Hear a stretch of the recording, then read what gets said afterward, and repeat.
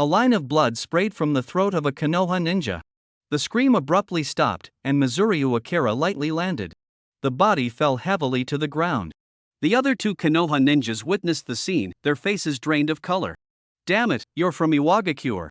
How dare you kill our people? I'll make you pay with your life. Go to hell." Curses echoed through the forest, but Mizuryu Akira remained motionless, a cold smile curling at the corner of his mouth. That smile resembled a venomous snake locking onto its prey, sending chills down the spine. Ding! Successfully killed the target, attribute points +5. A crisp system notification sounded. Attributes credited. Excitement flashed in Mizuryu Akira's eyes. These living attribute points, he won't miss a single one.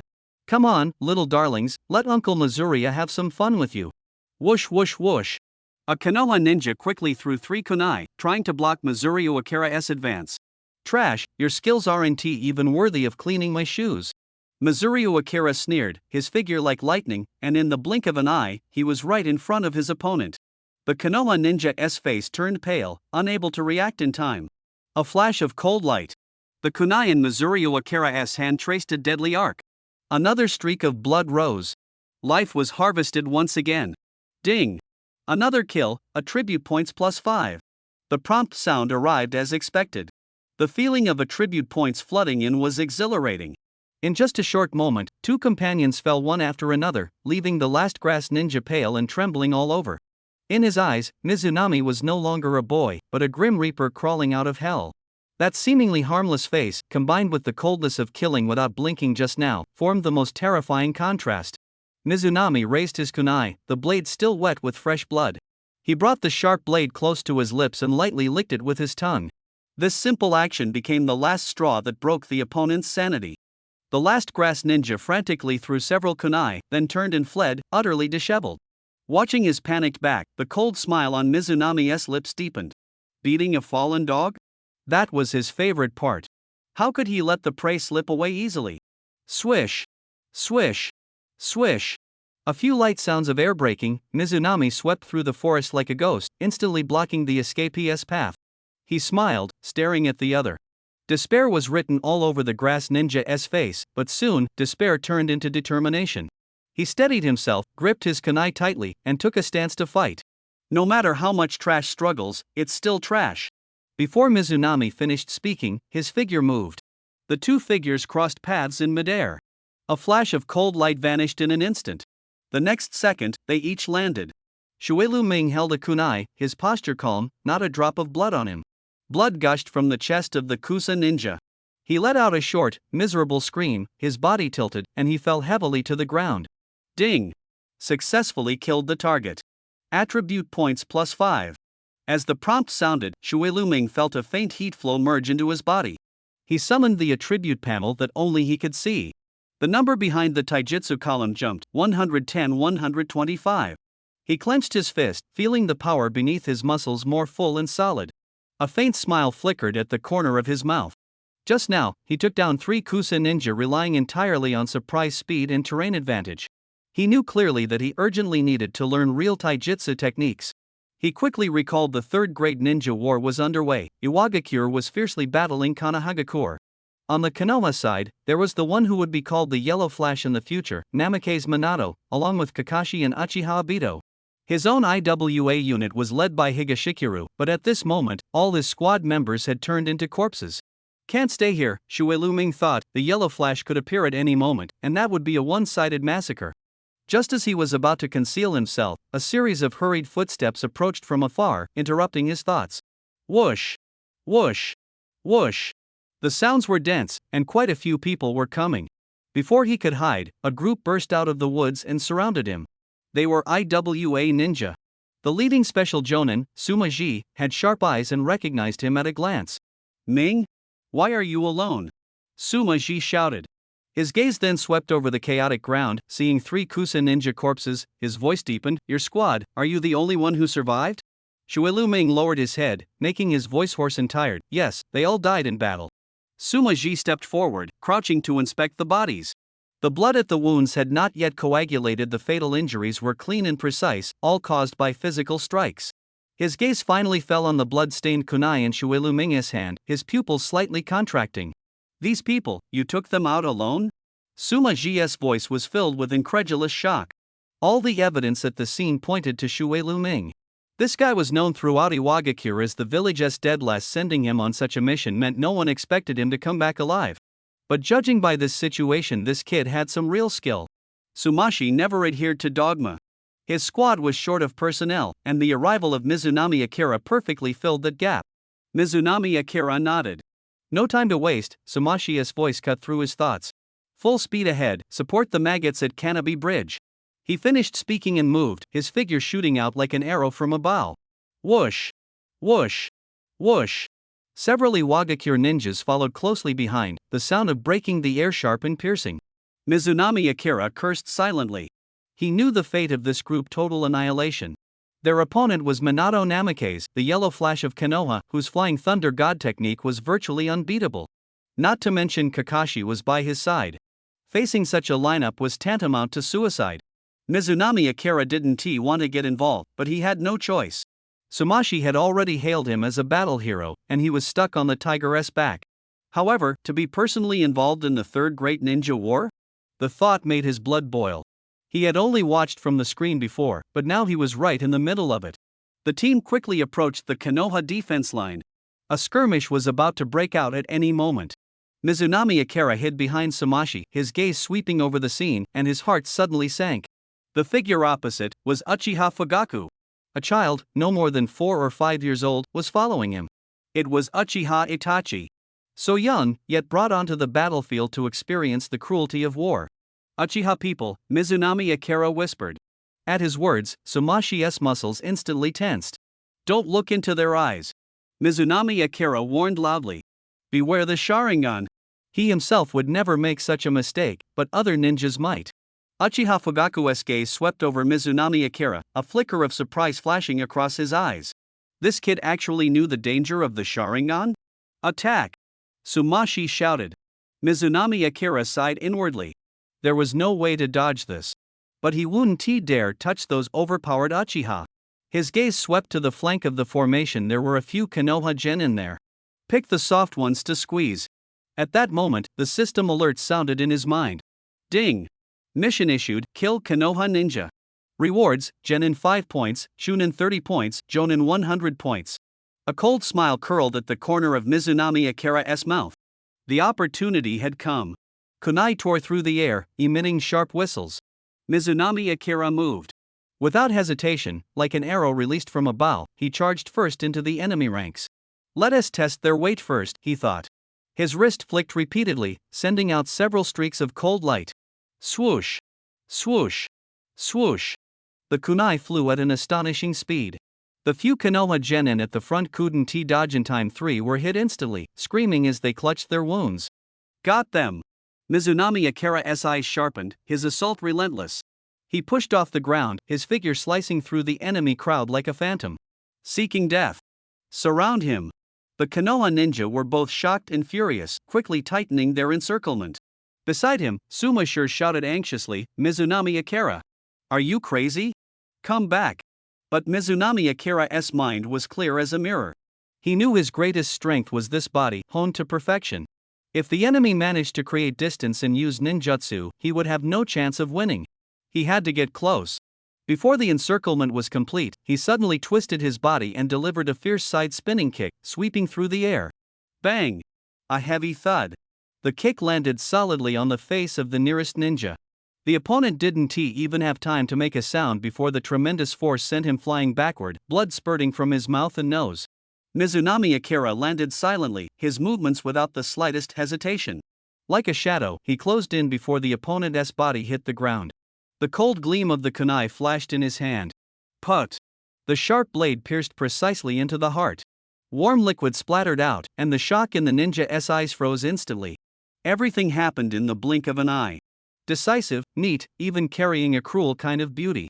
A moment of deathly silence fell over the battlefield. He killed Ueda. This guy, is he really a genin?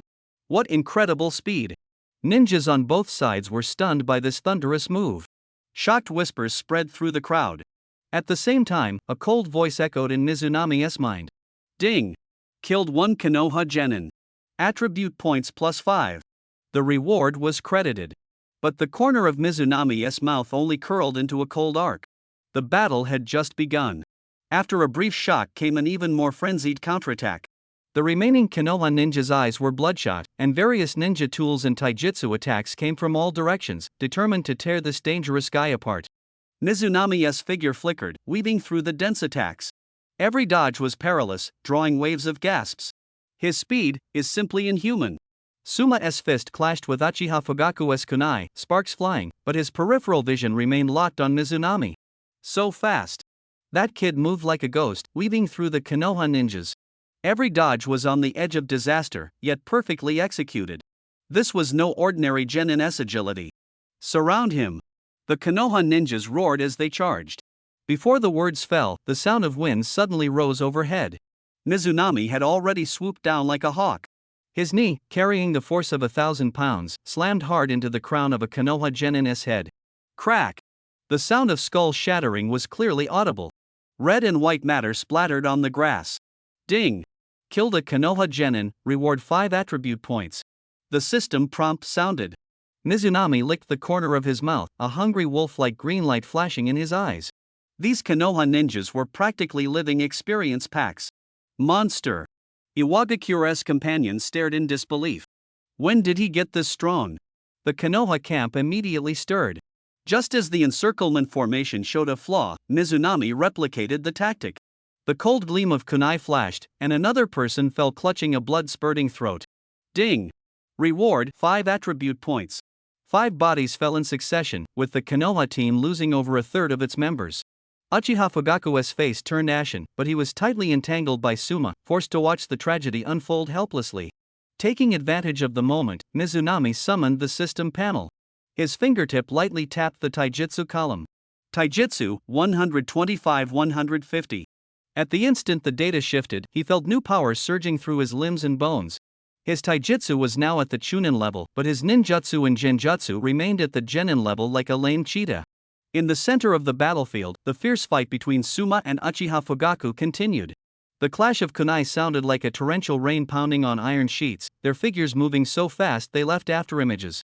Mizunami weaved through the battlefield. His kunai sliced through the air, and with every flash of cold light, a Konoha genin fell. Too fast, can't see clearly. An Iwagakure ninja whispered.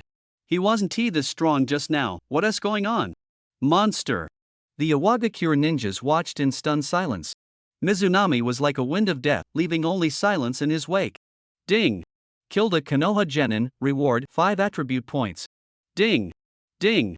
The system prompt sounded repeatedly, like the rhythm of death. The last Konoha genin fell. Only Uchiha Fugaku and his son remained on the field. Fugaku's Sharingan was blood red as he grappled with Suma, the two evenly matched. Mizunami glanced over the battlefield. 40 attribute points acquired. With a thought, he allocated them all to taijutsu. Taijutsu attribute increased to 190. Strength surged through his body like a warm current. Mizunami twisted his neck, joints cracking softly.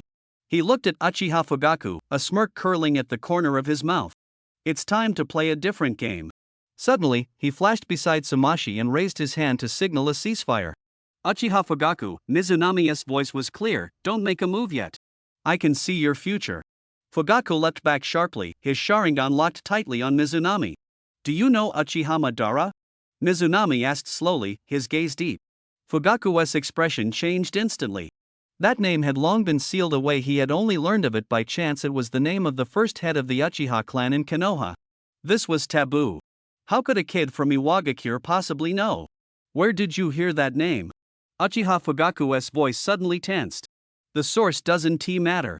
What matters is that in your future, you will betray Konoha, and your entire clan will be destroyed. Mizunami threw out the prophecy directly, regardless of whether the other accepted it.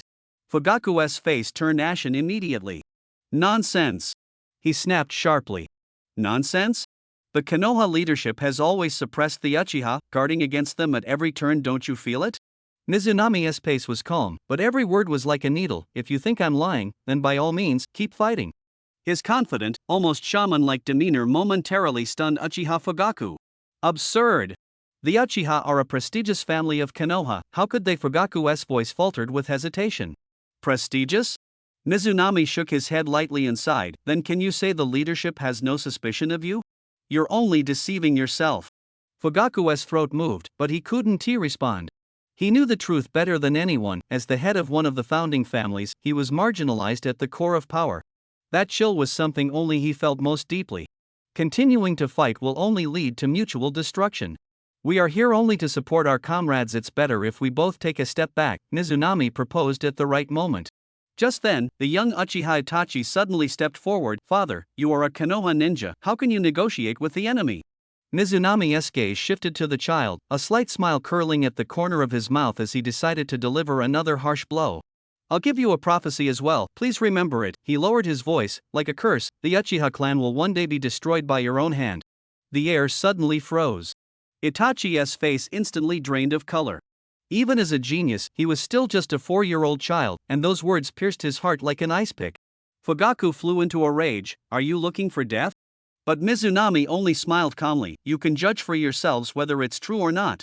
But if you plan ahead, maybe the outcome can be changed. Especially be wary of these people, Sarutobi Hiruzen, Shimura Danzo, and the so-called elders. Beside him, Suma quietly loosened his muscles. Mizunami's psychological tactics had bought him precious breathing room. Meanwhile, the father and son opposite were already shaken. This was the perfect moment to strike. A smirk tugged at Mizunami's lips. He had come to fan the flames, so naturally he wasn't afraid of the fire burning even hotter. What's the matter, scared already? He added, shouting at the backs of the Uchiha father and son. Uchiha Itachi thought this youth was outrageously crazy. What frightened him even more was that his father seemed bewitched, grabbing his arm and leaving without looking back. Remember my words, Mizunami called out loudly, every one of them is true. After the father and son had gone far, Suma came over and slapped Mizunami's shoulder hard, his face full of delight. Well done, kid. You really have a way with words. Just by talking, you managed to bluff those two? Mizunami gave him a knowing look. Do I look like I'm joking? Seeing his unusually serious expression, Suma was stunned, opening his mouth but unable to tell if he was serious or not. Mizunami ignored him and turned to look into the distance. The wind already carried the scent of gunpowder. The battlefield at Kanabi Bridge was near. He took a deep breath, suppressing the excitement surging in his heart. Finally, he was about to face the genius Kakashi and the legendary Konoha Lightning. Every detail of this battle was etched deeply in his mind. It was a turning point of fate, the beginning of countless bloody storms to come. Here, Uchiha Obito would die, Kakashi would gain the Sharingan, and Minato Namake's speed would shock the entire battlefield. Survive, this was his only thought at the moment. He was just an ordinary Chunin trying to provoke Kakashi in the Leaf-S Flash? That was a death sentence. His gaze swept over the group of Iwagakure ninjas beside him. Mizuki Akira shook his head silently. Cannon fodder, all of them cannon fodder. What a cruel war, he muttered softly. Watching from behind a screen before, it felt passionate. Being here in person, he felt the bone-chilling cold. Kid, don't look so glum. Sumoji's loud voice interrupted his thoughts. If you're a man, pick up your weapon and fight. What good is just thinking? Looking at this straightforward man beside him, Mizuki Akira's heart stirred. He wanted to save him but couldn't say it outright, or it would only arouse suspicion. Forget it, act according to the situation. If there's a chance, he'll lend a hand. Ahead, the sounds of fierce fighting had already arrived. Majiru, Hoku, and Daishar had tangled with Kakashi's squad. Rin was taken hostage, and blood seeped from Kakashi's left eye. The opening seemed to be going smoothly. But Mizuki Akira's heart sank. He knew the real threat had yet to appear. The man known as the Leaf-S Flash was the key to deciding victory or defeat. In his eyes, these Iwagakure comrades were no different from the dead. He slowly stepped back half a pace, his sharp gaze scanning the battlefield, searching for a glimmer of hope. Charging head-on? Those 3 Leaf ninjas, except for Rin, were all tough opponents. Charging now would be a death wish. Majiru's movements were so fast they left only afterimages. As an elite of Iwagakure, his speed was notorious. He was tall, with a scar on his face, and eyes as sharp as knives. Too slow, Majiru said, staring at the just-arrived Sumoji, his tone full of dissatisfaction. Sumoji wiped the sweat from his temple and grinned honestly, ran into some Leaf people on the way, got held up. How's it inside? Sumoji nodded toward the cave. Majiru curled his lips with a hint of pride, caught a small fish, a medical ninja. Just waiting for the other 2 Leaf idiots to walk right into our trap. Mizuki Akira glanced into the cave. A girl was tightly bound with ropes, her head bowed, brown short hair covering her profile. Suddenly, she lifted her head. A pair of deep brown eyes stared straight ahead, clear like an autumn lake. She wore dark red over the knee socks, with purple patterns imprinted on both cheeks. She looked very young, somewhat helpless. Mizunami's heart sank. That's what war was like. People alive yesterday might be gone tomorrow. He didn't want to be a hero, especially not to die for this Iwagakure village he had no feelings for. Moreover, the opponents were those two monsters Minato Namikaze and Kakashi Hatake. One moved like a phantom, the other's lightning could tear the sky apart. Mizunami touched the kunai hidden in his sleeve. His strength was barely enough to protect himself. A head-on fight would only lead to death. Ming, you go on guard outside. If you spot the enemy, signal immediately, Suma suddenly ordered. Just what he wanted. Mizunami turned to leave. Stop. Majiro's cold voice came from behind. Who's this kid? Before Suma could speak, a nearby Chunin sneered, the genius of the Mizunami family, the village's known failure. Majiro sized up Mizunami with a contemptuous look. So it's that family's dead weight sent to fill the numbers. Ming's taijutsu isn't bad, Suma frowned and interrupted. Taijutsu? The Chunin laughed loudly. Last spar, I kicked him down and he couldn't get up. Suma wanted to argue more, but Mizunami walked out without looking back. Say what you want. The mission is important. Mizunami turned to leave. Stop. The Chunin shouted sharply, flashing forward to pounce behind Mizunami. Just as he was about to succeed, Mizunami vanished like mist. The Chunin lunged at empty air, panicked and looking around. The next second, a cold touch pressed against his throat. Mizunami appeared like a ghost, the kunai's blade pressed against his windpipe. The entire process took no more than a breath. The surrounding ninjas were in an uproar. That rumored useless guy from Iwagakure actually had such skills? His movements are so fast there's only after images left. Someone gasped. Is this really the strength of a genin? The kunai gleamed coldly, and cold sweat slid down the Chunin's forehead. He froze in place, not daring to move. Majiro squinted. As a jonin, he could clearly see Mizunami was relying solely on his physical body's burst, without using any ninjutsu. To reach this speed just with physical ability. Majiro murmured, he is even not inferior to me. Beside him, Sumashi laughed lightly, I told you this kid isn't simple. Those Konoha ninjas can't even get close to him. Majiro suddenly grabbed Sumashi's collar, you're saying he handled all the pursuers alone? Absolutely. Good. Excellent. Majiro clapped his hands and laughed, from now on, he'll command the outer perimeter. We'll focus on dealing with Konoha's main force. Mizunami sneered inwardly. The Konoha flash was not something these small fries could shake. This was a perfect excuse to stay away from the battlefield. He clenched his kunai and turned toward the depths of the forest. Alright, no problem. Mizunami had no thought of sacrificing himself for the village. Deep down, he was still a modern man, and this idea was deeply ingrained. Rin Noara was captured, and Kakashi chose to prioritize the mission, abandoning the rescue. But Uchiha Obito thought differently. Under his influence, Kakashi had already rushed like a gust of wind toward the IWA ninja's lair. Mizunami hid in the shadows, watching Kakashi and Obito rapidly approach. Kakashi's speed was terrifying. Mizunami knew the gap in their strength was too great. Rushing out now would be suicide. Staying alive was the best strategy. Let the other genin be cannon fodder. The Iwagakure ninjas quickly surrounded him. Mizunami held his breath. He had just learned a substitution technique and had secretly learned the shadow clone from Majiro that was Majiro's signature skill. Just now, he quietly used a shadow clone disguised as himself to blend into the genin team to intercept. His real body, like a shadow, clung to a tall tree trunk, carefully observing the situation. Kakashi and Obito saw the group of ninjas blocking their path, and their faces instantly turned cold. Especially Kakashi, whose right hand suddenly burst with dazzling blue electricity, and the air was filled with the noise of 1,000 birds screaming. That was his signature ninjutsu, Chidori. The next second, Kakashi moved. His figure blurred, leaving only a trail of blue electric light. He was like a sharp blade, cutting straight into the crowd of IWA shinobi. Crackling. Sizzle. High-voltage electricity raged wildly, accompanied by a pungent burnt smell. The IWA shinobi didn't even have time to scream before being struck by the electric light, their bodies convulsing violently and emitting black smoke, collapsing one after another, losing consciousness. On the tree trunk, Mizuryu Akira watched with bated breath, cold sweat seeping down his back. He silently thanked his luck. Fortunately, it wasn't him who charged out. Kakashi and Obito didn't even glance at the fallen enemies scattered on the ground. Their figures flashed as they continued rushing deeper into the enemy's lair. As soon as they disappeared, Mizurio Akira immediately slid down the tree. This was his first time watching a Jonin South battle up close. Kakashi's speed and mastery of ninjutsu were simply inhuman. This place was no place to linger. He had to leave immediately. Once that man Minato Namikaze arrived, with his world-renowned Flying Thunder God technique, Mizurio feared he would be trapped with no way out. The title Yellow Flash was not given lightly.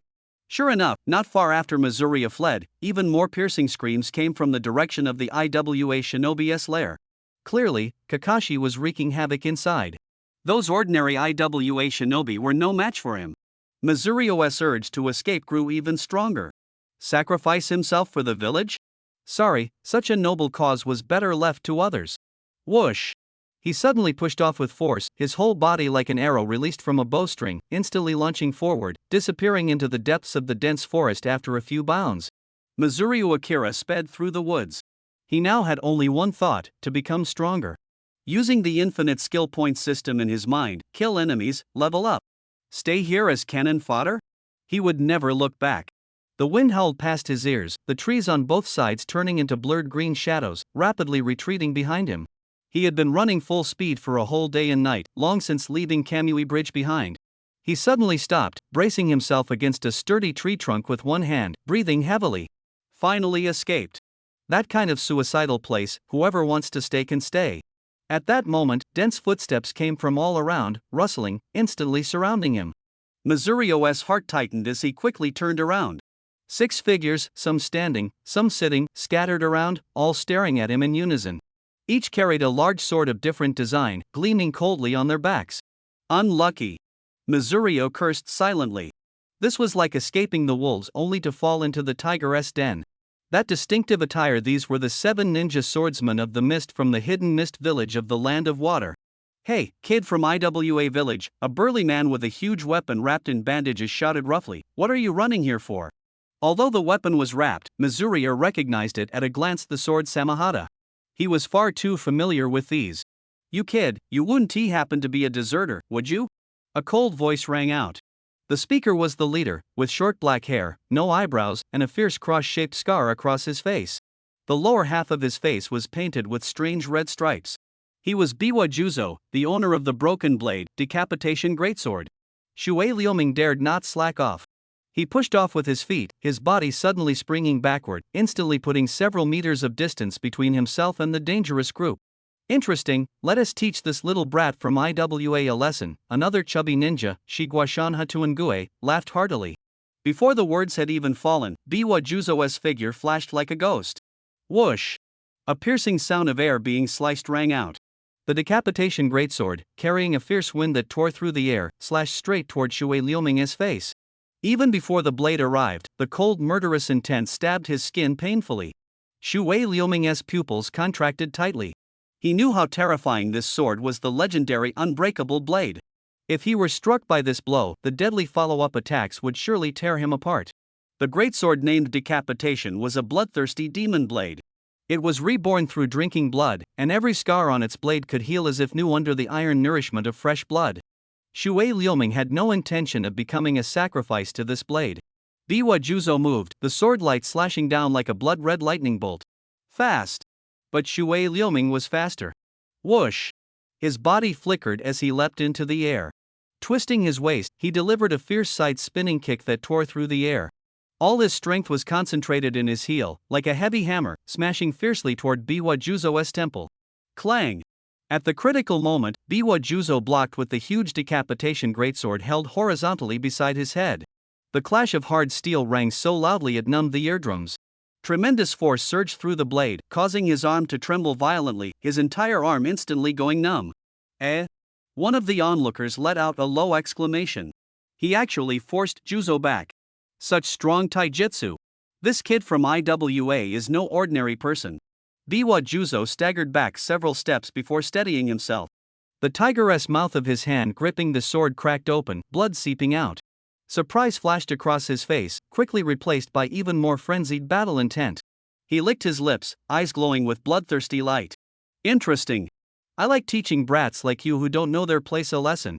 Before he finished speaking, he lunged again, his figure so fast it left after images, instantly closing in on Shui Liuming. Shui Liuming reacted swiftly, raising his foot to kick. Bang! A kick landed, but the body turned into a puddle of clear water, splashing everywhere. A water clone. Almost simultaneously, a hoarse, triumphant laugh sounded from behind Mizure Makara. He he he.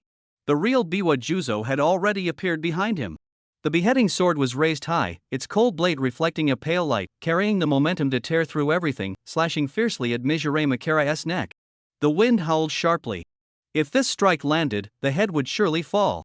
Mizure Makara's pupils contracted sharply, his face instantly drained of color. Die, kid! Biwa Juzo roared, pouring all his strength into the strike. The blade sliced through the air, emitting a piercing screech. However, the moment the blade touched the body, a dull puff sound came through. Mizure Makara's body instantly turned into a wooden stake substitute. Substitution jutsu! Biwa Juzo's eyes widened in shock and anger. He had been tricked. Just as his old strength was exhausted and new power had yet to arise, the real attack descended from above.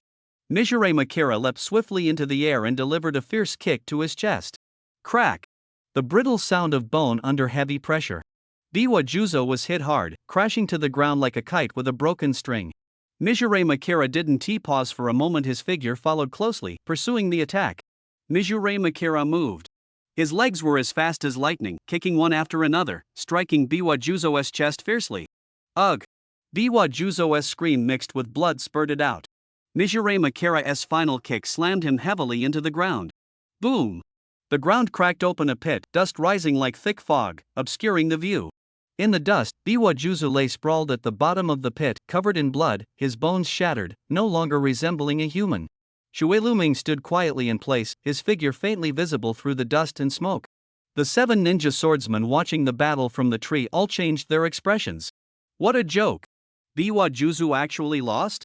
Lost to a little brat from Iwagakure? Shame! This is a disgrace to the 7 ninja swordsmen. The few were both shocked and angry. The 7 ninja swordsmen were renowned throughout the ninja world, yet today they fell to an unknown kid. If this news got out, how could they save face? Suka Mountain Blowfish Demon was the first to shout, "Don't let him go! Kill him, then head to Konoha!" Shui Liuming looked down at Biwa Juzo. The other's breathing was weak, only one breath left. Without hesitation, he punched toward the throat. A crisp cracking sound. Biwa Juzo stopped moving completely. He killed Juzo. Attack! Suka Mountain Blowfish Demon roared in fury. But Shui Liuming smiled lightly. At that moment, a clear sound rang in his ear. Ding! Successfully killed a Jonin, reward 400 free attribute points. He lifted the corner of his mouth. That sound was truly pleasant. The system prompted again, distribute attribute points? Shui Liuming glanced at his panel. His taijutsu was already at Jonin level, but his ninjutsu remained at Genin level. He lightly tapped the ninjutsu bar. Ding! Please allocate attribute points. He allocated 100 points. Ding! Ninjutsu attribute increased to 110 points.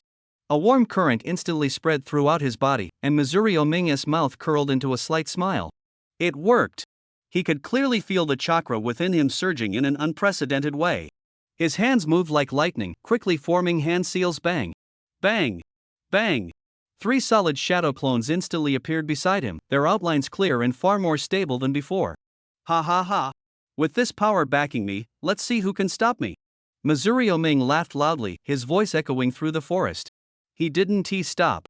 With a thought, the system panel appeared before his eyes. Earth attribute 13, lightning attribute 10. Such aptitude was like that of an ant in the ninja world. Without hesitation, he focused his mind on the lightning attribute. Ding! Lightning attribute has been increased to 100 points. 100 points was the limit for an ordinary ninja. But for him now, it was enough. Looking at the remaining 210 attribute points, he shifted his focus again, pouring them all into taijutsu. Ding! Taijutsu attribute has been increased to 400 points. Strength, a surging power throbbed in his muscles. He had just finished off Biwa Juzo, and now the other 6 members of the 7 ninja swordsmen of the mist were closing in like hungry wolves. Perfect, he thought, to test this renewed body on them. The changes brought by 400 points in taijutsu were immediate. His speed was so fast it made his opponent's pupils contract. The first to pounce was Suikazan Fugu Oni, wielding a terrifying sharkskin greatsword that screamed as it tore through the air, aiming straight for Missouri Ominga's face. If it landed, it would surely be a decapitating blow. But Missouri Oming only slightly tilted his body. The blade grazed past his nose, the wind pressure stinging his cheek. Almost simultaneously, his right fist shot out fiercely, lightning chakra crackling on his fist, bursting with dazzling electric sparks and flames. This punch struck directly at his opponent's chest. Suikazan Fugu Oni was, after all, a jonin with rich combat experience. Though shocked, he barely twisted his body to narrowly avoid the blow. Missouri Ominga's fist missed, but he didn't hesitate using the momentum. He spun low, just dodging the opponent's retaliatory horizontal slash. No time to get tangled up. Missouri Ominga's mind raced. These guys were originally headed for Konoha, meeting on a narrow path. Biwa Juzo had brought this on himself. Suikazan Fugu Oni wanted to pursue, but Missouri Oming pushed off with his feet, his figure drifting back like a phantom, instantly putting 10 steps between them. The speed boost from his taijutsu increase made his body feel as light as nothing.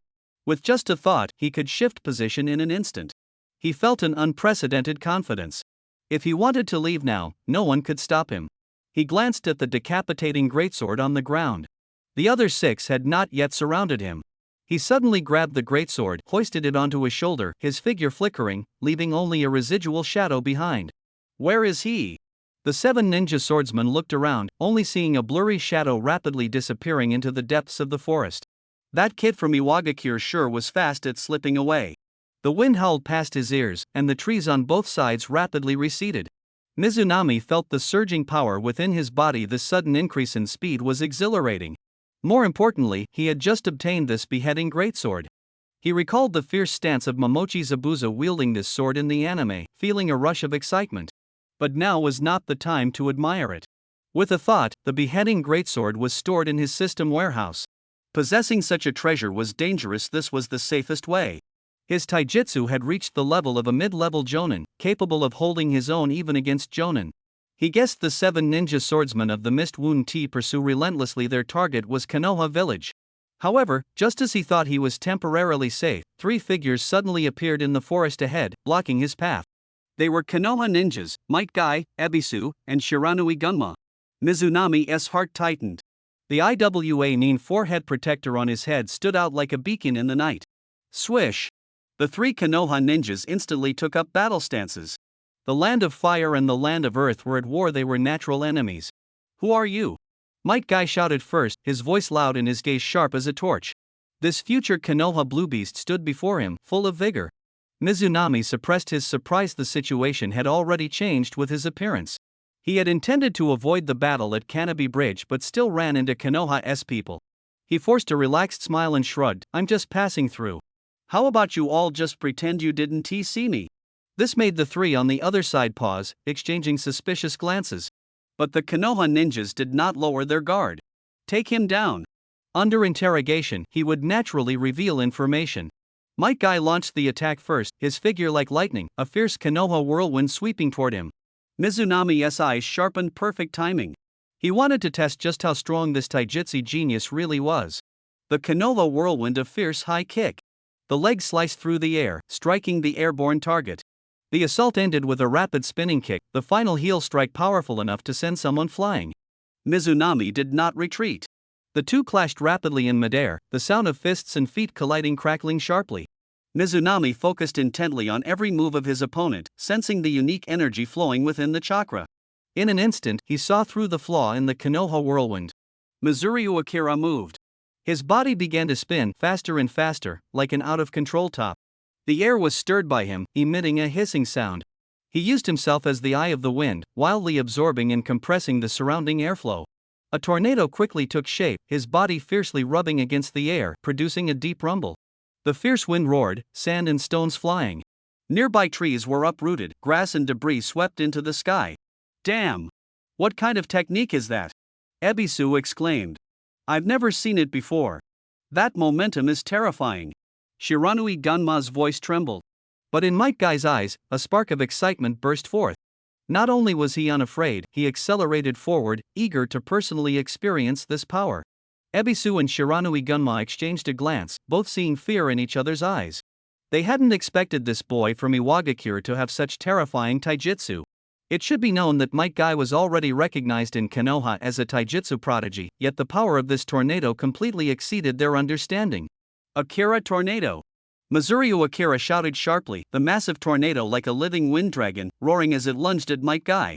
Guy tried to counter with Konoha whirlwind, but his technique was instantly torn apart by the violent wind. He was swept into the storm, battered and ragged, his clothes torn. The wind gradually died down.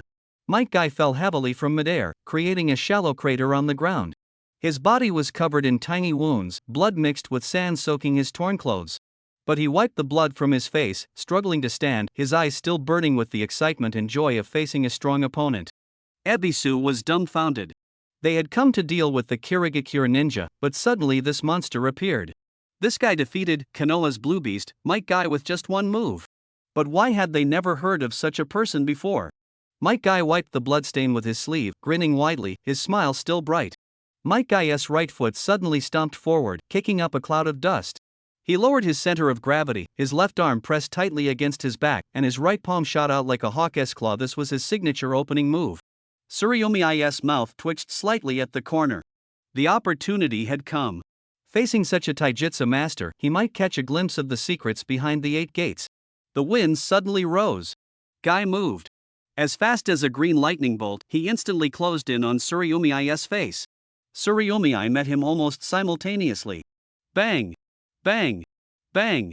A series of muffled thuds from flesh and bone colliding exploded in the air. Their figures blurred into a chaotic mirage, rapidly crossing paths in the center of the clearing. The Konoha ninja watching could only catch after images. Every clash was accompanied by a sharp whistle tearing through the air. Tsuruyomi clearly held the upper hand. His punches and kicks were heavier and faster, each block sending tingling shocks through Guy's arms. Yet the fighting spirit in Guy's eyes burned ever brighter. Crack! A heavy kick struck Guy's face squarely. The sound of his nasal bone breaking was distinctly audible.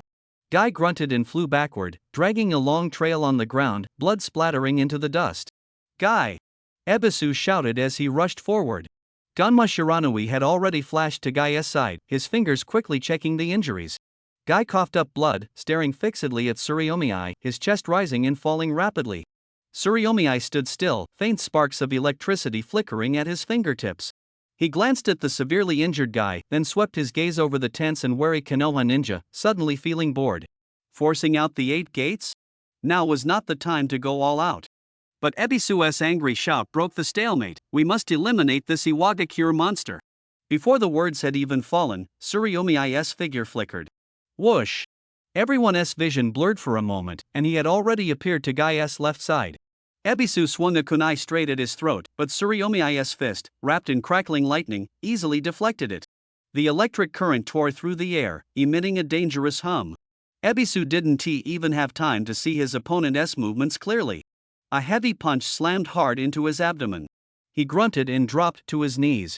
Then a sharp sting spread through his arm, like being stung by a poisonous bee, numbness quickly spreading. In the blink of an eye, the entire right side of his body lost all sensation, collapsing to the ground like a heap of rotten mud, unable to move. Ebisu! Ganma Shiranui shouted, his pupils contracting. Too fast. This Iwagakure boy's movements were so swift that only after images remained. With just one move, he had completely incapacitated one of his comrades.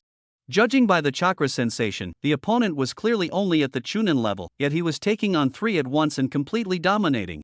When did Iwagakure hide such a monster? Why was there no mention of this in the intelligence reports? Uneasy thoughts churned in his mind, but worse was yet to come.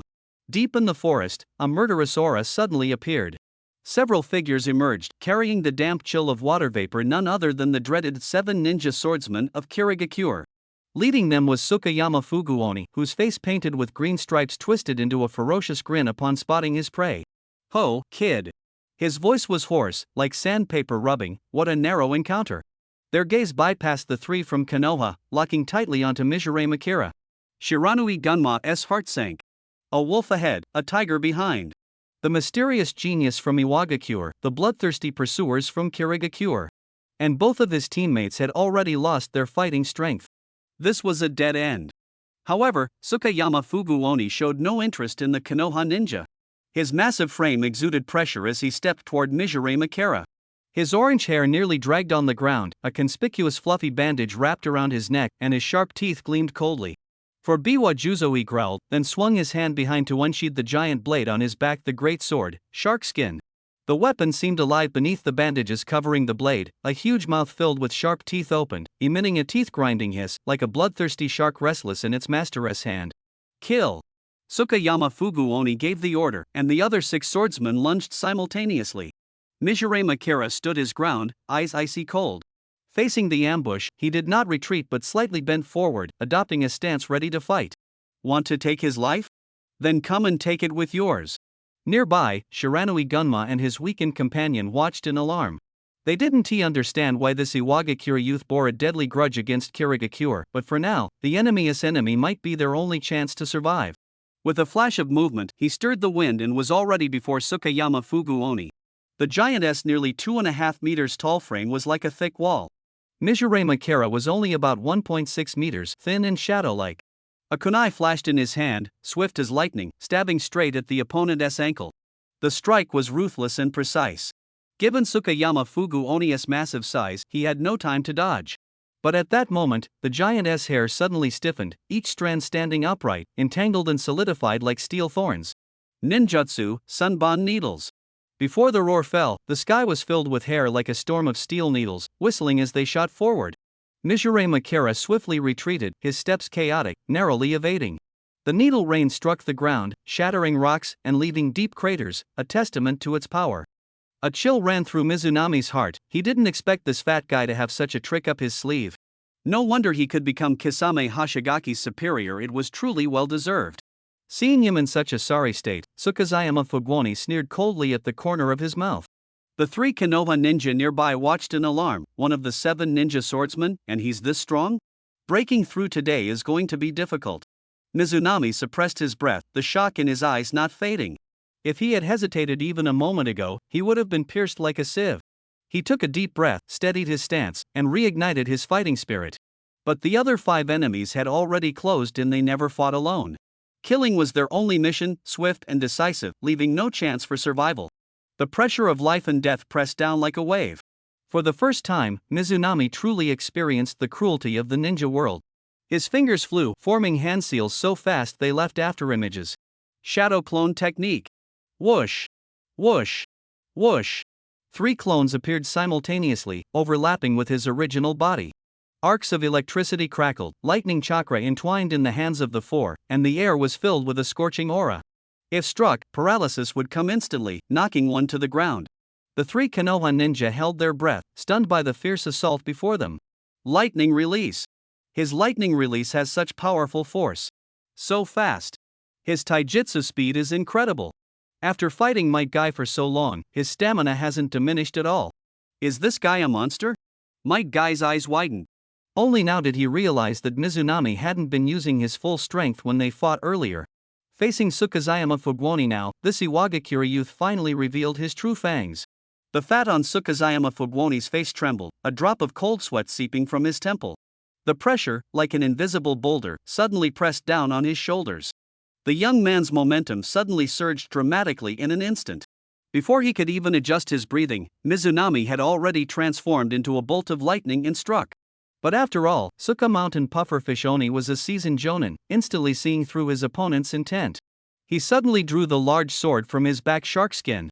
Thick bandages wrapped around the hilt, beneath which was a deep blue blade covered with terrifying barbs. This living sword could tear through the air, attack from a distance, and greedily devour the enemy's chakra, converting it into energy to heal its wielder. The massive chakra contained within sharkskin could even stimulate cell regeneration, allowing the user to merge with the sword and transform into a half-human, half-fish form. Hiss! The lightning gathered in Mizunami's hand was instantly absorbed the moment it touched sharkskin, like a drop of water falling into a desert, vanishing without a trace. A collective gasp echoed around. It was Mizunami's first time witnessing the terrifying power of this legendary ninja sword firsthand. He pressed his toes against the ground and rapidly retreated, fearing that a single delay would cause him to be entangled by the strange sword and fall into a desperate situation. That was close. That sword can directly devour chakra. The onlookers were shocked. No one expected Tsuka Mountain Pufferfish Oni to have such a bizarre technique hidden. Having landed a strike, Tsuka Mountain Pufferfish Oni would never let the opportunity slip. His massive body burst forth with disproportionate speed, pouncing on Mizunami like a shadow. Shark skin whirled in his hands, creating gusts of wind and turning into streaks of blue afterimages, striking down relentlessly.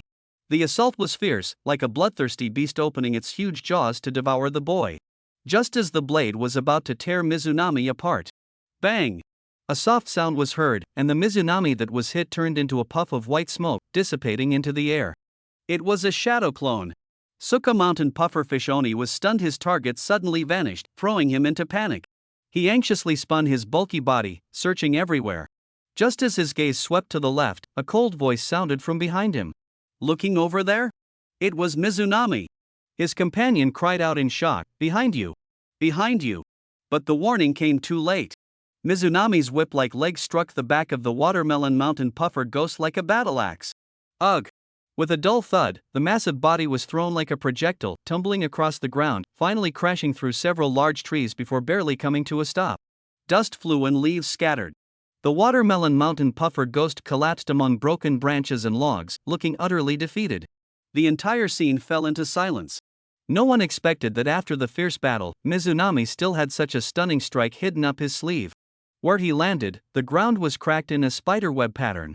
The Watermelon Mountain Puffer Ghost staggered to his feet, dust falling from his bulky robe.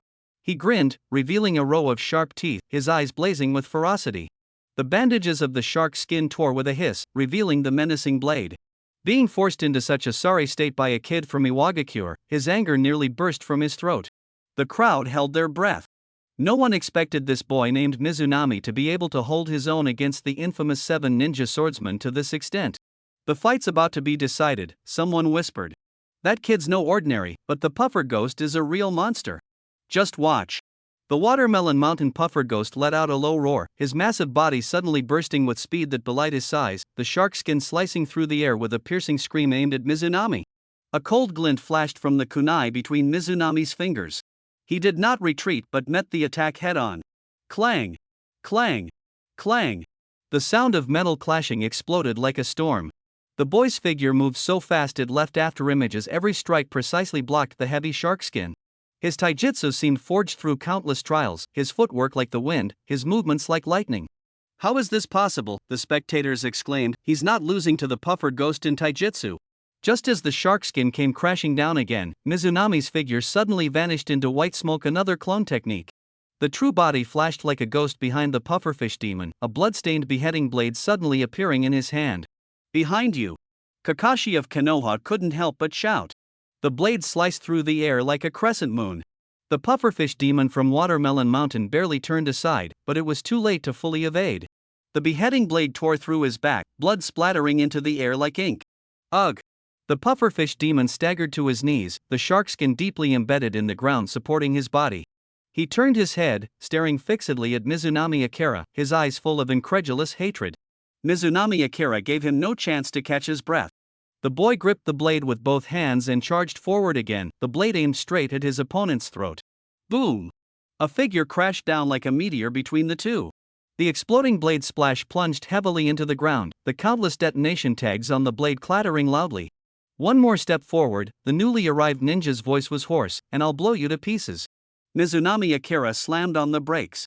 The air was thick with the smell of gunpowder, thousands of detonation tags trembling slightly like death notices. Suddenly, the first tag emitted a scorching white light.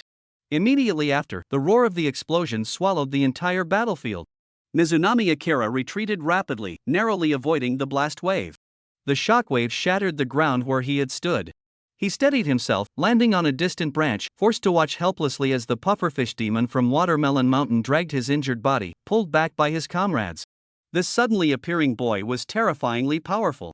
In the blink of an eye, among the 7 ninja wielding cursed blades, one was dead and one injured. Tozo Biwa was killed, and the pufferfish demon from Watermelon Mountain was severely wounded and near death. Mizunami Akira stood on a high branch, looking down below. His face still bore the youth's innocence, but at this moment, no one dared underestimate him anymore. His gaze locked onto the dangerous blade in Shinbachi Onari's hand, the exploding blade splash. The explosion just now was massive. Even with Mizunami Akira's quick reflexes, the corner of his clothes was singed, and a burning sting radiated from his arm. This blade could launch explosive scrolls around enemies, creating a devastating sea of fire. But such immense power came with risks. A slight mistake could cause the user to be caught in the blast. Shinbachi Onari himself was injured, breathing heavily. Clearly, wielding such a weapon was no easy task. That explosion just now was incredible, a low-ranking ninja from Konoha whispered.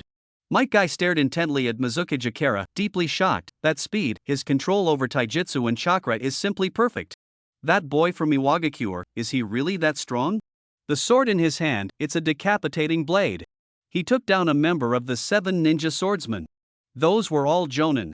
How old is he? The young ninja of Konoha were deeply shaken. At the same age, Mizuki Jakara was already standing at a height they could hardly reach. Might Guy clenched his fists tightly, his chest burning with passion. He wanted to get stronger, immediately, right now. Mizuki Jakara glanced over the current situation. There were still 5 opponents left. If they all attacked at once, it would be very troublesome. He weighed the decapitating blade on his shoulder. The blade was heavy, somewhat out of place compared to his still not fully grown body. But he only faintly lifted the corner of his mouth, calmly assessing the wounds on himself. At that moment, whoosh! Urgent footsteps came from the forest, and a tall figure suddenly landed in the center of the battlefield. The newcomer wore a Konoha forehead protector. The most striking feature was the pair of thick black eyebrows, exactly like Might Guy lying on the ground. His identity was self-evident. Might Guy's father, the legendary 10,000-year genin Might Due, had arrived. Guy had never thought of his father as a hero. In his eyes, Might Due was just a genin content with the status quo, which embarrassed him. But now, surrounded by Kirigakure elites, the cold gleam of blades stung his skin. A figure suddenly burst onto the battlefield. It was Due. His father's gaze swept over Guy lying on the ground.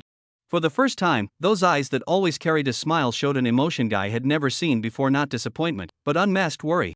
Retreat! Due's voice was short and powerful, like a whip cracking through the air. Hebe reacted quickly, pulling the still half-conscious Guy up. The 3 of them swiftly retreated, leaving the battlefield to the figure they had once underestimated. Mizuki Jakara hid in the treetops, his gaze burning. The man below, dressed in green tight clothing, had pitifully weak chakra, just a genin. But Mizuki Jakara knew that within this seemingly ordinary body, a beast capable of tearing through the shadow level was sleeping. 8 gates formation. Once opened, the power gained by burning one's life force is enough to instantly turn the tide of battle. Some worthless Konoha ninja dares to block my way? Wari Shinpa sneered. The black cloth covering one of his eyes revealed a fang that gleamed coldly in the shadows. Finish him quickly. Might Dai took a deep breath. He knew better than anyone that conventional combat meant certain death. He assumed a peculiar starting stance, and the chakra inside his body began to surge along specific meridians. First gate, gate of opening, open. Second gate, gate of rest, open. Third gate, gate of life, open. With each low shout, the green energy around him flared more intensely, the air began to hum, and the gravel beneath his feet was pushed aside by invisible shockwaves. The contempt on Wari Shinpa's face vanished. He felt the pressure as if facing a volcano about to erupt. Without hesitation, he swung his explosion tag-covered blade, smashing the heavy back of the knife fiercely toward Dai. He wanted to crush the strange guy with sheer force. The blade tore through the air, emitting a dull roar. Meanwhile, Dai's figure was completely enveloped by boiling green steam. The blade tore through the air, producing a sharp whistle. Might Dai's body flickered, narrowly dodging. The air around him twisted suddenly, green energy rising like flames, enveloping his entire body. The roar of chakra bursting shook the branches. From a high vantage point, Mizuryu Akira's pupils contracted. He saw Might Dai shoot toward Wari Shinpa like an arrow released from a bow, moving so fast he was just a blur. Bang! A heavy kick slammed hard into Wari Shinpa's face. The sound of bones cracking was clear. Wari Shinpa flew backward like a kite with a broken string, rolling over a dozen times on the ground before stopping, kicking up a cloud of dust. Might Dai landed steadily, green energy flowing around him. Mizuryu Akira stared intently at the energy's trajectory, suddenly feeling a burning sensation somewhere inside him as if a tightly closed door was being pounded loudly. At that moment, the injured Tsukayama Kawafugu Oni was leaning against a tree, his bandages soaked with blood. Mizuryu Akira's figure flickered. Whoosh! He appeared behind the Fugu Oni like a ghost. The beheading blade flashed coldly. SSS. After the muffled sound of the blade piercing the neck, blood gushed out. The Fugu Oni clutched his throat and fell, his eyes full of disbelief. Ding! Killed a Jonin, gained 400 attribute points. The moment the system prompt sounded, Mizunami had already vanished from the spot. Mizunami's finger lightly tapped on the taijutsu option. A cold system prompt echoed in his mind: use all 400 attribute points to increase taijutsu? Without any hesitation, his fingertip quickly pressed confirm. Ding! Taijutsu attribute has increased from 400 to 800. A warm current instantly surged through his entire body, muscle fibers seemingly rewoven, filled with explosive power. At this moment, his taijutsu level had stepped into the realm of elite chunin. Confidence rose like a tide. He lifted his eyes toward the center of the battlefield. The 5 members of the 7 ninja swordsmen no longer appeared as fearsome enemies, but as 5 moving experience packs. A faint, barely noticeable cold smile curled at the corner of his mouth. But he was in no hurry to act. Ahead, Might Due stood like a solid wall, firmly drawing all firepower. He was relaxed, ready to seize the opportunity and reap the benefits. In the arena, the fierce battle between Might Due and the 5 enemies had reached a white-hot intensity. First gate, open. Second gate, open. With 2 low roars, Might Due's aura suddenly changed drastically. The raging green energy burst forth like burning flames from his body, illuminating him like a war god descended to the mortal world. The ground trembled slightly from his chakra explosion, dust flying everywhere. Omote Renge. His eyes turned crimson as he let out a battle cry. His figure blurred instantly, moving so fast it left only a green afterimage. The 7 ninja swordsmen all showed expressions of horror. The next moment, Might Due appeared in front of Shinba Neri. A fierce, high-speed combo kick, accompanied by the sound of breaking air, struck hard against his chest. Bang! Bang! Bang! Shinba Neri was kicked into the air like a kite with its string cut. Might Due followed like a shadow, using Kage-Buyo to instantly leap behind him. The white bandages, like living venomous snakes, quickly wrapped tightly around Shinba Neri. The two became a giant spinning top, rotating rapidly in the air, then slammed down onto the ground with tremendous force. Boom! The ground was crushed into a shallow pit. Shinba Neri lay limp in the center, blood oozing from his mouth and nose, his body twisting irregularly, clearly having lost all ability to resist. Everything happened too fast, and the remaining ninja sword members watched in terror. Shuelu Ming observed coldly, memorizing every detail of Might Due's movements. He saw that Nirishin Hachi had only the remaining breath left, no incoming breath, and knew the time had come. It was time to harvest. He flipped his wrist, and a cold kunai quietly appeared between his fingers.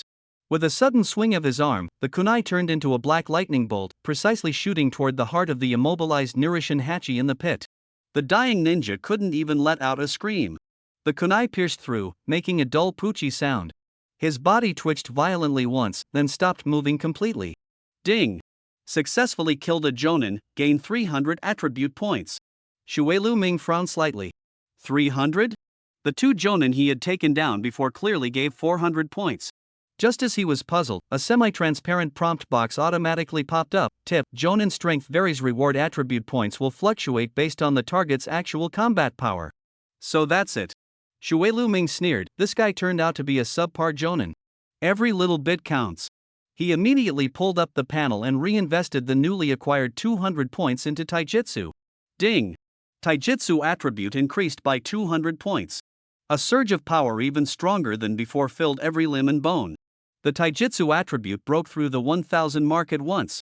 A soft yet dazzling white light burst from the stats panel, and at the same time, he seemed to hear the faint sound of some kind of shackles breaking. New changes were happening.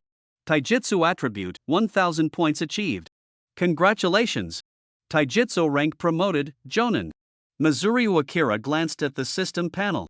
The number in the taijutsu section was firmly fixed at 1000. The Jonin level was achieved. There were still 100 attribute points unused. His gaze shifted to the ninjutsu section. The value remained at 110, still at the chunin level. He extended his index finger and lightly touched the panel. Ding! Attribute points allocated successfully, 100 points consumed. The number in the ninjutsu section jumped from 110 to 210. Ninjutsu attribute has been increased to 210 points. A new power surged within him. He could feel that his body's strength, speed, and even the total amount of chakra had all reached a new level. He took a deep breath and refocused his attention on the battle ahead. For Kirigakura's 7 ninja swordsmen were locked in a fierce fight with Might Due, who had opened the 4th gate. This was Mizuryu Akira's first time observing the 8 gates technique up close. The scene was breathtaking. At this moment, Might Due was enveloped in dense green energy, his raging chakra burning and bursting like flames. Boom! The overflowing aura alone cracked the ground and stirred up dust. The surrounding trees shook violently, their leaves falling in a flurry. His figure flashed swiftly through the air, leaving only a green streak behind. For the first time, the faces of the 4 Kirigakure elite showed fear. Is this really a genin? Monster! He is simply a monster. This chakra, it's terrifying. Fear gripped their throats. Even after enduring harsh training, faced with this defiance of logic, the thought of retreat surged uncontrollably. At that moment, Might Due moved. Whoosh! A sonic boom sounded as he ghosted instantly toward the 4. Konoha Great Whirlwind. This was the ultimate form of the Konoha Whirlwind, a technique born to sweep away multiple enemies. His legs sliced through the air, emitting a piercing shriek. The 4 hastily blocked. One of them, Suguse Yairun, gritted his teeth and braced himself, a hint of disdainful sneer at the corner of his mouth. However, the moment the power truly made contact, his expression twisted instantly. Ugh! As if struck by an invisible giant hammer, he was blasted backward like a cannonball, crashing through a large tree before landing heavily amid the swirling dust. Suiryu Ming held his breath. He finally witnessed firsthand how domineering top-tier taijutsu could be. Might Due's fists didn't stop, roaring as they smashed toward the Kirigakure ninja. The corpse of Nirishihachi lay just a few steps away, killed by a single blow from Suiryu Ming. The Kirigakure ninja's hatred should have been directed at Suiryu Ming, but the terrifying power erupting from Might Due forced them to deal with this green-clad monster first. All 8 gates open. Might Due's muscles bulged, his skin glowing an unnatural crimson. His speed left only after images. Suguse Yairun was kicked away like a kite with a broken string, crashing into a distant tree. The crack of bones was clearly audible. The remaining 3 Kirigakure ninja instantly paled, their pupils shrinking. They couldn't believe a Konoha genin could unleash such devastating power. Suiryu Ming watched from the side, secretly alarmed. To hone taijutsu to its extreme could truly crush even the strong. But the fearsome reputation of the 7 ninja swordsmen was no lie. After a brief shock, their killing intent reformed. Attack together. Kuratsuchi Raiga's roar thundered. He couldn't bear being suppressed by a genin. Raiga's long hair writhed like black snakes, his bandaged upper body muscles coiled. He grinned, baring sharp teeth in a ferocious smile. The twin swords in his hands, Raiga, began to hum, electric sparks dancing along the blades, ozone scent filling the air. Might Due's eyes were completely covered in blood. The 8 gates technique was burning his life away in exchange for explosive power. The ground beneath his feet cracked, and his figure suddenly blurred. Whoosh! The sound of breaking air rang out. Might Due had already flashed in front of Black Hole Raiga. Shadow Dance Leaf. A fierce upward kick struck directly at the jaw. Black Hole Raiga didn't even have time to block, the immense force blasted him into the air, blood spurting from his mouth. The onlookers gasped sharply. Another member of the ninja sword squad was instantly defeated. Mizunami stared intently at the battlefield. Might Due's speed was indeed terrifying, completely disrupting the enemy's coordinated rhythm. Just as Might Due prepared to pursue, Black Hole Raiga in midair rapidly formed hand seals with both hands. Put! Thick white mist suddenly surged out of nowhere, instantly engulfing the 2 figures. Mist concealment technique. Mizunami whispered. Visibility dropped sharply to less than a meter. Within the mist, only the crackling of electricity and the howling of fist winds could be heard. The hunt had begun. The dense fog rolled as Might Due, like a trapped beast, wildly swung his fists but could only strike air. Every attack he made missed. Outside the mist, a cold curve appeared at the corner of Black Hole Raiga's mouth. He flicked his hands, and a pair of thunder blades instantly appeared, crackling with electric arcs that danced and condensed along the blades, transforming in the blink of an eye into a hissing thunderball. Lightning released Thunderball. He swung his arm, and the thunderball, carrying a deathly howl, slammed fiercely into the thick fog, heading straight for Might Due. This is bad. Mizunami's heart tightened. This situation was far from what he wanted. He needed a mutual destruction, not a one-sided massacre. Just as he moved his feet, 2 sharp killing intents rushed toward him. Tagusa Yarabito. Korisame Kusanagi. Korisame Kusanagi's slender figure was like a phantom, with yellow spiky hair and a hollow mask. The fluffy bandages wrapped around his neck fluttered slightly in the wind. He let out a hissing low laugh, like a snake flicking its tongue. The long blade in his hand, the sewing needle, flashed coldly, striking like a snake emerging from its hole, aiming straight for Mizunami's heart. But Mizunami only smiled faintly at the corner of his mouth. His body flickered, his feet tapping rapidly, leaving only a few afterimages. He easily escaped the deadly range of the sewing needle and lightly landed on a nearby treetop. In the arena, Matogai's peril must be averted. This guy's 8 gates technique is a double-edged sword. He can't be allowed to bow out prematurely. Suigetsu rapidly formed hand seals with both hands. Bang! Bang! Bang! 3 shadow clones instantly appeared beside him. He didn't have as much chakra as Uzumaki Naruto. This was already his limit. All 4 Suigetsu moved simultaneously. Kurikasamara let out a hoarse, eerie laugh as the sewing needle tore through the air again, aiming straight for one of the clones. Bang! The struck clone dissolved into a puff of white smoke. But at that moment, another clone silently appeared behind Kurikasamara, fist poised to strike. Tosono Ajin smirked coldly, revealing a sinister grin. He swung his blunt blade, the kubikiri, fiercely at the Suigetsu before him. Bang! Another soft sound rang out as that figure turned into white smoke and vanished. Tosono Ajin and Kurikasamara exchanged a glance, both eyes flashing with the same scorn they had seen through the clone trick.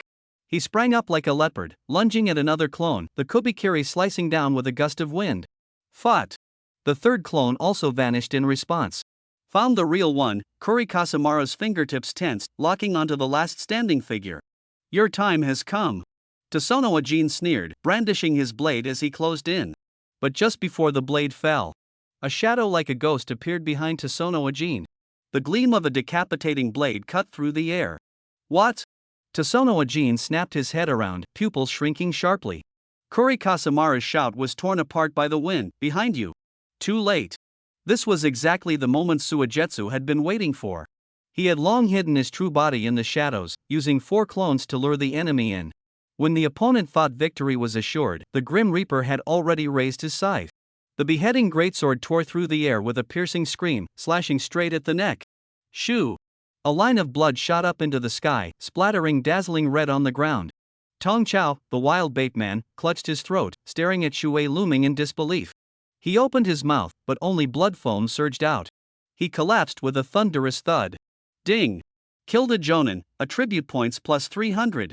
The system prompt sounded, and at that moment, the corner of Shuei Looming's lips silently curled up.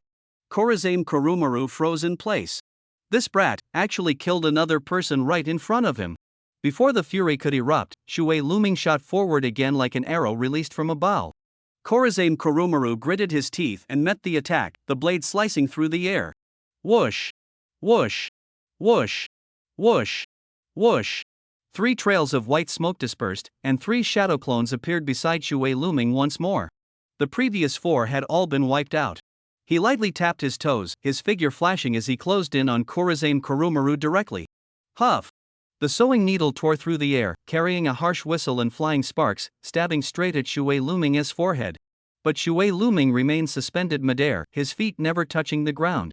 He clearly remembered Korazame Kurumaru's most insidious move was to bury sharp steel wires underground. Once stepped on, the feet would be instantly shredded.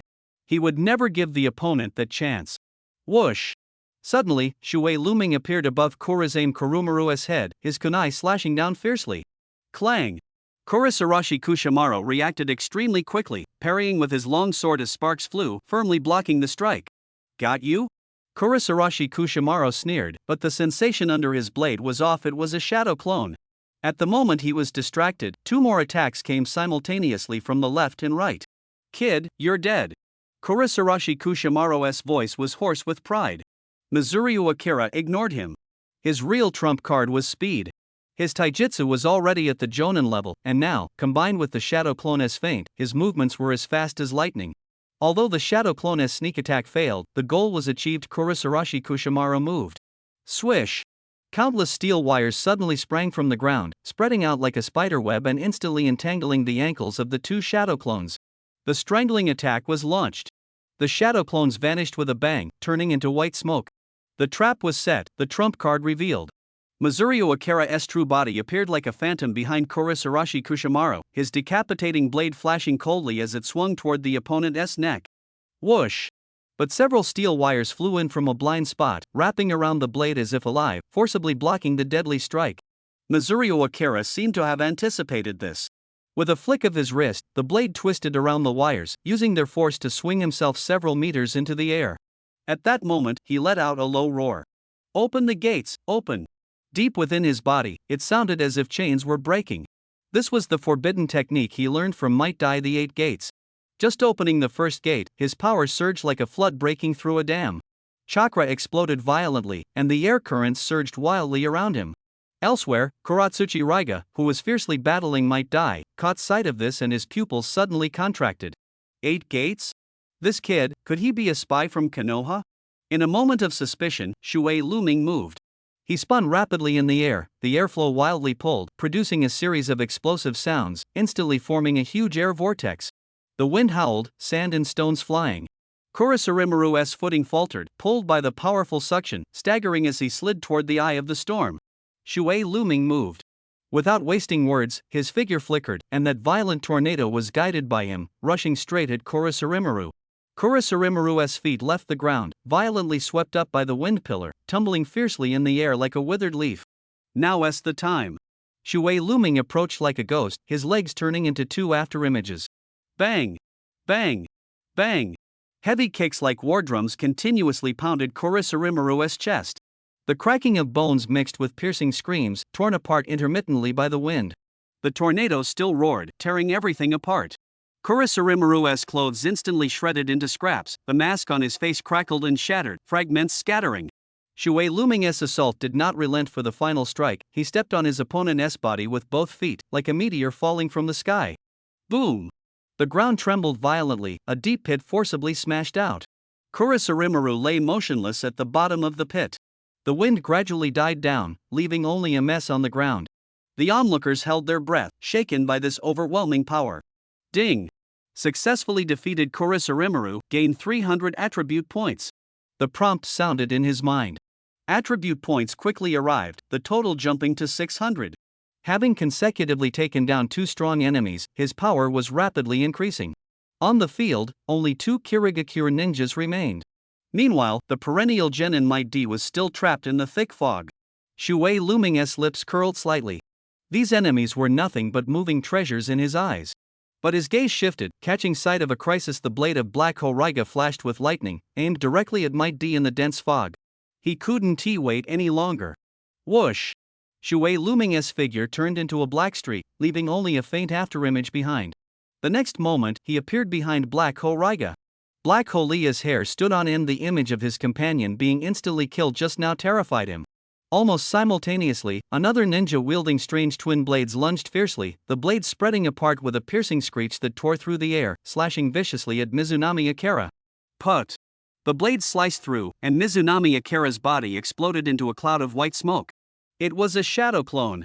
Behind you! Black Holia shouted in alarm. The real Mizunami Akira appeared like a ghost behind the twin blade ninja, delivering a heavy kick that struck hard on his spine. The ninja flew out like a kite with a broken string, tumbling awkwardly to the ground. Black Holia watched this scene, his face pale, cold sweat soaking his back. This guy is even more terrifying than before. Mizunami Akira landed, his gaze sweeping over the 2 terrified enemies. The battle was far from over. He dashed like a lightning bolt, leaving only a faint afterimage in the air. After 2 swift moves, he was already in front of his opponent. The ninja's pupils suddenly contracted just as he was about to raise his hand to form a seal. Mizunami Akira's leg swept before his eyes with the sound of rushing wind. Bang! Bang! Bang! A series of heavy kicks, fast and fierce, like a violent storm. The opponent had no time to defend. An upper kick struck the chin hard, sending the ninja flying into the air. Mizunami Akira supported himself with one hand on the ground, his legs spinning rapidly like a butterfly fluttering through flowers, so fast it was dazzling. The unlucky guy was kicked repeatedly into the air, rolling helplessly like a rag doll. The pitiful sight only highlighted Mizunami Akira's strength. Mizunami Akira suddenly exerted force with his arms, his body rocketing into the sky like a cannonball. He stomped heavily on the opponent's chest, using the force to flip over, and his feet slammed down hard. Boom! The heavy blow from above slammed the opponent fiercely into the ground. Dust flew, stones scattered, and the surroundings were in chaos. That person clearly wasn't going to survive. From a distance, Haishulia watched with a pounding heart. This kid from Iwagakure, his strength is terrifying to this extent? Xue Luming didn't hesitate at all and stepped forward, delivering a punch that ended the ninja's life. Ding! Successfully killed a Jonin, attribute points plus 300. The notification sounded in his mind. Attribute points accumulated to 900. The chance to grow stronger was one step closer. At that moment, a terrifying energy suddenly erupted from the thick fog. It was Might D. He broke through the 6 gates limit, his entire body surging with wild chakra like a boiling ocean. The thick fog was instantly dispersed. Haisha Lia's face turned pale. Even Xue Luming was stunned. That green energy surged like a tide, almost taking on a physical form. Then, Might D, with blood-red eyes like a beast unleashed, shot out from the energy core, rushing straight at Haisha Lia. Haisha Lia hurriedly stabbed his twin blades into the ground. Thunder Blade Technique, Thundergate. Crack! Boom! Several bolts of thunder descended from the sky, forming a cage of lightning around him. But at this moment, Might Dai's speed surpassed the limits of vision. The lightning struck him, but it was like a mud ox entering the sea, unable to stop him in the slightest. The composure on Black Ho Thunderfang's face completely vanished, leaving only terror. He still wanted to swing his blade, but Might Dai was already within arm's reach. No nonsense, only a devastating attack. Might Dai's fists blasted out towards Peacock, erupt. Flames rained down from the sky. Might Dai's figure had already turned into a red afterimage. 8 gates technique, 6th gate K gate, open. His fists blasted out at a speed invisible to the naked eye, each punch tearing through the air, generating scorching flames from the friction.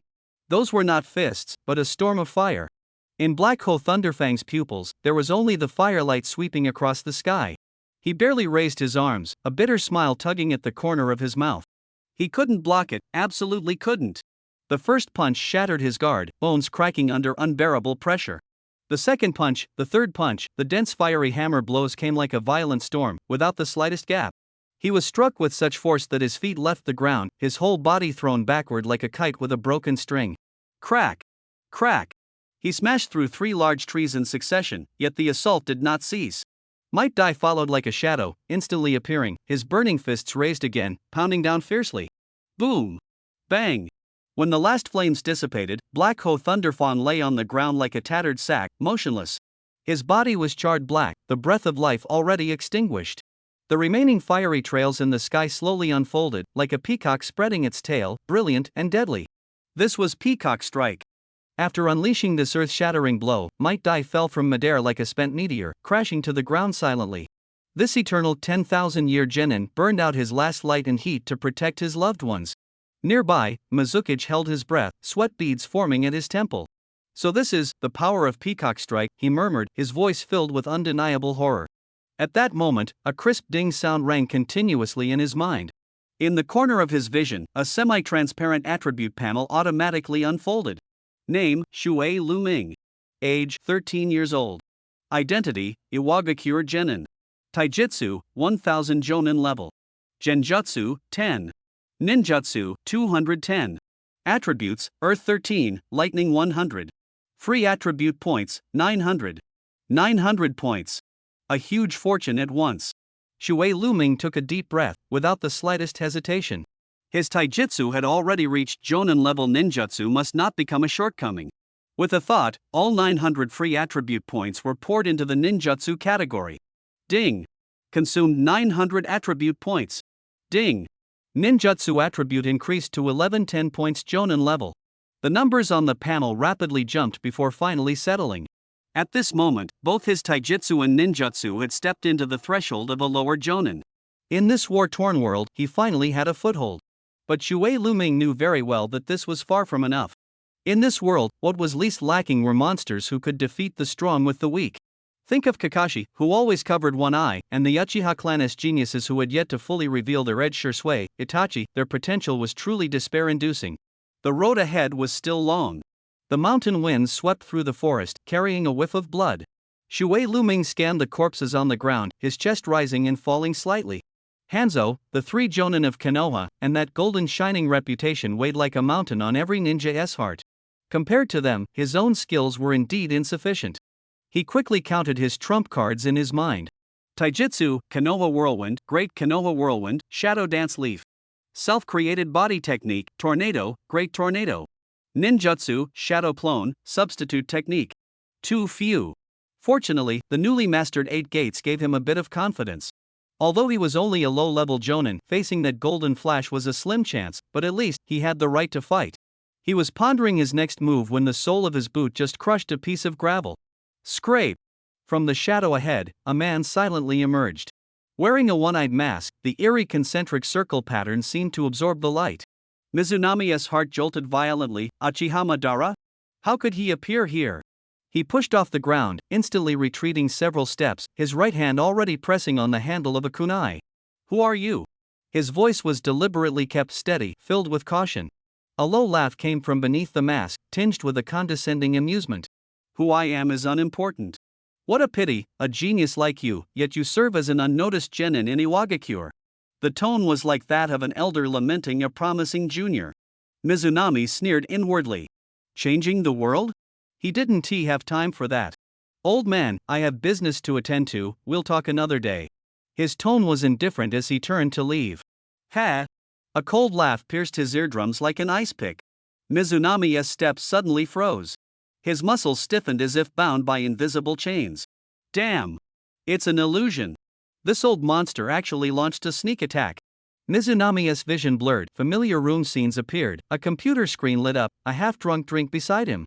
The happy den of a couch potato. No! A voice exploded in his mind, I've already transmigrated. This is all fake. This must be an illusion. At this moment, Uchiha Madara was peering into this bizarre dreamscape. He watched the strange scenes he had never seen before, his brows furrowing slightly beneath the mask, revealing a puzzled expression. What kind of trick is this?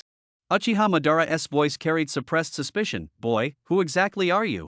A ninja's childhood should have been soaked in blood and tears. Why, then, does your memory flow like a stream under the sunlight? Impossible. The illusion constructed by Mizurame was like a heavy hammer, shattering Uchiha Madara's long-held perceptions. He had never imagined that this seemingly ordinary boy harbored such a past. But in the next moment, Mizurame's eyes suddenly cleared. Crack! With a crisp sound, the illusion beneath Uchiha Madara shattered in response, like pierced glass breaking apart, fragmenting and dissipating into the air.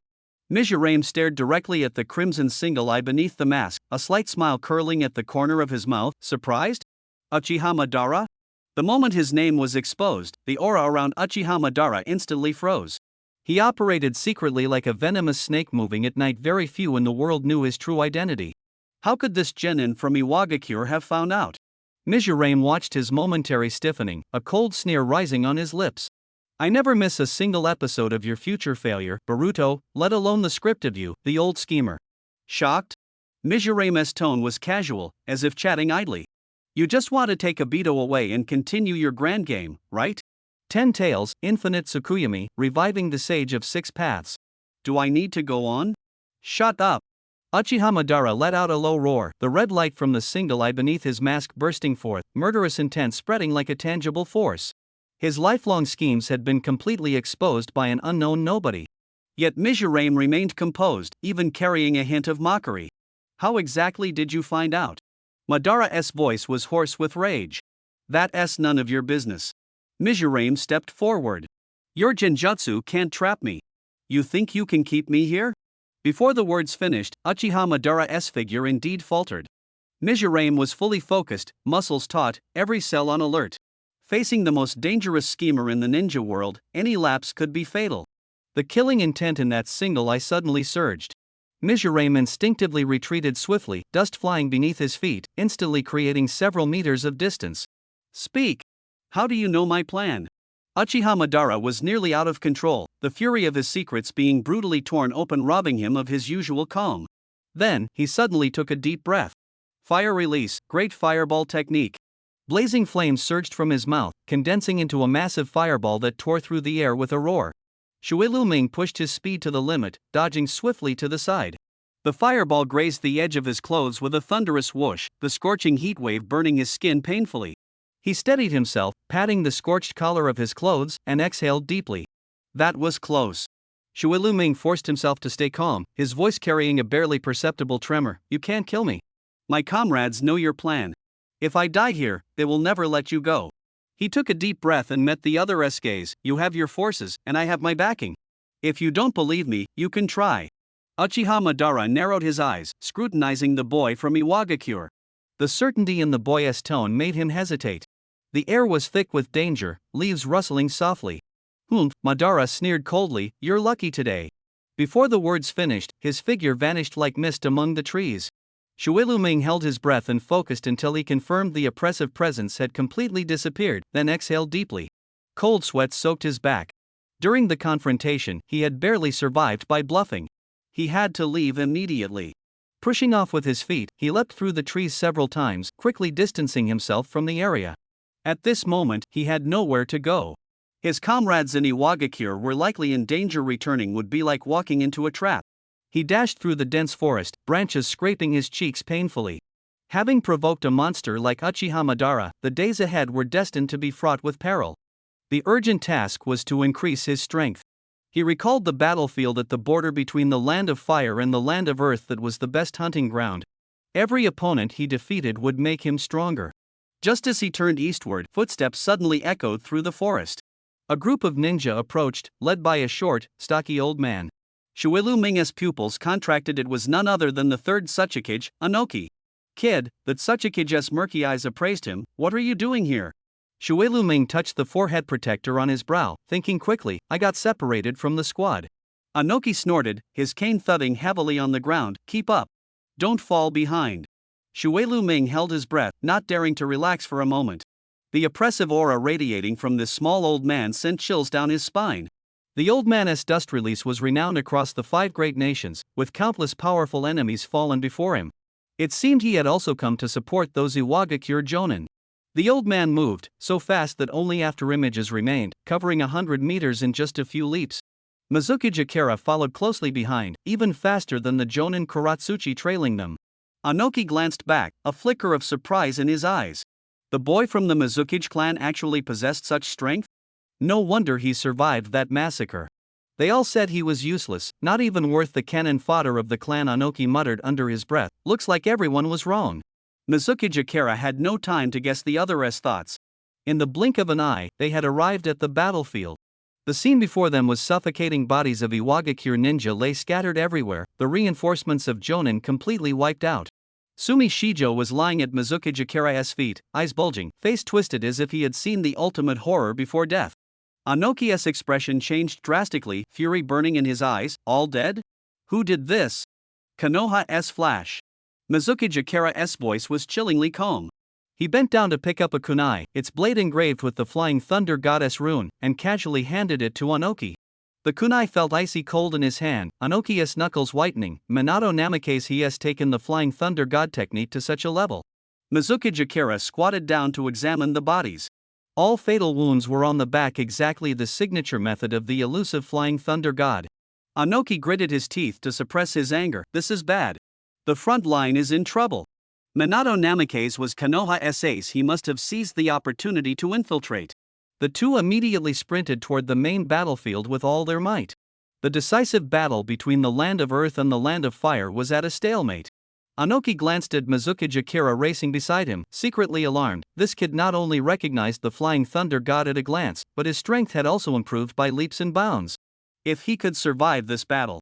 The sound of breaking air interrupted his thoughts. The roar from the main battlefield was already upon them. Konoha and Iwagakure ninja clashed fiercely on the battlefield. Minato Namikaze's figure darted ghost-like through the battle lines, supporting various defensive points. Every flash of his kunai was accompanied by the fall of an Iwagakure ninja. The bodies kept piling up. Iwagakure had the numerical advantage, but Minato's speed made them helpless to defend. At that moment, Mizuki Jakara arrived at the edge of the battlefield with Kakashi. "It's Minato Namikaze and his disciple." Mizuki Jakara narrowed his eyes, his voice low. He watched Minato move through the enemy ranks as if no one was there, his heart tightening. "All that's experience points. If I could take them down myself, this would be a huge gain."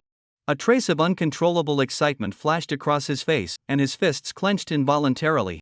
Anoki beside him misunderstood his expression, thinking he was enraged by the casualties in their village. "Attack!" Anoki shouted the order loudly. Mizurio Akira moved his feet like an arrow released from a bow, charging into the battle. A Konoha ninja spotted him and quickly threw a kunai. Whoosh! The kunai sliced through the air. But Mizurio Akira was faster. Only an afterimage remained in his original spot. The next second, he had already appeared in front of the ninja. The opponent was shocked and hastily raised the kunai to block. Mizurio Akira responded with a fierce Konoha whirlwind. The gust of his kick howled, striking the chin directly. Crack! The sound of bones breaking was clearly audible. The ninja was kicked into the air, blood spurting from his mouth. Mizurio Akira showed no mercy and pressed the attack. His figure flashed again, catching up to the airborne opponent, his legs striking rapidly like a gale. Bang! Bang! Bang! Each kick landed solidly. The ninja's body tumbled in the air like leaves torn by a violent wind. Finally, Mizurio Akira delivered a heavy kick, sending him flying like a sandbag. Bang! The man crashed heavily onto the ground, dust billowing up. He collapsed weakly to the ground, barely breathing. Mizurio Akira arrived in an instant, his hand raised and the blade fell. Everything returned to silence. The surroundings instantly grew quiet. This sudden killing was clean, swift, and ruthless. Everyone was stunned by the youth who had burst out from the shadows. Anoki's pupils contracted. This kid, when did he become this strong? He took down a Chunin in an instant? That taijutsu, is the Konoha whirlwind? Where did he learn it? The brat from the Mizurio clan, his strength actually surpasses their clan leader?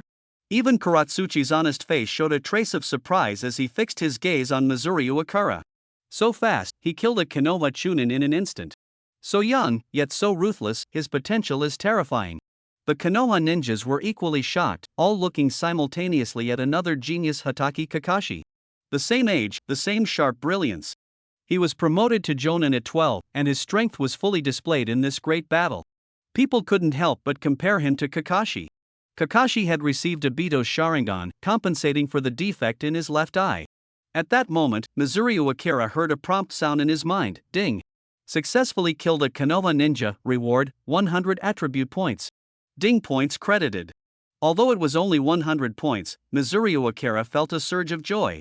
There were many Konoha ninjas on the battlefield, and in his eyes, they were all moving treasure troves of attributes. This time, he was going to make a big profit. He had just taken down one person when two Konoha ninjas immediately flanked him from the left and right. His ruthless attack earlier had clearly drawn attention. Both attacked simultaneously. Mizurame's figure flickered, easily dodging. The next second, he leapt into the air, falling like a cannonball. His feet spread wide, heavily kicking the chests of the two. Bang! Bang! The sound of their sternum shattering was clearly audible. They spat blood and flew backward. Mizurame pressed the attack, his kunai flashing cold light as they precisely pierced their throats. Fought. The two were pinned to the ground. Ding! Killed two Konoha genin, reward, 10 attribute points. Ding points credited again. Just genin. Mizurame felt a bit disappointed, but didn't he slow down. Like a ghost, he weaved through the battlefield, targeting the weak. Whoosh! Whoosh! Whoosh! With a few flickers of his figure, he closed in on another genin. The opponent hadn't recovered yet when the kunai was already upon him. Ugh! The sharp blade pierced flesh, blood gushing out. Mizurame twisted his wrist, and the opponent collapsed weakly. In the blink of an eye, 4 Konoha ninjas lay dead by his hand. Far away, Minato Namikaze witnessed this scene, a trace of surprise flashing in his eyes. The Iwagakure village actually had such a young expert, whose strength could rival his disciple Kakashi. Unexpected. I need to keep an eye on him, Minato Namikaze whispered. Before he finished speaking, Mizurame felt a sharp gaze locking onto him. It was Konoha's Yellow Flash. Rumor had it his Flying Thunder God technique could kill in an instant. Mizurame's heart tightened, and he immediately tried to withdraw. His dominance had ultimately attracted the attention of that top-tier warrior. This Iwagakure youth had already become the Yellow Flash's next target. With 4 Konoha ninjas already fallen at his feet, this boy was still mercilessly harvesting lives. Just like Minato Namikaze, Mizurame darted swiftly across the battlefield. Whenever he spotted a lone enemy, he closed in like a leopard. The kunai flashed coldly, a spray of blood blossoming at the throat. Life was erased in silence. The system alert sounded crisply in his mind. The Konoha front silently collapsed, finally drawing Minato Namikaze's attention. I need to put a leash on this kid, the blonde ninja sighed softly. Before the words fell, a golden flash tore through space. Mizurame's hairs stood on end, the danger warning piercing to his bones. At the instant the Flying Thunder God technique activated, he stomped hard on the ground. His body launched 3 times, covering 100 meters in an instant. Minato appeared like a ghost at the original spot, only to find his prey already 20 meters away. Prediction? Minato's pupils contracted. He can actually see through my landing point? Though the flying thunder god is sharp, it has its limits. Mizurame always hovered at the edge of lethal range. The second strike still missed. The kunai only sliced through an afterimage. Incredible! Minato gripped his ninja tool tightly, knuckles white. No one has ever dodged Flying Thunder God consecutively. The Golden Flash's reputation once shook the Five Nations, but now it paled before the boy's strange footwork. Mizurame had no time to gloat. Survival instinct drove every cell. Since arriving here, the strength of a Jonin was far from enough to shield him. Low murmurs rose from the Iwagakure camp. Anoki hovered mid-air, his gaze sharp as a torch. The Uzumaki clan actually hides such a gem. Shinai leaned forward slightly. Should we intervene? Let the blonde kid chase a little longer. Sachikage twirled his beard with a light laugh, but don't let this good material really get broken. Uzumaki Minato suddenly turned back, 3B stings wrapped in strong wind shooting toward Minato's front gate. Had enough chasing? The boy wiped the blood from his temple. It's my turn to collect some interest. He landed steadily, right in front of two Konoha genin. The moment the two saw Uzumaki Minato, they immediately pounced from left and right, trying to engage in close combat. A smirk curled at the corner of Minato's mouth. Suicide. Whoosh! Only a residual shadow remained on the spot. The next second, he was already above the two's heads. The two ninjas instantly panicked, frozen in place. Minato spun rapidly in the air, like a deadly top, tearing through the air with a piercing sonic boom as he plummeted down. His feet kicked alternately like lightning. Ugh! Ah! Two muffled groans sounded almost simultaneously. The two genin flew backward like kites with cut strings, crashing heavily to the ground, silent thereafter. Minato landed lightly, a barely noticeable smile flickering across his face. The points are coming. Almost at the same time, a cold voice echoed in his mind. Ding! Successfully killed two Konoha genin, gained 10 attribute points. Ding! That crisp notification sound was the most pleasant music to his ears at this moment. He raised his eyes, looking toward the direction of Namake's Minato. Namake's Minato's face was ashen. That damn Iwagakure brat actually dared to kill his subordinates in front of him once again. That slap was loud and piercing. You brat! I will kill you! Minato Namake's voice squeezed out through clenched teeth, filled with overwhelming rage. As a commander, the casualties among his subordinates felt like a direct trampling of his dignity. Killing intent surged. Minato's figure flickered, once again using Flying Thunder God to close in. But Mizurame seemed to foresee the future, always narrowly dodging at the last moment by a hair's breadth. What infuriated Minato even more was that each time the brat dodged, he stopped at just the right distance, not too far, not too close, as if deliberately provoking him. Mizurame, however, had no desire to linger in battle after landing a strike. He quickly retreated. All of this was seen by Inoki. His heart shook violently. Continuously dodging Flying Thunder God, how was he doing it? Even I, facing such an instant kill technique, could never do it so easily. Shock quickly turned into resolve. This kid must not die. He might be the village's hope. If we can grasp the secret behind his evasion of Flying Thunder God, we might truly stand against Minato Namake's. As the thought flashed through his mind, Inoki moved. He instantly flashed in front of Mizurame, quietly forming a thick earth-release chakra barrier, shielding the boy behind him. Kid from the water stream, Inoki's deep voice sounded, well done. I've noticed you. Mizurame felt certain in his heart. This was what he had been waiting for, to gain the protection of the third Sachikage. Only then would his safety be assured. Retreat! Leave this to me! Minato shouted. He fixed his gaze on the Iwagakure boy. The earlier fight had shaken him. This kid was too dangerous. So young, yet his strikes were ruthless and skillful. If allowed to grow unchecked, he would surely become a great threat to Konoha. Such a thing must never happen. Minato's eyes shifted, locking onto the silver-haired figure. Kakashi! Kakashi Hatake dashed out like lightning, instantly positioning himself in front of Mizurame. Their first confrontation tightened the air abruptly. Kakashi's hands moved rapidly, forming seals so fast they left afterimages. Fire release, great fireball! A blazing fireball surged from his mouth, roaring as it expanded into a massive ball of fire, rushing straight toward Mizunami Akira. Under the firelight, Mizunami Akira's figure flickered. Swish! Only a lingering afterimage remained in place. The fireball struck empty air, scorching the ground black. Whoosh! Mizunami Akira closed in closely. His fist crackled with lightning as it aimed directly at Kakashi's chest. Kakashi's pupils contracted. The explosive roar of lightning chakra pierced his eardrums. Bang! The fist hit its target but only burst into a cloud of white smoke. It was a shadow clone. Almost simultaneously, the sound of something slicing through the air came from behind. Mizunami Akira spun sharply. 3 shuriken grazed his clothing and embedded in the ground. Kakashi's true body had silently circled around. The two parted, dust slowly drifting down. The onlookers held their breath. The clash between these two boys was like 2 bolts of lightning colliding. Truly worthy of being Kakashi. Someone murmured. That kid's no ordinary opponent, he can actually suppress Kakashi. Anoji couldn't help but exclaim as he watched. Mizunami Akira always brought surprises, which gave him great comfort. Discovering a battle prodigy on the battlefield was more precious than anything. Kakashi's pupils narrowed slightly, alarmed by the opponent's sudden burst of speed. This boy from Iwagakure was about the same age as him yet possessed such strength. Such a young jonin would surely be a tough adversary. Kakashi's gaze was like a blade, closely watching every move Mizunami Akira made, rapidly calculating countermeasures in his mind. Mizunami Akira, however, was already accustomed to this scrutiny. His hands formed seals as fast as illusions, and 3 clones instantly appeared behind him.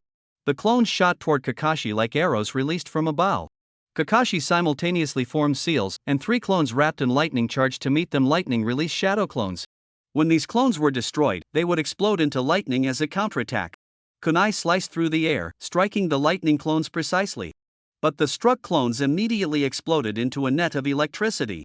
Mizunami Akira dodged sideways, his clothing brushing past the electric arcs, but the shadow clone behind him was swallowed by lightning and turned into white smoke. The 2 originals closed in like leopards, fists and feet colliding with dull thuds. Kakashi suddenly used Omote Range, and Mizunami Akira countered with the same technique. Bang! Bang! Bang! The shockwaves from the mid-air collision sent dust flying. Shuliaming suddenly surged forward, his fist aimed straight at Kakashi's jaw. But the impact felt hollow. He had struck a clone. Lightning flashed, electric snakes lunging at his face. Although he retreated in time, the right side of his body was still paralyzed by the lightning release. A sharp gleam flashed in Kakashi's eyes as he sliced into the gap in Shuliaming's stiffened stance like a blade. At that moment, the system prompt sounded, consume 100 attribute points to remove paralysis? Shuliaming sneered coldly in his heart and confirmed instantly. Warmth surged through his limbs, and the paralysis receded like a tide. By the time Kakashi's kunai stabbed forward, he had already regained agility. Kakashi flashed in front of Shuliaming, kunai in hand, wrapped in crackling lightning. He suddenly thrust forward, aiming straight for his opponent's vital point. Suddenly, a stronger surge of lightning chakra erupted from Shuliaming's body. The air currents roiled, and the hem of his clothes fluttered without wind. Even more shocking, Shuliaming's body slowly rose into midair. What kind of technique is this? So strange. The onlookers gasped in surprise. 8 gates formation? Kakashi's pupils contracted. This was a Konoha secret technique. How could a ninja from Iwagakure know it? He opened the gate. Kakashi whispered, disbelief in his voice. He knew this move all too well. It was the signature taijutsu of his lifelong rival, Might Guy. A terrifying thought struck Kakashi. His expression changed abruptly as he urgently demanded, what did you do to Guy? Shuliaming hadn't expected such a fierce reaction from Kakashi. A cold smile flickered at the corner of his mouth. Nothing much, just consulted him about the secrets of the 8 gates. His words were casual but implied that Guy had fallen into his hands. Kakashi's heart was thrown into turmoil. The genius ninja was still only 12 years old. Hearing that his close friend was in danger made his breath quicken involuntarily.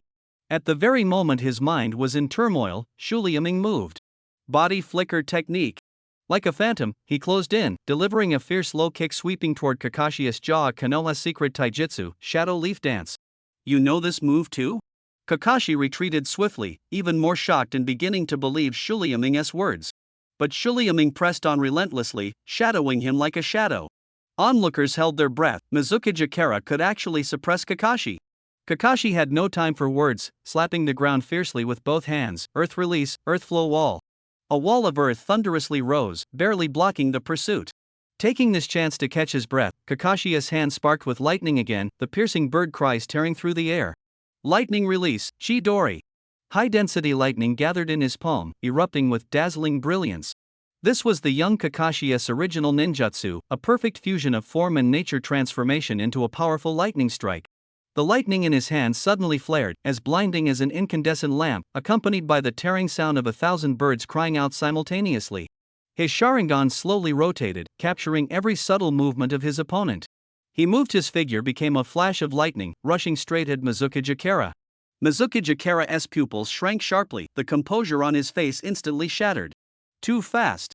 On the sidelines, a Konoha ninja exclaimed. That's Chidori. Kakashi's ultimate move. It's over, that Iwagakure kid can't dodge it.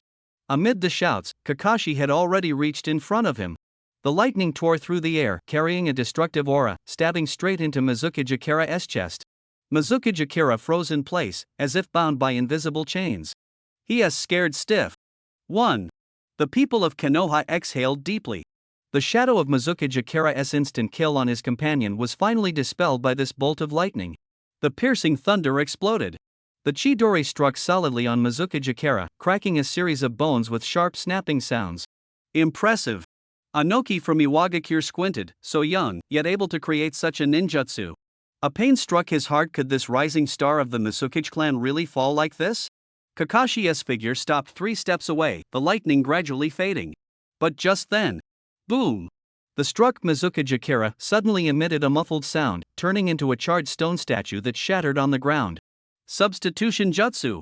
The Iwagakure faction erupted in ecstatic cheers. In the arena, the real boy slowly appeared from the shadow on the other side, the corner of his clothes fluttering slightly. The viewing area of Iwagakure village exploded with deafening cheers. Look! I told you our genius wouldn't fall so easily. People of Konoha, did you see clearly? This is the true strength of our Iwagakure youth. Anoki stroked his short beard, a smile curling at the corner of his mouth.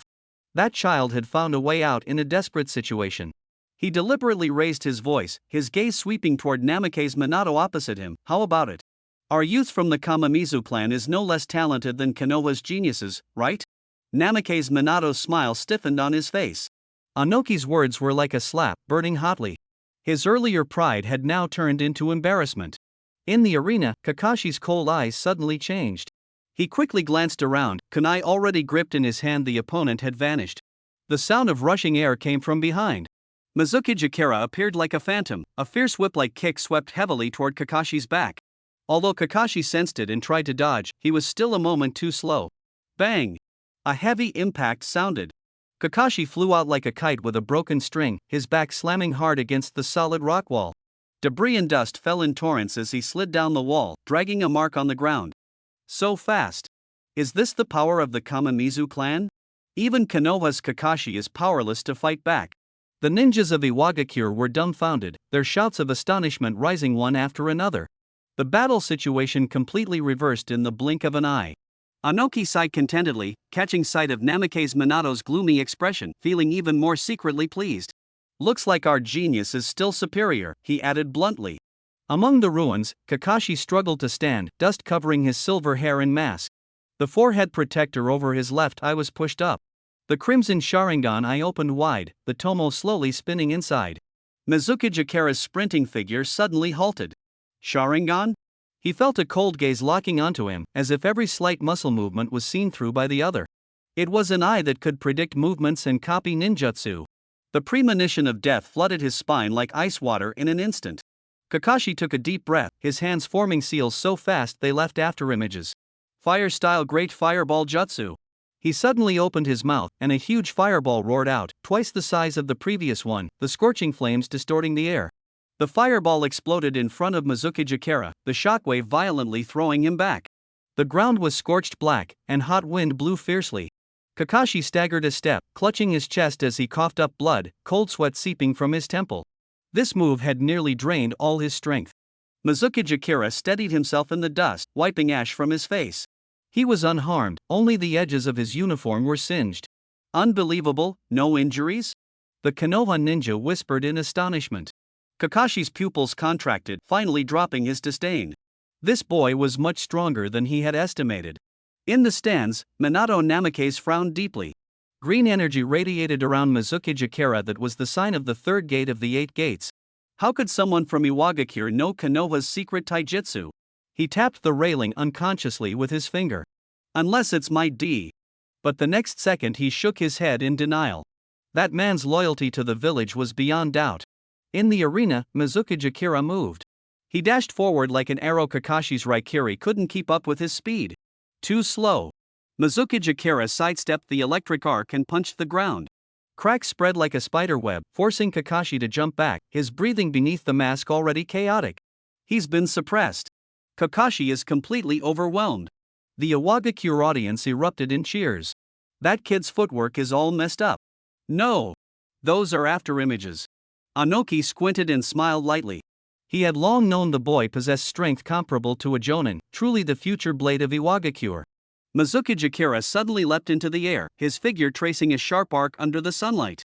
It's time to end this. He clasped his hands together, chakra condensing into a dazzling sphere of light. Kakashi gritted his teeth and looked up, his Sharingan spinning wildly, yet for the first time, he couldn't catch a flaw in his opponent's moves. A smile blossomed on Anoki's face. In the arena, the young shinobi from Iwagakure was actually pushing Hatake Kakashi back step by step. Good kid. He couldn't help but cheer loudly. You're not bringing shame to Iwagakure. Keep attacking. Let the people of Konoha witness the true power of the Mizuki clan. Mizuki Akira was momentarily stunned by the words. He hadn't expected this Tsuchikage to be such a passionate old man, personally coming out to encourage him. In this world, battle is the eternal theme, and bonds are the root of combat, the unbreakable ties between father and son, brothers, and comrades. Just like Kakashi and Obito before him, their past was the prelude to the storm sweeping across the entire ninja world. But Mizuki Akira paid no mind to these thoughts. His sole goal at this moment was to become stronger. He took a deep breath, and the three gates within his body burst open with a roar. His muscles screamed with tearing pain, but it was still within his limits. Whoosh! His figure became a blur, instantly dashing in front of Kakashi. The raging chakra exploded around him like a tangible shockwave, causing those nearby to catch their breath. The next strike aimed straight for the vital point. At that moment, a golden flash streaked by. Kakashi's figure vanished into thin air, leaving only a gentle breeze swirling where he had stood. Flying Thunder God technique. Mizuki Akira halted his attack and shook his head helplessly. At this stage, he still couldn't track that God speed beyond instant movement. Anoki landed beside Mizuki Akira, his broad palm heavily patting his shoulder. The battle was nearing its end, and few Konoha shinobi remained. The air was thick with the scent of blood and scorched earth. This skirmish had been exceptionally brutal. Let us go. Anoki said quietly, his tone leaving no room for argument. Mizuki Akira's astonishing combat power had already become a treasure Iwagakure must protect. Mizuki Akira silently followed, a prompt only he could hear ringing in his ears, gained 700 attribute points. Enough for him to make a crucial breakthrough. Whoosh! Whoosh! Whoosh! Several figures raced across the wilderness. Mizuki Akira closely followed the small but incredibly steady silhouette ahead. The conflict with the Land of Fire had cost Iwagakure dearly, especially with the loss of many jonin, a heavy blow. Yet a new flame ignited in Anoki's eyes because this prodigious boy had emerged from nowhere, able to stand toe-to-toe with Konoha's genius, Kakashi. The Kamamizu clan, a family that declined and was relegated to a marginal reconnaissance unit after being defeated by the Konoha Aburame clan years ago, might finally be seeing a turning point. A so-called dead last once regarded as cannon fodder actually harbored such sharpness. Nyo Kamamizu felt the surging power within his body and clenched his fists. This time when he returned, he intended to change not only his own fate but the fate of the entire clan.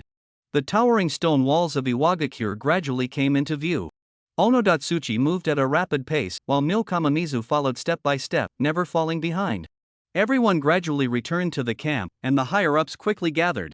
A shinobi from the Umbu silently approached and handed a scroll of intelligence to Onoda. Onoda unrolled the scroll, his eyes scanning the writing.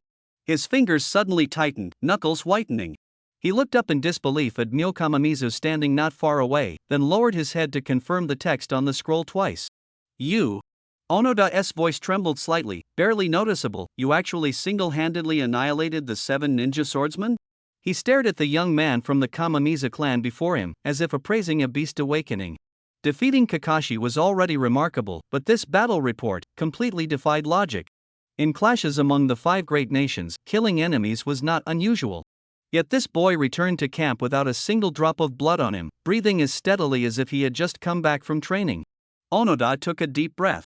He had thought he was already paying enough attention to this boy, but reality dealt him a harsh blow. This was no fluke, it was clearly a fierce tiger sheathing its claws, lurking among the sheep. Lord Suchikage? An elder nearby noticed his changing expression and whispered. The other high-ranking officials held their breath and looked on. This campaign had heavy casualties, and everyone assumed Onoda was grieving the losses. But Onoda suddenly laughed out loud, the wrinkles at the corners of his eyes smoothing out. Good news, great news. He shoved the scroll into the elder's hand. The elder took the scroll, and as soon as his eyes touched the contents, he gasped sharply.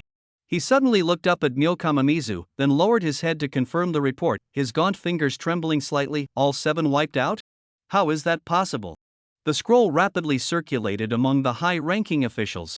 Shock appeared on every face. In turn, some rubbed their eyes repeatedly, others accidentally knocked over teacups. The tent echoed with gasps. Those monsters, each one is a formidable warrior on their own. Didn't he even get a drop of blood on his clothes? We've all been deceived. This kid was deliberately hiding his strength. When everyone looked at Myokamamizu again, their gazes had completely changed. The boy stood quietly to the side, as if the surrounding commotion had nothing to do with him. Suddenly, someone slammed the table and laughed, the sound shaking the tent. The Kamamizu plan. Tonight, their territory will probably be lit up with fireworks all night. Inside the Iwagakure Council Hall, whispers surged like a tide. I really can't understand it. An elder shook his head, his voice tinged with deliberate admiration, wasting resources on a useless person like Genichiro while neglecting a genius like Myokamamizu. These words were meant for everyone to hear. The name Myokamamizu at this moment was like a huge stone thrown into a calm lake. He single-handedly took down the 7 ninja swordsmen? A ninja gasped sharply. In an instant, all eyes focused on the young figure, their expressions shifting from indifference to shock and awe. Kuratsuchi felt his heart skip a beat. Just moments ago, he had regarded Mizuru Uekara as a promising junior. Now, this news almost made him leap from his seat. One person, annihilating the infamous 7 ninja swordsmen? What terrifying power was this? I must establish contact with him, Kuratsuchi thought silently, his knuckles unconsciously tapping the table. For future dangerous missions, this might be a lifeline. At the center of the storm, Mizuru Uekara stood quietly, his face betraying no emotion, as if they were discussing someone else's deeds. Only he knew that a burning pride was spreading up his spine, a feeling of pure exhilaration. Ahem. Anoki cleared his throat lightly, breaking the hall's noise. He looked at Mizuru Uekara with a steady tone. You should return to your clan and rest. Such a great achievement requires time to deliberate. We will grant you a reward worthy of your deeds. Mizuru Uekara nodded slightly, gave a simple salute, then turned and left with steady steps. No sooner had he stepped out the door than the long-suppressed joy erupted inside the hall. Bless our Iwagakure. An elder clapped his hands and laughed heartily, the wrinkles on his face smoothing out. Truly inspiring. We have gained such a genius. The entire council chamber was enveloped in a near-manic joy. However, at the same time, the atmosphere in Kirigakure of the Land of Water was icy and bone-chilling. Good-for-nothings. The roar of the Mizukage shook the windows as a battle report was slammed onto the floor. Is this the result you brought back? Not only a crushing defeat, but the 7 ninja swordsmen were completely wiped out by a single brat from Iwagakure. Even the symbol of honor, the swords, were lost. How dare you show your faces here? His chest heaved violently as his gaze swept over the row of trembling, kneeling ninjas below. They deserve to die. But Kirigakure's honor has been utterly disgraced by them. This shame must be washed away with blood. The Mizukage's face was so dark it seemed to drip water. He ordered each word deliberately. Issue my command, declare the highest kill order. Any Kirigakure ninja, no matter who or where, if you see that Iwagakure brat, kill on sight. He roared the last few words, the intense murderous intent filling the entire room. The kneeling ninjas trembled even more. They had never seen the Mizukage so furious. If that's the case, why not just start a war? A cold voice came from the doorway.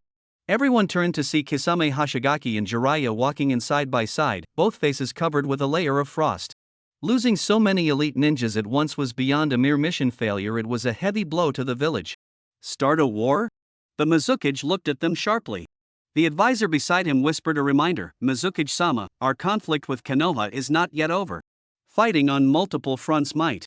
If Lord Mizukage is concerned about an all-out war, Kisame Hashigaki interrupted, his voice resolute, then I and Zabuza will make a trip to Iwagakure ourselves and personally take that brat's head. The Mizukage's gaze lingered on the 2 top-tier experts for a moment before slowly nodding. Good. This mission is classified as S-rank top secret. It's entrusted to you.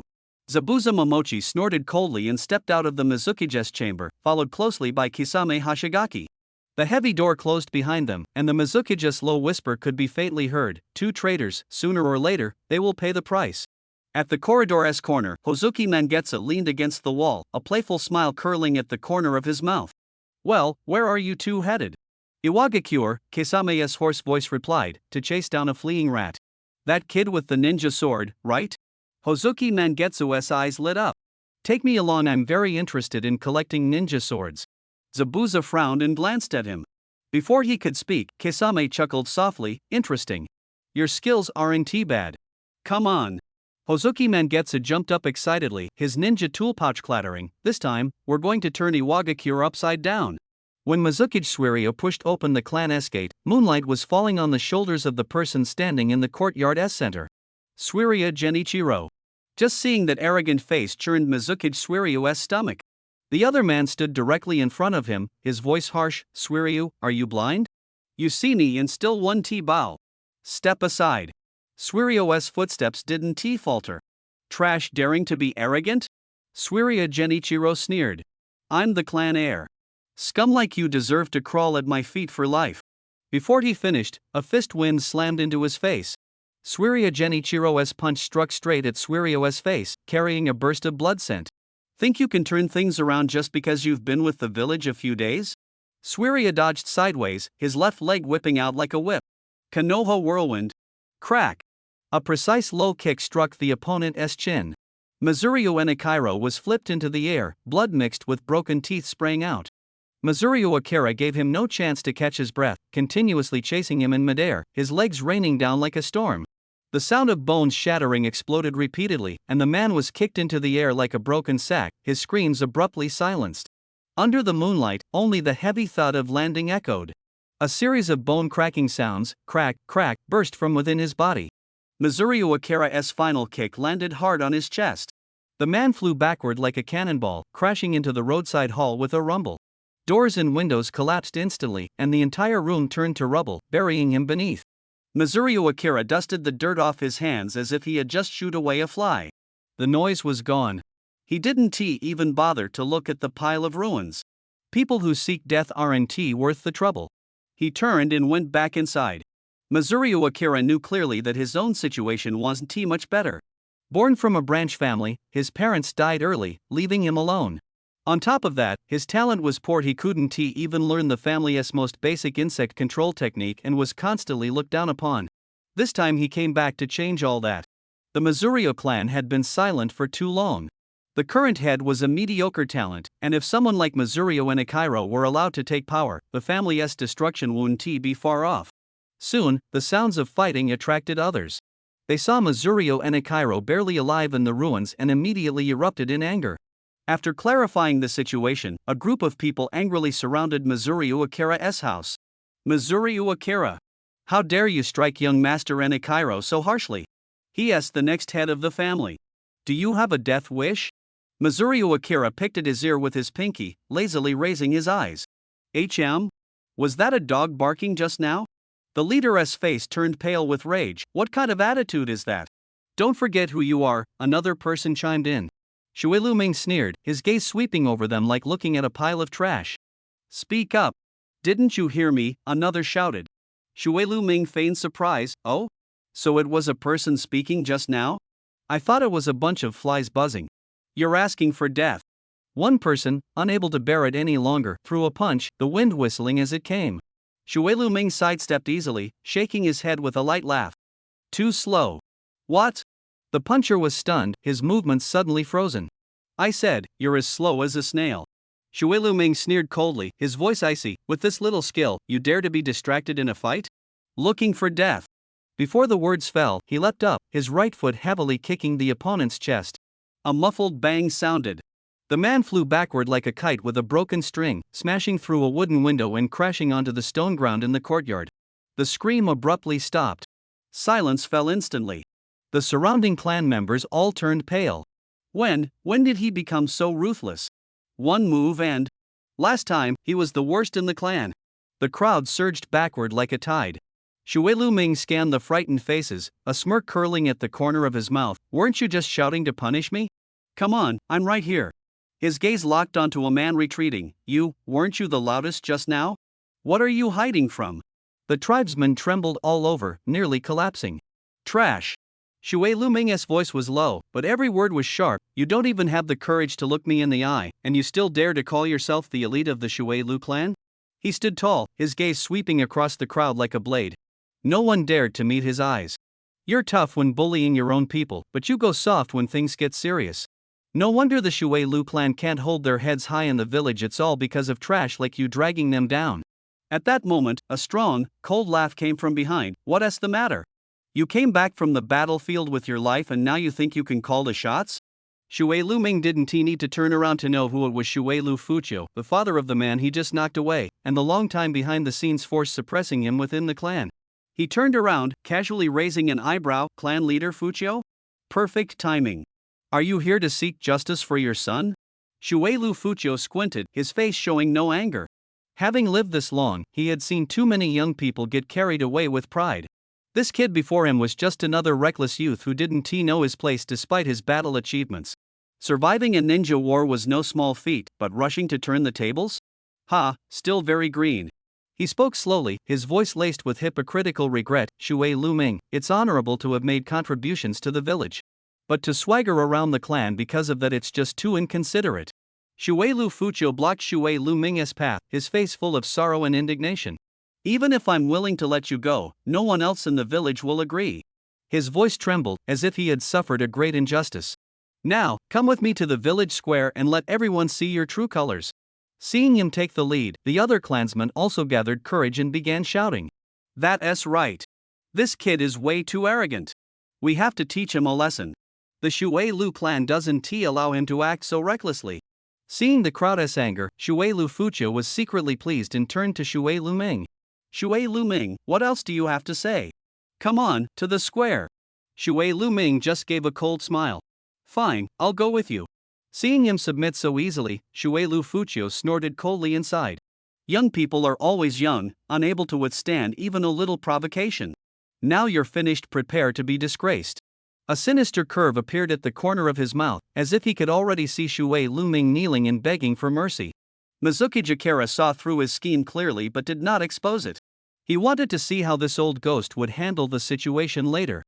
The upper Mizuki clan surged grandly toward the village central square. A few tried to step forward to restrain Mizuki Jakara, but as soon as they approached, they were driven back by his knife-sharp gaze, scared into pulling back their hands. It had to be admitted, the aura radiating from this kid was already intimidating enough to avoid direct eye contact. This commotion quickly attracted the attention of other clans in Iwagakure. People gathered from all directions, inquiring about what had happened. Mizuki Fuqiu immediately stood on a high spot, pounding his chest and stomping his feet, his voice tinged with sobs. Fellow villagers, this is a great humiliation for our upper Mizuki clan. He pointed at Mizuki Jakara, this kid, thinking he has done a great deed just because he survived the battlefield. Once back in the clan, he is arrogant and overbearing, repeatedly injuring his own brothers. Such a troublemaker is of no use to us. He spoke with great emotion, exaggerating Mizuki Jakara's crimes to an unbearable degree, but not a word about his own son leading the bullying against Mizuki Jakara. After listening, Mizuki Jakara just snorted coldly. Clan leader, is that all? Sounds like my crimes aren't serious enough yet. Everyone heard that, right? Mizuki Fuqiu immediately seized the opportunity and shouted to the crowd, this is his attitude. Such an arrogant scoundrel is a danger to the village. He should be expelled immediately. Yes. Kick him out. Several clan members quickly echoed. The commotion had already alerted the higher-ups of Iwagakure. Hearing that Mizuki Fuqiu wanted to expel Mizuki Jakara, a short but imposing elder Oanoki slammed the table and stood up in anger. Mizuki Fuqiu, that bastard. What does he think he is doing? Oanoki was furious. Doesn't he know who Mizuki Jakara is? How dare he bully our village's genius like this? A fallen clan leader, where does he get the nerve? At this moment, the village square was packed with people. The upper Mizuki clan was usually low-key, but now their clan leader was targeting their own genius so openly, making the villagers watching feel something was very strange. Mizuki Jakara had returned alive from the battlefield. He should have been the village hero and the pride of the upper Mizuki clan. But Mizuki Fuchu was openly ostracizing him at this time, leaving people puzzled. In fact, Mizuki Fuchu knew clearly in his heart once Mizuki Akira gained power, he would never spare them father and son. He had to strike first. Take advantage of the moment and catch him off guard. The higher-ups of Iwagakure stood quietly on a high place outside the meeting hall, watching the commotion below. Mizuki Fuchu was smugly proud. Hearing Mizuki Akira's provocation, he sneered coldly inside. No matter how strong he is, in the end, he is just a reckless youth. When faced with this kind of situation, he can only stare blankly. He twitched the corner of his mouth and raised his voice. Mizurio Akira, from now on, you are no longer a member of our Kama Mizuria clan, you are expelled. Since you are no longer part of the clan, you have no right to stay in Iwagakure. Please leave. Mizurio Akira showed no expression and said nothing. Mizuria Fuchu secretly felt pleased. This trap was set silently and flawlessly. Once Mizurio Akira stepped out of the village, he would be branded a rogue ninja. At that time, not only would clan members hunt him down, but the entire village would see him as an enemy. A hero? In the blink of an eye, he would become a rat crossing the street, with everyone shouting to beat him. Thinking of this, a cold, sinister smile flashed across Mizuria Fuchu's face. Other clan members echoed in agreement. Let him go. He is not allowed to set foot in clan territory again. We are ashamed of him. The shouts were fierce, emotions running high. At that moment, a deep voice cut through the crowd, making ears buzz. I want to see who is so bold as to treat Mizurio Akira like this. Mizuria Fuchu retorted without hesitation. I decided this. Kama Mizurio family matters are none of outsiders' business. Oh? Not even I can interfere? Owanoki sneered coldly, the smile on his face sending chills down the spine. What do you think you are? Our clan's affairs are none of your damn business. Mizuria Fuchu shouted recklessly. Owanoki moved swiftly and suddenly landed. The onlooking villagers hurriedly stepped back, afraid to offend the third Tsuchikage. Everyone's faces were full of pity. This Mizuria Fuchu, unable to even recognize that Tsuchikage, deserved to die. The scene suddenly fell silent, and Mizukami Fuchu finally sensed something was wrong. He turned around and met Owanoki's cold, stern gaze, instantly turning pale. He opened his mouth, his throat tightening, unable to utter a single word. Mizukami Akira still stood quietly, as if nothing concerned him. Mizukami Fuchu's legs went weak, and with a thud, he knelt to the ground, cold sweat pouring down like rain. Lowland Shadow Lord. I didn't know it was you.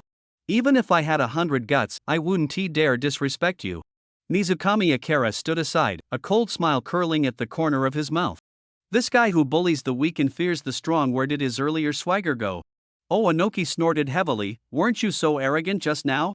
Why are you silent now? Mizukami Fuchu was terrified out of his mind, only able to keep kowtowing, his forehead pounding against the floor with a thud.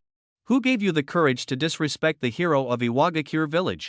Owanoki's voice was as cold as ice. Hero? What hero? Mizukami Fuchu was completely dumbfounded. Where is the hero? He asked in a trembling voice. Owanoki's expression darkened instantly. The hero is standing right beside you. He has made great contributions to the village. Mizukami Akira stood by expressionless. He couldn't be bothered to care about a useless clan head like Mizukami Fuchu. No wonder the Mizukami clan has always been so weak. With such a pathetic clan head, it's a miracle they've gotten this far. Mizukami Fuchu turned his head and shuddered all over. It was Mizukami Akira. This was completely unexpected. In his eyes, Mizukami Akira was just a genin who had barely survived the battlefield, nothing to do with the word hero. But now that Owanoki personally backed him up, the title of hero was probably confirmed. Trouble. If this kid wants to settle old scores, with Owanoki as his backing, this small clan head is powerless to resist. How do you think we should handle this? Anoki turned to Mizuki Akira. Akira smiled lightly. The Mizuki Fuchu just pinned a huge accusation on me and even wants to expel me from the village. This matter isn't easy to deal with. Mizuki Fuchu's back was instantly soaked with cold sweat. Akira was no pushover. Since the other party wanted to kill him, he wouldn't go easy either. Since he is falsely accusing me, then remove him from his position as clan head and expel him from the village, Akira said casually, as if it were a trivial matter. Anoki nodded slightly. If you say so, then so be it. As soon as the words fell, everyone from the upper Mizuki clan's faces changed drastically. No one expected that Tsuchikage to value Akira so highly. The clan head could be dismissed just like that. Everyone exchanged looks, unable to believe it. But Inoki knew clearly, a clan head of the Upper Mizukage clan was nothing compared to a genius. A genius who could slay members of the 7 ninja swordsmen was far more useful than a useless clan head. Besides, Mizukage Fuchu was scheming. He had long wanted to deal with him. Now that Akira had risen, it was the perfect opportunity to return a favor. Mizukage Fuchu's face turned ashen as he collapsed to the ground. He never expected things to turn out this way. What exactly did this kid do to make that Tsuchikage take him so seriously? For him, even a clan head can be dismissed just like that. Could it be that he saved the Tsuchikage's life on the battlefield? Probably only such a great favor could make the Tsuchikage support him so strongly. The Tsuchikage's deputy stepped forward and raised his hand to silence the noisy crowd. Quiet. Mizukage Akira has made great contributions to Iwagakure. His voice was loud and overpowered the murmurs. On the battlefield, he slew several Konoha ninja, even suppressing their genius Kakashi. He is the one who returned alive from under the Konoha flash. As soon as the words fell, the crowd instantly exploded. What? He actually did that? When did the Upper Mizukage clan produce such a monster? Wasn't he always said to be the dead last? Countless eyes simultaneously turned to Mizunami, filled with suspicion and disbelief. The previous disdain had now completely transformed into shock. The people of the Upper Mizunami clan instantly turned pale. They had only one thought in their hearts: it's over. Such a promising clansman should have been the pride of the tribe, a ladder they could cling to. But now, they had already offended Mizunami to death. Regret gnawed at their hearts like a venomous snake. Mizunami himself just stood quietly, expressionless, as if the surrounding uproar was nothing to do with him. At this moment, the deputy's voice rang out again, like ice thrown into boiling oil, causing the entire hall to fall into sudden silence. But that's not all. He paused, speaking each word deliberately. Mizunami's true achievement is that he single-handedly killed one of the 7 ninja swordsmen of the mist. Boom! The crowd completely erupted. The 7 ninja swordsmen? Impossible. That kind of monster was actually killed by him? Shock reached its peak. At this moment, no one could remain calm. Their eyes toward Mizunami were like staring into an abyss. Even if there was doubt, this was the Tsuchikage's declaration. No one dared to openly question it. But how could the once dead last suddenly possess such terrifying power? This mystery suffocated everyone. Mizunami remained indifferent, his calmness only making him seem more unfathomable. The Upper Mizunami clan leader, Mizunami Fuchu, staggered, his face ashen as if struck by an invisible hammer. The other clansmen's throats tightened, and they could only exchange bitter smiles. What should have been the pride of the entire clan had now become the sharpest irony. Everyone's gaze once again focused on Mizunami, waiting for his reaction. Mizunami raised his eyes, calmly scanning the ashen-faced Mizunami Fuchu. The score between them was about to be settled. Mizunami clenched his fists, knuckles whitening.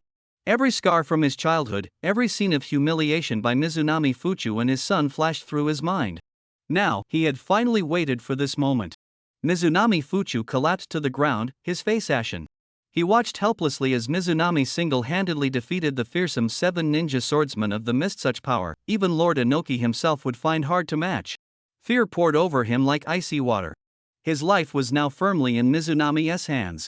Mizuke's Fukio gritted his teeth. This old fox, who had been skulking around the village for many years, understood the rules of survival all too well. He suddenly threw himself to the ground, his forehead hitting the hard surface with a heavy thud, producing a dull sound. Mizuke's Akira. It's my fault. It's all my fault. He wept bitterly, his voice hoarse. I beg you, for the sake of our shared clan, spare my worthless life. Give me one chance. A cold curve appeared at the corner of Mizuke's Akira's mouth. He would never forget how this clan uncle had once driven him into a dead end. I'll treat you the way you treated me. Mizuke's Akira's voice was low but sharp, like a blade scraping against everyone's eardrums. Consider yourself lucky. The crowd around erupted in cheers. The news of Mizuke's Akira slaying the 7 ninja blades had spread through Iwagakure like wildfire. At this moment, he was no longer the bullied boy but the hero who saved the village. A genius. Our village has produced a true genius. So young, yet possessing such terrifying power. Even the 7 ninja blades fell beneath his feet. The villagers buzzed with discussion, their eyes filled with awe and admiration. The tide had completely turned. Mizuke's Akira could feel the will of the people. Even Lord Tsuchikage stood on his side. Seizing control of the Mizuke's clan was now a foregone conclusion. Everyone looked at him with completely changed expressions. The once despised tailender had transformed into the future pillar of the village. Meanwhile, the once arrogant Mizuke's Fukio now looked like a lost dog, utterly ridiculous. Mizuke's Fukio is a waste. He doesn't deserve to be clan head. Kick him out of the village. Let Mizuke's Akira lead us. He is the only one qualified. The higher-ups exchanged glances and nodded in agreement. It made perfect sense to let the hero who had earned merit take charge of the clan. Mizuke's Akira nodded slightly. This was exactly what he wanted to lead the clan back to its peak. Nearby, the Mizuke's clan members were silent as if frozen. No one dared to speak out against it. Everyone knew that the Tsuchikage's decision was unquestionable. Those who defied it faced only a dead end. Mizuke's Fukio's face instantly drained of color, despair flooding over him like a tide. He opened his mouth but could not utter a sound. Begging was futile. Two Iwagakure members grabbed him from left and right, mercilessly dragging him away. His pleas faded further down the corridor. In the square, the Mizuke's clan members held their breath, their eyes filled with fear. Mizukage stood there, his figure already different in the eyes of the crowd.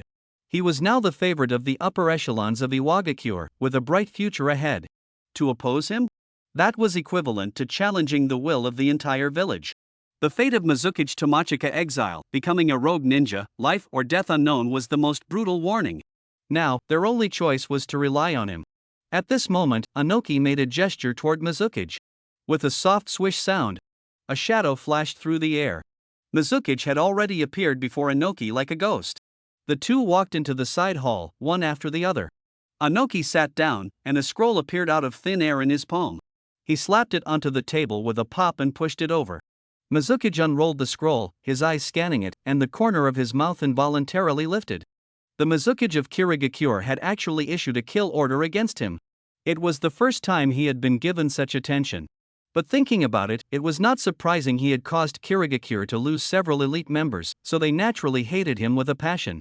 If even a young boy like him couldn't be dealt with, the Mizukage's position would probably be unstable. The question was, what kind of assassin would the Land of Water send? Threats from the shadows were the deadliest. Be careful lately, Anoki's voice pulled him back to reality, don't let those guys succeed. But the commotion you've caused is too big, the eyes of the 5 great nations will soon focus on you. He paused, his tone unreadable whether worry or pride. Becoming a jonin at such a young age and accomplishing so many earth-shattering feats. Kid, you're too dazzling. To the other great nations, your very existence is a threat. Konoha's yellow flash Minato Namikaze was once watched by countless people in the same way. Anoki knew well that true strength was forged in blood and fire, not nurtured under protection. Every genius must face this hurdle alone. To deal with this manhunt, I'm giving you a privilege. Anoki raised his voice, making a decision. You can freely enter and leave the village and take on any missions you think will hone your skills. Become stronger as fast as possible. His gaze was sharp as a blade. Don't want to be killed? Then become stronger than all your enemies, strong enough to make them afraid to come near. Mizukage nodded. In this brutal ninja world, death was as omnipresent as a shadow. Now, he himself had stepped onto this path. Whether he could change this world in the future, that was not something he should think about now. After all, he was currently just an ordinary jonin, his power far from enough to shake the entire ninja world's balance. But before that, you need to train well in the village first. Anoki's voice interrupted his thoughts. Since he recognized Mizuryu Akira as a genius worthy of cultivation for the next generation of Iwagakure, Anoki naturally wouldn't skimp on resources. Right now, Mizuryu Akira's greatest strength was speed, and there happened to be a top-tier taijutsu expert in the village, the Five-Tails Jinchuriki, Han. I've found you a sparring partner, Anoki said decisively. Under his guidance, your skills will improve faster. Mizuryu Akira's eyes lit up. A sparring partner? Someone I know? The Five-Tails Jinchuriki, Han. Anoki's tone was calm. Mizuryu Akira's heart stirred. He remembered Han, the man known as the Steam Ninja, formidable in taijutsu, who even late-stage Naruto had suffered defeats against. Since you arranged it, I hope to face him as soon as possible. Mizuryu Akira's voice carried barely contained excitement. Seeing his eagerness, Anoki waved his hand in satisfaction. A tall figure stepped out from behind, almost blocking the light. Han stood nearly 2 meters 30 tall, clad in dark red armor, wearing a straw hat and a red mask covering his face. His steps were steady, each one carrying a sense of pressure. Hello, Han's voice was low and somewhat muffled through the mask. I'm Han, responsible for your taijutsu training during this period. Mizurio Akira looked up at the legendary ninja and smiled slightly. If there is nothing else, let us start now. Han nodded in agreement, and the two walked toward the training ground, one leading and the other following. This was Mizurio Akira's first time sparring with a Jinchuriki. He could feel his heartbeat quicken. Facing an opponent of Han's caliber, if going all out, possibly even reaching Kage-level strength, he clearly realized this would be a crucial battle to break through himself. Of course, the fastest way to get stronger was still to defeat ninjas and harvest attribute points. But right now, where could he find so many suitable prey? He licked his dry lips. The guys from Kirigakure would never let him off easily. With the kill order issued, assassins would come sooner or later. When that time comes, kill one, kill another. Attribute points would naturally come, and his strength would rise accordingly. Killing two birds with one stone. As his thoughts churned, the two had already arrived at the steep mountains near Iwagakure. Mizurio Akira found a quiet clearing and sat cross-legged. His mind sank into the system. Taijutsu, 1000. Just reached the threshold of Jonin. Ninjutsu, 1110. Barely met the Jonin standard. Now, both his Taijutsu and Ninjutsu have entered the Jonin ranks. Although he has just stepped into this realm, his strength is already beyond that of ordinary ninjas. Looking down, 700 free attribute points remain, like a tempting fortune lying quietly. Since Taijutsu and Ninjutsu are unlikely to improve significantly in the short term, it's better to invest elsewhere. His gaze swept over the attribute bar. The lightning attribute stood alone, showing 100, while the other attributes wind, earth, water, fire, yin, yang mostly still glaringly displayed 0. He lightly tapped his fingertips and opened the body attributes details. Attributes are divided into 7 types: wind, lightning, earth, water, fire, yin, and yang. Greater power comes from fusion. The fusion of 2 attributes can produce a bloodline limit. A combination of 3 attributes is the legendary bloodline elimination. As for the bloodline network that transcends all, that is the ultimate fusion of all 7 attributes, unattainable and like a myth. Without the dual Rinnegan Sharingan, don't even think about it. Shuelu Ming shook his head, dismissing those unrealistic fantasies. His current goal was practical: to light up the 5 basic attributes of wind, lightning, earth, water, and fire. Lightning attribute was already at 100. The rest each needed 100 points to fill. His fingertips quickly swiped across the virtual screen, selecting 4 dim attribute icons. Ding! Consume 400 attribute points to enhance body attributes? Yes. Without a moment's hesitation, he confirmed. A flash of golden light passed, followed immediately by a system prompt: ding! Congratulations! Wind, earth, water, and fire attributes have been raised to 100. Looking at the panel again, wind, lightning, earth, water, and fire were now all lit up, their values uniformly fixed at 100. At that moment, a new system prompt flickered. Shuelu Ming curiously clicked it open. At just one glance, his breath suddenly caught. Notice: unlocking mastery of all attribute ninjutsu requires consuming 50,000 attribute points. 50,000 points? Mizunami felt his throat dry. How many ninja lives would he have to harvest to reach this astronomical number? Mizunami quickly calculated. An ordinary merchant only had 300 attribute points, and he was still far from that. The only way to get stronger was to keep killing. Fortunately, the mission could be completed in stages. Each small goal achieved would unlock a new ninjutsu. The easiest was fire release. It only required 3,000 points. This target was within reach. He still had 300 points on hand. Taking down 6 more Jonin would be enough. With a clear goal, his killing intent grew stronger. He looked toward Han in the distance, a cold smile curling at the corner of his mouth. Han immediately caught the change in Mizunami's expression, his muscles tensing instantly. But when he saw Mizunami's eager stance, a spark of excitement ignited in his eyes instead. When the strong meet, their blood always boils faster. Mizunami, the rising hero of Iwagakure, had a dazzling record. And Han, as the village's guarded Jinchuriki, deeply longed for recognition. At this moment, looking at this triumphant youth, a surge of competitiveness mixed with a hint of jealousy welled up in his heart. Ready? Han's voice boomed like a bell. I'm coming. Before the words fell, Han's figure suddenly blurred. Steam erupted explosively behind him, whistling as he moved so fast only an afterimage remained. Mizunami's pupils contracted, his underestimation instantly gone. He tapped his toes rapidly, retreating at high speed, trying to create distance, his instincts screaming danger. But Han's speed was superior. Propelled by steam, he followed like a shadow, closing in instantly. Bang! Bang! Bang! The dull clash of fists and feet exploded in the air. Both were experts in taijutsu. Han's steam ninja body technique was unimaginably fast. A fierce kick arrived at Mizunami's chest and abdomen, carrying scorching air and a sharp whistle, sweeping straight at him. Shui Luming crossed his arms and struck hard. Boom! A tremendous force came through, and he uncontrollably slid backward, the soles of his shoes scraping fiercely against the ground, carving two deep grooves, dust flying everywhere. Cough! Cough! Shui Luming coughed from the choking dust, his arms tingling. This power, this speed, was astonishing. Han's eyes flickered with surprise at the sight. His previous strike was nearly full force, aided by steam propulsion, yet the opponent only slid back a few steps, completely unharmed?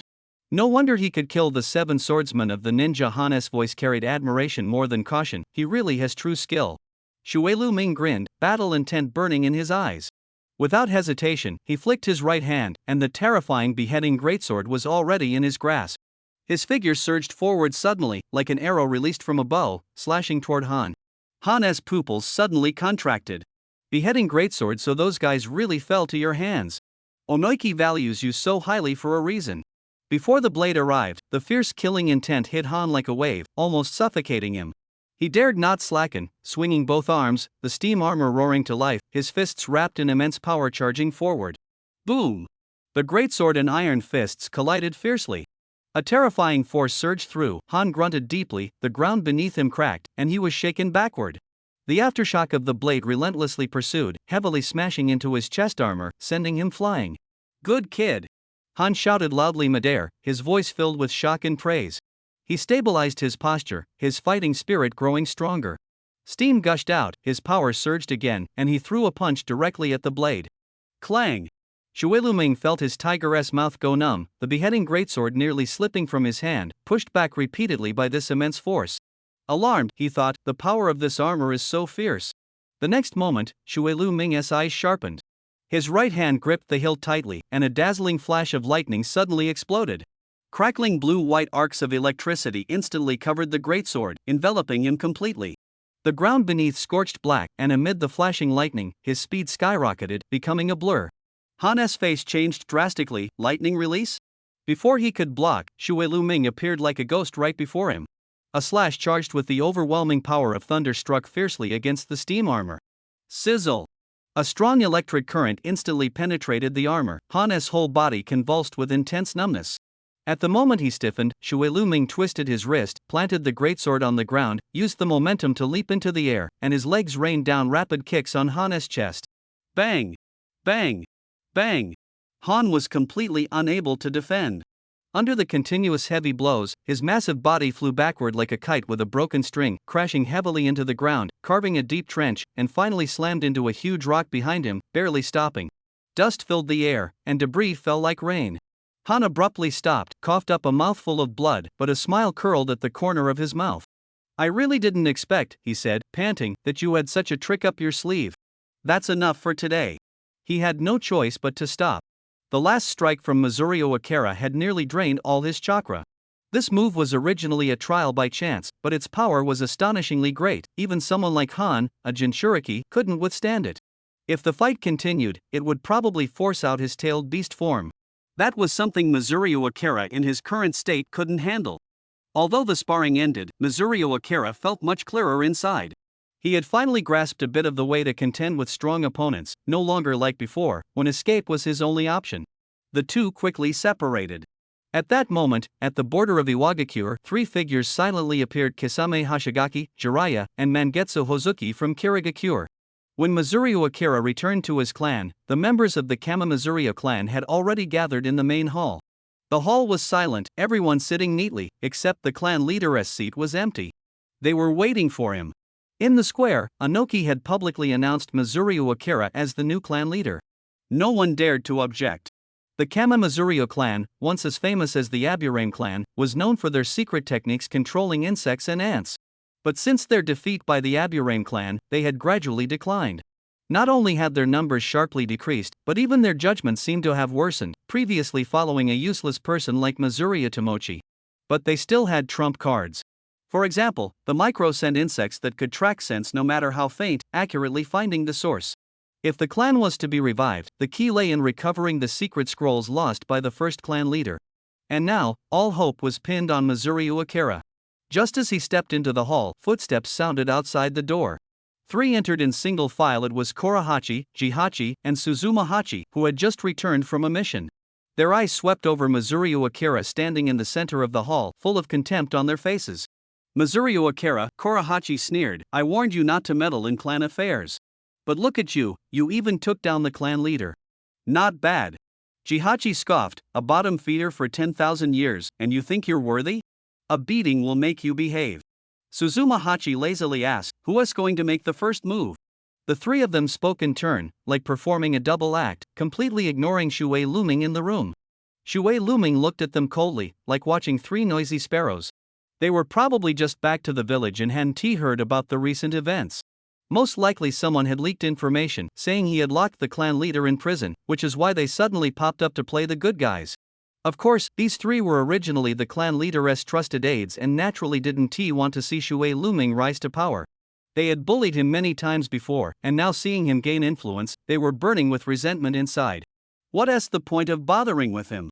Keifeng sneered sharply, her voice piercing, a useless person who can't even learn the most basic insect control technique, what ability could he possibly have?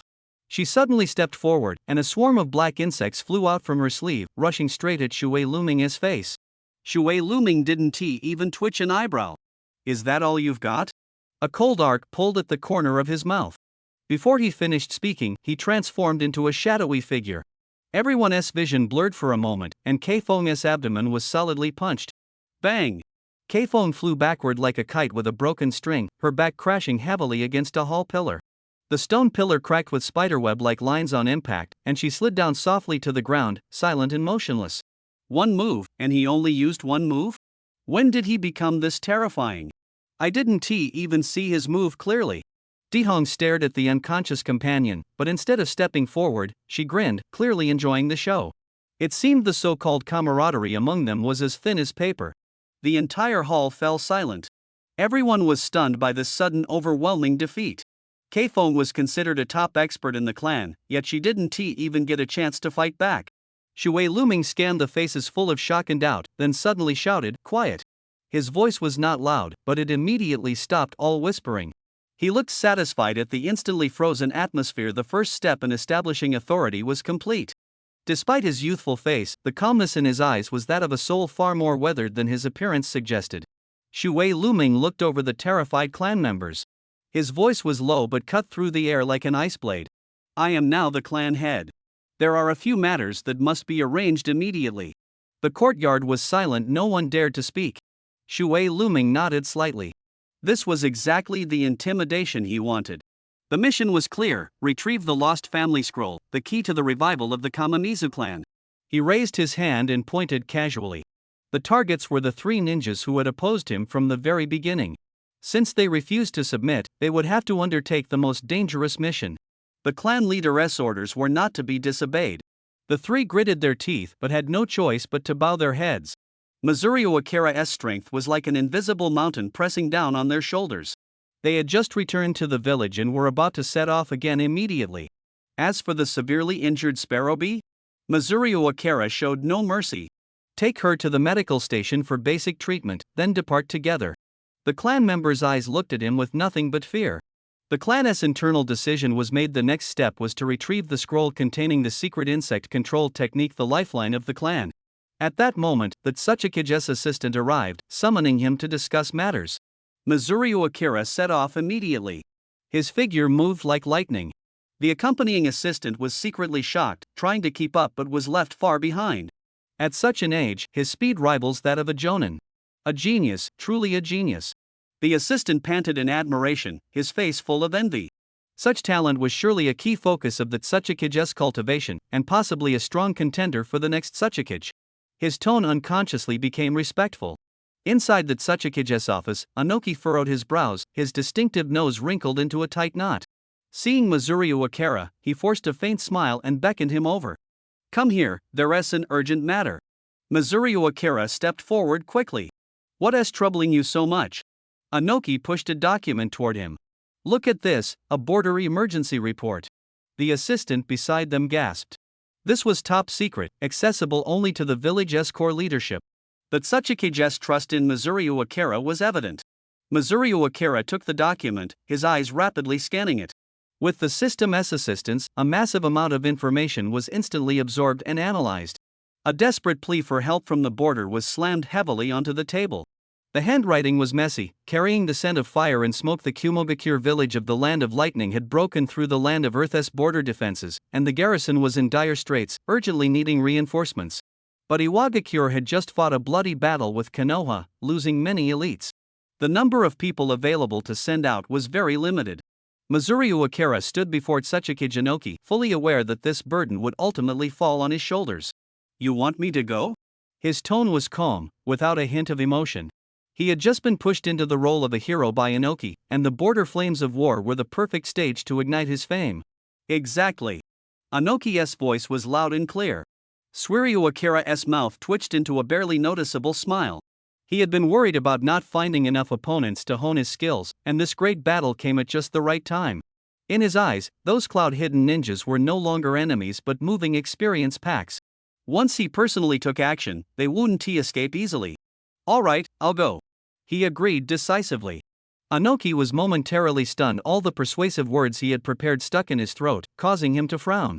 He hadn't expected Suirio Akira to be so straightforward. Suirio Akira turned to leave, but Inoki raised his hand to stop him. "Wait, you're not going alone. I'll assign you a partner." He clapped twice, and behind him stepped out a burly young man with a simple, honest face. Suirio Akira looked up. It was Inoki's son, Kodo.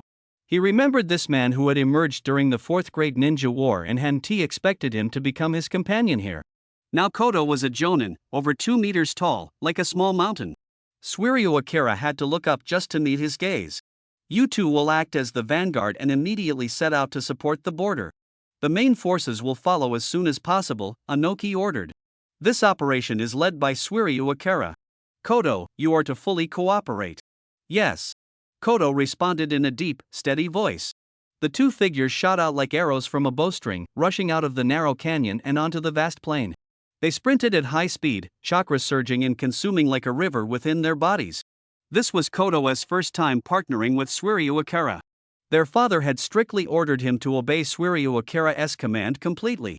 Though somewhat reluctant, he had no choice but to comply.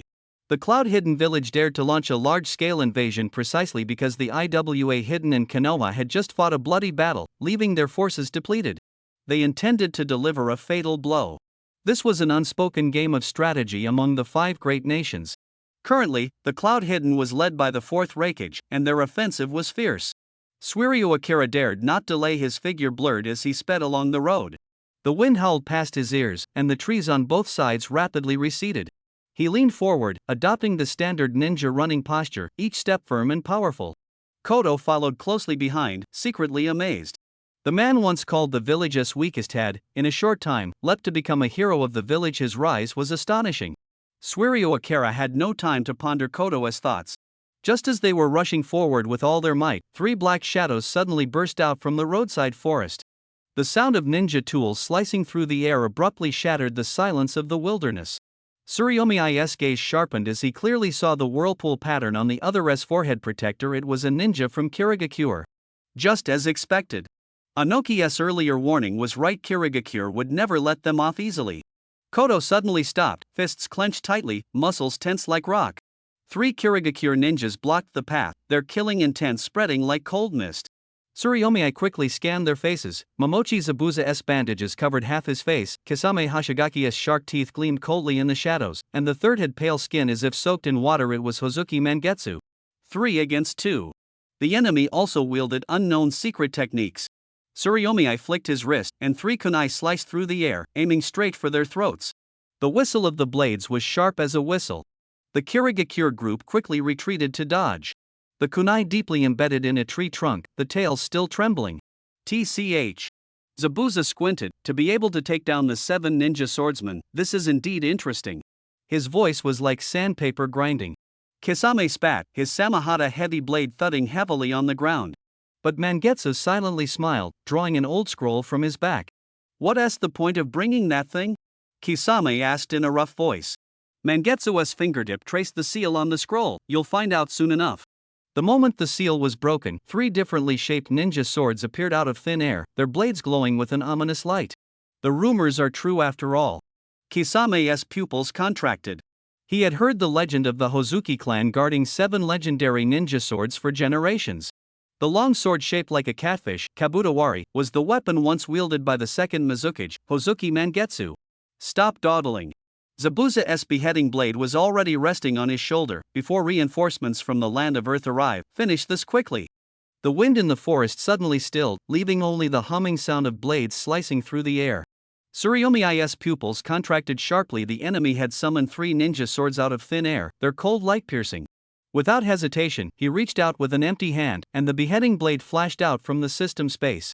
HM? Momochi Zabuza's gaze instantly locked onto the crimson blade, greed flashing in his eyes. How dare you lay hands on my clan's treasured sword? He flicked his toes, and the sunbon on the ground shot up in response. The steel wires sang sharply in the air, coiling toward Tsuruyomi like venomous snakes. Water style, water dragon bullet. Zabuza formed hand seals and roared, a 10-meter-high water dragon rising behind him. The dragon's head roared as it tore through the air, carrying immense force as it crashed down. Mizunami quickly retreated, the edge of his clothes still torn by the water dragon's edge. Sharp pain shot up his shoulder blade as he staggered into the rock wall. The so-called genius is nothing special. Zabuza sneered. Earth release, earth wall.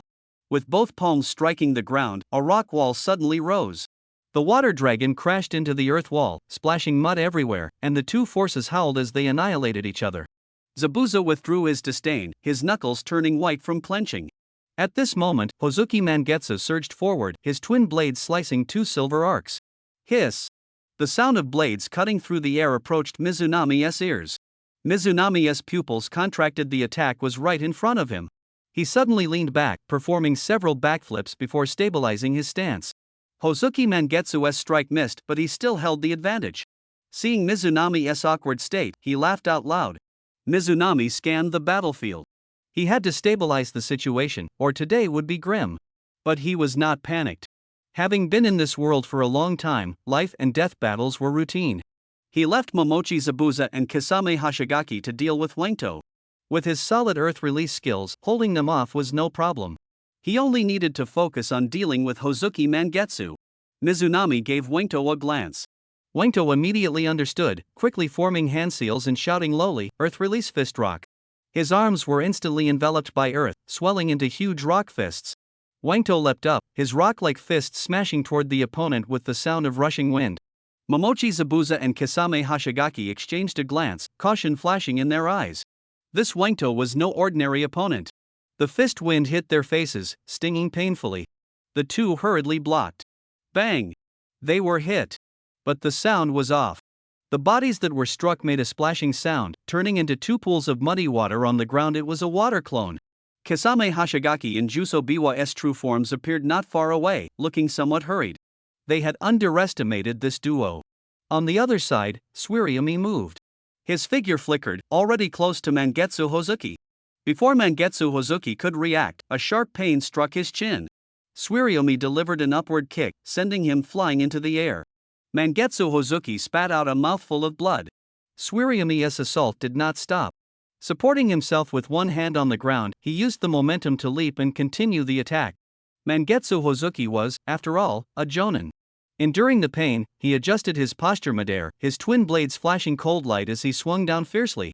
Tsuruyomi remained calm and unhurried, suddenly drawing his decapitating greatsword. Lightning crackled along the blade, sizzling loudly. The decapitating greatsword suddenly burst forth with dazzling blue electric arcs, emitting a hissing roar. Tsuruyomi exerted force with both arms, the greatsword tearing through the air, trailing an electric afterimage as it slashed straight at Mangetsu Hozuki. Mangetsu Hozuki's pupils contracted sharply, and his twin blades hurriedly crossed to block. Clang! The clash of metal exploded. But the next moment, the electric arc surged along the twin blades up his arms. Sizzle! A blinding flash burst forth, accompanied by the smell of burning flesh. Mangetsu Hozuki convulsed violently, spitting out a mouthful of blood, his body violently thrown into the air. Tsuruyomi landed, the tip of his blade planted on the ground, supporting his slightly trembling body. His face was pale, breathing rapid, yet he still forced himself to stand upright. Bang! A charred body crashed heavily down, dust flying. Along with the fall came two short blades and a scroll. Tiny electric sparks occasionally flickered across the body, emitting a faint ZZ sound, already lifeless. Huang Tu saw this scene, and a broad smile spread across his rugged face, his signature large nose twitching excitedly. "Well done, kid. Nice work." His loud voice carried unabashed praise. The recent fight against Juzo Biwa and Kisame Hashigaki had fired up his fighting spirit. Shui Luming briskly stepped forward and delivered a finishing kick to the corpse of Hozuki Mangetsu, kicking it aside. At that moment, a cold voice echoed in his mind. "Ding! Successfully killed an upper-level ninja, rewarded with 400 attribute points. Attribute points have been credited. Current total, 700. The numbers flickered, and Shui Luming's spirit lifted, the fatigue seeming to fade somewhat. He raised his eyes to the two remaining formidable enemies opposite him, Momochi Zabuza and Kisame Hashigaki. These two were characters capable of stirring up bloodshed in the late stages, especially Kisame Hashigaki, who, when fully unleashed, could even contend with shadow-level warriors. Momochi Zabuza and Kisame Hashigaki exchanged a glance. The instant defeat of Hozuki Mangetsu made them abandon their last bit of disdain. "Looks like we have to seriously play with this kid from Iwagakure," Kisame Hashigaki grinned, revealing his dense, shark-like teeth. Underneath his deep blue hair, his shark-like face bore gill-like markings that slightly opened and closed with his breathing, making him look fierce and terrifying. To be able to finish Mangetsu so quickly is indeed interesting. Momochi Zabuza's low voice carried a cold, murderous intent. Kisame Hashigaki's voice cut through the air like an ice blade. "Kid, you're asking for death." He stepped closer to Shui Luming, the ground beneath seeming to tremble. On the other side, Momochi Zabuza faced off against Huang Tu, their four gazes clashing in the air, killing intent thickening. Water release water shark bullet technique. Kisame formed hand seals, and his chakra instantly boiled. A giant shark formed from condensed water appeared out of thin air, its fangs fierce and its entire body a ghostly blue. He leapt into the shark's mouth, transforming into a raging torrent, charging straight at Shui Luming. Shui Luming's pupils contracted. This pressure was far more terrifying than Hozuki Mangetsu's. Even before the water shark arrived, the stench of blood and wind hit his face. Huang Tu couldn't help but shout, "Watch out!" But Shui Luming moved. His figure flickered, sliding sideways like a ghost half a step, the water shark smashing the rock wall with a roar as it brushed his clothes. Water splashed everywhere, and Kisame's eyes widened. This kid's speed was so fast he left after images. Just as the water shark reformed, Shui Luming leapt up. Lightning exploded around him, crackling, wrapping him in a ball of blazing white electricity. Fall! He shot down like a meteor, lightning tearing through the water shark's head. With a thunderous boom, the giant shark exploded into a mist of water droplets. Kisame staggered to the ground, his sleeves scorched black, his face showing shock for the first time. Interesting. He licked his fawn-like teeth, a fighting spirit igniting in his eyes. Again! Shui Luming shook the water droplets from his wrist, lightning still dancing at his fingertips. Huang Tu watched from afar, his clenched fists trembling slightly with excitement. Too brutal. That last move was truly satisfying. Huang Tu couldn't help but cheer. The water shark bullet was easily countered by him. Momochi Zabuza narrowed his eyes, a chill creeping up his spine. This kid was no ordinary opponent. He clenched his fists tighter, his killing intent growing stronger. The stronger Mizurumi Akira appeared, the more he couldn't be allowed to live. At this moment, Mizurumi Akira was unusually calm. He scanned the battlefield, quickly analyzing the situation. Despite taking a heavy kick from Kisame Hashigaki, Kisame remained unscathed. This guy's chakra reserves were like a bottomless pit. He recalled Hyuga Niji's previous assessment. Apart from Naruto, he had never seen anyone with such overwhelming chakra. No wonder he was called the Nine Tails Jinchuriki. The shark skin greatsword hummed in Kisame's hands, perfectly in sync with him. This sword allowed Kisame to transform into a half-merman, freely navigating the giant water prison and devouring his opponent's chakra. That was his absolute domain. But in the land of Earth, Kisame chose a more direct attack. Water release, water prison technique. Kisame formed the hand seals as fast as lightning. Water surged from thin air, condensing into a spherical cage rushing forward. This move could both trap the enemy and protect the user. Mizurumi Akira's pupils contracted sharply. The opponent's chakra was so abundant it could sustain such a powerful ninjutsu. Didn't he expect Kisame to be this strong? Huang Tu gasped. But Mizurumi Akira's steps remained steady. He quickly retreated, trying to create distance. Useless. Momochi Zabuza sneered coldly. Kisame's water prison technique is one of the best in Kirigakure. This kid is doomed. Huangtu clenched his fists.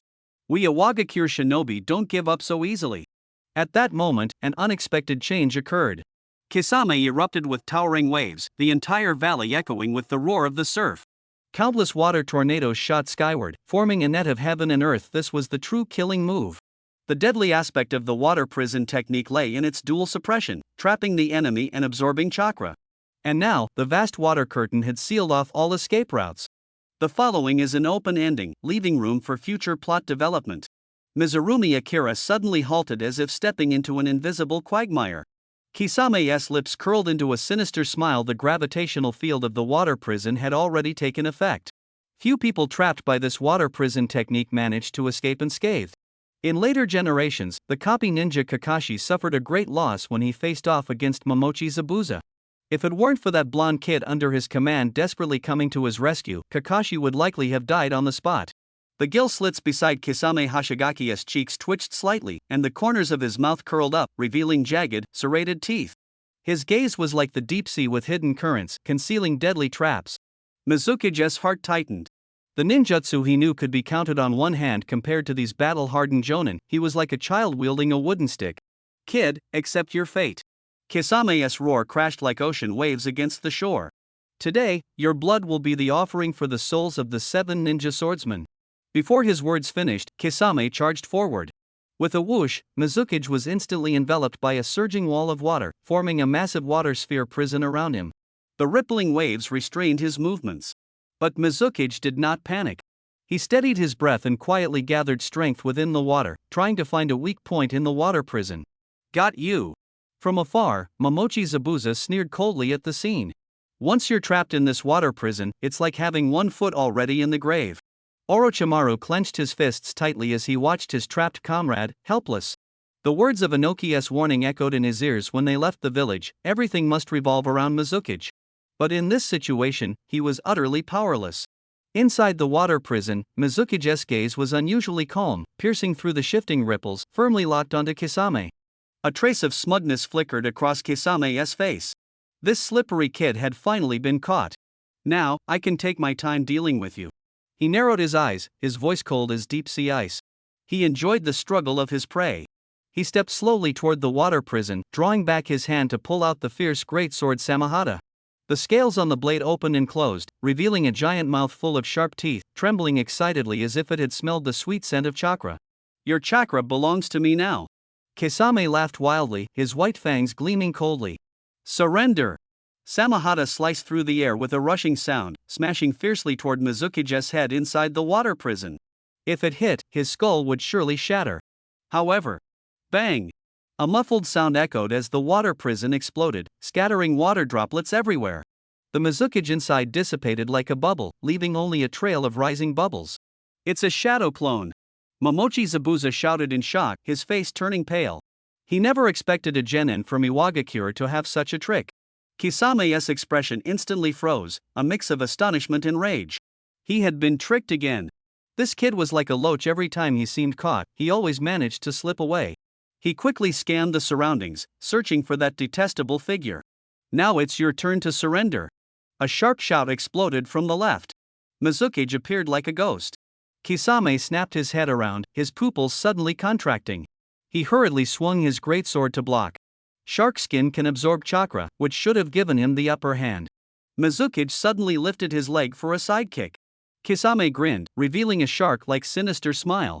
Kid, this ends here. But that kick landed solidly on his temple.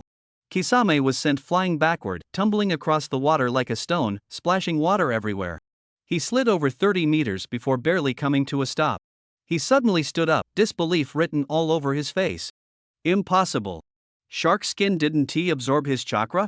That is absolutely impossible. Mizuki still held his kicking posture, his figure steady as a rock, radiating an imposing aura. Could he have done it with just physical strength? Kisame's heart tightened, his expression growing serious. Mizuki's lips curled into a confident smile as he took a battle-ready stance. That composed demeanor forced Kisame to focus completely. Killing the 7 ninja swordsmen was no fluke. He gritted his teeth silently. This kid keeps surprising me again and again. Though unwilling, he had to admit the other's strength. Shark head, it's not over yet. Mizuki shouted loudly. Kisame was momentarily stunned, then burst into a rough laugh. Interesting. Kid from Iwagakure, you've successfully piqued my interest. On the shore, Kido squinted his eyes. Mizuki's figure suddenly became mysterious and unfathomable. Father's trust in him was truly justified.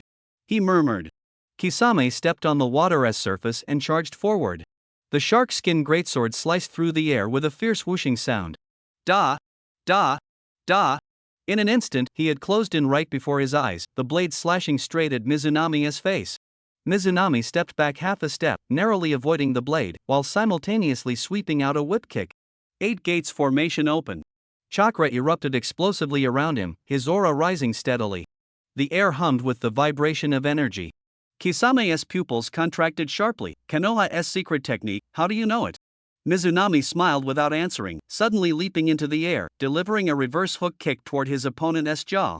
Kisame was prepared, raising his arm to block. This move is useless. He sneered triumphantly. Unexpectedly, Mizunami gave a sly smile, and his body suddenly exploded into a cloud of white smoke with a boom. It was a shadow clone. The real body had already flashed behind Kisame, a hand blade aimed straight at the back of his neck. Watching the battle, Momochi Zabuza's eyes widened sharply, his face full of shock. This kid, who is he? Kisame was pushed back by a heavy punch, his arm numb. Just with taijutsu, he can push me to this extent. Nice. Oto couldn't help but cheer. Before the words had even left his mouth, Mizunami had already flashed like a ghost to Kisame's flank. A smirk appeared at the corner of his mouth as his right leg turned into a black shadow, sweeping straight at his opponent's head. Kisame's pupils shrank suddenly, and he hurriedly leaned back. The gust from the kick brushed his face, the force stinging his skin painfully. There is such a person in Iwagakure. Momochi Zabuza, who was struggling with Oto, felt a chill in his heart. He was already locked in a fierce fight with Oto, and now seeing his comrade restrained, he silently sensed trouble. Mizunami's offensive did not stop. Konoha whirlwind. Amidst the sharp shouts, his legs blurred into a continuous afterimage. Bang! Bang! Bang! A series of muffled explosions erupted, forcing Kisame Hashigaki into a steady retreat, his protective chakra nearly dissipating. The final heavy kick struck his chest directly, and he crashed toward Momochi Zabuza like a kite with a broken string. To think you injured Kisame this badly. Momochi Zabuza gasped sharply. Kisame staggered to the ground, wiping the blood foam from the corner of his mouth, and let out a low laugh. Quite a few ribs broken, interesting kid. His eyes burned with fighting spirit, but then he heard Momochi Zabuza urgently say, "Don't get caught up in the fight. Reinforcements from Iwagakure are almost here." A thick fog suddenly spread all around. When Mizuki cleared the mist, 2 Kirigakure ninjas had already vanished without a trace. Oto hurried forward. Let them get away? Mizuki shook his head, his gaze turning toward the border. We've delayed too long, we must depart immediately. He leaned forward, breaking through the morning forest mist like an arrow released from a bow. Impressive, you actually handled those guys all by yourself just now. Oto slapped Mizuki's back hard, excitement in his voice. Especially that move that took out Hozuki Mangetsu. The silver flash from the dagger was like lightning. Damn, ruthless. Mizuki rubbed his throbbing temples. Before he could respond, a sharp bird call suddenly sounded from afar. It was the alarm signal from the Iwagakure border. Oto's smile froze on his face. Both turned their heads toward the national border. The wind carried a scent of blood. When they reached the border, the soil beneath their feet was stained dark red. Broken kunai were stuck among the bodies, and several Iwagakure forehead protectors lay crooked on the ground like trampled fallen leaves. We're too late. Oto punched a tree trunk, the bark cracking loudly and harshly. Mizuki crouched down, his fingertips brushing over a still warm footprint. The trail is fresh. He suddenly stood up, his coat fluttering in the wind. Chase! 2 figures tore through the mist on the plain like arrows released from a bow. Chakras surged through their meridians, each step kicking up flying grass fragments. Ahead, figures finally appeared. More than 10 Kumogakure ninjas surrounded 5 or 6 Iwagakure genin like a wolf pack hunting, forcing them to the edge of a cliff. Amid the clashing metal and explosive ninjutsu sounds, Iwagakure's earthen walls shattered repeatedly, stones raining down like raindrops. Oto stopped, panting heavily, but Mizuki had already drawn his kunai. The cold gleam reflecting off the blade startled the Kumogakure ninja on the outer edge. Hey! The man wearing a thunder-patterned forehead protector turned around, baring his pale teeth. More fools coming to die? When Mizukage arrived, his comrades were covered in wounds but still fighting desperately. The Kumobakure pursuers launched a fierce offensive.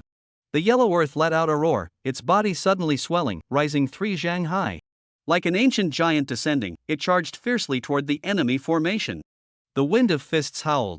The cloud-hidden ninjas were swept away like kites with broken strings, screams rising all around. The sudden appearance of the yellow earth caught the cloud-hidden ninjas off guard. They quickly regrouped, surrounding him in a tight circle. Reinforcements from the rock-hidden village, the leading cloud-hidden jonin sneered, only 2 of them? Xue Luming stepped forward slowly, a faint smile curling at the corner of his mouth. In his eyes, these enemies were nothing more than moving experience points. The yellow earth's eyes turned blood red. Seeing his comrades dead or wounded, he was utterly enraged. Rocks instantly covered his arms, muscles bulging. A cloud-hidden genin Henti even reacted before the rock-like fist thundered down. Bang! A spray of blood exploded. The genin died on the spot. Everyone gasped sharply. Xue Luming was also shaken by this ruthlessness but secretly lamented, another waste of experience points. He flashed into the battle. A young genin, seeing his youthful face, swung his blade straight at his forehead. Xue Luming dodged sideways, delivering a high kick that struck the opponent's chin. The ninja soared into the air. Supporting himself with one hand, Xue Luming used the momentum to leap into midair. 2 consecutive whip kicks landed with dull thuds. The ninja crashed into an ancient tree like a broken log. The trunk snapped. He spat blood and slid to the ground, motionless. On the rock-hidden village's front, shouts of astonishment rose one after another. Who is that kid? The rock-hidden village actually hides such a monster. I've never seen those 2 faces before. With that strength, they can't be nobodies. Be careful, those 2 are not normal. A commotion arose from the cloud-hidden village side. Some gasped sharply, others instinctively stepped back. Xue Luming and the yellow earth swept through like a violent storm, leaving only fallen figures in their wake. Just now, the low-level ninjas of Iwagakure were still struggling to hold on. At this moment, their hands tightly gripping their kunai finally stopped trembling. Lord Tsuchikage hasn't he abandoned us? A wounded ninja's voice trembled. This reinforcement is too strong. Look! The ninjas from Kumobakure can't even block a single move. A crisp notification sound rang in Mizunami's ear. Ding! Successfully killed a low-level ninja, attribute points +5. The tiny numbers flickered, causing a slight smile to appear at the corner of his mouth. He lifted his blood-stained face and scanned the Kumobakure ninjas opposite him. Their panicked faces transformed in his eyes into moving reward packages. A greedy flame flickered in his gaze. The Kumobakure group felt a chill run down their spines from that look. Are these 2 monsters? No wonder that Tsuchikage only sent them, no need for more people at all. Mizunami shook the blood droplets off his kunai. The Kumobakure ninjas who had just been mocking his youth now silently collapsed into the dust. He stepped forward, the soles of his boots crushing the gravel with a steady crunch. Tap, tap, tap. Each sound was like a heavy hammer striking the gaps between the Kumobakure ninjas' heartbeats. The seemingly frail boy carried a suffocating pressure with every step. The Kumobakure leader wiped the cold sweat from his forehead, his knuckles turning white from gripping his blade too tightly. He forced a shout, "Kid! Don't get too cocky. Let me show you the power of Kumobakure." Mizunami chuckled softly at the words, his figure flickering. Only a wisp of drifting dust remained in place. Too fast. Mizunami's figure instantly vanished from the Kumobakure ninja's sight. They panicked and looked around, the air filled only with tense breathing. Suddenly, a lower-ranked ninja felt a chill at the back of his neck. He spun around sharply. A flash of cold light. Mizunami appeared behind him like a ghost, the kunai in his hand slicing through the air. A line of blood shot out, accompanied by a muffled choking sound, and the ninja collapsed heavily to the ground. A single slash to the throat. By the time everyone reacted, Mizunami had already raised the kunai to his lips. He stuck out his tongue and gently licked the blood off the blade. His eyes were as cold as ice. M.O. Monster! A ninja from the land of lightning whispered tremblingly. Who exactly is he? The team leader, a higher-ranking ninja, gripped his weapon tightly as cold sweat trickled down his spine. In just a few seconds, several members of the squad had fallen. The surviving ninjas involuntarily retreated, their survival instinct overpowering their shame. But the slaughter did not stop. The yellow earth was ignited with battle fervor by Mizunami's fierce assault. He roared, his fists wrapped in rock smashing heavily into the ground. Boom! 2 ninjas who failed to dodge were instantly crushed into a mist of blood. That yellow earth from Iwagakure looks honest, but his strikes are so brutal. Like a wild beast. Even his comrades were stunned. Mizunami, however, frowned and couldn't help but curse aloud, idiots. These are living attribute points. All wasted. The yellow earth thought he was mourning the dead, unaware that Mizunami was actually lamenting the lost experience points. He couldn't wait any longer. Mizunami leapt up, hovering midair. He formed hand seals, and a burst of blue-purple chakra radiated fiercely from his body. The energy swept like flames, causing the surrounding air to tremble. The Jonin from the land of lightning's pupils constricted. He didn't understand what technique this was, but his instincts screamed wildly. Danger! Finish them quickly, or we'll all die. The Jonin shouted. He struck first, sending a dozen kunai slicing through the air with sharp whistles, aiming straight at Mizunami. If they hit, Mizunami would suffer severe injuries. However, just as the kunai were about to touch his body, Mizunami vanished. Swish! Only an afterimage remained. The crowd's vision blurred, and he was gone. The next second, Mizunami had already flashed beside the Jonin. His palm gathered wild lightning, crackling arcs jumping incessantly, and the air filled with a scorching aura. The Jonin's pupils suddenly contracted, and he hurriedly tried to block. But Mizuryu Akira's movements were as fast as lightning. His figure flickered, already brushing past him. Ah! A piercing scream tore through the air. A dazzling white light flashed by, followed by the crackling sound of burning skin and a pungent smell of smoke. The Jonin froze in place as countless electric snakes surged through his body, black smoke rising from him. He fell heavily to the ground, instantly turning into a charred corpse. The surviving ninja from the land of thunder witnessed this scene, feeling their scalps tingle. One strike to kill? The Jonin-sama actually couldn't even withstand a single blow? This monster from the land of earth were finished. Despair spread across their faces. This sudden youth was stronger than anyone could imagine. Even Kodo swallowed hard instinctively, unable to believe it. He knew Mizuryu Akira was strong, but he never expected him to be this powerful, instantly killing a Jonin. No wonder his father valued him so highly. The morale of the low-ranking ninja from the land of earth, which had been low, now surged. In this desperate situation, reinforcements descended from the heavens, and their appearance immediately turned the tide of battle. This youth looked young, but his strength was like that of a king's arrival. Kodo felt his blood boil, his fighting spirit reignited. The injured comrades also struggled to join the fight. However, Mizuryu Akira caught sight of this, and a nameless fury suddenly surged in his heart. You idiots! He almost shouted, who allowed you to act on your own? His thunder strike was meant to intimidate, but these guys immediately got carried away. However, the effect was obvious. The remaining low-ranking ninja from the land of thunder were terrified out of their minds, completely losing their fighting spirit. The fighting spirit of the land of earth ninja completely collapsed, like withered leaves swept away by a fierce wind, and in the blink of an eye, they were all defeated.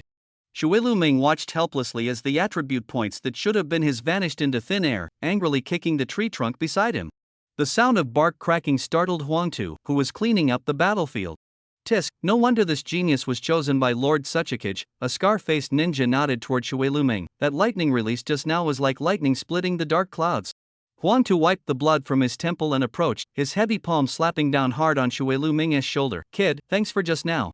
Shuiluming gritted his teeth, the force on his shoulder nearly making him stagger. He stared at the cracks on Huangtu's armor, itching to hurl a lightning ball straight at his face. System notifications sounded crisply. Eliminated Jonin, reward 300 attribute points. He caught a glimpse of the numbers flickering on the virtual panel, 1040. The goal of 50,000 points to unlock all elemental ninjutsu was still far out of reach, but the progress bar for fire release cultivation had already climbed past 1/3. Time to go. Shuiluming shook off Huangtu's hand, his voice like clashing ice. The Lightning Country's ambush team might be more than just this one squad. As he turned and dashed into the dense forest, a spiral of falling leaves swirled where his afterimage passed. Dozens of ninjas stared blankly in the direction the boy disappeared, some unconsciously holding their breath. Was that just now the body flicker technique? No, pure speed. Huangtu picked up a leaf split in two by the gust. This kid's lightning release is evolving into something even more terrifying. From deep within the forest came Shuiluming's cold urging, if you want to live, keep up. The group whispered among themselves, thinking they were discreet, but every word clearly pierced Shuiluming's ears. He had no time to care, his gaze sharp as a hawk's sweeping the battlefield, searching alongside Huangtu for trapped comrades. Soon, a ravaged clearing appeared ahead. 6 bodies lay sprawled on the ground, the forehead protectors of Iwagakure covered in dust, victims of the Lightning Country's ninjas. "Bastards," someone roared, voice trembling with rage. "We can't let them get away." "Blood for blood," more voices echoed, fists clenched white.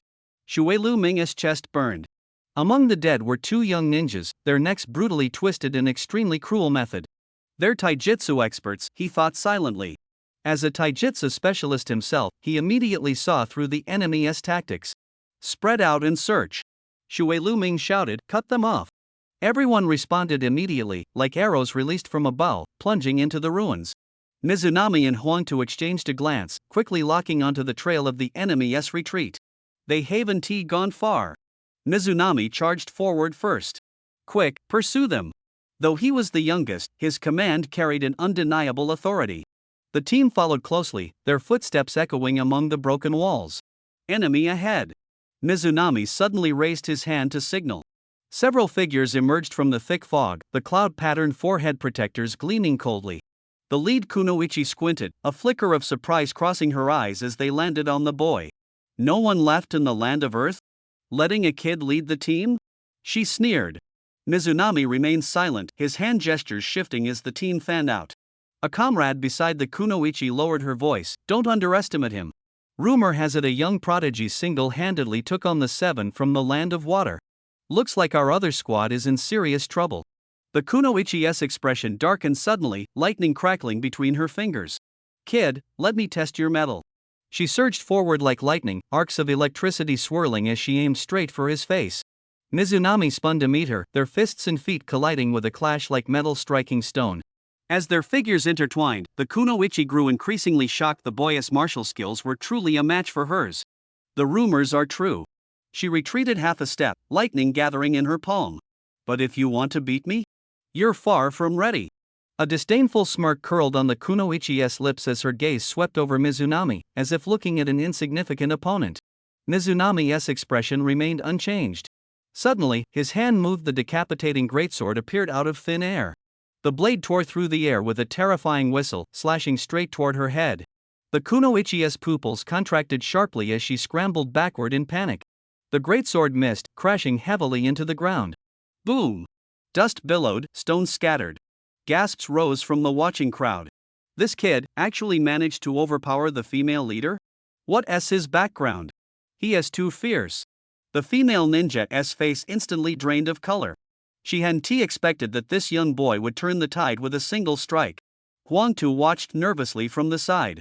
Shuelu Ming's strength was even greater than the last time they met. He sighed inwardly, "Dada's judgment is really sharp. Teaming up with him this time is my luck." The genin from Iwagakure all turned pale, intimidated by the power of that slash. The female ninja gritted her teeth, a mix of shame and anger. Her original advantage was completely shattered by this sudden attack from the kid. "Arrogant brat. I'll make you pay." She quickly formed hand seals with both hands, and dazzling electric sparks burst from her palms. Drawing her ninja blade, she became a blur, charging straight at Shuelu Ming. Right ton, thrust. The blade's tip aimed directly at his heart, as fast as lightning. Huangtu almost shouted out, but it was already too late. At that moment, Shuelu Ming's body erupted with crackling electric light. He suddenly twisted aside, brushing past the female ninja, narrowly avoiding the deadly strike. The female ninja staggered to her knees, breathing heavily, clearly exhausted. Cold sweat appeared on Shuelu Ming's forehead. This move was even more dangerous than when facing the golden flash of Konoha back then. His eyes sharpened, no longer holding back. The beheading greatsword was raised again, lightning coiling around the blade, hissing incessantly. He had already opened the 3rd gate of the 8 gates. His strength had reached the current limit. His speed suddenly skyrocketed, leaving only an afterimage behind, impossible to catch with the naked eye. With a swish, he had already flashed behind the kunoichi, the beheading greatsword in his hand slashing down fiercely with the sound of wind breaking. The blade sliced through, but only shattered a bursting water bubble. Shadow clone. Shuelu Ming's heart tightened.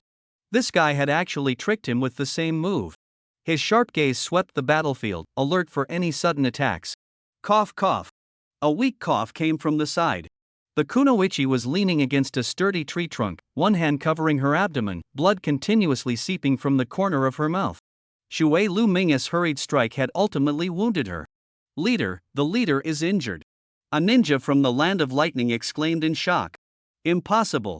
To be defeated by this kid from the Land of Earth. The Land of Lightning camp immediately stirred in chaos, morale visibly dropping. In contrast, the Land of Earth's side was greatly boosted by Shui Luming's bravery. Shui Luming hesitated not at all. Since the leader-level opponent was temporarily unable to continue fighting, his gaze immediately locked onto the two lower-level Land of Lightning ninjas rushing up beside him. With a flash of the blade, two short, sharp screams sounded almost simultaneously. The two fell to the ground in response, becoming souls lost to the sword. Ding! Successfully killed a lower-level ninja, reward attribute points 5. Ding! System notification sounds rang out one after another. A cold smile curled at the corner of Shui Luming's mouth. Even mosquito legs are meat. Like a fierce tiger charging into a flock of sheep, every swing of the beheading greatsword brought a splash of bloodlight. Coupled with his comrades' attacks, the Land of Lightning ninjas fell one after another, and in the blink of an eye, only a handful remained on the battlefield. The injured Kunoichi leaned against the tree trunk, her face pale, eyes filled with disbelief. Everything had happened too fast. The damn guy had turned the tide of battle in an instant. Mizunami showed no mercy, waving his large hand. Surround them! His subordinates immediately formed a circle, trapping the last few scattered soldiers in the center. This was a long-standing life-and-death battle, with no room for mercy. The raiding force from the Land of Thunder surged across the border like a tide, and the defenders of the Land of Earth were almost completely slaughtered. Those who fell were their comrades, their family, and some were even blood-related brothers. Blood debts must be repaid with blood. Don't let a single one escape. Mizunami's voice was as cold as ice. While he certainly wanted to harvest attribute points, at this moment, he truly embodied the identity and rage of an Iwagakure ninja. The surviving ninjas from the Land of Thunder quickly contracted, back to back, forming a defensive formation for a final desperate fight. Mizunami was too lazy to waste words. His figure flickered, leaving a trail of afterimages, and he instantly closed in on the leading Kunoichi. She was the one who had nearly stabbed him in the back with a dagger just moments ago. The beheading greatsword swung out with the sound of wind. The Kunoichi barely sidestepped, her footing unsteady.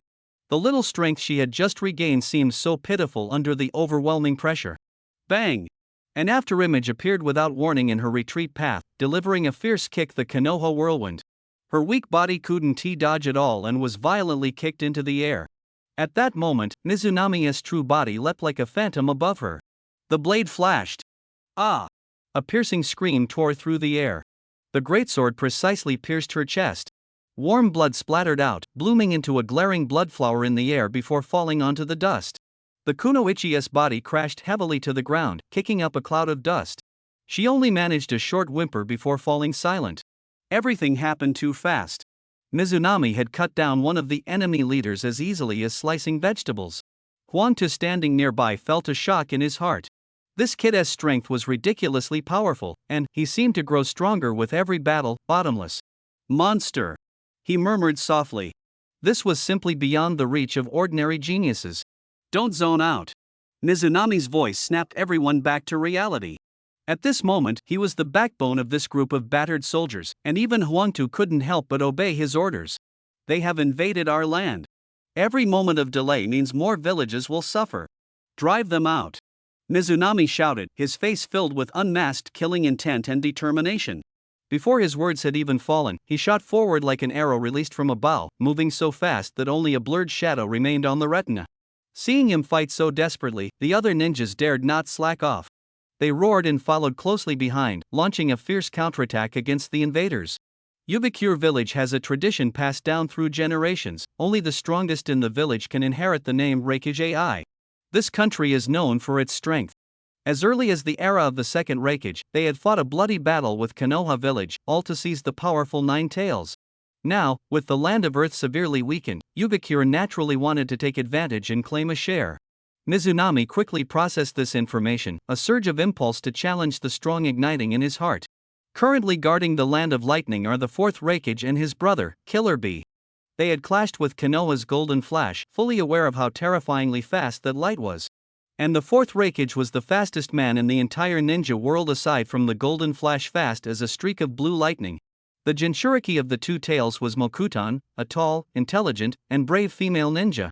Previously, it was unclear whether the Two Tails or the Eight Tails had attacked the Land of Earth, but a battle of that scale was enough to chill any witness to the bone. Ordinary Jonin stood no chance against them. Suddenly, Mizunami's expression tightened. Huangtu noticed the change and was somewhat surprised. A powerful chakra fluctuation was approaching. Mizunami felt it an oppressive force like the one he had faced against Kisame Hashigaki. The situation had changed. Scatter! Mizunami abruptly stopped and shouted to his subordinates around him, "Enemy incoming." Without hesitation, the subordinates instantly dispersed in all directions. In the forest, a tall woman with twin ponytails walked out slowly, her expression stern. Information rapidly flashed through Mizurame's mind, immediately matching the data Two-Tails Jinchuriki, Yukimaru. He hadn't expected her to be lying in ambush here. Anger burned in Yukimaru's eyes. It was this young man who had consecutively killed her comrades. The fourth Reikage had already issued a death order. He must be eliminated. His growth speed was beyond imagination. Her figure flickered, approaching like a phantom.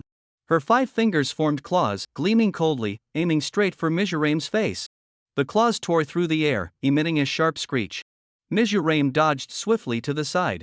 The wind pressure from the cat claws brushed past his cheek. The attacks followed like shadows, each strike targeting his throat and vital chest points. He retreated repeatedly, his steps becoming disordered. Yukimaru's offensive was dense like a tide, her movements unpredictable and so fast they left only after images. Beside the battle, Huangtu's pupils suddenly contracted. This speed, it's inhuman. Is this the true power of a Jinchuriki? He murmured, a faint tremor barely perceptible in his voice. Mizurame is once again on the defensive. This woman is too troublesome. What to do? There's simply no opening. A suppressed gasp rose from the sidelines. Under the storm of attacks, Mizurame's defense was riddled with holes, no longer as composed as before. Yukimaru's sudden assault caught him off guard. Just as he tried to steady himself and counterattack, Yukimaru's figure flickered, suddenly drifting backward, instantly creating several meters of distance. Then, her figure flashed repeatedly, accompanied by 2 short muffled sounds, as 2 lower-ranked ninjas attempting to sneak attack from the flanks collapsed to the ground.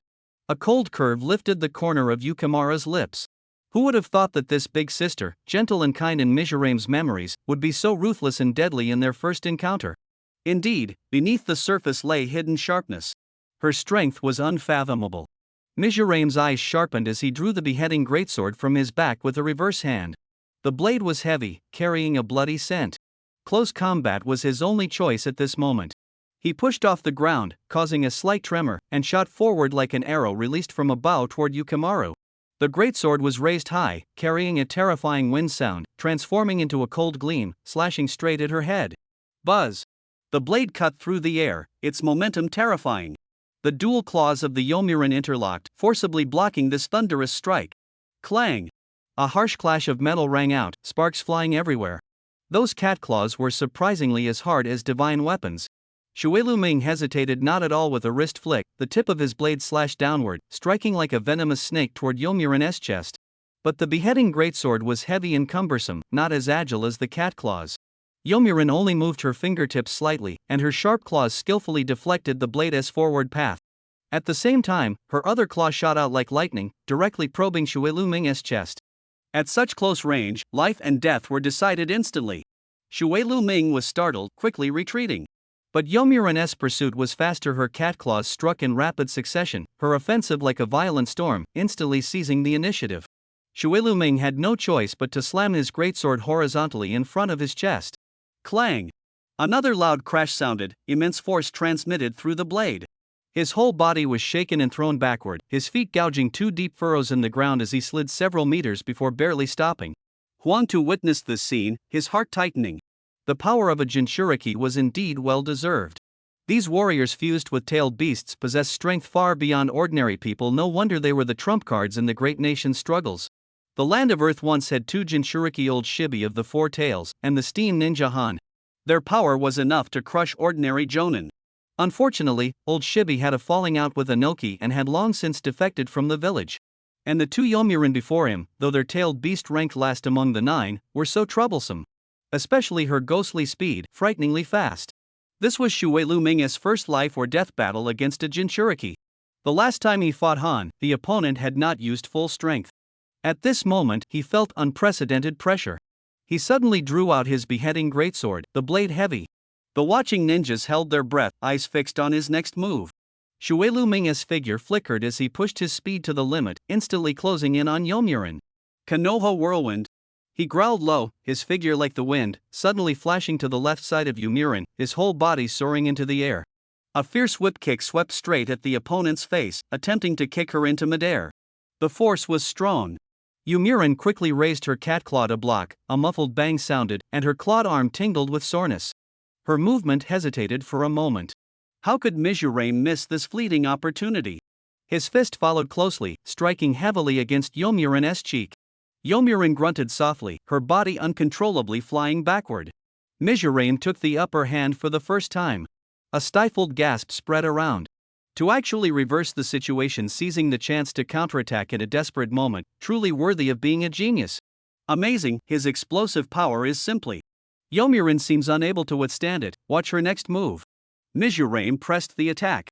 The decapitating blade hummed as it rose, the blade suddenly bursting with dazzling lightning. Blue-purple arcs of electricity crackled, wrapping around the blade, rubbing against the air with a teeth-grinding screech. On Yomurin's previously expressionless face, a trace of fear finally flickered. She opened her mouth and spat out a ball of blue flame. The fireball shot out like a cannonball, rushing straight at Mizurame, attempting to intercept his slash. Tailed Beast Orb. Mizurame's pupils contracted sharply. He hadn't expected the opponent to use such a deadly move right from the start. This was a small tracking tailed beast orb, glowing with an ominous ghostly blue light. In the next moment, the lightning-wreathed blade collided with the tailed beast orb with a thunderous crash. Boom! A deafening explosion echoed across the sky. Thick smoke and dust instantly engulfed the entire battlefield. Mizurame leaned against a tree trunk, breathing heavily. Not far away, a group of low-level ninjas grew restless, wanting to rush in to help. Stay where you are. Yomurin's cold voice cut off their steps. Anyone who dares interfere is courting death. When experts clash, victory is decided in an instant.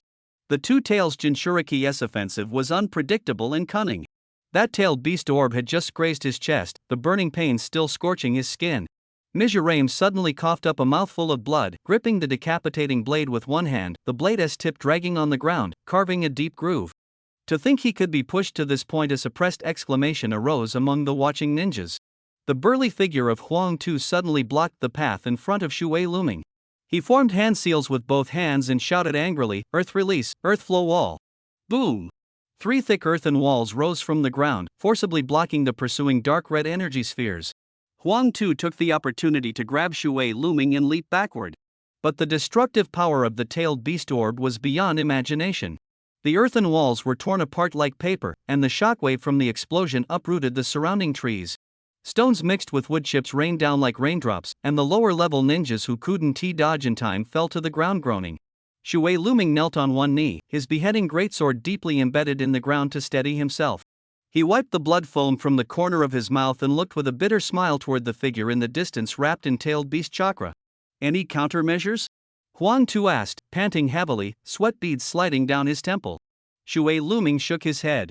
His taijutsu was useless against overwhelming brute force, and lightning release techniques were precisely the weakness of the Land of Earth. The cheers of the cloud-hidden ninjas in the distance grew louder, while the Land of Earth side was deathly silent. The chakra around Yumoto boiled like molten lava, and a second-tailed beast orb was forming in her palm. Shuei Luming's breath caught. The opponent's power was like a tsunami, pressing down on him until he could barely breathe. He turned his head and shouted to Huang Tu, "Cover me. I'm going in close." Huang Tu nodded heavily. His attacks might not be sharp enough, but his earth release was as solid as a rock, the most reliable shield at this moment. The action began. Shuei Luming's figure flickered, so fast it was just a blur. He instantly sheathed his signature beheading greatsword and slipped into the shadows. Yumoto's crimson eyes scanned around, searching for Shuei Luming, but only saw Huang Tu forming hand seals and summoning a sturdy earth clone charging toward her. "Trickery!" Yumoto roared, instantly condensing a jet-black tailed beast orb and firing it with a thunderous blast.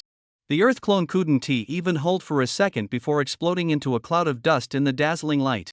At the very moment the dust spread, Shuei Luming moved.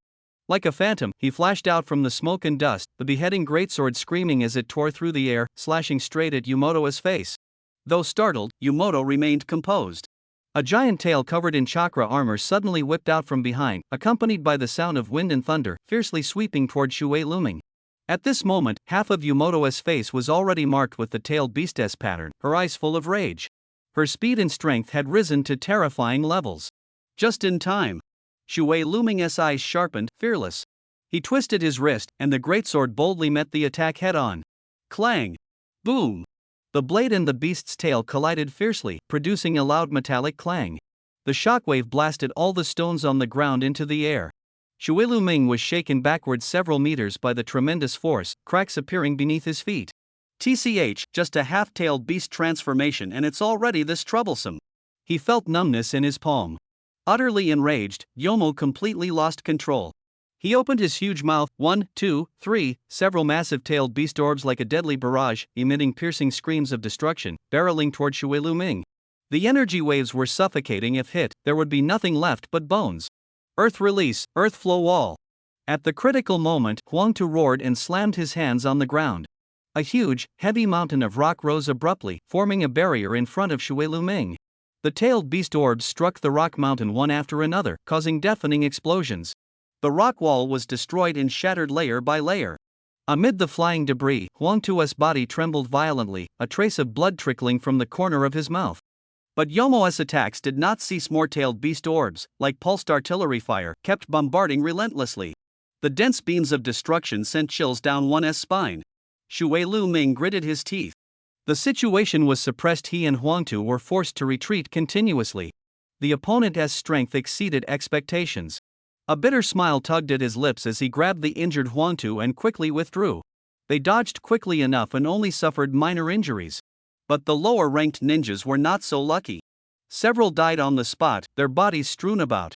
Looking at his fallen comrades, Huangtu's eyes flashed with grief. The power of the Jinchuriki is actually this strong, he said softly. No wonder the great nations are desperate to control it. It's the weapon that maintains balance between villages. Huangtu suppressed his anger, and this is only the weakest one, yet it's already so troublesome. Shui Luming said nothing, burying his head and running fast, his mind racing. Huge-tailed beast orbs kept crashing down, the explosions deafening. The once dense forest was leveled, dust filling the sky, the ground scarred and battered. The two hid in a deep crater blasted out by the explosions, while the assault outside raged like a storm. Yomua's shouting pierced through the smoke and dust. Weren't you pretty arrogant just now? Come out. The genius of the land of Earth only knows how to hide? So timid, do you even deserve to be called a genius? Shui Luming remained unmoved. Though young, he was not impulsive. He was waiting for an opportunity. Suddenly, his eyes lit up. Huangtu, he whispered, you attack head-on with your strongest earth release. I'll use lightning release from the side to distract. Huangtu's expression brightened upon hearing this.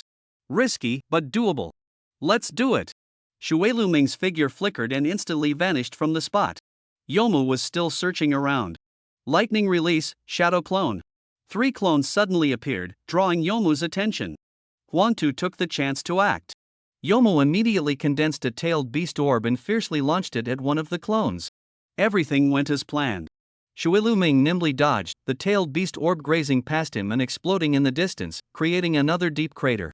Dust flew everywhere, the assault remained fierce, but the counterattack had begun. Shui Luming, like a bolt of lightning, instantly closed in on Yomu. Yomu's pupils contracted, her muscles tensed. Blue chakra surged from her body like flames, strange feline-like patterns appeared on her skin. Her white hair stood on end, the whites of her eyes swallowed her irises, her aura rising rapidly. The wounds from the earlier battle healed at a visible speed, her skin smooth as before, as if never injured. Healing this fast? Shui Luming squinted. Before the words had fallen, the wooden dummy had already rushed to the front. Its fist wrapped in a fierce wind, heavily smashing into the ground. Boom! The floor tiles shattered, stones flying everywhere. Shui Luming's footing became unstable, staggering backward. Before the dust settled, the wooden dummy had already flashed to his side, delivering another punch straight to his chest. Cough! Shui Luming was blasted away, a sweetness in his throat as fresh blood sprayed out. The wooden dummy pressed the attack, but was blocked by a suddenly rising earthen wall. Huangtu formed hand seals with both hands and shouted, "Earth release, chaotic piercing stab." Dozens of sharp stone stalagmites shot out from the ground, directly threatening the wooden dummy. She quickly retreated to dodge the stone spikes grazed her clothes, producing a tearing sound. Huangtu formed hand seals again, and a giant hand broke through the earth, protecting Shui Luming in its palm. Shui Luming wiped the blood from the corner of his mouth and staggered to his feet. The Jinchuriki, really troublesome, he said, but a spark of excitement ignited in his eyes.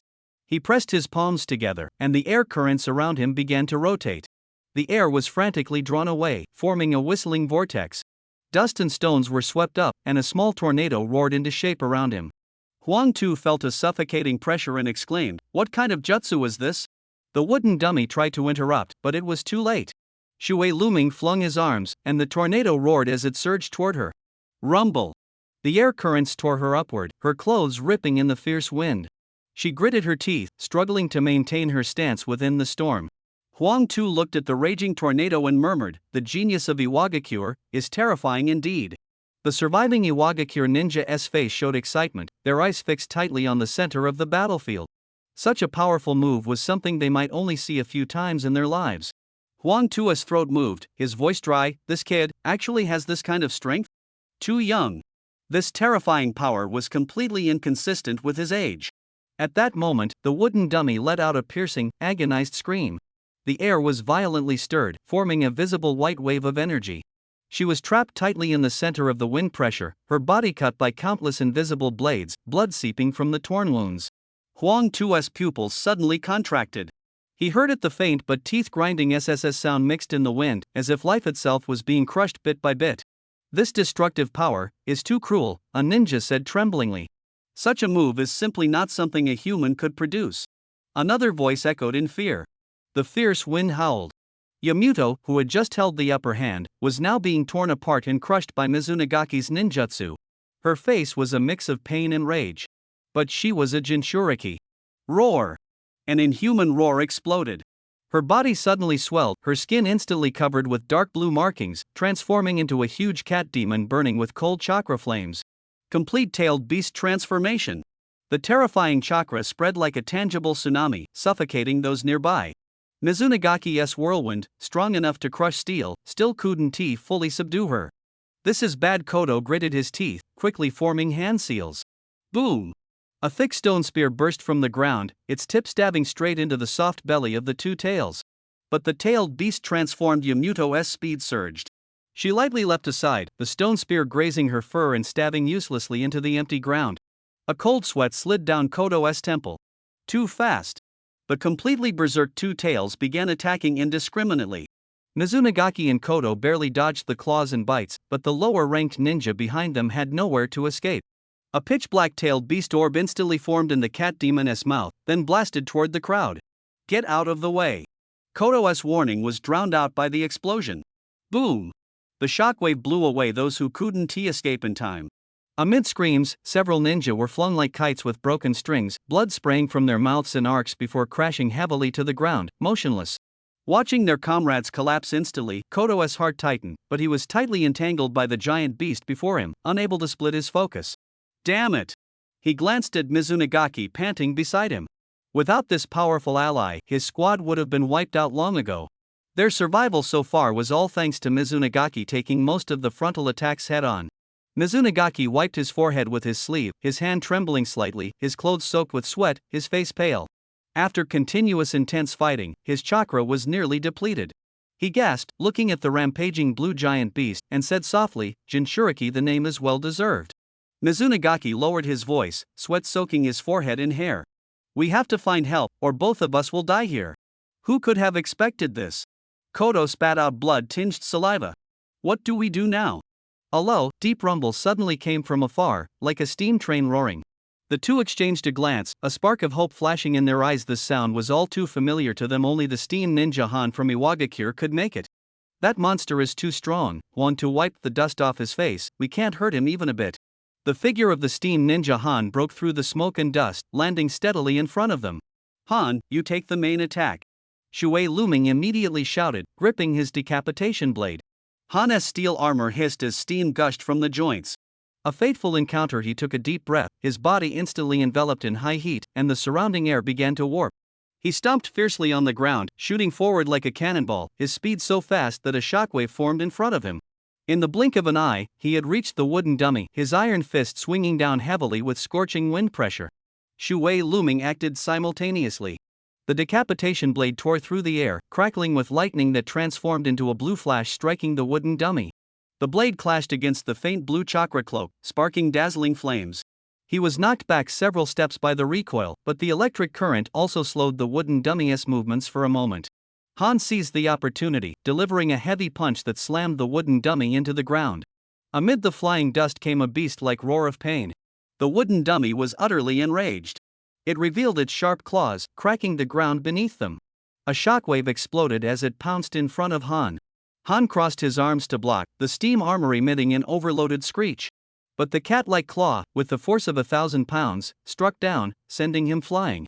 The wooden dummy pressed the advantage, several blue claw shadows appearing in the air, each accompanied by a piercing scream tearing through the air. Han retreated repeatedly, each heavy blow shaking his body violently. If not for the formidable constitution of a Jinchuriki, he would have fallen long ago. Boom! A huge earthen wall rose from the ground, barely blocking the incoming blue giant claw. Earth release, earth wall. Huang Tu formed hand seals again, narrowly protecting Han. Shu Luming's eyes turned cold, and his figure suddenly vanished. The next moment, he appeared behind the wooden dummy, lightning flashing again. At the same time, he flicked his wrist, sending several explosive tags flying like darts toward the wooden dummy, while he used the momentum to retreat rapidly. Bang! Bang! Bang! The chain of explosions was deafening, and thick smoke instantly swallowed the wooden dummy's figure. Mizraim landed steadily, putting distance between himself and the explosion's center. An angry roar came from the black smoke. Even the wooden puppet is struggling in battle. The fourth Raikage squinted. Iwagakure really does have hidden talents. Killer Bee hummed a spontaneous rhythm softly beside him, but his body was already tense. The intelligence was wrong. The Raikage shook his head. This fight is tougher than expected. Come when you want, leave when you want? An old yet authoritative voice cut through the air. Anoki floated midair, his robes billowing. Killer Bee instantly stepped forward, standing shoulder to shoulder with the Raikage. The third Suchikage personally welcoming guests, how grand! Anoki sneered, his hands already forming seals. The glow of bloodline elimination began to gather. Elsewhere, the smoke from the explosion had not yet cleared, and the wooden puppet was already locked in a fierce battle. Meanwhile, Han's body was erupting with crimson chakra, his skin beginning to tear. He was transforming into a tailed beast. The oppressive presence of the five tails suddenly descended, its assault erupting like a volcano, instantly suppressing the wooden puppet. A cold gleam flashed in Mizraim's eyes. Opportunity. The life of a Jinchuriki was a valuable bargaining chip that could be exchanged for rich rewards. Moreover, if they won this battle, it would surely make their name known throughout the ninja world. Whoosh! His figure vanished like a phantom, leaving only the grass leaves trembling. The next moment, he was standing atop the two tails' head. The decapitating greatsword was in his hand, lightning wildly dancing along the blade, emitting a piercing sharp sound like 1,000 birds chirping in unison. The blade slashed down. The thunder blade fiercely struck into the two tails' head. The giant beast let out a mournful howl, lightning coursing through its body, its massive form convulsing violently, instantly paralyzed. The five tails seized the opportunity, pinning the limp two tails firmly to the ground with a claw. With a bang, the tailed beast's outer cloak collapsed, revealing the unconscious wooden puppet inside. Mizraim snorted disdainfully, sheathing his blade. Huang Tu stood to the side, stunned. He hadn't expected this fierce battle to end so suddenly. Shu Luming stood in place, his chest rising and falling slightly. The fight had been tough, but he had held on. The steam ninja stepped forward, patted his shoulder, eyes filled with admiration. I really didn't expect you to be this strong. Suppressing a tailed beast all by yourself, impressive. Huang Tu couldn't help but nod. He had thought Shu Luming was just talented, but hadn't anticipated his strength to be at this level. After this battle, your name will probably spread across the countries, Huang Tu said. But now is not the time to relax. We need to figure out how to deal with this Jinchuriki. The Jinchuriki was a strategic weapon for the village.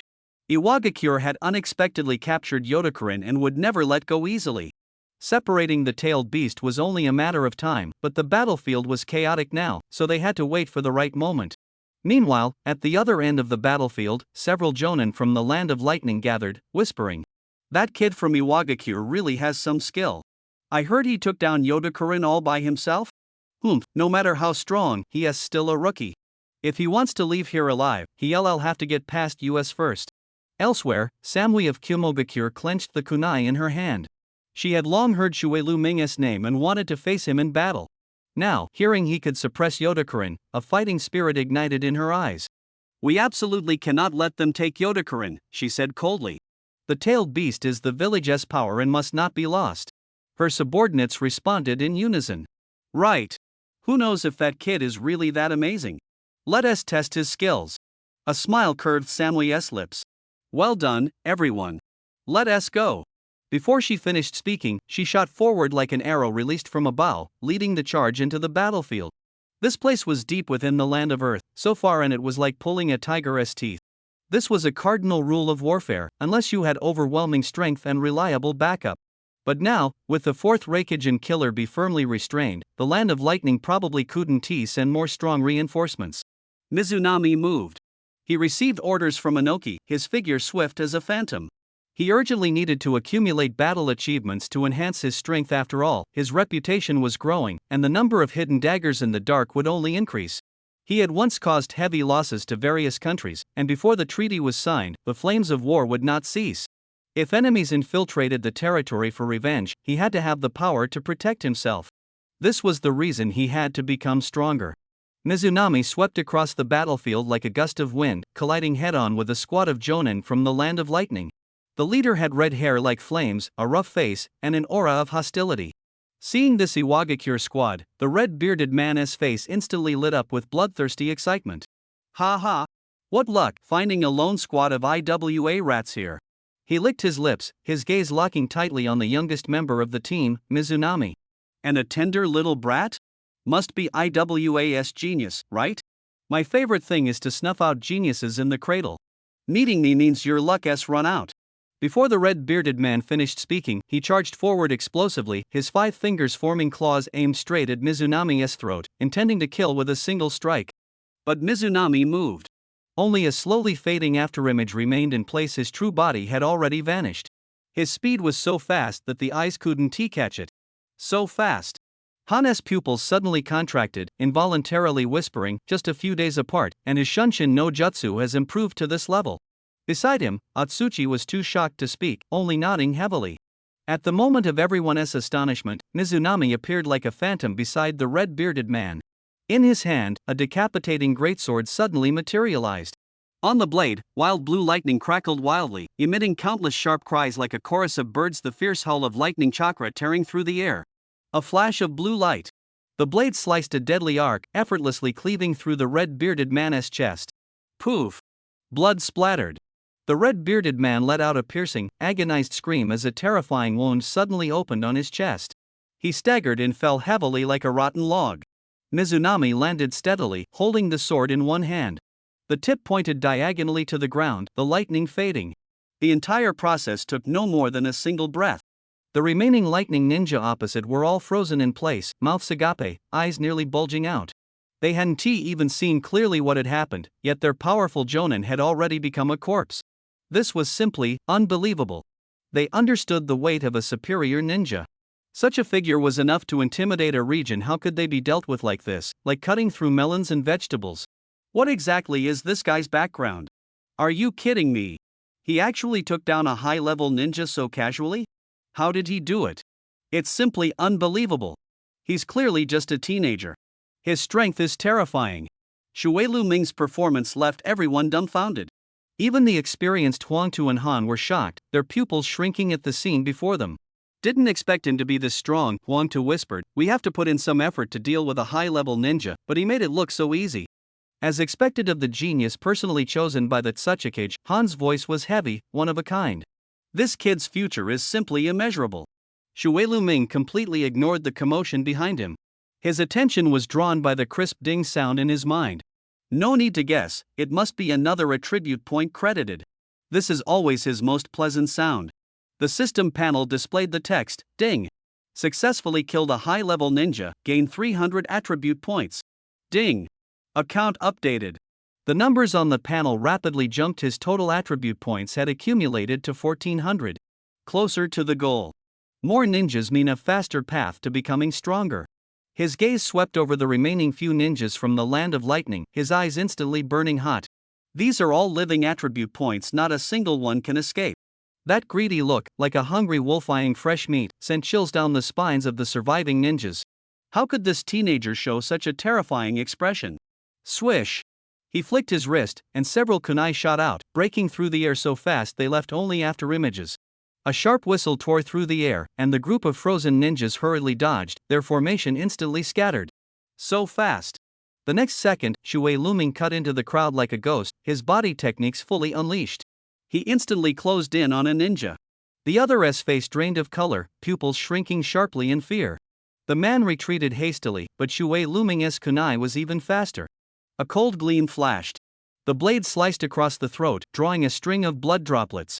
Another figure fell heavily to the ground. Another high-level ninja, instantly killed. Silence surrounded them, only heavy breathing remained. Killing two strong opponents in quick succession, this power was beyond their comprehension. At that moment, the familiar notification sounded again, ding. Successfully killed a high-level ninja, gained 300 attribute points. Ding. Attribute points credited. Watching the numbers on the panel jump up again, a satisfied curve appeared at the corner of Shui Luming's mouth. Killing intent surged in Shui Luming's heart. This group of ninjas must be eliminated. Whoosh! A kunai tied with a detonating tag flew through the air, aiming straight at his face. Shui Luming dodged swiftly to the side, almost simultaneously. Boom! The detonating tag exploded violently where he had just stood. The shockwave carried dirt and smoke, rushing toward him. Seeking death. Huang Tu roared, his hands rapidly forming seals, pressing heavily against the ground. Earth release, earth flow wall.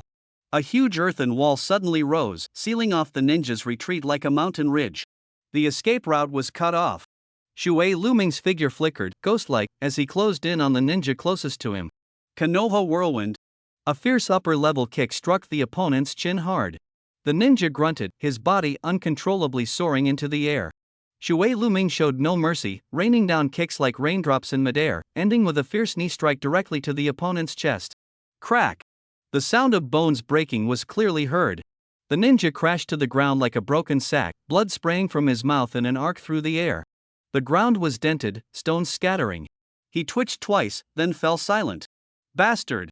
A jonin from the land of lightning shouted in shock and anger, "You're a jonin too, don't act so arrogant here." Before he finished speaking, he vanished. In the next moment, a cold gleam silently appeared behind Shui Luming. It was a poison shuriken. Just as it was about to hit, the yellow earth formed a seal again. Fought! A sharp stone pillar suddenly shot up from the ground, piercing precisely through the chest of the attacker. His body stiffened, and in disbelief, he looked down at the blood-dripping stone tip protruding from his chest. Despicable. He spat blood, his eyes filled with hatred. Shui Luming slowly walked up to him, blue electric sparks crackling in his palm. "You're about to die, save your strength." The palm strike fell, carrying explosive energy infused with lightning chakra, cleaving down on the opponent's crown. The ninja's pupils dilated suddenly, the terror in his eyes frozen forever. At that moment, a notification sound only Shui Luming could hear rang out. Ding! Congratulations, host has successfully killed a high-level ninja, rewarded with 300 attribute points. The numbers on the system panel instantly jumped and updated. Shui Luming stared at the rapidly changing numbers on the panel, his fingertips slightly burning with excitement. He took a deep breath, unable to suppress the smile at the corner of his mouth. The nearby land of lightning ninjas obviously noticed something unusual, exchanging shocked glances. Attack together. I don't believe this kid can hold out. The lead ninja's face turned ashen, his teeth grinding loudly. As elites of the land of lightning, being pushed to such an extent by a mere boy was nothing short of a disgrace. Shui Luming sighed, spreading his hands. Why bother? Do you have to die for no reason? His helplessness was seen by the others as blatant provocation. How dare you look down on us, the ninja roared, a cold glint flashing from the kunai in his hand as 3 silver lines sliced through the air. Whoosh! Whoosh! Whoosh! Shui Luming's figure suddenly blurred, leaving only an afterimage behind. The kunai plunged deep into the ground, kicking up a cloud of dust. The lightning ninja's pupils constricted. The target had already vanished from his sight. He spun around sharply, but felt a chill breeze at the back of his neck. Shui Luming ghosted up behind him, his palm exploding with dazzling lightning. Crack! Crack! Crack! A series of crisp strikes erupted. The lightning ninja's entire face was instantly wrapped in blue-white electric snakes, his muscles twitching uncontrollably. He staggered half a step, his vision blurring. Is that all you've got? Shui Luming sneered, his right leg whipping out like a steel whip. Konoha whirlwind. With the crisp sound of a shattered jawbone, the lightning ninja was kicked into midair. Shui Luming leapt up, delivering a barrage of kicks like a torrential downpour. The man in the air was like a leaf torn by a fierce wind, helplessly tossed about. Shui Luming's foot struck the man's face. With a muffled thud, the opponent fell straight down like a stone. Boom! The ground was dented, cracks radiating outward. Dust rose like a gray smoke. The onlookers all changed expressions. Even Huangtu and Han's eyes flickered with a trace of fear. Too ruthless, that kick could be fatal, right? He's been beaten to a pulp, probably out cold. This kid is so young, yet so brutal? The ninjas of the Land of Lightning were both shocked and angry. Their own man was taken down on the spot by a boy from Iwagakure village. If word got out, it would be a disgrace. Shui Luming stood firm, a fierce determination surging in his chest. In this world, rules often couldn't withstand fists. He was now the one clenching his fist. He took a step toward the remaining Unikage ninjas. The few of them instinctively retreated, their breaths unsteady under his oppressive aura. "Boss, this kid is not simple, what should we do?" A ponytailed ninja whispered. The leader forced himself to stand straight, his voice a bit unsteady. Don't be too arrogant. We're not easy to mess with." Shui Luming curled the corner of his mouth, sneering coldly, "Then let us try." This light remark enraged one of the ninjas. He suddenly lunged forward, drawing a short knife, a cold gleam flashing as he stabbed straight at Shui Luming's throat. The strike was extremely fast, filled with murderous intent. Shui Luming's mouth remained relaxed, but his eyes suddenly tightened. He quickly drew the beheading greatsword from his back, blocking in front of him. Clang! The clash of metal was ear-piercing, many around covered their ears. Shui Luming's arm went numb, his movement delayed by half a beat. The short knife wielder's face flashed with a trace of pride. It turned out that the loud noise was not just a collision, it was a sonic attack. Shui Luming hadn't expected this move. His body sank, his rhythm disrupted, instantly falling into a disadvantage. The knife wielder moved. He flipped his wrist, the short knife tracing a strange arc, aiming straight at Shui Luming's throat. The blade shimmered with a cold light, emitting a piercing whistle that tore through the air. Just as the blade was about to touch skin, the attacker's mouth curled into a sinister smile. "Genius? Just a fool." He spat, "Others put on a show, and you believed it? Next life, be smarter." Huangtu and Han's eyes widened, their hearts nearly leaping out of their chests. Too close. They had no time to rescue. At the moment the blade touched the neck. "Are you talking to me?" A calm voice sounded behind the knife wielder. The despair on Huangtu and Han's faces instantly turned into wild joy. "I knew it!" Huangtu almost shouted. The knife wielder's pupils contracted sharply.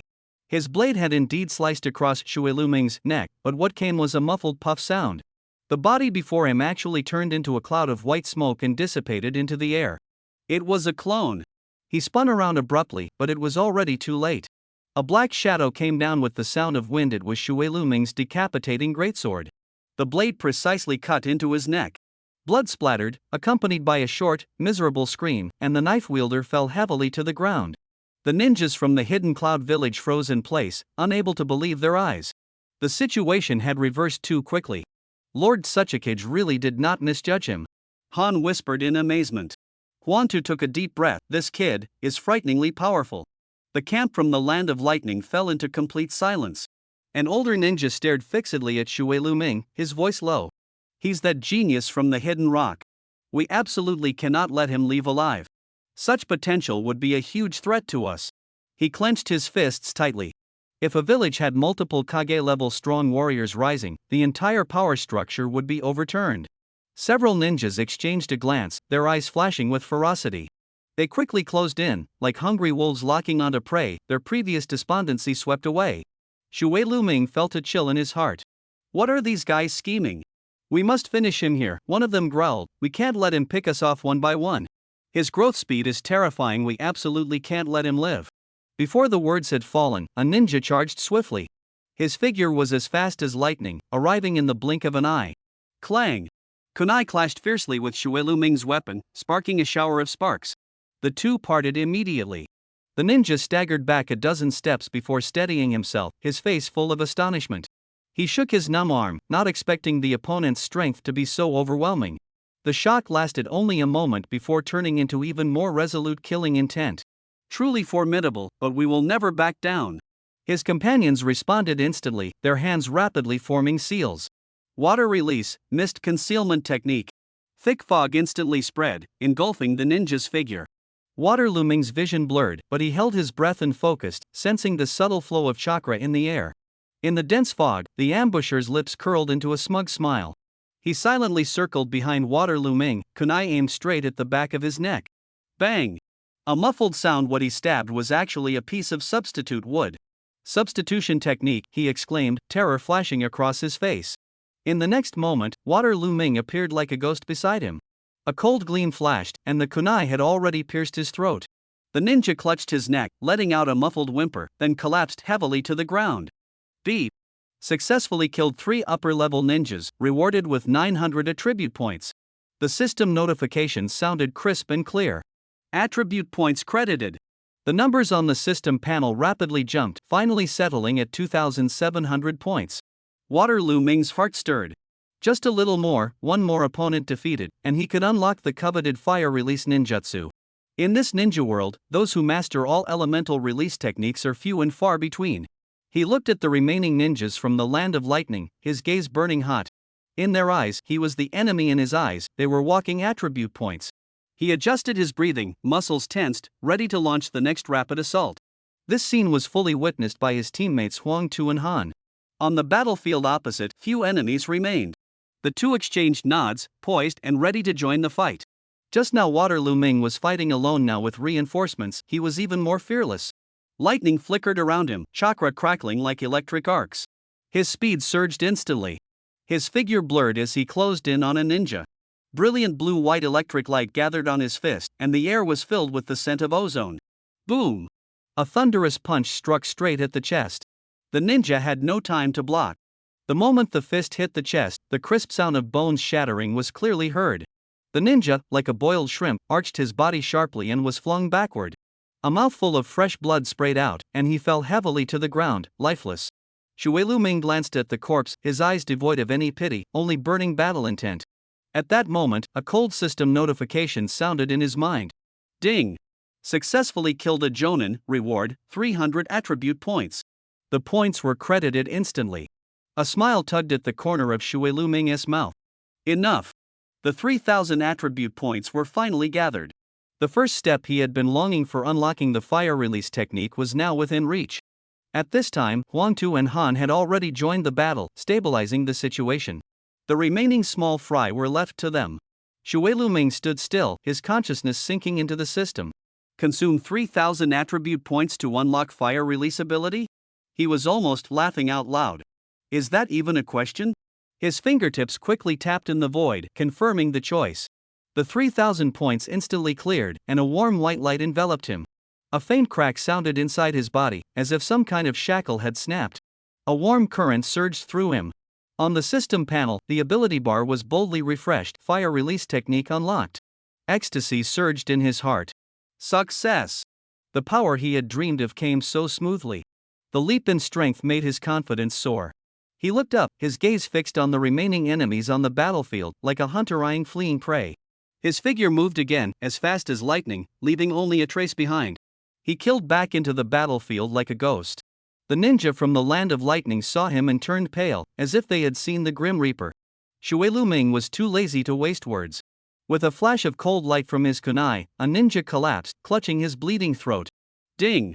Successfully killed a Chunin, reward, 50 attribute points. The prompt sounded again, but Shui Lu Ming frowned. He kicked away the corpse at his feet and spat disdainfully. Bah, it was just a worthless Chunin. Shui Lu Ming pushed off the ground and dashed forward. With a flip of his hands, 2 kunai were already held in his palms. A flash of cold light. The kunai precisely pierced the throats of 2 ninjas charging head-on. Both let out muffled groans and collapsed weakly to the ground. Ding! Successfully rescued 2 Chunin, reward, 100 attribute points.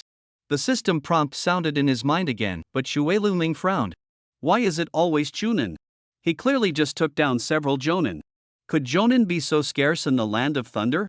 Or are these enemies just too weak? He felt a bit irritated. Unlocking the next ability required 5,000 points at this rate. How long would it take to save up? Just then, the sound of breaking air came. 2 ninjas from the land of thunder, one on the left and one on the right, swung their blades in a slash. Looking for death. Shui Lu Ming was clearly angry. Seeing this, he did not retreat but advanced. He took a deep breath, his chest swelling. Whoo! A burst of blazing flames erupted from his mouth. This was the first time he used the newly acquired fire-style jutsu. The flames grew with the wind, instantly expanding into a huge fireball that engulfed the charging ninja. Ah! A piercing scream cut through the air, the figure in the flames twisted and fell to the ground. Huang Tu in the distance was stunned, almost forgetting to breathe. Fire style? When did he learn that? Huang Tu murmured to himself, didn't he only know lightning style? Han beside him squinted. He had fought Xue Luming before and knew his tactics well. This sudden fire style caught him off guard too. As the flames dissipated, 2 ninjas had turned to charred corpses. Ding! Successfully killed 2 Chunin, reward 100 attribute points. Damn! Xue Luming couldn't help but curse under his breath. More Chunin! Killing them was as boring as swatting flies. He craved stronger opponents and richer rewards. The battlefield gradually quieted. Few enemies remained. Xue Luming gestured to Huang Tu and Han, and the 3 quickly regrouped, rushing toward the final battle circle. The overall situation was decided, but the final battle was not yet over. Between breaths, Xue Luming's mind sank into the system. His lightning and fire attribute values had both exceeded 100, far surpassing ordinary ninjas. At that moment, the system interface automatically popped up, and the cold prompt sounded again. Host can consume attribute points to directly download required ninjutsu from the system store. Xue Luming's heart leapt with joy. The system store had unexpectedly opened. This was exactly like a timely help in the snow. Previously, learning human languages relied entirely on self-exploration, but now he could download them directly, saving a lot of trouble. His fingertips lightly touched the virtual interface. A light screen unfolded before his eyes, visible only to him, while Han and Huang Tu remained completely unaware. The mall was divided into 3 levels, but currently only the first level was lit. On the light screen, the list of ninjutsu scrolled like a waterfall, each name followed by a price: Great Fireball Technique, Phoenix Flower Fire Technique, Dragon Fire Technique.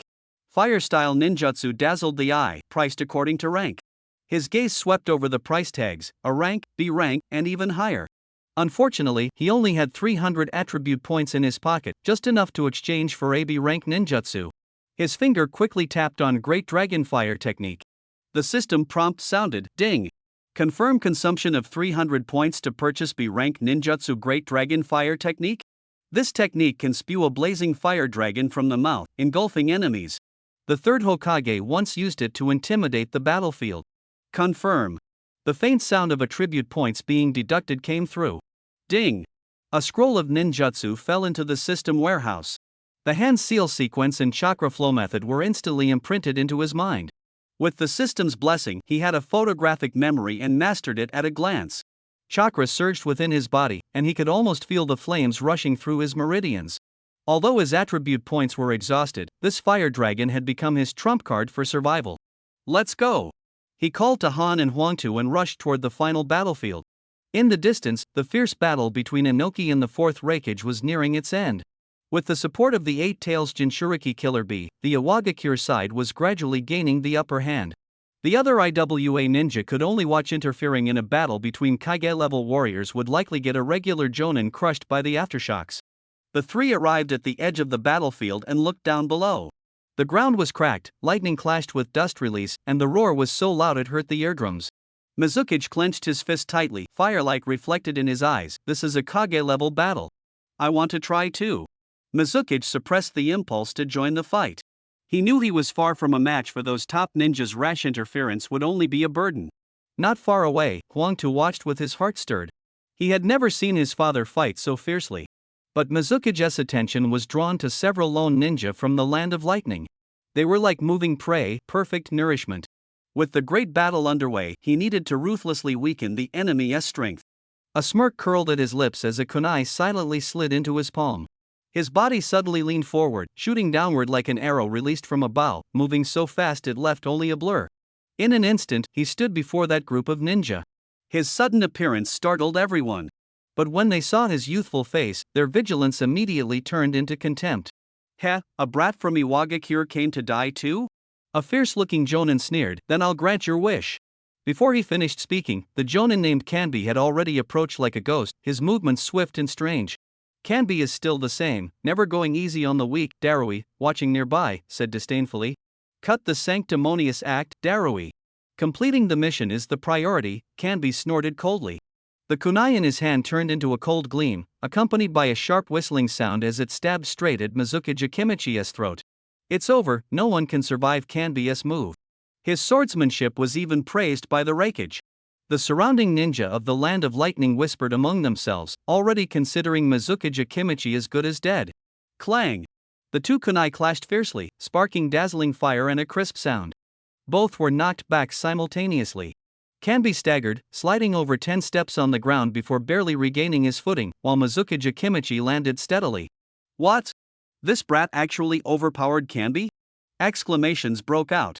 Without the slightest pause, Mizuki Jakimichi surged forward again. His kunai aimed directly at his opponent. Canby reacted quickly, his figure flickering as he swung his blade backward toward Mizuki Jakimichi's neck. Mizuki Jakimichi tilted his head, the dagger-like kunai grazed past his ear, creating a sharp whistle of wind. He flipped his wrist, and his own kunai struck at his opponent's throat like a venomous snake. The opponent retreated hastily but was half a beat too slow. Mizuki Jakimichi was faster. A cold gleam flashed, and the kunai deeply pierced the opponent's shoulder blade, producing a muffled tearing sound. Blood instantly gushed out, staining the ninja uniform red. Canby let out a muffled grunt, his face twisted as he retreated rapidly. Mizuki Jakimichi seized the opportunity to exert force, twisting his wrist crack. The shoulder joint shattered with a snap. The watching Land of Lightning ninja withdrew their disdain, their eyes serious. This young boy had just disabled a superior ninja in one move. Canby gritted his teeth, veins bulging on his forehead. He yanked the kunai from his shoulder and staggered back toward the medical ninja to stop the bleeding. Mizuki Jakimichi did not pursue. At this moment, 7 or 8 lightning ninja had already surrounded him, their eyes fierce. The genius boy from Iwagakure? Didn't he expect him to be hiding here? The lead ninja's voice was hoarse. Who cares who it is? Another person shouted fiercely, just kill him. Figures surged like a tide, the cold gleam of kunai weaving a net of death. Shuelu Ming's lips curled into a cold smile. His hands flew, forming seals, as scorching chakra gathered in his palms, fire-style, majestic dragon fire technique. Boom! 3 blazing giant dragons burst through the air, growing to 5 meters long against the wind. The heat waves distorted the air, and the grass and trees instantly withered. The closest ninja failed to dodge in time, and their clothes immediately caught fire. How can a B-rank ninjutsu have such power? Huang Tu exclaimed in shock. Han squinted his eyes, stinging from the firelight. This chakra fluctuation, it's almost like a tailed beast. Where the fire dragons rampaged, the lightning ninja formation fell into chaos. The smell of burning mixed with screams, and the previously arrogant human wave tactics collapsed before the flames. The screams abruptly stopped, the flames completely engulfing the group. The onlookers gasped. No one expected this young man to have such a hidden skill. Troublesome brat. A ninja from the cloud-hidden village spat, frowning deeply. Boom! The beheading greatsword sliced through the air. Shuelu Ming gripped the hilt with both hands, the blade carving a semicircle. Amid the raging fire, the enemy's figure twisted. But the greatsword was faster than the flames. Buzz, the blade vibrated at high speed, emitting a piercing whistle that tore through the air. Shuelu Ming took a bow stance, sinking his waist, muscles bulging suddenly. Blue energy burst from his body, wrapping around him like electric currents. Third gate, open. A cold gleam flashed in his eyes as he lunged forward. Lightning surged along his arm to the blade, the entire greatsword humming with a teeth-grinding buzz. Under everyone's astonished gaze, he twisted his wrist sharply. The beheading greatsword spun out like a giant shuriken. Cutting through the heat waves, it shot straight at the enemies in the fire. He threw the greatsword like a shuriken? Before the exclamation fell, the spinning blade had already sliced into the crowd. Lightning exploded, the struck ninja convulsed violently. The raging fire took the opportunity to climb up, filling the air with the smell of burning. The person at the forefront was instantly crushed into pieces. Ding! Killed 3 jonin, gained 900 attribute points. Shuelu Ming curled the corner of his mouth. 4 remaining soldiers were still struggling in the firelight. He flicked his hand and shot out 5 cold beams of light. The kunai pierced through the smokescreen, precisely nailing into the throat. The whales were swallowed by the flames. Ding! Attribute points have been credited. In the dead silence, only the crackling of sparks could be heard. Killed 4 jonin, reward 1200 attribute points. The crisp system notification sounded in his mind. Xuelu Ming watched the numbers on the attribute panel rapidly jump, finally settling at 2,100. A wave of heat surged through his body. Great! The previous kills of those low-level soldiers yielded little. Now this is more like it. He glanced at the skill tree. Unlocking the next water release skill still required 2,900 points. Killing 10 more Jonin would be enough. Thinking of this, a cold smile curled on his lips, and his fighting spirit soared like flames. His thunderous tactics just now instantly reversed the battle, also like a huge stone thrown into a pond, stirring up great waves. Impossible! Huang Tuo's eyes widened, his jaw almost dropping to the ground. He instantly took down 10 Jonin? Han beside him instinctively wiped the cold sweat from his temple, his Adam's apple bobbing as he swallowed. That scene just now was like a dream. At the other end of the battlefield, the 4th Raikage and Inoki, who were in fierce combat, were also drawn by the commotion here. Inoki floated in midair, a gleam flashing in his eyes, the kid from the Xuelu family, just a few days gone, and he is already this strong. I really didn't misjudge him. Contrary to his surprise, the 4th Raikage AI's face was so dark it seemed to drip water. He had brought the village's elite, yet they were cut down like vegetables by an unknown brat. This was like slapping him hard in the face in front of everyone. He is the 4th Raikage, the pinnacle of speed in the ninja world, second only to Konoha's Golden Flash. Boom! AI suddenly erupted with dazzling lightning, his entire body transforming into a blue bolt, tearing through the air. His speed was so fast that only an afterimage remained on the retina. A deadly chill instantly gripped Mizuki's heartbeat. Before he could think, his body acted before his brain, instinctively retreating sharply to the side and back. Almost at the same moment, the spot where he had been standing was violently struck by a raging thunderbolt. The ground exploded, stones shot out like raindrops, and spiderweb-like cracks spread wildly. The dissipating electric arcs whipped through the air like lashes, crackling loudly. The powerful shockwave blew Mizuki's hair wildly, and the armor on his arms shattered inch by inch. That was close. Mizuki steadied himself, heart still pounding, patted his chest, and let out a long breath. Opposite him, the 4th Raikage slowly withdrew his arm wrapped in lightning. His face first showed disbelief, then was replaced by overwhelming rage. This furious strike was meant to be decisive, yet the opponent dodged it so easily? This kid is suspicious. Inoki also saw everything, his heart stirred by a storm. No one understood the speed and power of the Raikage's strike better than him. Who exactly is this Mizuki? This little brat from the upper Mizuki clan actually dodged that strike so easily, just like he dodged Minato Namake's flying thunder god technique last time. This is too unusual. Inoki squinted, his mind churning. How many tricks is this kid hiding?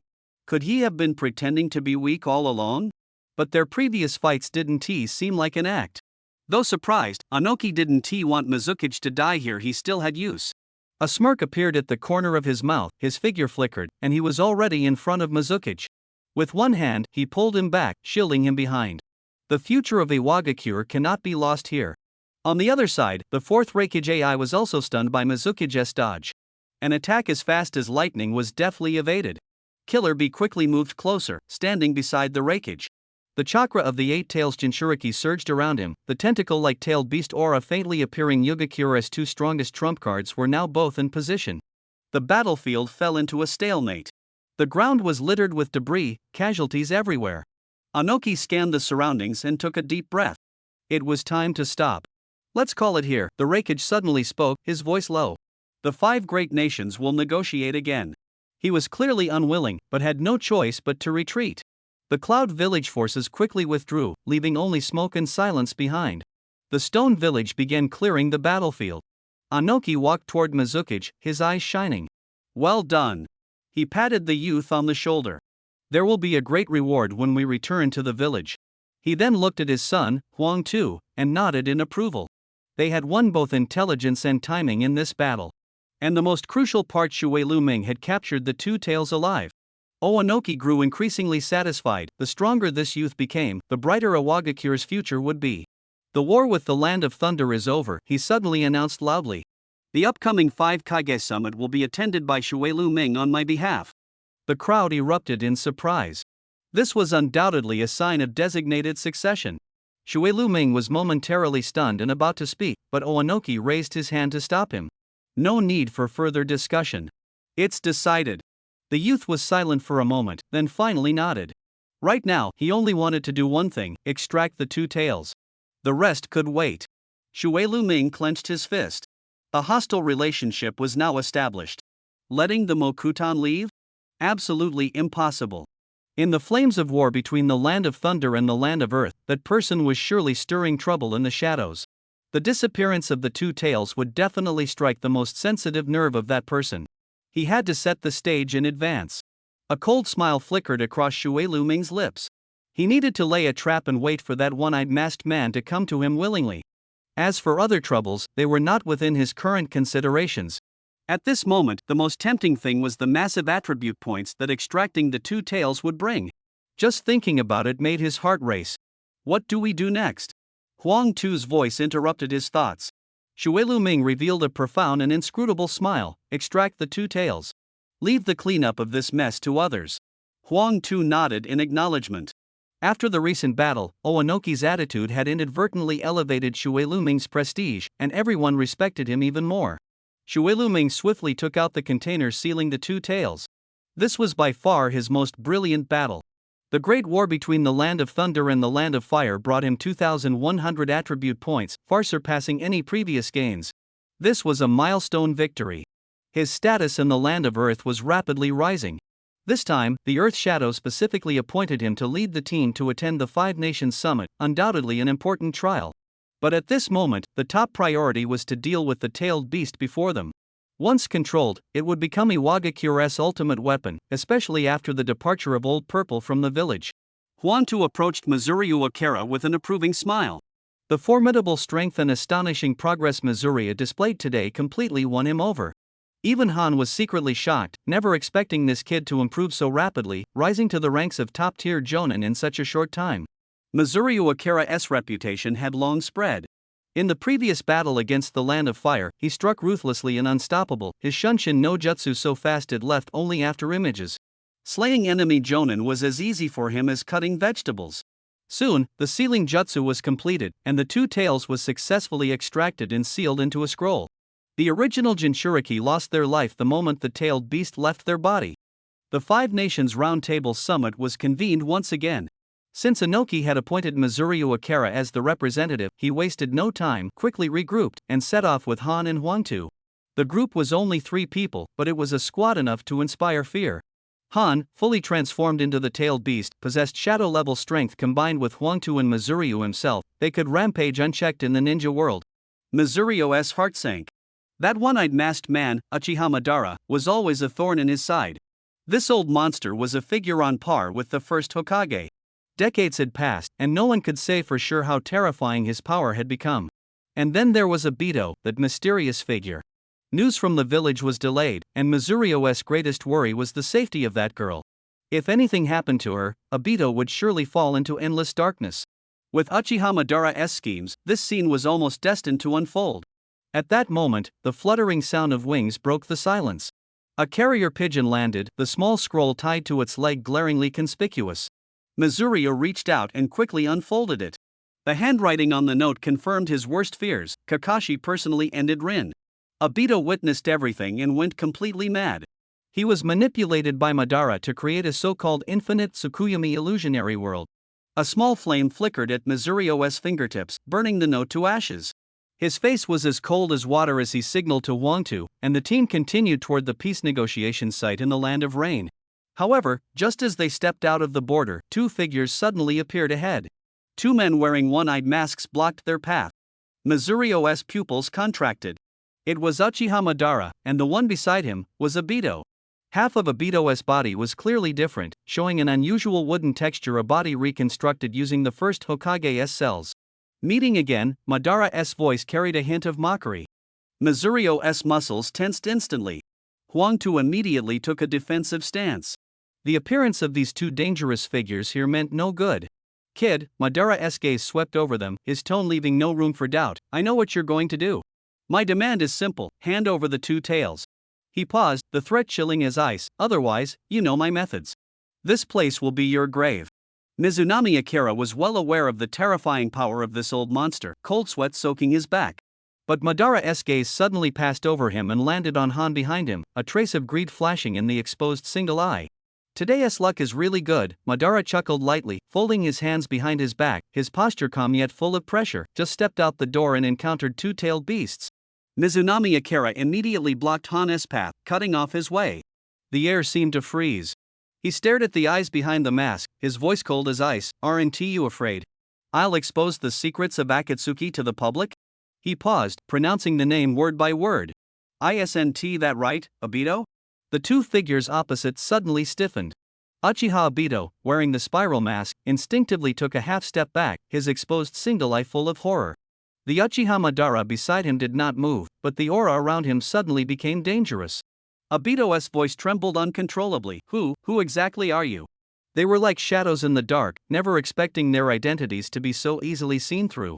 But Mizunami Akira just gently raised his hand, stopping Atsuchi beside him, who was about to form a hand seal. Who I am is not important. His tone was calm but carried an undeniable power. Now, I need your choice: cooperate or oppose. Atsuchi and Han exchanged a glance, both intimidated by the boy's astonishing composure. Mizunami Akira's gaze shifted to the darker figure. Uchiha Madara, one of the founders of Konoha. I never thought the legendary revenant still wanders the world. Atsuchi gasped sharply. The era of the first Hokage had long passed. How could this person still be alive? Steam began to rise unconsciously from Han's body. Uchiha clan. Atsuchi flashed to Mizunami Akira's side, hands already forming a battle stance. Did Konoha send you? Planning to start another war? Mizunami Akira's hand firmly pressed on Atsuchi's arm. Don't rush, he said softly, but his gaze never left the two uninvited guests. They're not here to fight today. Uchiha Madara finally let out a low, cold laugh. That laugh seemed to carry a tangible weight, pressing down on people's breath. Young man, no one in the ninja world has ever dared speak to me like this. He slowly raised his hand, the air beginning to crackle with chakra. I will personally teach you a lesson. Shuelu Ming stepped forward, the corner of his robe moving as if stirred by an invisible wind. Han and Huangtu simultaneously lowered their centers of gravity, the battle on the verge of erupting. Then fight, Shuelu Ming's voice was resolute, if that's what it takes. Before the words had even fallen, Uchiha Madara's figure suddenly blurred. Whoosh! The sound of breaking air was piercing. Like a phantom, he vanished from his original spot, and the next second, he was already closing in on Shuelu Ming. A kunai flashed, its cold gleam stabbing straight at the throat. So fast it left only a silver afterimage. Watch out! Huangtu's roar exploded. Han's pupils suddenly contracted. But just at the moment the kunai touched the skin. Put! Mizurame's body actually turned into a wisp of white smoke, dissipating into the air. It was a shadow clone. Uchiha Madara frowned slightly. These young people were more troublesome than he had anticipated. The real body had already leapt into midair. The beheading greatsword in Mizurame's hand roared as it was drawn, the blade emitting a dazzling blue light. The crackling sound of electricity tore through the air, like 1,000 birds screeching, making the eardrums ache. How is this possible? Uchiha Obito gasped sharply. The blade, wrapped in a thunderstorm, was striking down toward Madara's head. If this blow landed, it would surely be carnage. But Madara's wrist suddenly twisted. The kunai precisely blocked the edge of the beheading greatsword. Ding! Sparks flew. He actually blocked it by a hair's breadth. Even more astonishingly, the roaring lightning chakra on the blade was guided by him toward the ground, sizzling as it seeped into the soil. The violent strike instantly became an ordinary chop. Mizurame's eyes sharpened. This old guy was indeed not easy to deal with. Mizurame used the momentum to retreat swiftly, the gravel beneath his feet scattering. He stared intently ahead. Where would that old ghost's next move come from? Suddenly, a chill swept past from behind. Without turning his head, he swung the beheading greatsword backhanded. Clang! The sound of metal clashing pierced the air. Uchiha Madara approached like a phantom, his fists and feet raining down just the most ordinary taijutsu. Yet it was this simplest of techniques that pressed Mizurame to the point of gasping for breath. Huangtu gasped sharply, this old guy is ridiculously strong. Han was about to step forward, but Madara suddenly withdrew and leapt back, letting out a cold laugh. Kid, you're somewhat interesting. Why not join my organization? Mizurame gripped the hilt tightly. He remembered this old ghost was supposed to be dead. Maybe later, he replied vaguely. Madara's figure vanished like a residual shadow. Uchiha Obito, who had been silent all along, looked at Mizurame deeply, his expression complicated. It was only after the two's breaths completely faded that Mizuryu Akira finally relaxed. His tiger-esque mouth was still tingling from the earlier struggle. Kodo couldn't help but speak. That person, is he really the legendary Uchiha Madara? How could he still be alive? Mizurio Akira wiped the sweat from his temple. The age matches. But whether it's really him, who knows? He won live long. Mizurio Akira's tone was calm, as if speaking of something already destined. Kodo frowned, but his skills just now, how could that be? Just a last flicker of life, Mizurio Akira said lightly. But that Uchiha kid beside him is more valuable. If used well, he might become the key to the rise of our land of Earth. A trace of fanaticism flashed in his eyes. Kodo exchanged a puzzled glance with his companions. How did Mizurio Akira know so much? Since the last encounter with the Land of Fire, he seemed like a different person, not only having greatly increased strength but also possessing many secrets he shouldn't have known. Mizurio Akira seemed to see through their doubts but only gave a mysterious smile, knowing too much isn't good for you.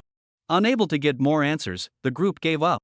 They still had business, to head to the Land of Rain for the Five Nations meeting. Just after sending off Uchiha Madara, the group set out. But barely had the journey begun when danger arrived. A group of masked men silently surrounded them. Mizurio Akira, however, laughed. Instead of being startled, he was just worried about having no chance to test his newly grasped power. It's Mizurio Akira. He killed so many of our comrades. Someone among the masked men shouted angrily. Today he will pay his blood debt with blood. Mizurio Akira's gaze swept over them. About 20 or so, their clothes disheveled, looking like a ragtag bunch hastily gathered. Surrender! A man in green shouted, and you might keep your corpse intact. Before the words finished, Mizurio Akira vanished from where he stood. A decapitating blade sliced through the air, a sharp whistle tearing the silence. A green shadow flickered, and Mizurio Akira was already upon them. The man in green suddenly turned his head, his pupils sharply contracting. He opened his mouth to speak, but his tongue seemed tied in knots. How? Before he could finish, the blade was already upon him. The decapitating sword, accompanied by a rushing wind, fiercely cut into his chest. The sound of bones shattering was crisp and piercing, blood splattered. The man didn't even manage a full scream before he fell heavily to the ground, becoming a corpse still warm. Silence fell all around, then a chorus of gasps broke out. This young man actually has such skill? His movements are completely impossible to see. Be careful. His agility is too strange. The crowd instantly stirred, each person feeling threatened. Despite their numerical advantage, Shui Luming's ghost-like speed made them not dare to relax for a moment. Shui Luming's lips curled slightly. He couldn't be bothered to respond. At that moment, a clear prompt sounded in his mind. Ding. 1 Chunin killed, reward, 100 attribute points. Only 100 points? Useless. He spat inwardly, his gaze already fixed on the stronger auras within the crowd. Suddenly, a gust of wind rose behind his head. A shadow darted out from his own shadow, a dagger stabbing straight at his back. Mizurio Ming sidestepped, then countered with a whip-like leg sweep. The shadow let out a puff and dissipated into blue smoke. Shadow clone? He snorted coldly, sensing an energy fluctuation from above, his figure suddenly blurring. Instant body technique activated. In the next moment, he appeared before a red-clad ninja, a kunai flashing coldly in his hand. That was you just now, right? Amid a cold sneer, the blade sliced across the throat. The red-clad ninja's eyes widened as he clutched his bleeding neck and collapsed with a thud. The crowd completely erupted. He disappeared again. That speed, he's not human. Back to back. Don't let him pick us off one by one. This group of ninjas from different villages hastily formed a formation, their terrified eyes scanning everywhere, trying to catch the fleeting shadow that could appear at any moment to claim a life. Mizurio Ming's gaze locked onto a ninja perched on a tree branch. That person was looking around, completely unaware he had become the next target. With a flicker, Mizurio Ming approached like a ghost. The sound of breaking air rang out just as the ninja suddenly turned his head. Terror instantly twisted his face. His pupils contracted sharply. He instinctively raised his kunai to block. Too late. Mizurio Ming gave him no chance.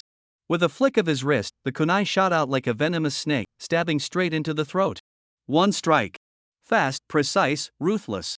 The opponent fell to the ground with a thud. Impossible. His speed. A ninja watching the fight shouted, "Don't scatter. He'll pick us off one by one." Be careful, this kid is strange, another ninja wearing a Rain Village forehead protector said in a low voice. He was clearly the commander of this squad. His chakra is hidden too deeply, don't fall into an ambush. Shui Lu Ming ignored them. He moved again, and 3 afterimages appeared out of thin air shadow clones. No hand signs, silent and soundless. Huang Tu watched from the side, his heart jolting. Instant kill, too fast. Even the usually calm ninja Han squinted his eyes and whispered, strange, at this age, such strength. Shut up, the Rain Village commander shouted, I'll deal with him. Before he finished speaking, Xue Luming's 3 shadow clones shot forward like arrows released from a bow, instantly surrounding him. The commander froze in place, his Adam's apple bobbing as he opened his mouth wide. How is this possible, so fast? A flash of silver light. Xue Luming's true body arrived, kunai slicing through the air with a piercing whistle, the blade gleaming coldly. He appeared suddenly like a ghost. The lead ninja's pupils shrank sharply, all color draining from his face. No one expected Xue Luming's speed to be this extreme.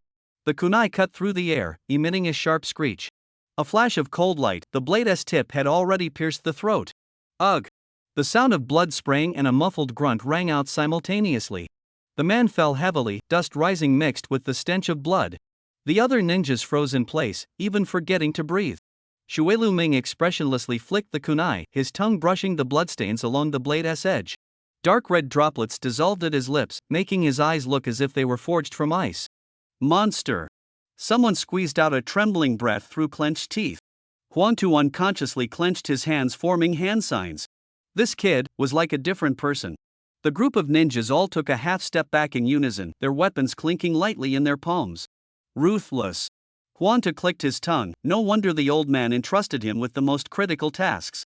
The second kunai whistled out. Put! Another streak of blood splattered through the air, landing on the withered grass like blooming red plum blossoms. The system prompt sounded in his mind, killed a higher level ninja, attribute points plus 400. A faint smile finally curved the corner of Mizunami's mouth. The hunt had only just begun. The remaining ninjas turned to flee, but Huang Tu's palms were already pressed firmly on the ground. Earth release, earth prison. Boom! 4 earthen walls burst from the ground, closing tightly to form an airtight cage. Desperate pounding came from inside, mixed with roars, break through this damn thing. Mizunami stepped forward slowly, new kunai dripping with cold light between his fingers. Save your strength, he chuckled lightly at the earthen wall, every corpse inside here is my nourishment. This kid, full of tricks, Han whispered, disbelief mixed in his voice. Mizunami's actions shocked him and left him puzzled. This kid acted unpredictably, completely defying logic. You could never guess what he would do next. But orders were orders. Lord Tsuchikage had personally instructed, all actions on this mission must follow Mizunami's command. Even Huang Tu, the Tsuchikage's own son, had to obey. Huang Tu slammed his hands onto the ground, and the earthen walls rose with a roar, trapping the enemies in place. At that moment, Mizunami moved. He flicked his wrist, and several cold flashes shot out.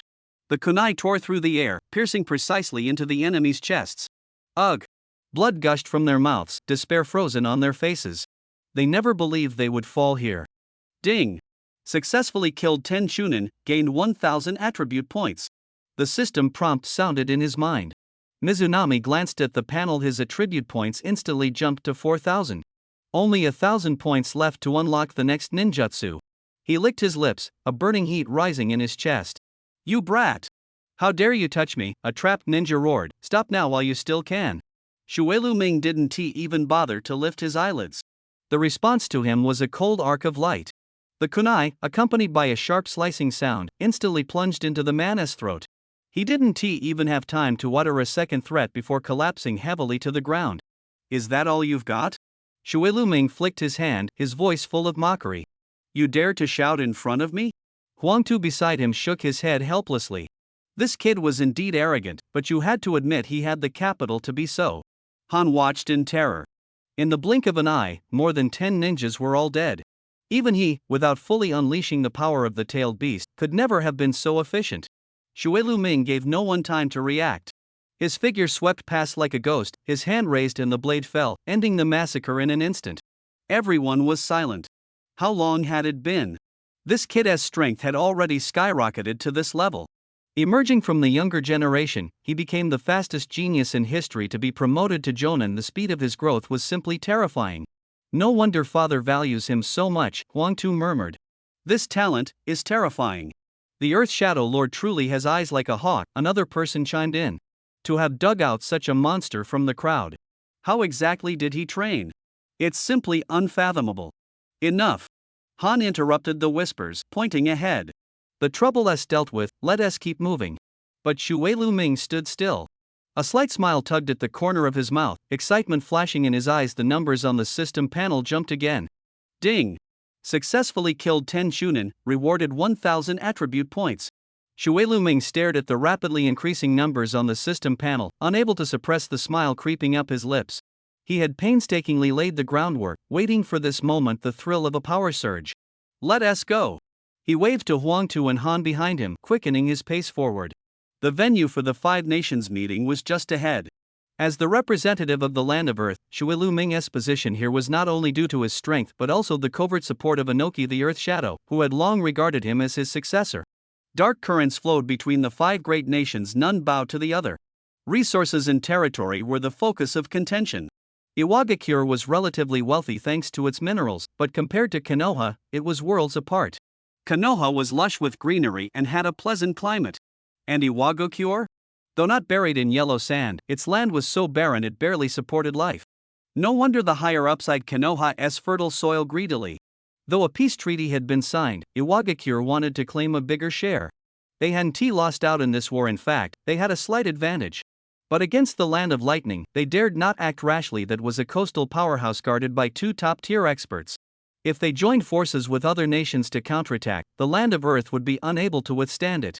Xue Luming already had a plan in mind. First, stir up the waters. Next, infiltrate the Land of Water and take advantage of the chaos to grab some benefits. As far as he knew, Uchiha Obito was about to control the 4th Mizukage, and behind the scenes, Uchiha Madara's time was running out. Obito, disguised as Tobi, was approaching Nagato and his group. Once the plan was set in motion, the entire ninja world would plunge into chaos. As for Mizukage Akira, he only needed to stay hidden in the shadows, quietly moving to reap his own benefits. Later on, the flames of war would inevitably reach Konoha. Obito would never let the 4th Hokage off the hook, especially after his son was born. With the 9 tails unleashed, Konoha would fall into crisis, and that might just be another opportunity for him to profit. However, Akira had no intention of getting involved. He held no old feelings for Konoha. These thoughts flashed rapidly through his mind, while the nearby Yellow Earth remained completely unaware. Akira was currently only thinking about how to profit from the chaos. As for the tailed beast plan, that was temporarily none of his concern. What mattered most now was to quickly break through to the level of Super Jonin. This world was fraught with danger, and a single misstep could cost him his life. He absolutely refused to meet such an end. Additionally, his relationship with Uchiha Obito needed to be reconsidered. That man was like a ticking time bomb, ready to explode at any moment. If Obito were to be hunted by the nations and Akira got implicated, becoming a rogue ninja, that would be utterly ironic. Akira took a deep breath and suppressed his thoughts. His steps quickened. A slight smile appeared at the corner of Akira's mouth. A plan was already forming in his mind. The 5 great nations meeting? He was determined to see it with his own eyes. The meeting was held in Amigakure. The sky here seemed to weep endlessly, with rain drizzling down and the air thick with the scent of damp earth. Amigakure was not only the old base of the Akatsuki but also a fortress controlled by Nagato through the Rinnegan. The conspiracies that shocked the ninja world all took root beneath this curtain of rain. And now, the one in control here was the man known as the demigod salamander Hanzo. Information about Hanzo quickly flashed through Akira's mind. He always wore a mask, and it was said even his breath was poisonous. He once single-handedly suppressed the 3 legendary Sannin of Konoha and was revered as the pinnacle of the ninja world. He was naturally suspicious, with guards rotating shifts 24 hours a day, never underestimating even the most insignificant opponent. Hanzo had implanted within him a poison sac from a black salamander. With every breath, poison seeped from beneath his mask, deadly to the touch. This granted him terrifying power but also became a shackle. If the poison sac ruptured, he would not survive. Rain tapped against the eaves. Akira looked out the window. The 5 great nations had chosen this small country for the meeting. On the surface, it showed respect, but in reality, it was a deterrent against the weak. Hanzo had no choice but to accept it. He longed more than anyone to end the war and prevent more civilians from suffering. Footsteps approached from afar.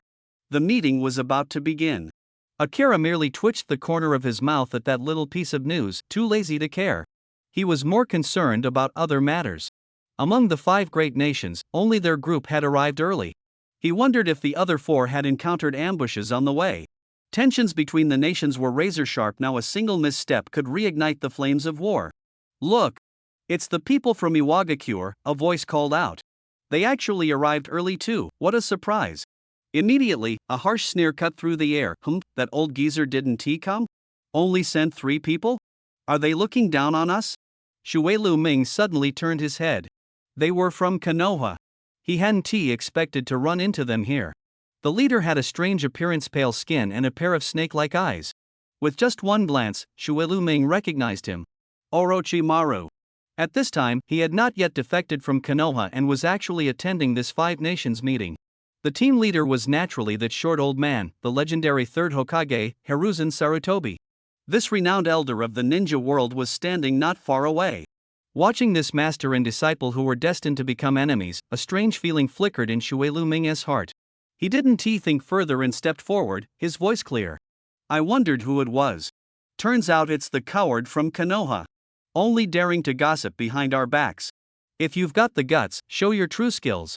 Before his words had even fallen, Orochimaru's golden vertical pupils suddenly contracted. He hadn't expected this kid from Iwagakure to be so arrogant, daring to provoke him face to face. A flash of anger passed through him, then turned into cold interest. Sharp tongue. Orochimaru's figure blurred suddenly, and the next moment he was right in front of Shui Lu Ming. Is Iwagakure left with nothing but talk? Let me teach you what real strength is. Whoosh! A huge fireball burst into flame out of thin air, a scorching wave of heat rushing forward. Fire release, great fireball technique. Shui Lu Ming's body retreated rapidly, the edge of his clothes brushing past the flames as he narrowly avoided the attack. A trace of surprise flashed in Orochimaru's eyes. Having pursued the art of immortality all his life, he was extremely sensitive to unique individuals. This boy before him had piqued his strong interest. He licked his lips and let out a low chuckle. Interesting. I really didn't expect to meet such an intriguing fellow. You successfully caught my attention. Shui Lu Ming steadied his stance, his expression calm. I know what you're up to, and I know what experiments you're conducting behind the scenes. I advise you, don't come to provoke me. Otherwise, you'll regret it. Hearing this, Orochimaru burst into loud laughter, his face showing an almost ecstatic expression. Ha ha ha. What an arrogant brat. But once I'm interested in something, I never let go. You won't escape. Orochimaru licked his lips, a playful glint flashing in his eyes. It was as if he had discovered an interesting toy, staring intently at Mizuki Jakara. Tsuruyomi was too lazy to waste words. A cold snort escaped his nose, and the kunai in his hand turned into a black line, shooting through the air toward Orochimaru's throat.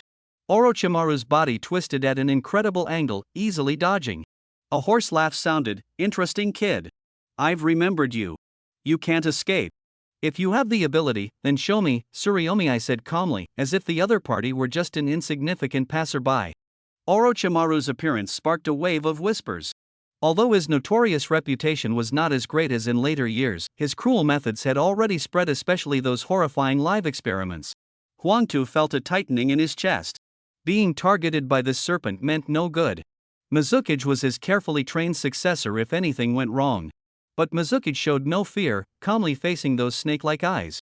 The third Hokage's gaze swept over Mizuki, a flicker of surprise crossing his eyes. This was the boy whose elite squad he had sent was completely wiped out. Is he the one who killed so many of our Konoha ninja? A rough voice sounded. Might Guy strode forward, the Konoha forehead protector on his brow especially conspicuous. Mizuki looked up and recognized him. It was thanks to Gaia's father, Might Due's self-sacrifice, that he had the chance to annihilate the 7 ninja swordsmen of the mist in one fell swoop, making his name. So this is Mizuki, much younger than I imagined. Looks ordinary, just a half-grown kid. Kakashi of Konoha was also a top expert at this age. The future belongs to the young US old folks should step aside. An aged voice interrupted the discussion. The 5 Nations Summit is imminent. Please, everyone, restrain yourselves. Do not let personal fights destroy this hard-won peace. Mizuki nodded silently. He represented the land of Earth on this trip, aiming to secure the greatest benefit for his country.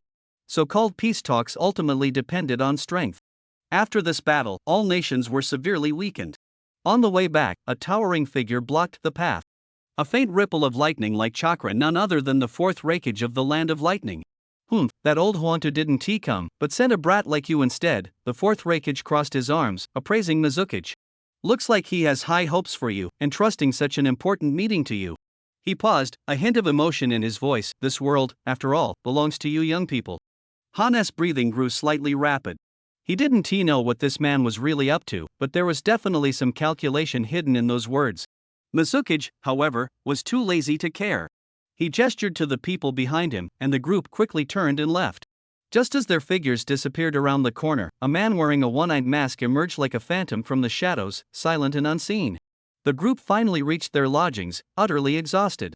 No sooner had the door closed than snores began to rise one after another. But Mizuki could not relax. He knew well that at this Five Nations summit, where masters gathered, the presence of several Kage-level powerhouses made him feel real pressure. Their deadly techniques were strange and unpredictable, often deciding life or death in a single strike. Without sufficient strength, not only was earning respect impossible, but even self-preservation was difficult. Orochimaru's attitude today was the best proof of that. With a thought, a semi-transparent attribute panel unfolded before his eyes. It clearly displayed attribute points 5,000. His taijutsu points had accumulated beyond 1,000. It was time to learn some real trump cards. He recalled the 8 gates technique with his current foundation. Forcibly opening the third gate was already the limit. Beyond that, each gate burned his life away. Just like Might Do way back in the day, who single-handedly wiped out the 7 ninja swordsmen but paid with his life. Such resolve, he admitted, he was not yet capable of.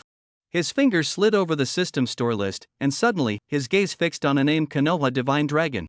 This was a dazzling technique glimpsed in the movie version, and even in Konoha Village, very few mastered it. What made his heart race even more was that the system marked the version not as an ordinary A rank, but as a fully completed, flawless S rank perfect edition. Only 500 points, he murmured, his fingertip pressing down without hesitation. Ding! A crisp system notification sounded in his mind. Congratulations! Successfully purchased S rank taijutsu, Konoha Divine Dragon, consuming 500 attribute points. A surge of warmth immediately flooded his mind, countless secrets of the moves and energy release techniques instantly becoming clear. He closed his eyes, carefully contemplating, and after just a moment, a confident smile appeared on his face. Done! His arsenal had gained another trump card capable of turning the tide of battle. 4,500 attribute points remained. He took a deep breath and once again cast his gaze over the dazzling system store. The path to becoming stronger could not stop. He inhaled deeply, feeling the power within him awaken. 1,000 attribute points were instantly consumed, transforming into a warm current flowing throughout his body, the level of a jonin, broken through. He suddenly stood up, fist wind howling. The air was torn apart, forming a visible vortex. A wooden post a few meters away was struck by the aftershock, instantly pulverized into powder. Shuelu looked at his fist, a smile curling at the corner of his mouth. The previous moves had been mediocre, but now it was completely different. This power even surprised himself. If he fought someone now, one punch could probably shatter bones, one kick could decide life or death. This destructive power even made him feel shocked. He summoned the attribute panel. His taijutsu had clearly improved, and he then turned his gaze to the ninjutsu section. He invested another 1,000 points. Very good. If he encounters Kisame Hashigaki again, the balance of victory will surely tilt. In a direct confrontation, he is confident he can make the opponent pay a heavy price. Power still surges within his body. With 2,500 attribute points remaining, it's time to invest in something special. Bloodline limits and secret ninjutsu have always been alluring. He had already chosen his path: fire release and lightning release. Without hesitation, he invested 1,000 points to acquire an S-rank ninjutsu Raikiri. This technique is tailor-made for ninjas with lightning chakra, able to condense electricity in the palm and unleash overwhelming power. In the afternoon, he walked toward the training ground wielding a decapitating blade.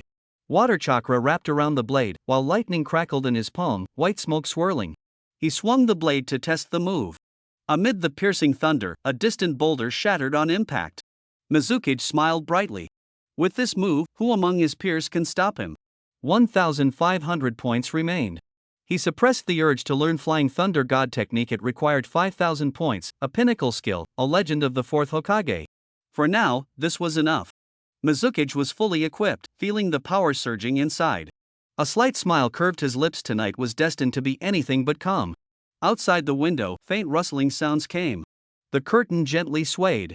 His eyes sharpened, and his figure darted out the window like lightning. Under the moonlight, a familiar figure stood silently in the center of the courtyard. A pale face, cold and sinister eyes. It was Orochimaru. You really are here. Orochimaru's voice was sharp and piercing. Let me see what skills you've got. Before he finished speaking, Orochimaru formed a hand seal with one hand. Suddenly, a fiery serpent burst from the ground, roaring as it lunged toward Mizurami. Mizurami's pupils contracted slightly, his toes lightly tapping as he swiftly retreated. At the same time, energy circulated within him, instantly breaking through the first limited gates. Gate open. His speed surged. Like an arrow released from a bow, he dashed forward, arriving before Orochimaru in the blink of an eye. Surprise flashed in Orochimaru's eyes. During their daytime encounter, this man had never shown such speed. In that instant, Mizurami leapt into the air. His right leg swept out like a steel whip, the Konoha whirlwind. Orochimaru hurriedly leaned back, but saw Mizurami hovering midair, his balance incredible. Then, a heavy kick slammed hard into his chin. Bang! Orochimaru flew backward like a kite with a broken string, letting out a furious roar in midair. The power of this strike far exceeded his expectations. At this moment, Mizurami's next round of attacks was already brewing. The night wind blew, stirring a few fallen leaves. Mizurami's boot stomped heavily on Orochimaru's back with a dull thud. Orochimaru's body was instantly crushed into a twisted platform. Immediately after, Mizurami raised his leg and swept it across, his instep striking fiercely at Orochimaru's neck.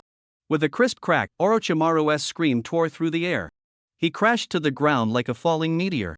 Dust billowed as the earth was smashed into a 3-meter-wide deep pit, cracks spreading like a spiderweb. Orochimaru lay at the bottom of the pit, his pupils sharply contracting. Spitting out dirt and sand, his voice trembled with disbelief. This kid has power no human should possess.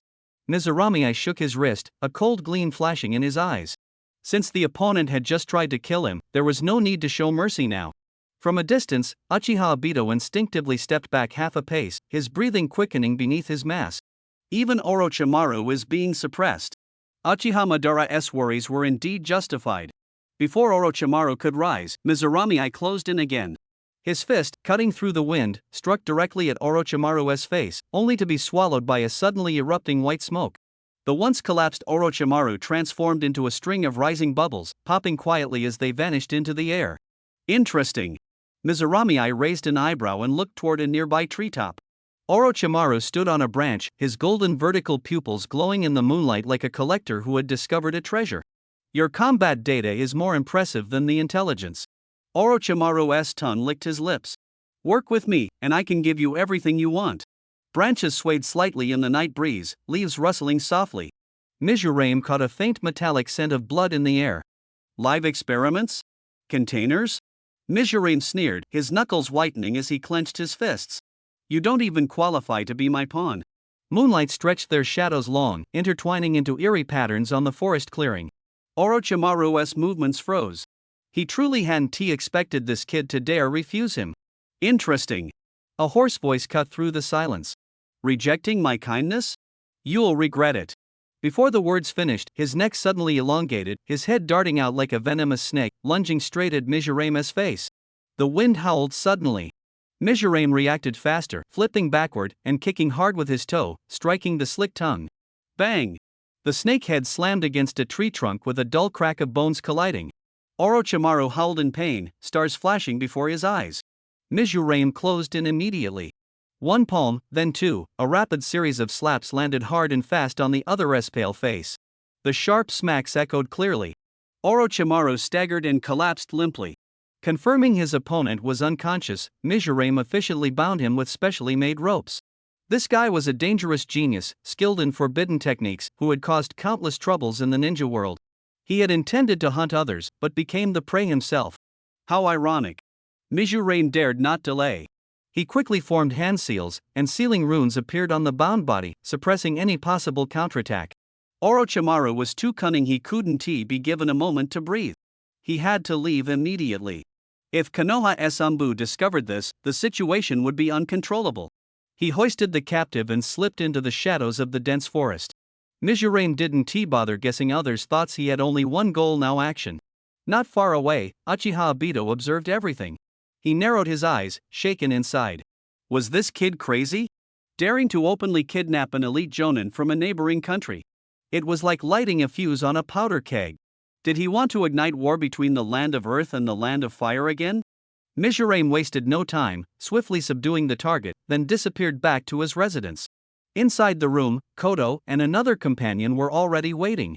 When Mizurame slammed the bound Orochimaru heavily onto the floor, both gasped sharply.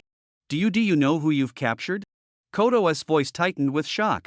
This is an open provocation. It will trigger war.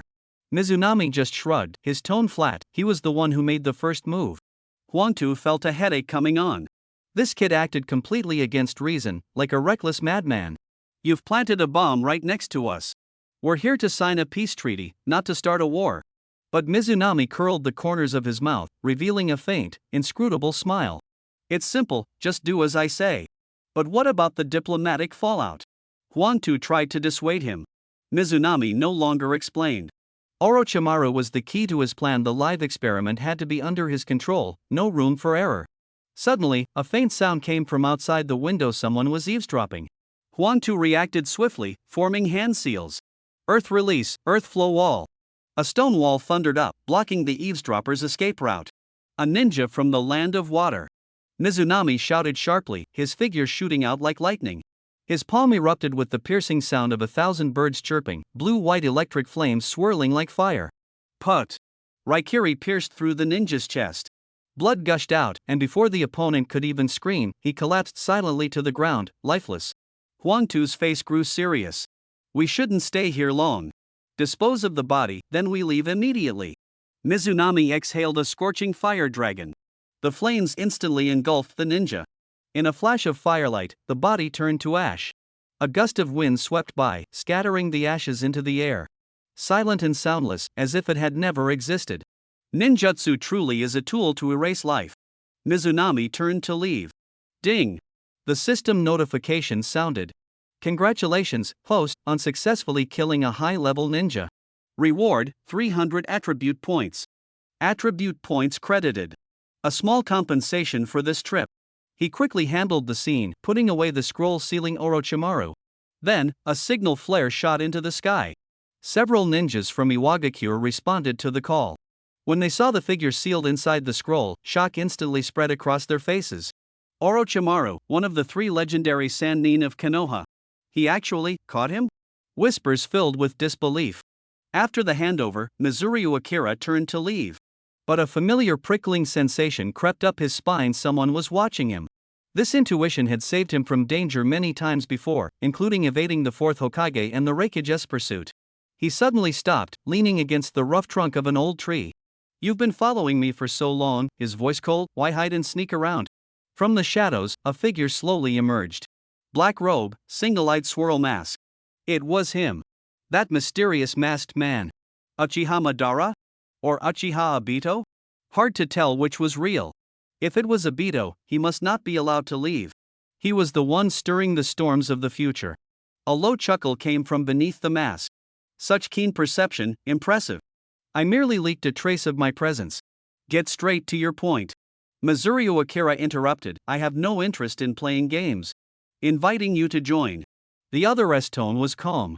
My new plan requires power like yours. Change the world? Mizuryu Akira sneered inwardly. He only wanted to survive steadily in this strange world, never to be anyone's pawn. He remained silent, but his body was already tense like a drawn bow. The masked man stepped forward, his presence locking down the area. Clearly, he would not let Mizuryu Akira leave easily.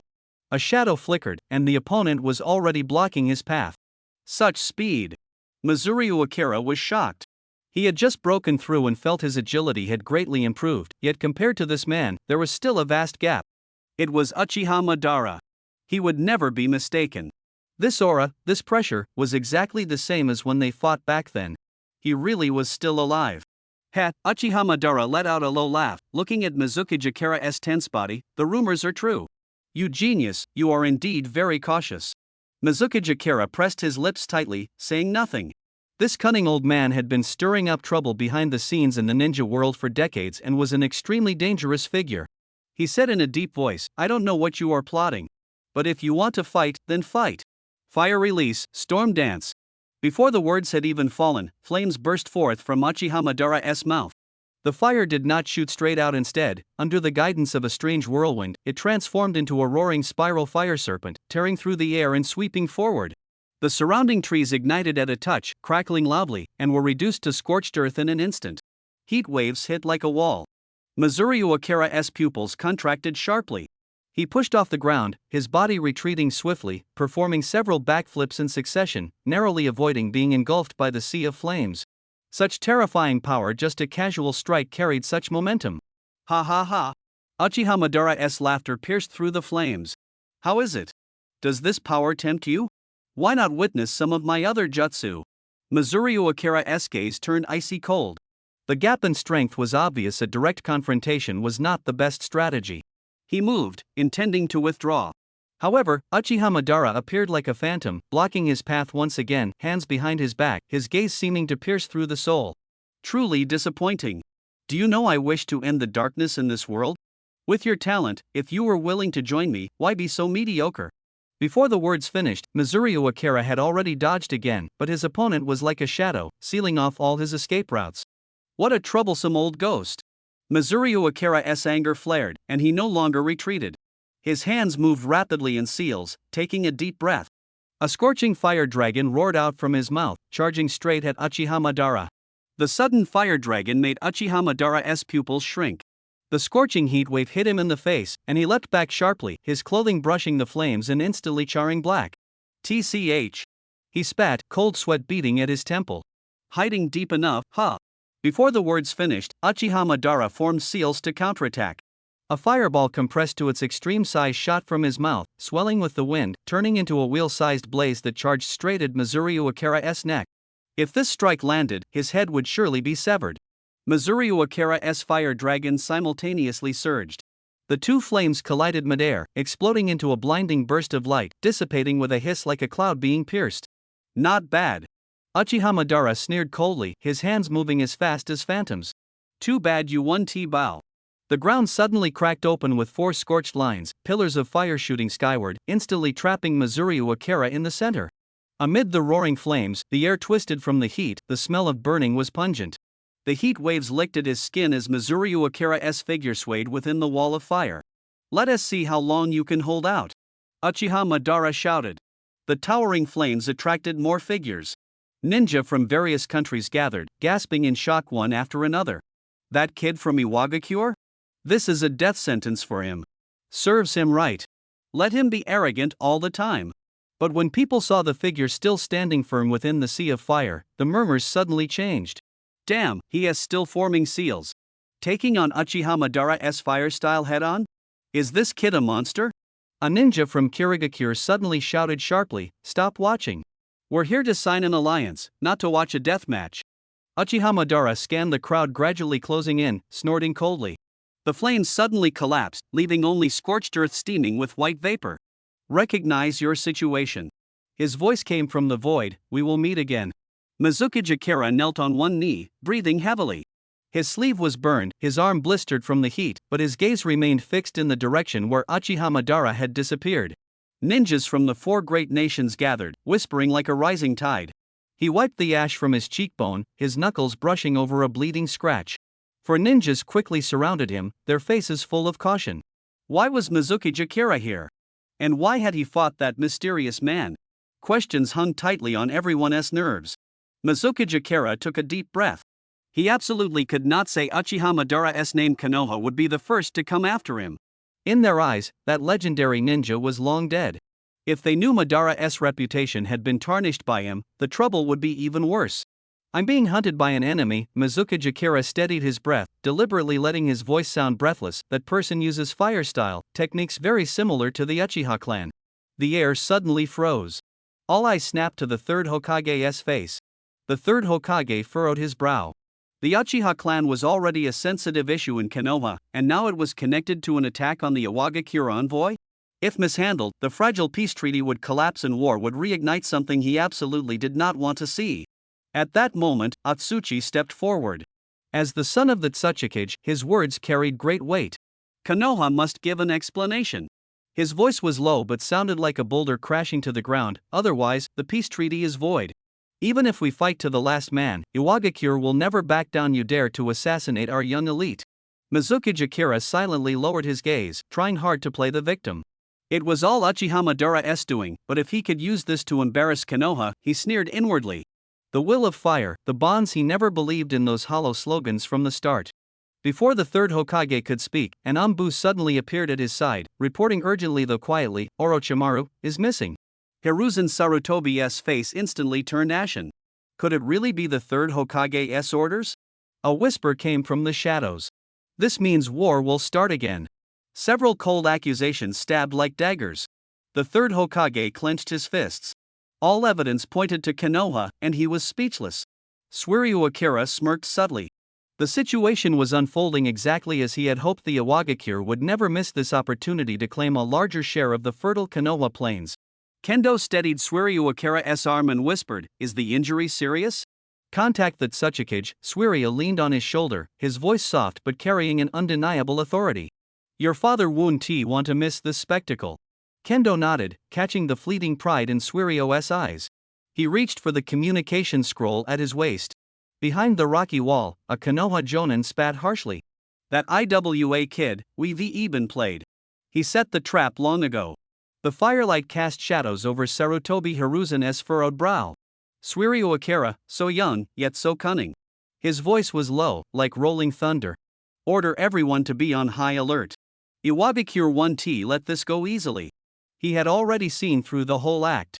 Suiryu's painstaking efforts ultimately aimed for nothing more than territory and reparations. But the backbone of Konoha will not bend under threats. The third Hokage lifted his head, his words resolute.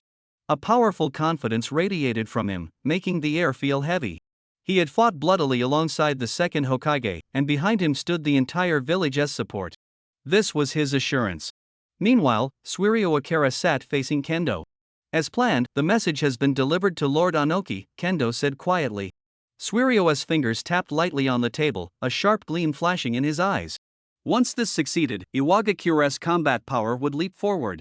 At the thought, he could almost hear his own heartbeat quicken. The messenger ninja's figure vanished like the wind along the road leading to Iwagakure. The next stop is the land of water. It has long been shrouded by an invisible web.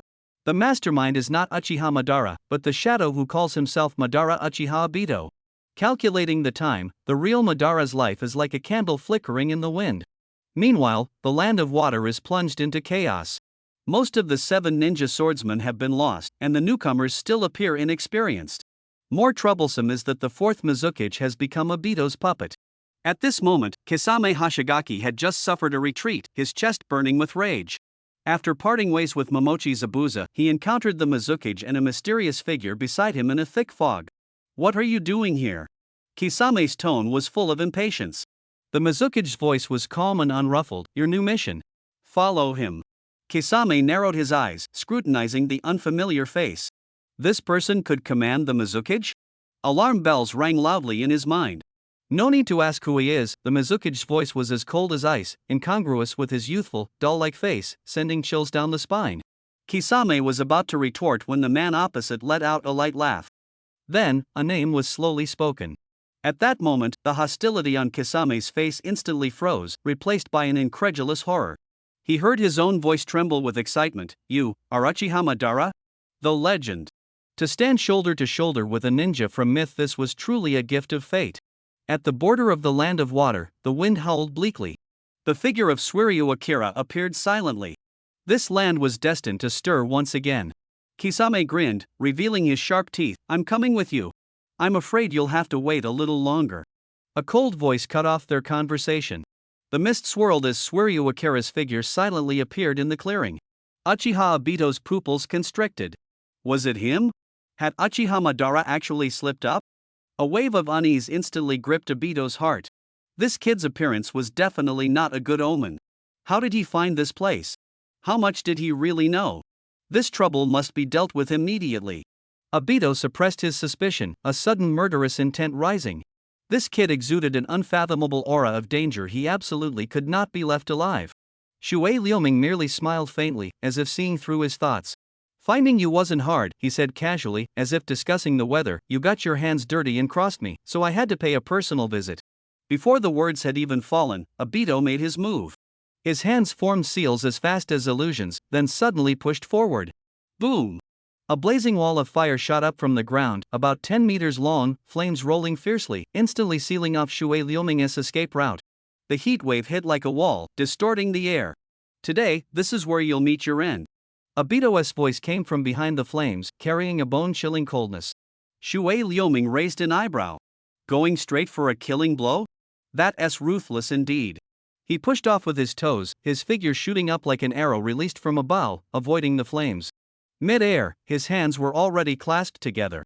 Konoha Divine Dragon.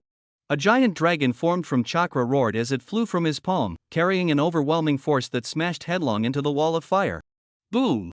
The flames and the dragon exploded simultaneously, sparks flying everywhere, a hot wind stinging their faces.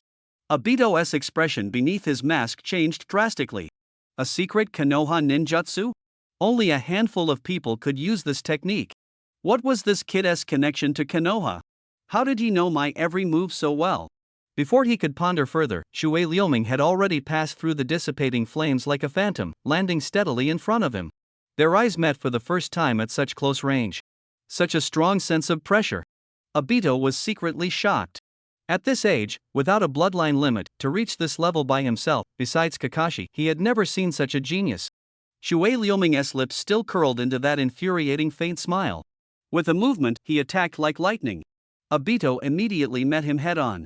The fist wind howled, shadows intertwined. The hard collision sounds were especially clear in the silent valley. Da-day-day. At that moment, a steady pace of footsteps came from the depths of the thick fog. Obito glanced sideways, seeing a vague figure gradually taking shape in the mist. A barely noticeable gleam of joy flashed in his eyes. Mist spread, two figures suddenly separated, then instantly merged back into the fog, leaving only a few indistinguishable afterimages. Uchiha Madara had arrived. Mizuryome looked at this uninvited guest, his face showing little surprise. Old friends meeting, and you don't even greet me? Madara's voice was hoarse, a trickle of blood seeping from the corner of his mouth. Kid, you've messed up my plans again. Mizuryome only smiled slightly. He had long seen through this old ghost. Madara was at the end of his rope, and that terrifying aura was just a fragile shell. He was here to bluff. Such a pity, Madara coughed, suddenly lunging forward, his words crashing down with his movement. You still refuse to serve me, then I'll have to ask you to die. Before the words fell, he ghosted closer, a punch aimed straight at Mizuryume's face, cutting through the air with a sharp whistle. Mizuryume was too lazy to respond, his figure like a slender willow in the wind, lightly sidestepping to let the deadly sneak attack miss. In his mind, he was calculating how to use the 3-minute ninjutsu time limit to outmaneuver Madara. Time ticked away.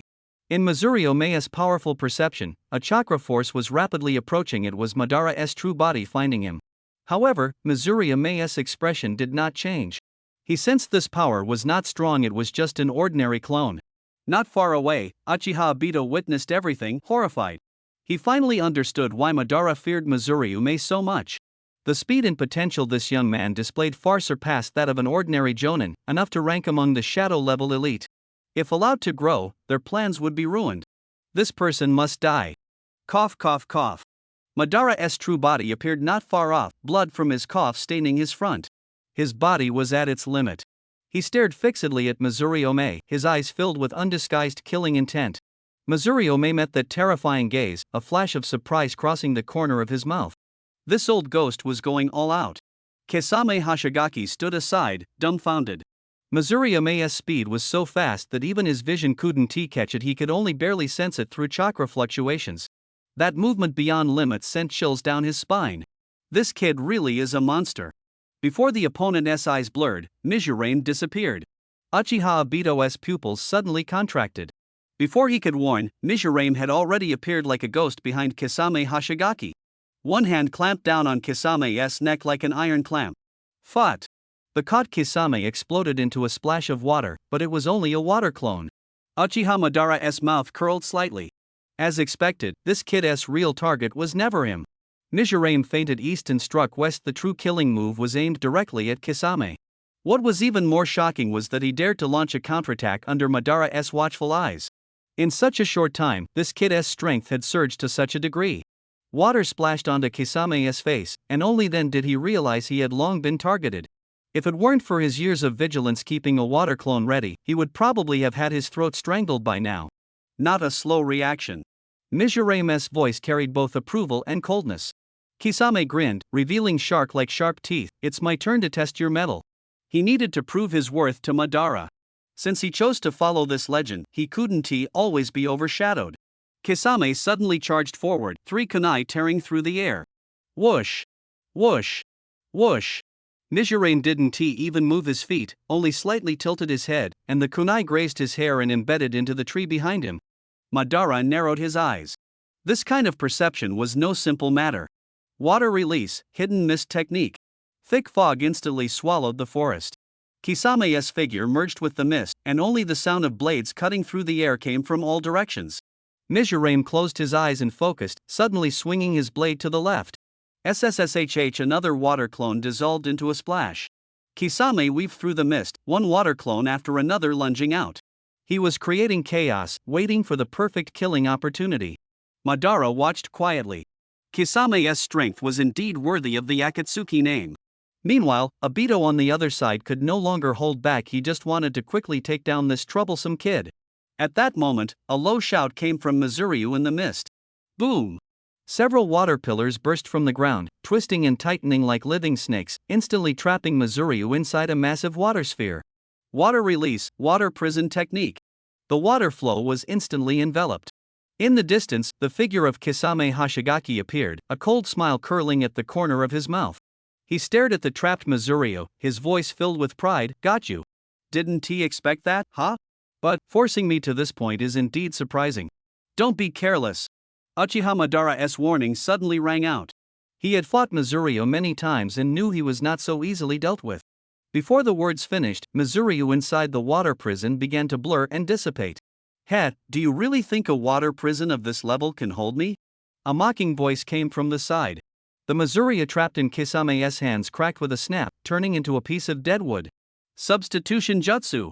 Kisame slammed the wood down hard, his face turning ashen. It turned out that Mizuryu had used body flicker technique to escape at the last moment, then used substitution jutsu to create an illusion. The combination was smooth and astonishing. Cold sweat broke out on Kisame's forehead. If Mizuryu had directly ambushed him just now, he would probably be a corpse. This kid has already become this strong? From above, Uchiha Madara watched calmly, as if he had anticipated this. Suddenly, Kisame surged forward like an arrow, rushing at Mizuryu. He wanted to seize the initiative before his opponent could steady himself. But Mizuryu reacted faster. Almost the moment Kisame moved, he leapt into the air, his figure flashing as he counterattacked right in front of his opponent. A fierce high kick struck directly at the chin. Bang! Kisame flew backward like a kite with a broken string, crashing heavily to the ground, blood spraying from his mouth. Just one move, a direct defeat. Kisame clutched his chin, incredulous. In such a short time, this boy had actually surpassed him? Tsuruyomi dared not linger in battle. He scanned the entire scene. Uchiha Madara was unfathomable, and Obito controlled the fourth Mizukage. There were no weaklings here. At this moment, Uchiha Madara slowly spoke, his hoarse voice carrying a strange calmness. "Kid, you are indeed impressive. But to think of opposing me, it's still too soon." He paused, then unexpectedly changed his tone. "This time, I'll let you go." Obito frowned deeply but remained silent. Tsuruyomi's eyes flickered, and without hesitation, he turned around, his figure rising and falling a few times before disappearing into the dense forest. The wind swept through the treetops, leaving only heavy breaths and lingering murderous intent. Tsuruyomi was too lazy to delve into that old man's thoughts. If he couldn't understand, then so be it. All he wanted now was to escape. The situation was just as he wished, though his original plan was to continue lurking. "Farewell!" Tsuruyomi shouted loudly.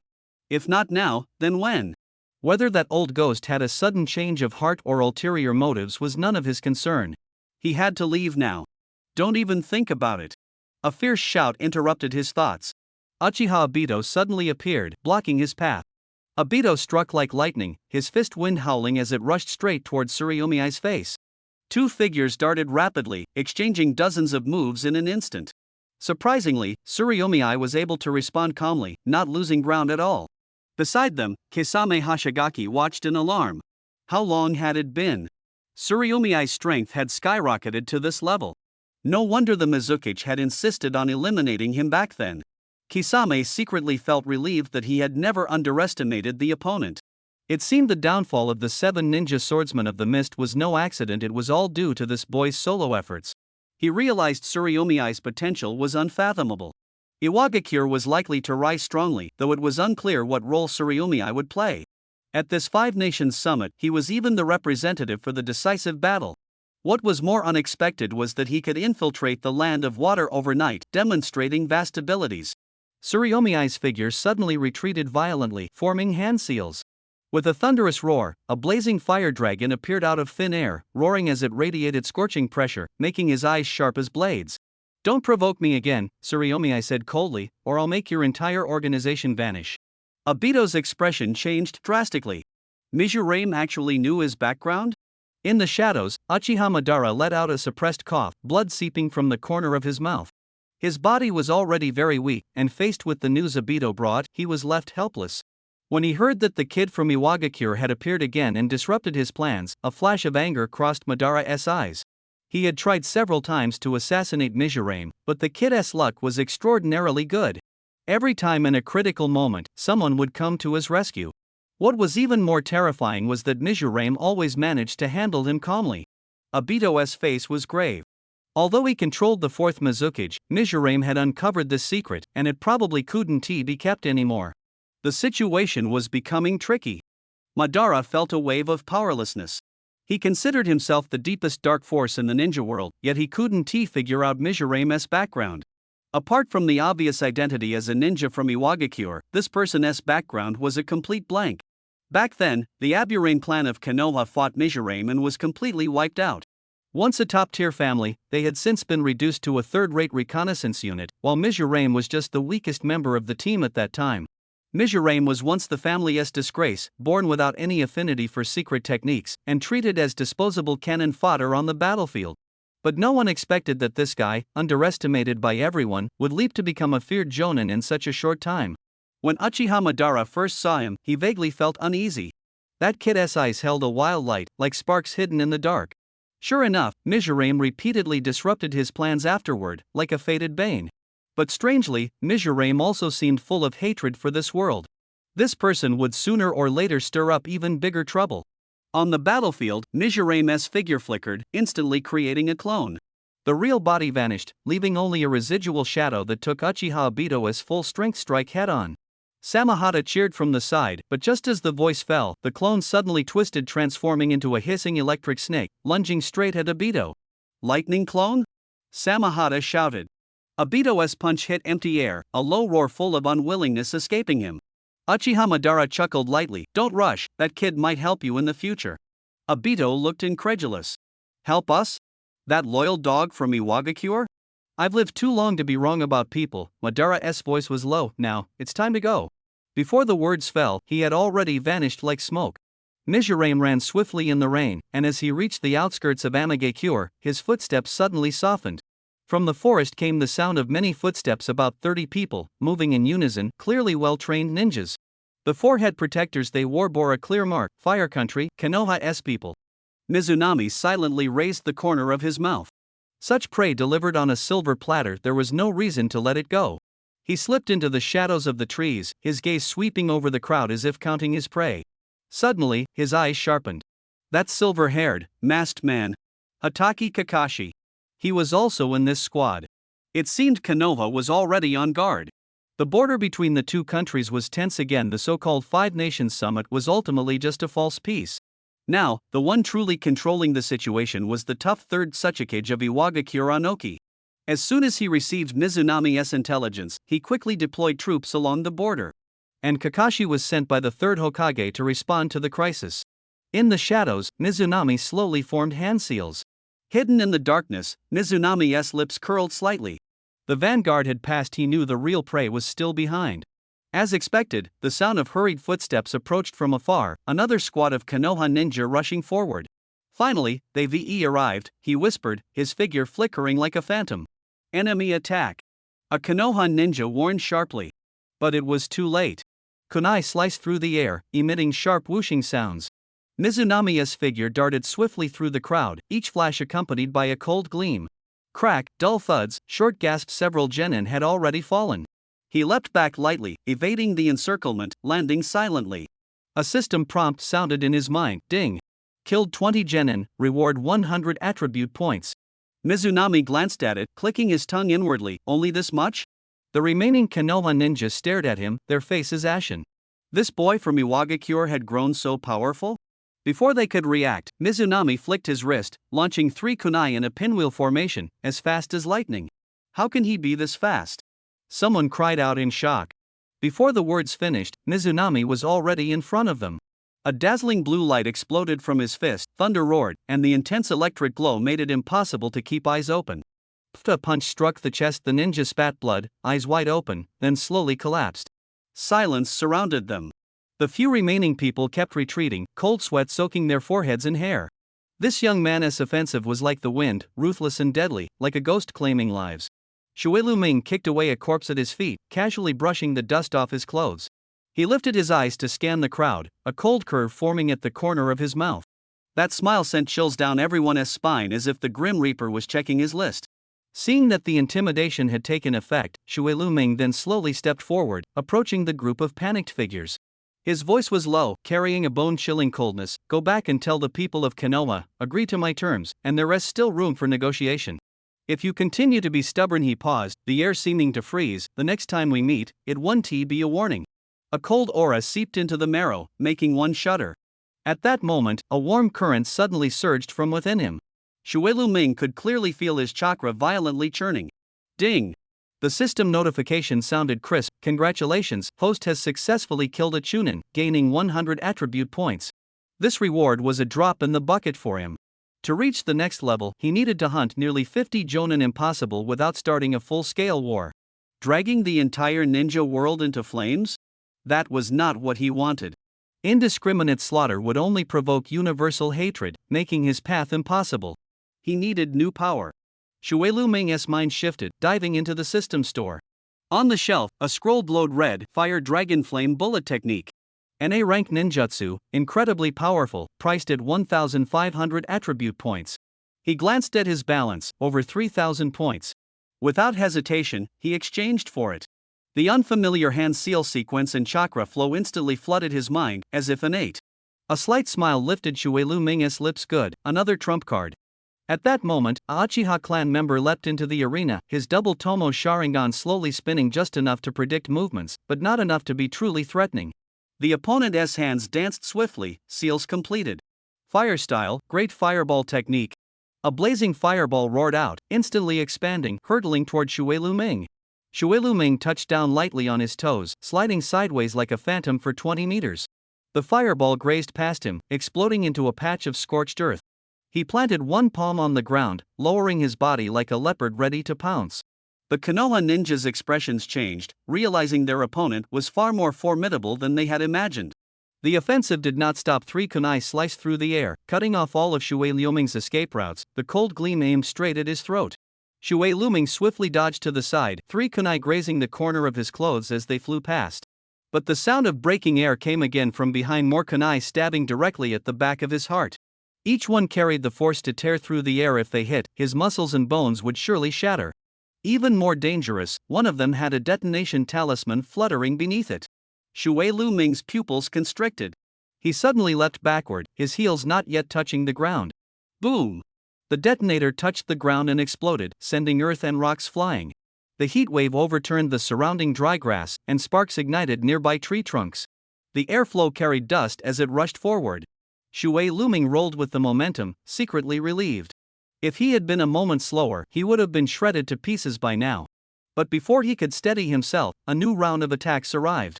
Kunai rained down like a storm, blocking all his escape routes. Tisk! He heard someone sneer. What genius boy! Nothing special. It's time to end this. Before the words finished, a kunai was already pressed against his forehead. Thud! A strange muffled sound, like a water bubble bursting. Shui Luming's figure suddenly vanished. Where is he? The Uchiha clan ninja suddenly widened his eyes, the twin Tomo in his pupils spinning rapidly. The Sharingan can capture the slightest movements, but at this moment, there wasn't even a ripple of chakra in the air. Just at that moment. Whoosh! A sharp whistle tore through the silence. A kunai wrapped in sparks tore through the air, moving so fast it left only an afterimage. Everyone didn't even have time to shout in surprise. The kunai had already pierced through the Uchiha's throat. He froze in place, a rattling sound coming from his throat as blood gushed out between his fingers. Then he collapsed heavily to the ground. A dead silence. All eyes scanned the surroundings in panic. Only the pale faces of Konoha ninja were visible among the trees. No one saw where Mizuryu Akira had struck from. In the shadows, Mizuryu Akira silently curled the corner of his mouth. Fear often comes from unseen threats. And he was exactly the best at disappearing. Frustrated curses came from the forest. Where is he? Did that kid burrow underground? How dare he mess with us? If we catch him, we'll skin him alive. Footsteps were chaotic and leaves rustled. The ninja who had just been mocking Mizunami now looked around like a headless fly. Ding Chunin defeated, attribute points plus 100. The system's prompt sounded cold and emotionless. Mizunami licked the corner of his mouth. Only 100 points? How pathetic. But he enjoyed this thrill of the hunt. There was still someone crouching in the treetops. That guy's breathing was extremely light, probably a sensory type. Unfortunately, Mizunami's chakra was like a stone sinking into a deep pond, leaving no ripple. Where the hell is that brat from Iwagakure hiding? Just as the anxious question fell, a sharp sound tore through the air. A silver light ripped through the night. It was a kunai.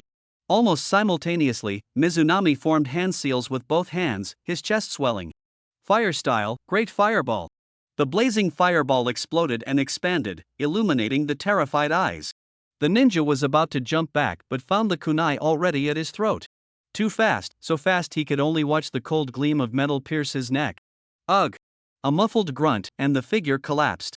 The moment the firelight extinguished, Mizunami's figure had already vanished into the darkness. Captain, the captain is dead. Panic spread like a plague. No one saw how he struck. This kind of ghostly assassination made the remaining ninjas huddle back to back in a circle, their blades trembling. For it! A ninja roared, forming hand seals, water style, water dragon bullet. The waves surged into a giant dragon, rushing toward the shadows in the trees. But the next second, an even more dazzling red light exploded. Fire style, fire dragon flame. The fire dragon spewed from Mizunami's mouth collided fiercely with the water dragon. TSK. Steam surged, and white mist engulfed the entire battlefield. In the silence, only the sound of water droplets pattering down remained. When the fog cleared, everyone froze in place. Lightning and fire, he could actually wield two opposing ninjutsu at the same time? Contempt turned into fear, and all eyes were fixed tightly on the boy slowly wiping his kunai. The Konoha ninjas gripped their kunai tightly, their hands trembling slightly. The air seemed to freeze. They looked at the 13-year-old boy standing in the middle of the pile of corpses, their throats tightening. Just moments ago, they had surrounded him like hunters closing in on prey. Now, the roles of hunter and prey had completely reversed. Their comrades lay scattered on the ground, their Konoha forehead protectors stained with dirt and blood. Among them were several recognized elites from their squad. But now, they were all cold corpses. Fear, like a cold venomous snake, coiled around the heart of every survivor. The Ambu ninja hidden in the shadows of the trees suddenly narrowed his eyes beneath his mask. He finally understood why Lord Danzo's orders were so strict. Keep a close watch on that boy from Iwagakure. This was no boy. This was clearly a humanoid beast. In the center of the field, Mizuryu Akira casually flicked the blood droplets off his kunai. Too easy. These so-called Konoha elites were no match for him. Ding! A crisp notification sound rang in his mind. Congratulations, host, on successfully killing a jonin. Reward, 300 attribute points. He glanced at the system panel, only he could see the numbers flickered. This reward was not enough to stir any excitement in his heart. He craved stronger opponents, richer nourishment. M.O. Monster. A Konoha ninja's voice was hoarse. All the intelligence we received was wrong. What do we do now? We can't track his movements at all. Their voices trembled with despair. At that moment, an Ambu ninja, nervous, stepped on a dry branch, snapping it. Crack! The sound was faint but struck Mizuryu Akira's ears like thunder. He instantly detected the attempt to conceal a stronger chakra fluctuation. Oh! Mizuryu Akira's lips curled into a barely noticeable smile. Among the small fish and shrimp, a big fish has slipped in. His figure flickered and vanished from the spot like a phantom. The Ambu ninja had just adjusted his breathing when a chill suddenly shot up his spine to the top of his head. He snapped his head around. Too late. The cold edge of a kunai blade was pressed against his throat. He didn't even manage to utter a warning, he only felt a chill at his neck before his vision was quickly swallowed by darkness. Mizuki supported the collapsing body, his movements as fast as lightning. He swiftly stripped off the other's uniform and mask, putting them on himself. In the blink of an eye, he had transformed into a Konoha Umbu. Not far away, the surviving ninjas were still anxiously searching. Damn it! Where the hell did that guy hide? They never dreamed that the terrifying boy was now calmly walking among them, wearing the skin of one of their comrades. Where is he? Gone in the blink of an eye. A Konoha ninja lowered his voice, cautiously scanning the surrounding forest. His companion impatiently interrupted, "Cut the crap. Find him quickly. If he gets away, we're all doomed." "But that kid, he is insanely powerful." The third man's voice was dry as he unconsciously touched the scratch on his face. Shadows flickered among the trees, and the only sound in the silence was the rustling of leaves underfoot. They spun around like headless flies, nerves stretched tight like a drawn bowstring. The brief skirmish just now had already left several comrades' bodies lying forever in this forest. The Iwagakure ninja named Mizunagare was as fast as a ghost, his taijutsu fierce, alternating between two types of ninjutsu, leaving them utterly defenseless. At that moment, the bushes ahead stirred. All eyes instantly focused. The tension was so thick they could hear each other's heartbeat. A figure slowly emerged. Wearing a strangely shaped dog mask on his face, the standard attire of the Umbu. "Yes, one of us." Someone breathed a sigh of relief, their tense shoulders sagging. Reinforcements from the Umbu in a place like this were truly a godsend. "My lord," the lead ninja stepped forward respectfully and asked, "Which division are you from?" A low, deep voice came from beneath the mask, "Root. By order of Lord Danzo Shimura, pursue that Iwagakure fugitive." Joy immediately appeared on everyone's faces. Root. That was the elite force directly under Shimura Danzo. With such a big shot taking action, that troublemaker Mizuki Jakira was finally done for. "I just saw your fight," the Umbu ninja said flatly, but his words struck everyone like a whip. It was truly unbearable to watch. Several ninjas lowered their heads in shame. They had no rebuttal. They had indeed been slaughtered without any dignity. So, the gaze behind the mask swept over the crowd. Which direction did he go now? "I don't have much time. This kid's potential is a disaster." Mizuki Jakira's voice was calm, yet the surrounding air suddenly tensed. Several ninjas exchanged glances, all showing admiration. For Konoha, this Umbu member had chased all the way here. What loyalty! "We're looking for him too," a genin wiped the sweat from his temple, but he vanished like steam, no clues at all. "Leave this to me." Mizuki Jakira's tone brooked no argument. "You all head to the front lines immediately. Armies on both sides are pressing in. A great battle is imminent. I suspect he's the one stirring it all behind the scenes." As his words fell, several ninjas involuntarily gasped. That boy could actually shake the entire war situation? Mizuki Jakira remained expressionless, yet in his words, he cast himself as the only savior. To the others, their worries deepened. Young as he is, he treats all factions like pawns. "He absolutely cannot be left alive," someone whispered, hand already on a kunai. They would never have guessed that this loyal Umbu before them was the very target they swore to eliminate. The squad quickly withdrew, their figures rising and falling a few times before vanishing into the forest. The border was in crisis, and the Iwagakure army was pressing in. That was their true mission. At the center of this chaotic vortex, Mizuki Jakira was quietly moving through the dense woods, heading swiftly toward Konoha village.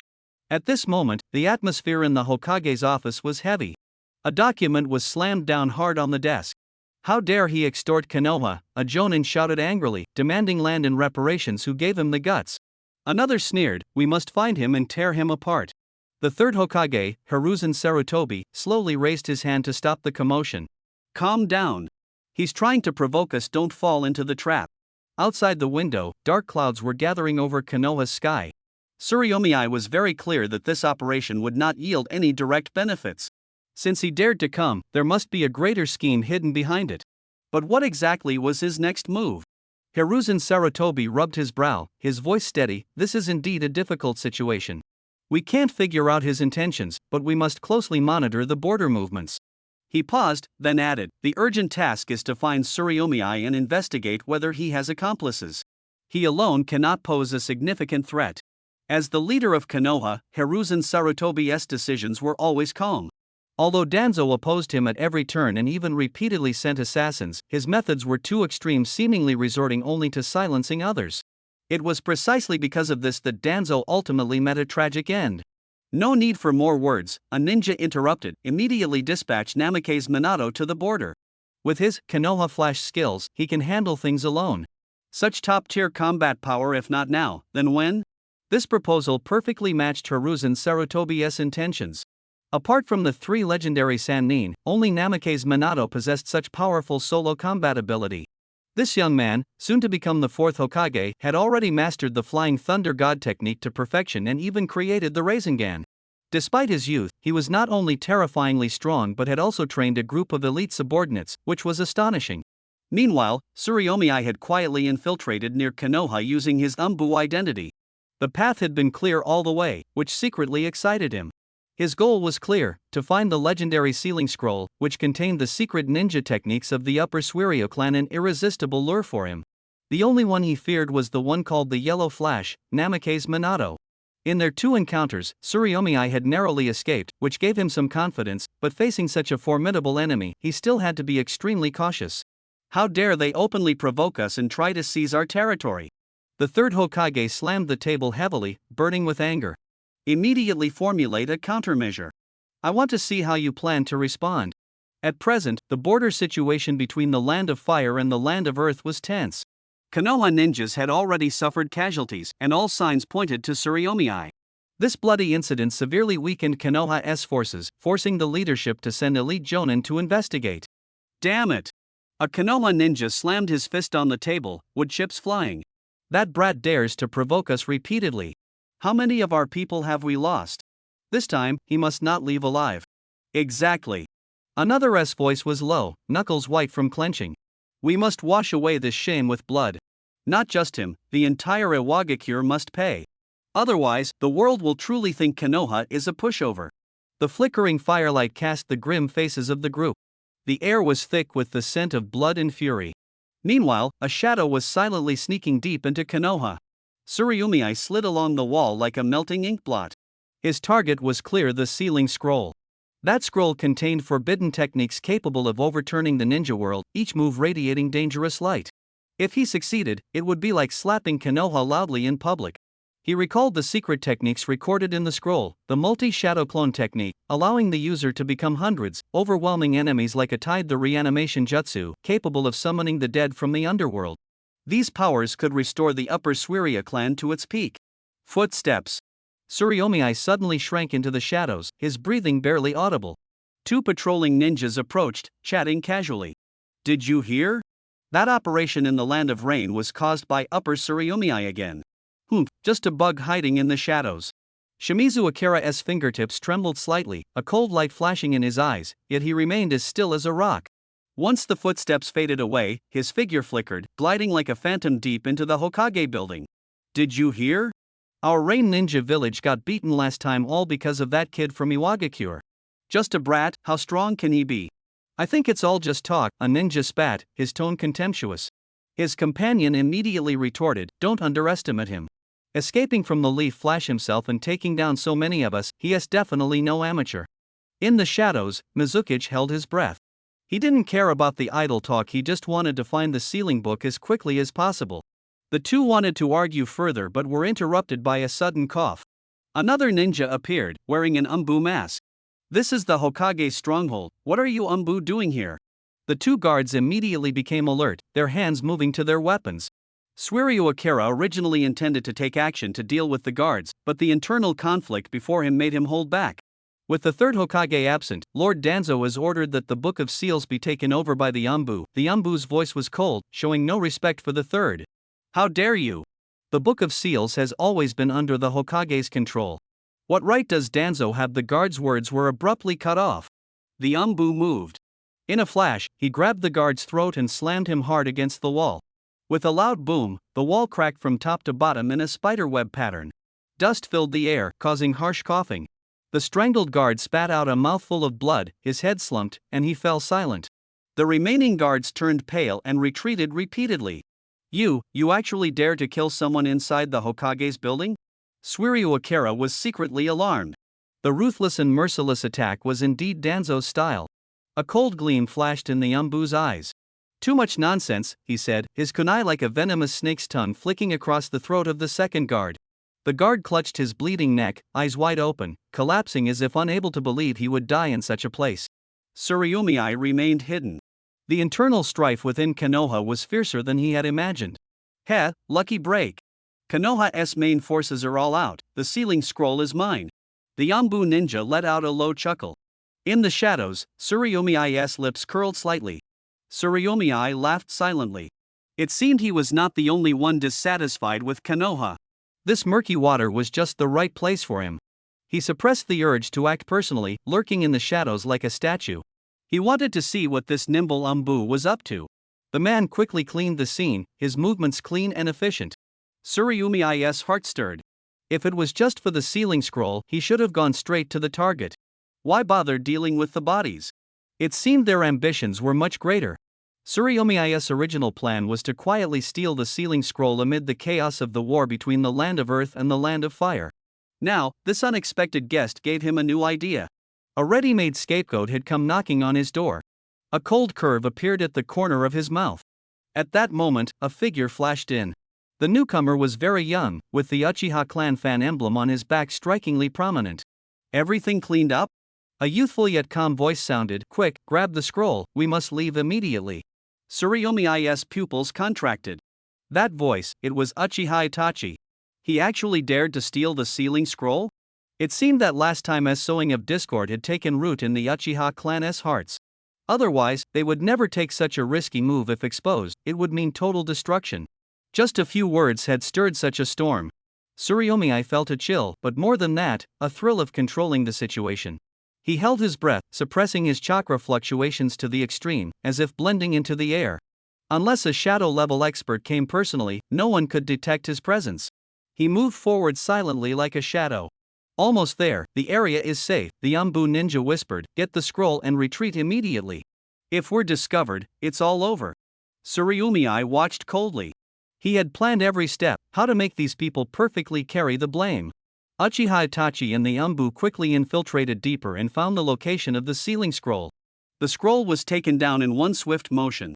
Uchiha Itachi's fingertips touched the cold scroll, a barely noticeable cold smile curling at the corner of his mouth. Finally, the item was in hand. The words of Mizuki Akira echoed repeatedly in his ears like a poisonous sting. Although he never fully believed them, the whispers had already spread like ripples within the clan, drawing countless suspicious glances. The label of clan exterminator, this heavy shackle made his steps arduous. Thinking of that brash kid, a nameless fury surged in his chest. His ninjutsu had long surpassed his peers, even enough to graduate with ease. But he kept this talent deeply hidden, like a sharp blade sheathed. The higher-ups in Konoha would never welcome another dazzling genius from the Uchiha clan. For now, Hatake Kakashi was the benchmark they needed. Hidden in the shadows, using a mediocre facade as cover, he was steadily paving his own path. Just as he obtained the scroll, a cold voice suddenly rang out, breaking the silence. The things Lord Danzo wants are not for you to touch. A ninja appeared like a ghost, a kunai in hand gleaming with cold light. Sorry, but your path ends here. Before the words finished, the kunai tore through the air, aiming straight for Uchiha Itachi's heart. Itachi's figure shifted slightly, like a drifting leaf, deftly avoiding the fatal strike. No trace of panic showed on his face, as if he had long foreseen this betrayal. The attack missed, and the ninja's eyes flashed with surprise, quickly replaced by anger. So you really are scheming. Lord Danzo was right, the Uchiha clan cannot be allowed to remain. He roared and lunged again, each move ruthless and life-threatening. The cold light of the kunai wove a net in the air. But Uchiha Itachi was faster. He ducked and sidestepped, each dodge perfectly timed. Suddenly, he leapt into the air, delivering a fierce kick directly to the opponent's jaw. A crisp crack sounded, accompanied by a muffled groan of pain. The ninja flew backward, crashing heavily onto the wooden table. Wood chips scattered, and the thunderous shattering of furniture exploded through the room. The ninja struggled to get up, but the mask on his face shattered, revealing a twisted and grotesque visage. In the shadows, Mizuki Akira watched quietly. Uchiha Itachi handled this enemy with ease. But that deformed face was clearly the product of human experimentation. Danzo was indeed colluding with Orochimaru. Thinking this, a trace of disgust flashed in Akira's eyes. However, now was not the time to delve deeper. He needed to quickly settle matters here and plan the next move. Completely wiped out? By just one person? The third Hokage's voice was full of shock. A Jonin killed instantly by a single kunai. How was that possible? Who exactly was this boy? Just thinking about it sent chills down one's spine. Absolutely, Lord Hokage, the reporting ninja's voice trembled, as if the ghostly swift strike flashed before his eyes again, causing his throat to involuntarily tighten. That strike was too fast, we couldn't see it clearly at all. Killing a Jonin instantly with a kunai. The third Hokage pondered, his knuckles lightly tapping the table. With such terrifying power, no wonder Inoki sent him on this mission. He raised his head, his gaze sweeping over everyone present. On our side, who can stop him? The advisor beside him whispered in response, I'm afraid, no one can match him except those few legendary ninjas. But he defeated them with just one move, this is truly terrifying. The third Hokage was silent for a moment. This boy was definitely not ordinary. He stood up, his decision made. I will go meet him myself. Hokage-sama, the advisor hurriedly tried to dissuade him, he's just a young junior. Sending an elite Jonin is already the highest courtesy. There's no need for you to personally. What do you know? The third Hokage interrupted with a low shout. He said no more with a flash, he disappeared outside the door. At the same time, in Konoha village, between the seals. The cold air was almost frozen solid. Uchiha Itachi, hand over the scroll. If you resist, the Uchiha clan will be destroyed. Surrender now, and Lord Danzo might spare your life. A cold curve appeared at the corner of Itachi's mouth. I want you dead. His voice was low but carried a bone-chilling murderous intent. Beside him, Mizukage suddenly felt a chill. Looking up, he saw Itachi's robe moving as if blown by wind, though there was none. The ANBU ninja opposite showed a flicker of fear on his face but forced himself to remain calm and shouted, Kid! What do you think you're doing? Itachi quietly looked at him, his eyes cold as ice. Since you insist on seeking death, I will grant it. Enraged by this disregard, the ANBU ninja struck first. His figure surged up, a fist with a gust of wind aimed straight at Itachi's face. Itachi's eyes instantly turned scarlet, the black tomo slowly spinning in them the Sharingan. He rapidly formed hand seals with both hands, his chest swelling. Fire release, great fireball technique. Boom! A huge fireball burst from his mouth, the scorching heat waves rolling, the center of the flames glowing bright orange like molten lava, roaring as it slammed toward his opponent. Itachi deliberately controlled the power to avoid completely destroying the building. The blazing flames rushed forward. The ANBU ninja suddenly threw a kunai while forming hand seals with both hands. Wind release, gale palm. A sharp wind blade sliced through the air, tearing apart the surging fireball. The wind blade showed no sign of slowing, howling as it continued to shoot toward Uchiha Itachi. Itachi's pupils contracted slightly, his expression growing serious.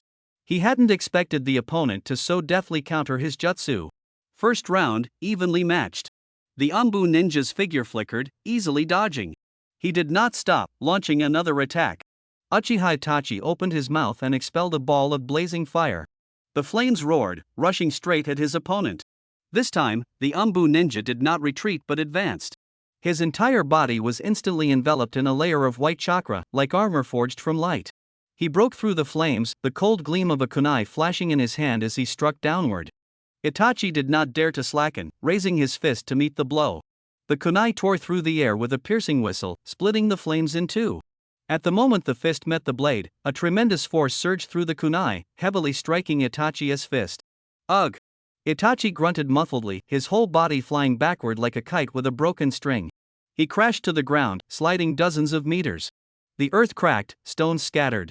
The shockwave spread in all directions, trees fell in clusters, and within 100 meters, it was a scene of utter devastation. Itachi steadied himself, his heart solemn. Smog's warning echoed in his ears. He had initially taken it lightly, but now he realized the other S-words were no lie. This ANBU ninja's strength was unfathomable, and it seemed he had not yet unleashed his full power.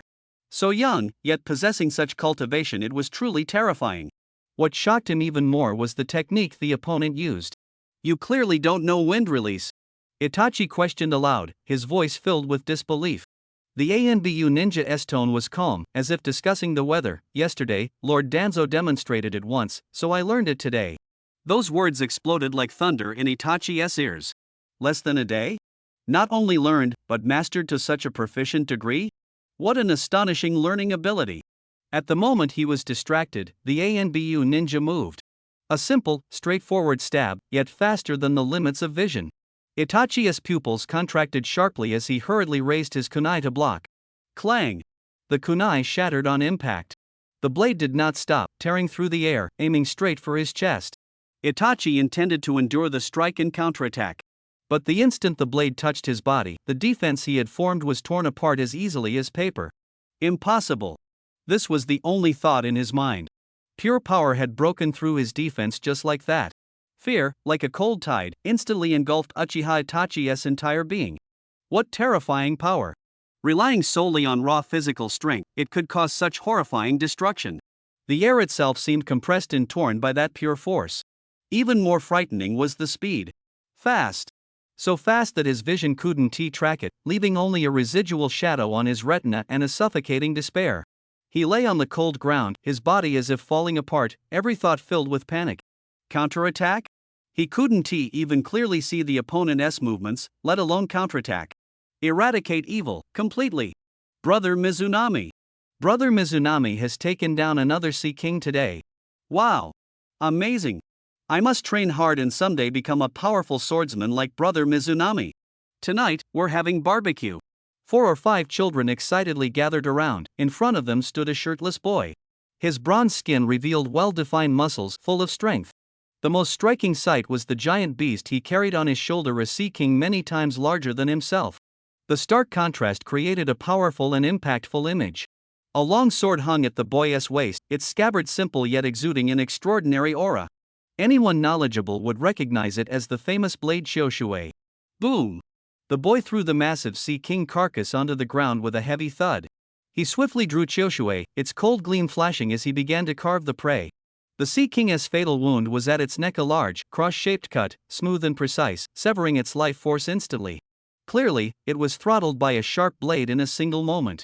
Brother Mizunami, are we roasting it again tonight? A child asked, looking up. The boy turned his head, a warm, sunny smile blooming on his face. Of course. Same as always, tonight's a barbecue feast. His name was Mizunami, and he was not from this world. 3 years ago, he drifted to this seaside town like a piece of driftwood and was rescued by the townsfolk. He had originally been a swordsman, and the Shoshuei sword had accompanied him all along. He had not wasted these 3 years. His swordsmanship had become more refined, and his physique was honed far beyond ordinary. The Sea Kings attacking the town's surrounding waters had all become his practice targets. Blade light flickered as the huge Sea King was quickly cut into neat chunks of meat, placed on a bonfire that had long been prepared. Brother Mizunami will take care of the rest. You go rest. A little girl named Doris approached. She was the first to discover Mizunami. Mizunami gently rubbed her little head and smiled. Doris, you're the most sensible. Brother is a great swordsman. Let us handle this rough work. Doris's small face was full of pride, her eyes sparkling. The fire crackled, and the meat soon gave off an enticing aroma. Doris carefully picked up the first piece of roasted meat and ran to Mizunami. Brother, you eat first. You've worked hard. Mizunami took the meat, gently pinched her rosy cheek, then took a big bite. The meat was tender, and the moment it entered his mouth, a pure, warm power instantly surged through his limbs and body. Immediately after, a clear voice echoed in his mind. Ding! Constitution point increased by 0.001. Ming Shui swallowed the last bite of bread. This was a secret he kept deep in his heart, one he hadn't told anyone. On the second day after arriving here, he discovered this strange phenomenon. No matter what he ate, his body would become stronger. Every time, an inexplicable voice would ring inside his body, reporting an improvement in his physique. At first, he was also panicked and tried to find the cause, but countless attempts to communicate ended in silence. Since it was a harmless benefit, he eventually accepted it. After all, getting stronger was never a bad thing. However, this improvement seemed to have a limit. He estimated that it increased by at most 0.1 each day. After 3 years, the total increase had exceeded 100 points. Compared to the weak self he was when he first arrived, he was now worlds apart. In addition, he seemed to have an astonishing talent for swordsmanship. He could master others' sword moves after watching them once. The effect of his own training was equivalent to others' hundreds of hard efforts. This double trump card was his capital to stand firm in this world. He stroked the hilt of the sword at his waist and looked out toward the distant sea. This was a world ruled by the navy. A good man should surely set sail with a sword in hand. Just need to catch one more girl, then I can report to Lord Virgo. Hope he'll be satisfied. That's right.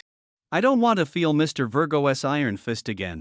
Leto got hit last time and was bedridden for half a year. A low conversation drifted with the wind, filled with fear at the name Virgo. The village where Ming Shui lived was under the jurisdiction of the Navy SG-5 branch, and Virgo was the base commander there.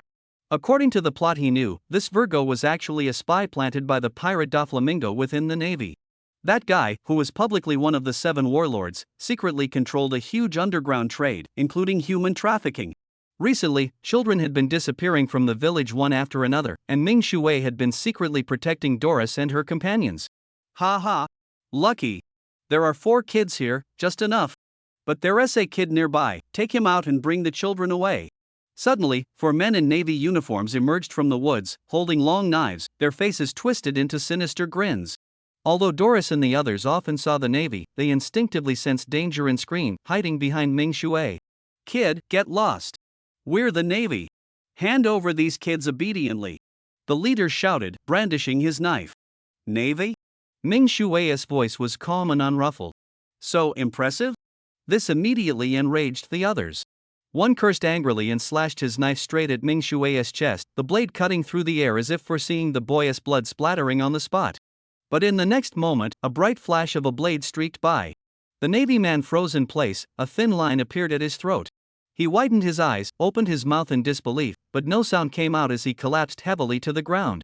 You, how dare you kill a Navy man? The other 3 screamed in terror. The response was another sharp arc of light. The blade whistled, as fast as lightning. After a few muffled sounds, the remaining 3 also collapsed to the ground one after another. In the blink of an eye, the 4 fake Navy men had become corpses on the ground. Interesting. A cold voice came from the alley entrance. In such a remote backwater, there's actually a skilled swordsman hiding. Footsteps sounded. A man wearing a plaid coat and sunglasses slowly approached. His temples were shaved into a lightning shape, holding a green bamboo stick in his hand. The most eye-catching thing was half a greasy beef patty stuck to his face. It was Virgo. Now a Navy vice admiral. Virgo? Mizunami squinted.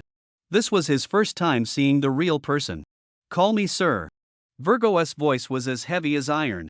Daring to attack the Navy, unforgivable. Finger gun. Before the words finished, Virgo's index finger shot out like a bullet. The fingertip tore through the air, emitting a sharp explosion, raising a cloud of white smoke. Mizunami dodged sideways. The wind from the finger brushed past his ear, the scorching air burning his skin painfully. Oh! Virgo raised an eyebrow. This kid actually managed to dodge? He was about to change his move when a cold flash appeared before his eyes. Fast. So fast it was just a line. Virgo's pupils shrank sharply, the bamboo stick quickly blocking Clang. The bamboo stick broke on impact. The blade didn't hesitate, slashing straight at his chest. Armament hockey. He roared, tensing his whole body, his skin instantly turning pitch black like iron. He planned to withstand the slash and then counterattack to capture. But as the blade fell, he heard the sound of tearing cowhide. The armament hockey defense shattered. A sharp pain struck him. He looked down and saw his upper body sliding toward the ground. Impossible. His mind buzzed. There was no hockey on that blade at all. Pure power, pure speed, could actually tear through armament hockey? The boy sheathed his blade and stepped forward. Virgo opened his mouth, trying to shout. But a silver light had already swept across his throat. The battle lasted no more than 3 breaths. Shui Luming shook the blood off his blade. Navy Vice Admiral Virgo, a character who, in the original story, had Smoker completely overwhelmed. Now, he couldn't even withstand a single strike from him. He weighed the blade in his hand. This strength was enough to venture out to sea. Virgo would never have come with only 4 lackeys. Amid the sound of the waves, Shui Luming pulled Doris close. Take everyone and hide well, he lowered his voice. I'll go clean up by the shore and come back. Doris nodded, like a frightened fawn, quickly leading the other children into the shadows. Shui Luming glanced at Virgo's cold corpse, expressionless. On this sea, life and death were separated by a thin line. He was long accustomed to it. He hurried through the woods. By the coast, the outline of a ship gradually became clear, not a white Navy vessel, but a pirate ship flying black sails. As expected. Virgo ultimately didn't dare use a military ship for this kind of business. On the deck, a lookout paced anxiously. Virgo had been gone too long.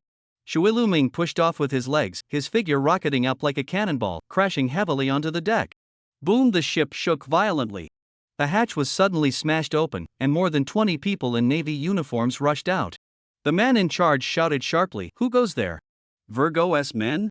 Shueluming's voice was as cold as ice. The crowd stirred. Two leaders exchanged a glance, murderous intent clear in their eyes. If this secret leaked, not only the Navy headquarters but even Doflamingo would want their lives. Seeking death. A Navy man lunged forward first. Tsuriomi's figure flickered. The sword light flashed through the air like lightning. Screams of agony rang out one after another. But in the blink of an eye, the deck was already strewn with corpses. In the silence, Tsuriomi bent down and pressed his ear against the wooden plank. Faint sounds came from below. He raised his sword and struck the plank, shattered with a crack. Beneath the hole, countless pairs of terrified little eyes flickered in the darkness. So many children. That madman Virgo. Meanwhile, inside the palace of Dressrosa, Doflamingo stared at the rapidly burning paper strip in his hand, his brow furrowed behind his sunglasses. Virgo's life paper, it's burning too fast. The flames flickered, and the paper turned to ashes in an instant. The air in the room seemed to freeze. Doflamingo sat in the shadows like a volcano ready to erupt at any moment. A Marine Vice Admiral level, who could have taken him out so quickly? His fingers tapped on the armrest. Identity exposed? An Admiral's move? No. Impossible without any warning. Could it be Law? That kid's been getting more reckless since becoming a Shichibukai. Or, he suddenly recalled Virgo's last report. Smoker went to the G5 branch, investigating the missing children. Ashes drifted through his fingers. Doflamingo suddenly clenched the den mushi tightly, his knuckles whitening. Impossible, he still can't kill Virgo. He growled into the mouthpiece, his voice like grinding ice shards. Investigate. I want to know who did this, immediately. The murderous intent was almost tangible. Waves gently lapped against the ship's hull. Tsuriomi looked at the more than 30 children curled up asleep on the deck inside. Virgo, that bastard, really gave me a hard time. He turned the bow of the ship and headed for the nearest shore. Tomorrow, he would hand over the people and the ship to Smog. The G5 base was not far away. As for whether the Navy would pay a reward, he didn't care. The world conscription had already begun, and with his strength, earning the rank of general was a piece of cake. At dawn, the fishing village was buzzing with excitement. It's a Navy ship. These scum. How dare they steal children? Beasts that deserve to be boiled alive. The angry villagers raised their fish spears and wooden sticks, surging forward, on the verge of a bloody clash. Stop! Mizunami blocked the crowd with his sword. He wasn't soft-hearted. He was afraid that these enraged villagers might really kill the half-dead Navy men on the ship. That would be hard to explain. At that moment, a warship broke through the waves, the black marine on the white sail strikingly clear. The leading man had slicked back hair, a cigar clenched at the corner of his mouth, and a justice cloak fluttering behind him. It was Smoker. Behind him, a female officer with a neat ponytail and a long sword at her waist. Did you kill Virgo? Smoker blew out a smoke ring, sizing up the boy before him. Too young, not a trace of a strong aura on him. Yes. Mizunami's answer was as brief as hail hitting the ground. Smoker frowned, the glow of his cigar dimming slightly. Name? Mizunami. Suddenly, Smoker's arms exploded into gray-white smoke, coiling like a giant python toward the boy. I don't believe you can do it.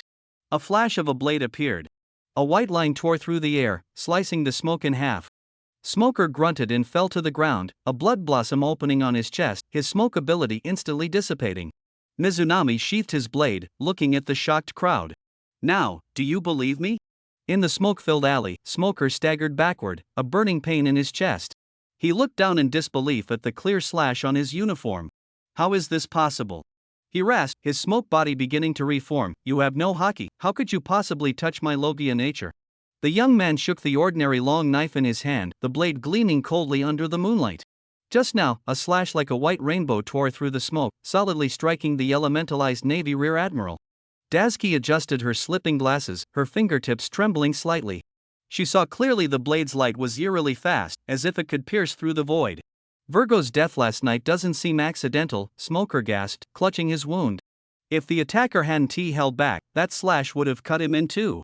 Gravel crunched under military boots. Smoker straightened up, regaining the dignity of a rear admiral. I will report this to headquarters. However, he paused, most scandals within the Navy tend to be suppressed, so your contribution might sink without a trace. Mizuryu Akira shrugged indifferently. He never intended to attract too much attention anyway. Do you want to join the Navy? Dazuki suddenly asked. She looked at the mysterious youth, her eyes behind the lenses shining with anticipation. Not planning to, for now. Mizurio Akira chuckled lightly. He saw the female colonel visibly relax. There were already enough headaches with the New World's pirates. But I'm very interested in hockey. Mizurio Akira suddenly leaned closer. Can you show me? Smoker snorted coldly nearby, but didn't he stop them? After all, this guy who just injured him had indeed helped them eliminate a traitor. Daisuke took a deep breath, her forearm instantly covered with jet black armament hockey. Her skin, as hard as iron, gleamed metallically under the moonlight. Shikoku! Mizurio Akira exclaimed, suddenly grabbing her wrist. So this is what hockey feels like. Daisuke shivered as if struck by electricity, her cheeks burning bright red. The warmth from the boy's palm made her heart race. Is this how it flows? Mizurio Akira leaned in close, his breath warm against her ear. His fingers gently stroked her wrist, feeling the energy flow of armament hockey. The brim of the military cap nearly poked the other's chest. Daisuke whispered like a mosquito, "Why yeah, it's pretty much like that." From the alley came Smoker's irritated sound of lighting a cigarette, the lighter's lid clicking loudly. A sharp pain struck Smoker's chest, and he couldn't help but grunt softly, cold sweat forming at his temple. Daisuke immediately stepped back, supporting Smoker's arm. "Sir, is the injury acting up again?" Smoker glared fiercely at Mizurio Akira, gritting his teeth as he ordered, "Stand down. Take the prisoner back to headquarters." Mizurio Akira crossed his arms, leaning against the wall, his voice warning, "If Doflamingo finds out you're holding Virgo, you should know the consequences. That man has no limits when he goes mad. You killed Virgo, the one who should be careful is you." Smoker retorted, gasping for breath. "I'm just waiting for him to come knocking." Mizuki Akira chuckled lightly, his fingertips rhythmically tapping his arm. Smoker struggled to stand straight, lowering his voice. "The Navy headquarters might send reinforcements. You better keep in touch. Let them come." Mizuki Akira shrugged, watching the Navy officers help each other away. Once the footsteps faded at the alley entrance, Mizuki Akira closed his eyes, recalling Daisuke's fighting stance. He slowly raised his hand, the surface of his skin shimmering with a metallic black sheen, the hallmark of armament hockey hardening. If Daisuke were here, he would surely be shocked that Akira could instantly replicate a technique that usually takes years to master. The air around him vibrated, the blackness rapidly spreading over his entire arm. With 100-fold training efficiency, his armament hockey had instantly surpassed the original owners. If he fought Virgo again now, the outcome might be decided in a single move. He looked down at his palm covered in black hardening as the sea breeze passed. It even emitted a faint metallic clinking sound. Since his physical points broke the critical threshold, his body had become tough enough to withstand the sharp teeth of sea kings. The 100-meter giant wave he stirred up during sword practice last month had become a legend in the nearby waters, and the locals had long grown accustomed to this young man who was always creating miracles. Meanwhile, on the window frame of the Navy headquarters admiral's office, the silhouette of Akainu's billowing cloak was reflected. Akainu slammed his fist on the desk, instantly scorching the wooden surface black. "Shame of the Navy," he roared, his voice as hot as molten lava. "Putting a man like that in the rank of vice admiral has completely disgraced the Navy." Kizaru lounged on the sofa, idly twirling a light spot with his fingers. "Just suppress it, handle it internally. All involved personnel are to be executed. That base, raze it to the ground." Akainu's tone brooked no argument. He had always insisted on absolute justice, and the fact that Doflamingo dared to toy with the Navy infuriated him. "Let Fujitora handle it." Akainu waved his hand. Fujitora had always opposed the Shichibukai system, so this hot potato was perfect to throw at him. As admiral, Akainu only needed to give the order. "Tell me about that kid who took down Virgo." Akainu turned to Smoker, his voice low. Smoker took a deep drag of his cigar, the scar on his throat aching faintly. "He's a swordsman, wielding a blade called shusui. Virgo was killed with one strike from him, and I got slashed too." He instinctively touched his chest. Fast, so fast it was hard to see. One strike to take down a vice admiral? Akainu narrowed his eyes. That kind of power is enough to be a candidate for admiral. Can we recruit him? What he really wanted to know was which side this youth stood on. He said he would join the Navy in the future. Smoker exhaled a smoke ring. But strangely, he didn't use hockey, he purely relied on physical attacks to kill Virgo. Akainu's knuckles cracked sharply. Killing a vice admiral without hockey? That defied common sense. He was silent for a moment, a sharp gleam flashing in his eyes. Such combat power demanded a personal meeting. "I'm heading to G5. Akainu stood up, his cloak billowing as if caught in a wind. Smoker hurriedly tried to dissuade him. Admiral. Sending a vice admiral is already a grand gesture, why must you go personally? What do you know? Akainu's rebuke made the windows vibrate. He strode away, leaving behind a burning aura. At the same time, in the palace of Dressrosa, the Den Den Mushi was violently thrown to the ground. Doflamingo, Virgo is dead. Smoker was the one who made the move. Doflamingo's sunglasses reflected no emotion, but the tight jawline revealed his fury. He grinned, showing his white teeth. Smoker. I will make you pay for this blood debt with blood. The next day, the Navy issued a notice, G5 Base Commander Virgo died in the line of duty, and Smoker will temporarily assume the position. Akaru Mizukes looked at the newspaper and chuckled lightly. Suddenly, a cold wind swept across his neck. He jerked his head up and saw a tall man draped in a navy coat standing right in front of him. The white cloak fluttered in the wind, and the gaze beneath the brim of his hat was as sharp as a blade. Akainu. He would never mistake that face. Once one of the three great admirals, now a navy marshal, stood just 10 steps away, his gaze as scorching as molten lava locked onto him. Akainu didn't move, only quietly scrutinizing the young man before him. Was this seemingly ordinary boy the one who ended Virgo with a single strike? Akatsuki stood upright. Apart from the famous sword Autumn Water at his waist, there was nothing particularly special about him. Was it you who killed Virgo with one strike? Akainu's voice was like scorching volcanic rock. So what if it is? Mizunami replied casually, his fingertips already resting on the hilt of his sword. This attitude infuriated Akainu. His right arm suddenly swelled, turning into dark red molten lava, the air around him warping from the intense heat. Underworld dog. The molten giant fist came crashing through the air, but deliberately lowered its momentum. He didn't want to destroy the village behind him. The sound of the blade being drawn was crisp and cold like frost. Shoshue traced a crescent-shaped arc in the air, and the flowing black domineering aura on the blade actually split the molten lava apart. The sword energy hadn't dissipated. Instead, it hissed as it lunged toward Akainu's face. Akainu suddenly retreated half a step, crossing his molten fists to block. Boom! The shockwave sent debris flying, and a numbness that shook his bones spread through his arms. This young man could actually confront him head-on? The second punch slammed down with an even more violent heat wave. This time, Mizunami charged forward, his entire body instantly covered in a metallic sheen. The blade's light pierced through the magma like black lightning, and Akainu felt as if his fist had struck meteorite iron. Before the intense pain could spread, he was already blasted away. Rumble. Akainu crashed through the rock wall, the ground cracking into a spiderweb of deep chasms. Trees within 100 meters were snapped in half at the waist, and dust mixed with debris shot up into the sky. He knelt on one knee, lava dripping from his shattered fist.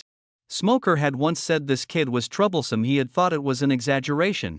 You probably don't have armament haki. Akainu wiped the lava from the corner of his mouth, staring at the lingering black glow on the boy's blade.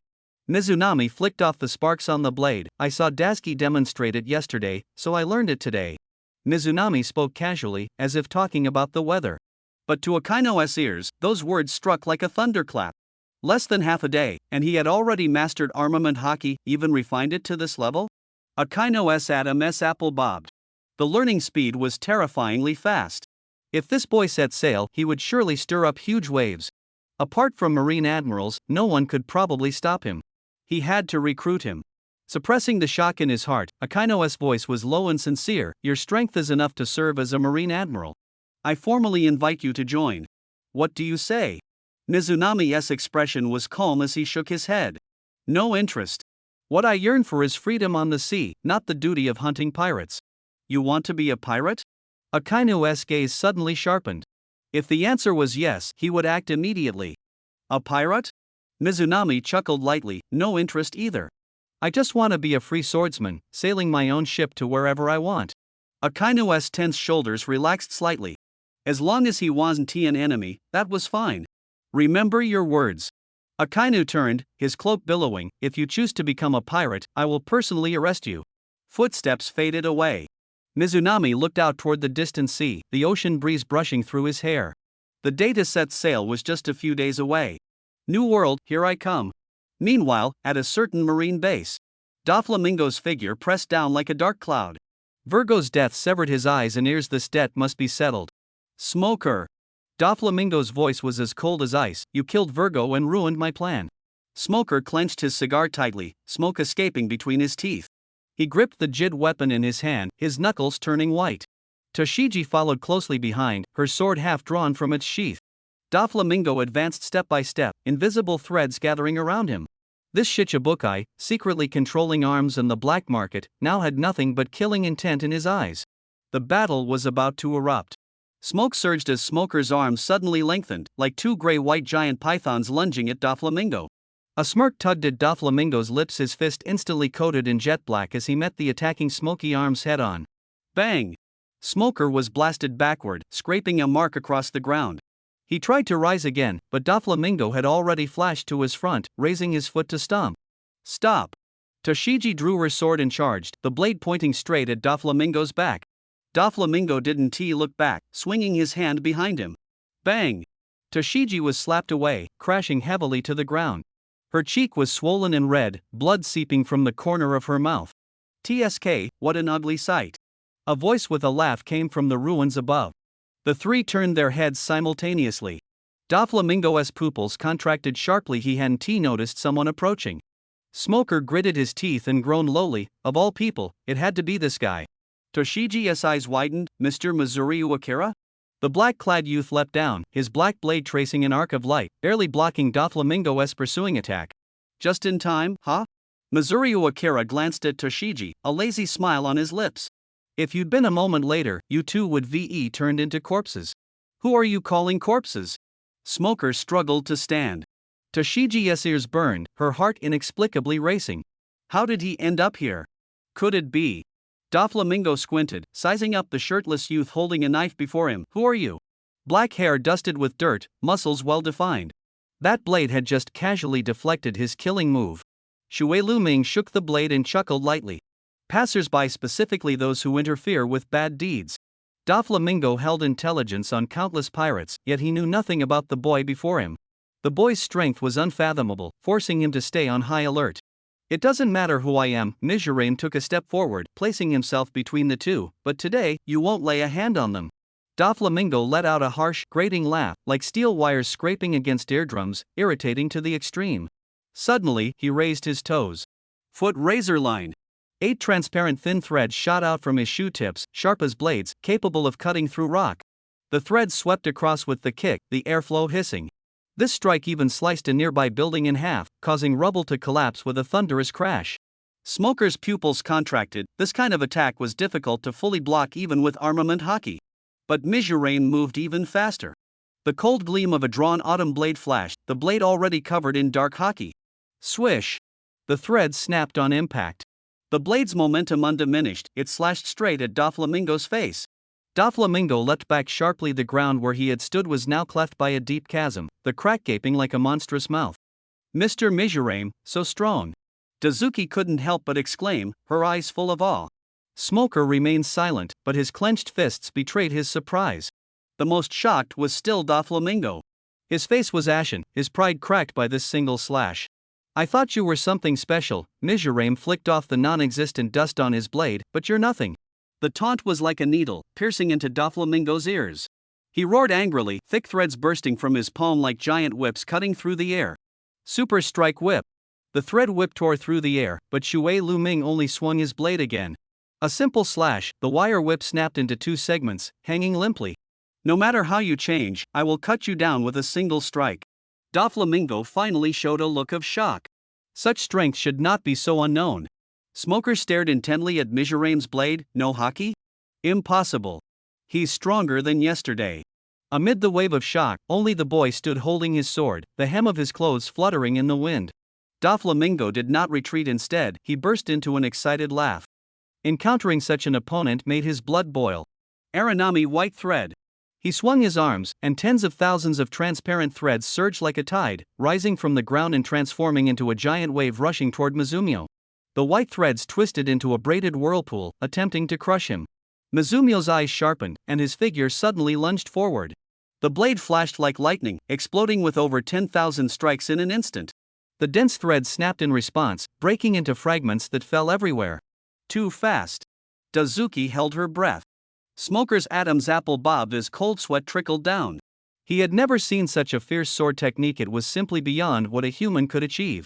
In 3 clashes, Doflamingo had not gained even the slightest advantage. The boy's pressure made sweat seep from his forehead, and his knuckles turned white. My turn. Before Mizukij's words had fallen, he had already swooped in front of his opponent. The long blade slashed out a crescent-shaped arc of light, the air emitting a tearing shriek. Doflamingo hurriedly raised his armament haki to resist, but was blasted away with a crash. The ground exploded into a deep crater, dust rising like a mushroom cloud. Coughing up blood, struggling to get up, Doflamingo's face was pale. He stomped his foot hard, the threads pulling him and catapulting him into the distance, leaving only a roar echoing in the air. I will come to find you. Shui Luming shouted towards the horizon. Turning around, he helped the fallen Dasky to her feet, gently supporting her elbow. Are you hurt? His fingertips brushed over the scrape on her wrist, a movement 100 times gentler than when he drew his blade. They were too close. Dasky felt her cheeks burning. Mr. Mizuryu Akira, is this okay? She whispered. Mizuryu Akira pretended not to understand and turned to look at her. What's wrong, Dasky? Seeing that he had no intention of letting go, Dasky lowered her head, her voice so soft it was almost inaudible. It's nothing. Smoker beside him bit his cigar, frowning deeply. This kid was clearly here to provoke his subordinate. But today, it was indeed thanks to Trafalgar Law's timely appearance, otherwise, he would have long since met his end at Doflamingo's hands. Thinking of this, Smoker exhaled a smoke ring. However, Trafalgar Law felt somewhat guilty. Virgo was killed by him, yet Smoker took the blame. Suigetsu helped Smog up, then casually picked up a cigar from the ground and lit it. Amid the swirling smoke, he appeared particularly relaxed. How did you end up here? Smog asked. Suigetsu just curled the corner of his mouth. Today your marshal came to find me. He flicked the ash from his cigarette, wanting me to join the navy. Dasky's ears immediately perked up, and she unconsciously leaned forward a little. They wanted me to be an admiral, but I refused. Mizuryu Akira's voice was calm. Right now, I just want to be a free swordsman. Dasky's shoulders slumped slightly. It would have been great if he could join the navy, but you can't force these things. So what are you going to do next? Smoker pressed. You're not planning to become a pirate, are you? The thought of this guy possibly becoming an enemy gave Smoker a headache. If even an admiral couldn't handle him, who else could? Mizuryu Akira still smiled without answering. Freedom was what he truly wanted. I'm going to deal with Doflamingo first, he finally spoke. I can't let this cancer continue to plague this sea. Everyone fell silent. They all remembered how he had severely injured that man with a single move. Suddenly, Mizuryu Akira stood up to leave. Are you leaving? Dasky jumped up, her face flushing bright red. In a flash, Mizuryu Akira was in front of her, reaching out to pull her into his arms. What? Can't bear to see me go? Dasky buried her entire face in his chest, her ear tips burning red. He lowered his head and placed a gentle kiss on her forehead. Wait for me, we'll meet again. Before the words had even fallen, his figure vanished into the wind. Dasky covered her burning forehead, her heart pounding like a drum. The sensation of that kiss still lingered on her skin. Bastard! Smoker crushed out his cigarette fiercely. He even dares to touch my subordinate. Mr. Mizuryu Akira has his own pursuits. Dasky suddenly looked up to retort. He never said he was unwilling to protect justice. Please don't speak of him like that. The sea breeze blew past, scattering the strands of hair beside her flushed cheeks. Smoker rubbed his temples, feeling a headache coming on. His own men had been so easily won over by that guy. What kind of magic does this guy have? Even Dasky and the marshal have developed a strong interest in him. In the village, Mizunami was preparing to set sail. Having lived there for 2 or 3 years, he really felt reluctant to leave his big brother. He gently hugged Doris, wiped the tears from her face with his fingers, and smiled slightly. A real man has to see the sea. I promise you, I will definitely come back to see you. Doris nodded, but the tears still kept falling uncontrollably. Mizunami got a small boat, and his friends all came to see him off. He jumped onto the boat, the sail was raised, and it slowly sailed away from the shore. Big brother Mizunami, you must come back. I will train hard to keep up with you. Don't worry, we will take good care of Doris. Mizunami felt a pang in his heart and waved vigorously. He wanted to see with his own eyes just how vast this era of great pirates really was. The port where they were was one of the 7 routes leading to the New World, closest to Dressrosa. At this moment, in the palace of Dressrosa, Doflamingo was leaning on the sofa, his body wrapped in bandages, his face dark and gloomy. Doflamingo, who could have hurt you like this? Could it have been a marine admiral? Doflamingo's strength was among the top in the 7 warlords of the sea. Who could have defeated him so badly? A black-haired kid who suddenly appeared. He gritted his teeth and said, I was ambushed and seriously injured by him while chasing Smoker. Is there such a figure among the supernovas? Black hair, uses a sword, never heard of him. The person speaking furrowed his brows. A newcomer capable of seriously injuring a warlord? It was simply shocking. Right now, the Straw Hat Kid is the hottest topic, the others are not worth fearing. But this guy, his strength is unfathomable. At this moment, Mizunami was sailing toward Fishman Island. He wanted to see the legendary mermaids with his own eyes, especially the one known as the Great Princess, Shirahoshi. Afterwards, he planned to take down the fruit factory Doflamingo had built on Icefire Island. That island had experienced a great battle. Akainu and Kuzan fought fiercely for 10 days and 10 nights. In the end, Akainu emerged victorious but spared Kuzan's life. The entire island was split in two, one half frozen to the bone, the other half boiling with flames. The mad scientist Caesar established the artificial devil fruit factory right in this extreme land. Ming Shui Lu planned to destroy it in one fell swoop, even if it meant angering the backer behind the factory, Kaido, one of the 4 emperors. But he didn't care. Sooner or later, he would have to fight that monster anyway. Once artificial devil fruit spread, what would this world become? Ming Shui Lu was not soft-hearted, he simply did not want to see such things run rampant. But he hadn't expected to run into a navy fleet here. The leading officer was also a skilled swordsman. Admiral, we found a boy. A navy soldier shouted.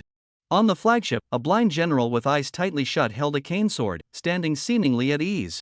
Yet, a sharp, blade-like aura was emanating from the boy far away. A swordsman, and a strong one. This was Fujitora-'s first impression. Ming Shui Lu immediately sensed the opponent's overwhelming energy fluctuation. He turned his head and saw a man with closed eyes, dressed plainly, holding a long sword. Fujitora? Having just fought Akainu, now encountering Fujitora so soon was a surprise to him. The sea breeze suddenly stopped. The two faced each other across the air, their invisible auras colliding with a roar.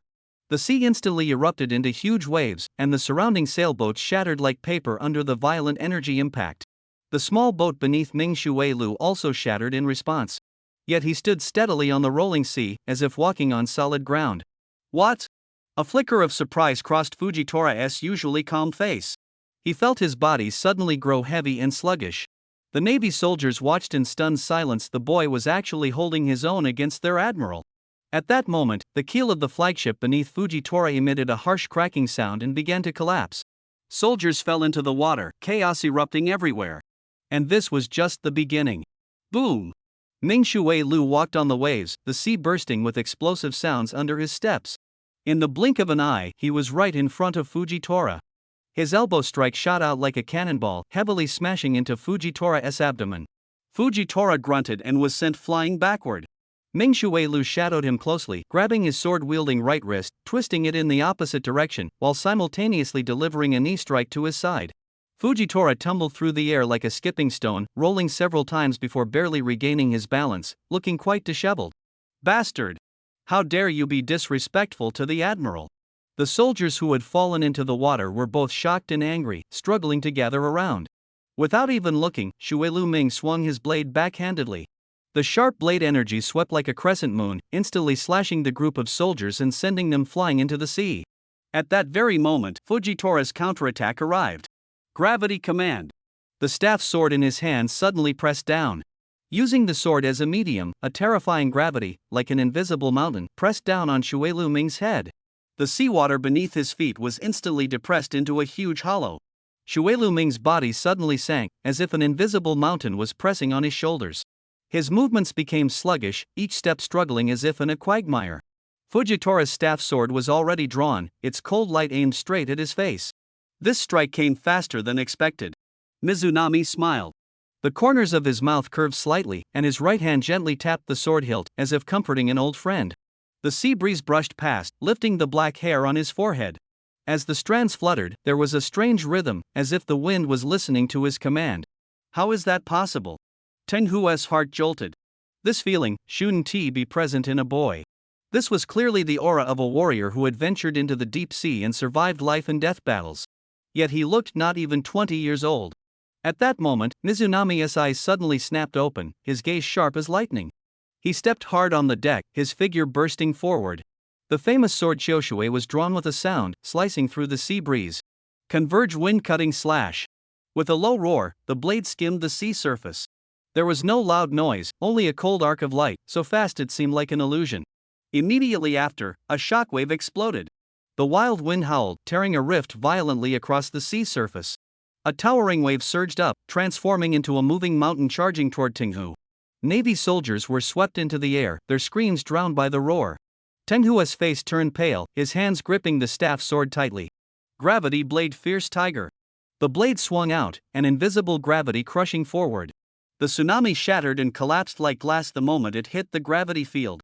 The seawater thundered down, and the rescued soldiers were still thrown by the aftershock. Tenghu barely kept his footing but was pushed back staggering by the recoil, falling into the cold seawater. A dead silence. The surviving soldiers widened their eyes, unable to believe what they saw. Their general had actually been repelled by an unknown boy. Mizunami lightly landed on the deck of a small boat, the Choshue sword angled toward the sea surface. He looked at Tinghu rising from the water, his expression as calm as watching the tide. The Navy instinctively stepped back, whispers filled with fear. What's that guy's background? Even the general. Is he a pirate? When did such monsters appear in the New World? Could it be a subordinate of one of the four emperors? The Marines looked at each other, whispering among themselves. Who exactly was this stranger who suddenly appeared? The strands of Mizunami's hair in front of his forehead were gently blown by the sea breeze. He looked at Fujitora, his voice calm. You are the new Marine Admiral, Fujitora? In the brief clash just now, Fujitora was forced to retreat half a step. He gripped his cane sword tightly, frowning slightly. This young man's strength far exceeded his expectations. But an admiral is still an admiral.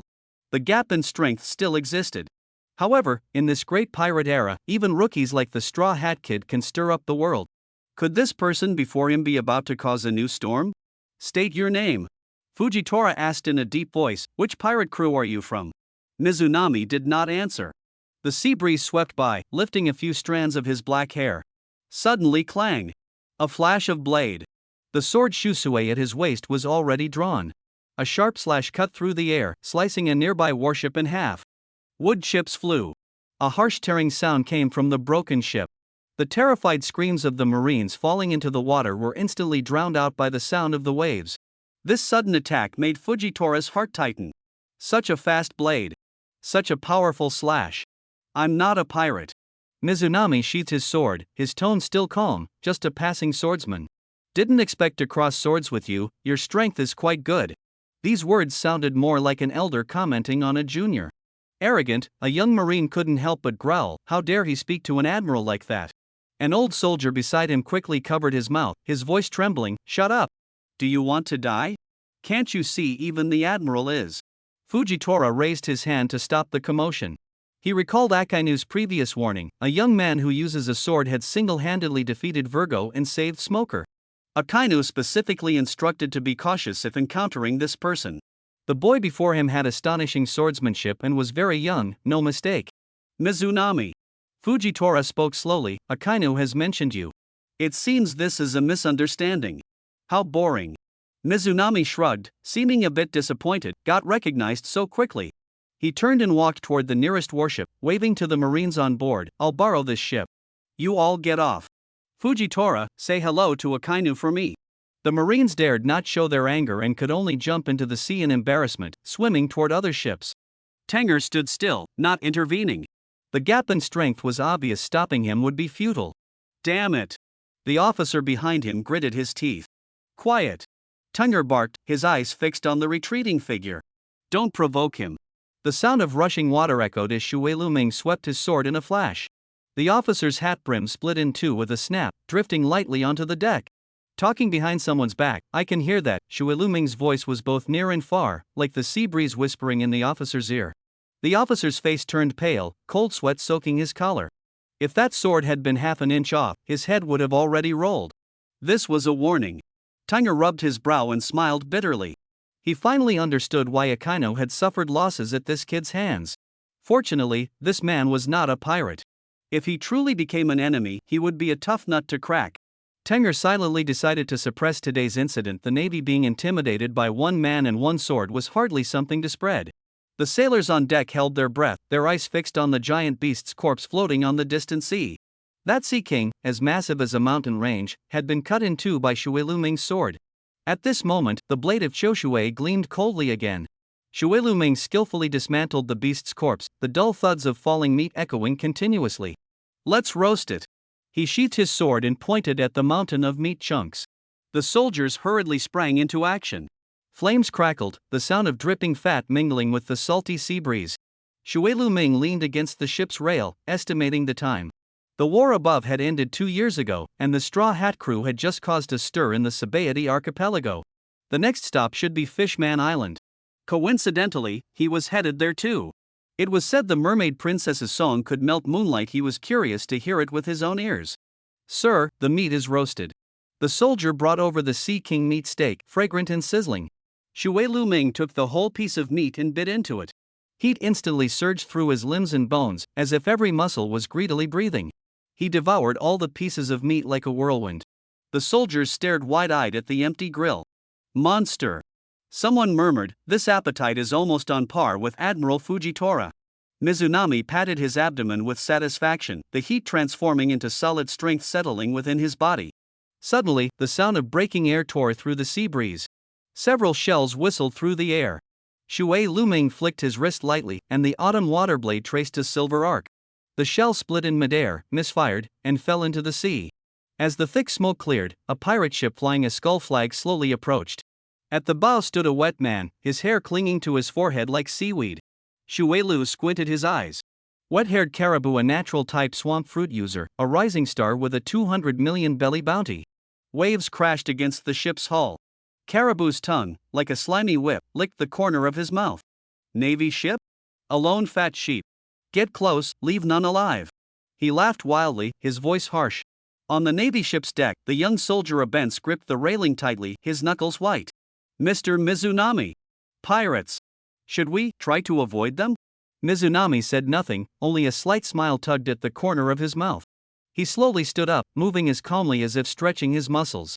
Next to him, Loki patted Abens on the shoulder. Why panic? With the gentleman here, the sky won't fall.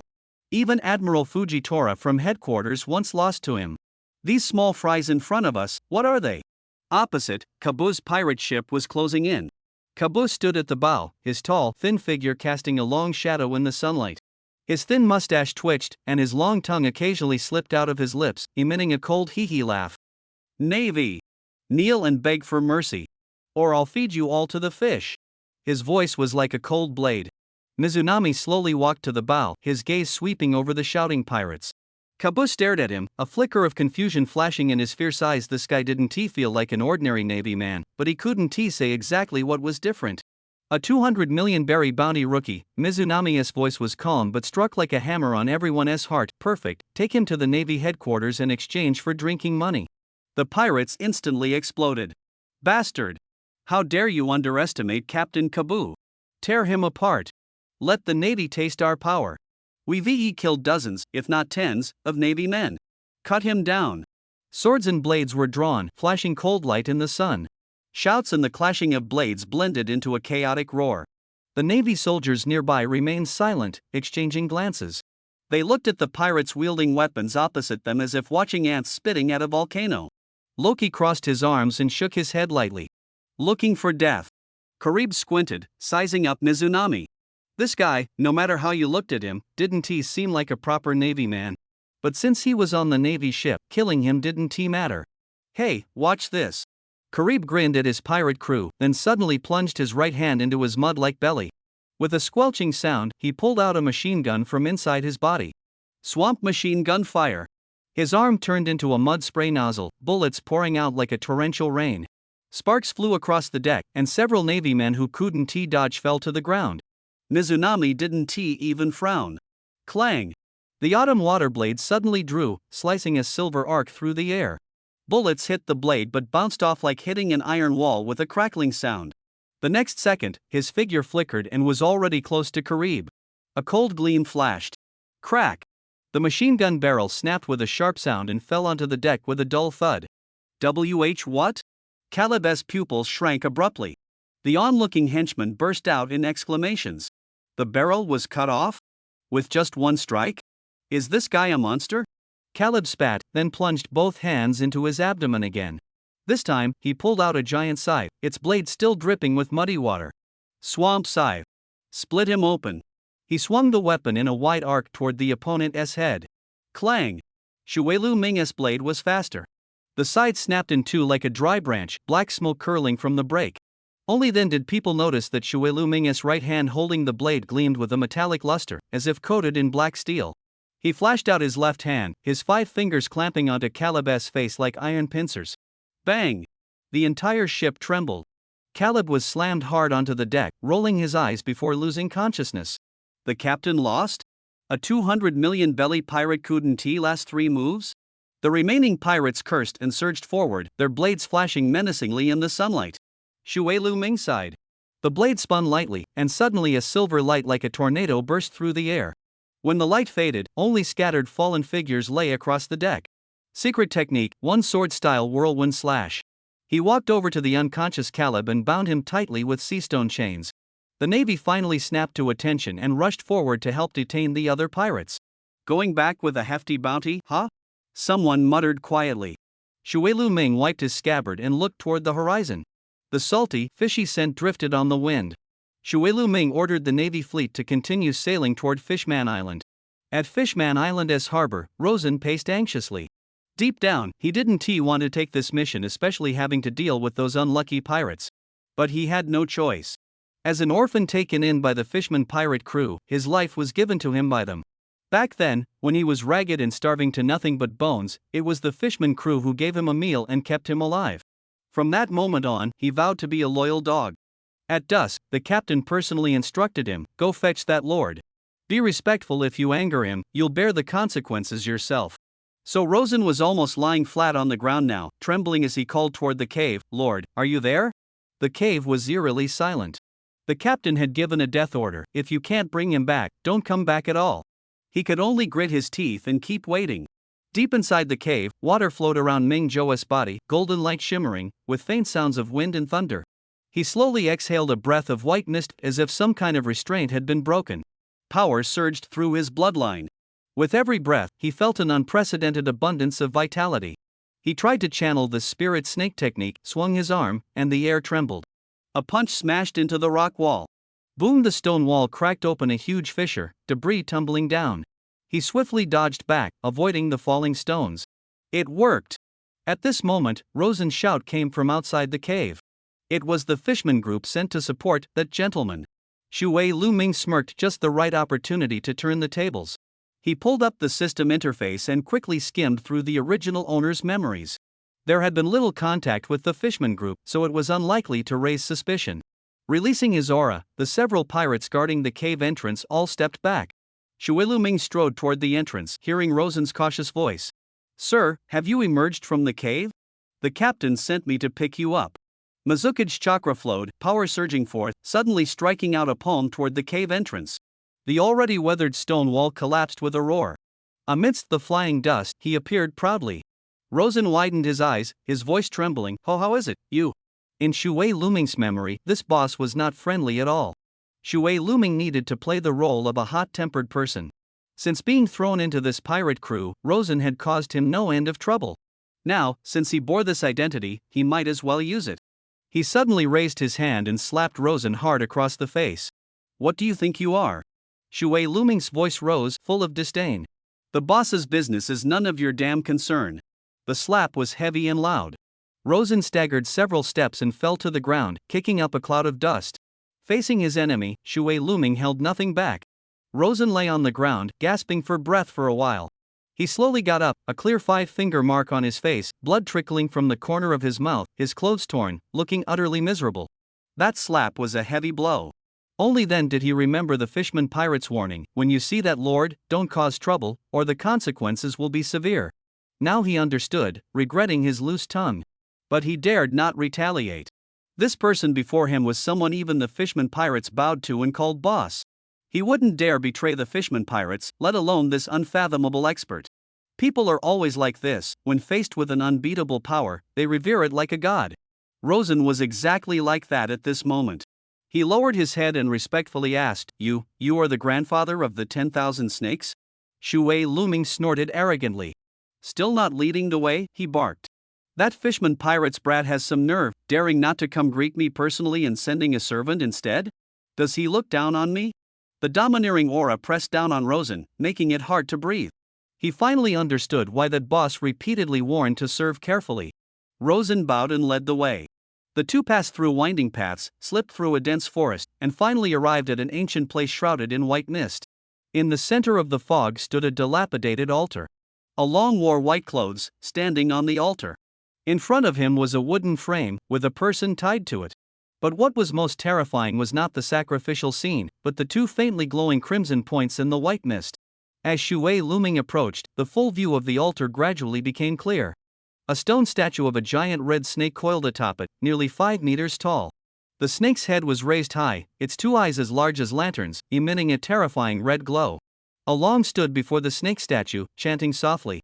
A cold wind suddenly rose, and the red light in the snake's eyes grew stronger, seeming to come alive. Boss, please wait a moment. I will go notify the young master right away. After asking for permission, Rosen hurriedly withdrew. Evil god ritual, these 4 words flashed through Mizunami's mind. Looking at the snake-like form, it seemed to be the legendary Yamada no Orochi. That was an ancient evil creature. Mizunami stopped in his tracks. The air was filled with a sickly sweet fishy smell. He needed pure energy, which was said to be possessed only by exceptionally gifted female disciples in certain sections. Within 100 li, it would be hard to find even one. Suddenly, a name flashed through his mind. The Flame Serpent Tribe.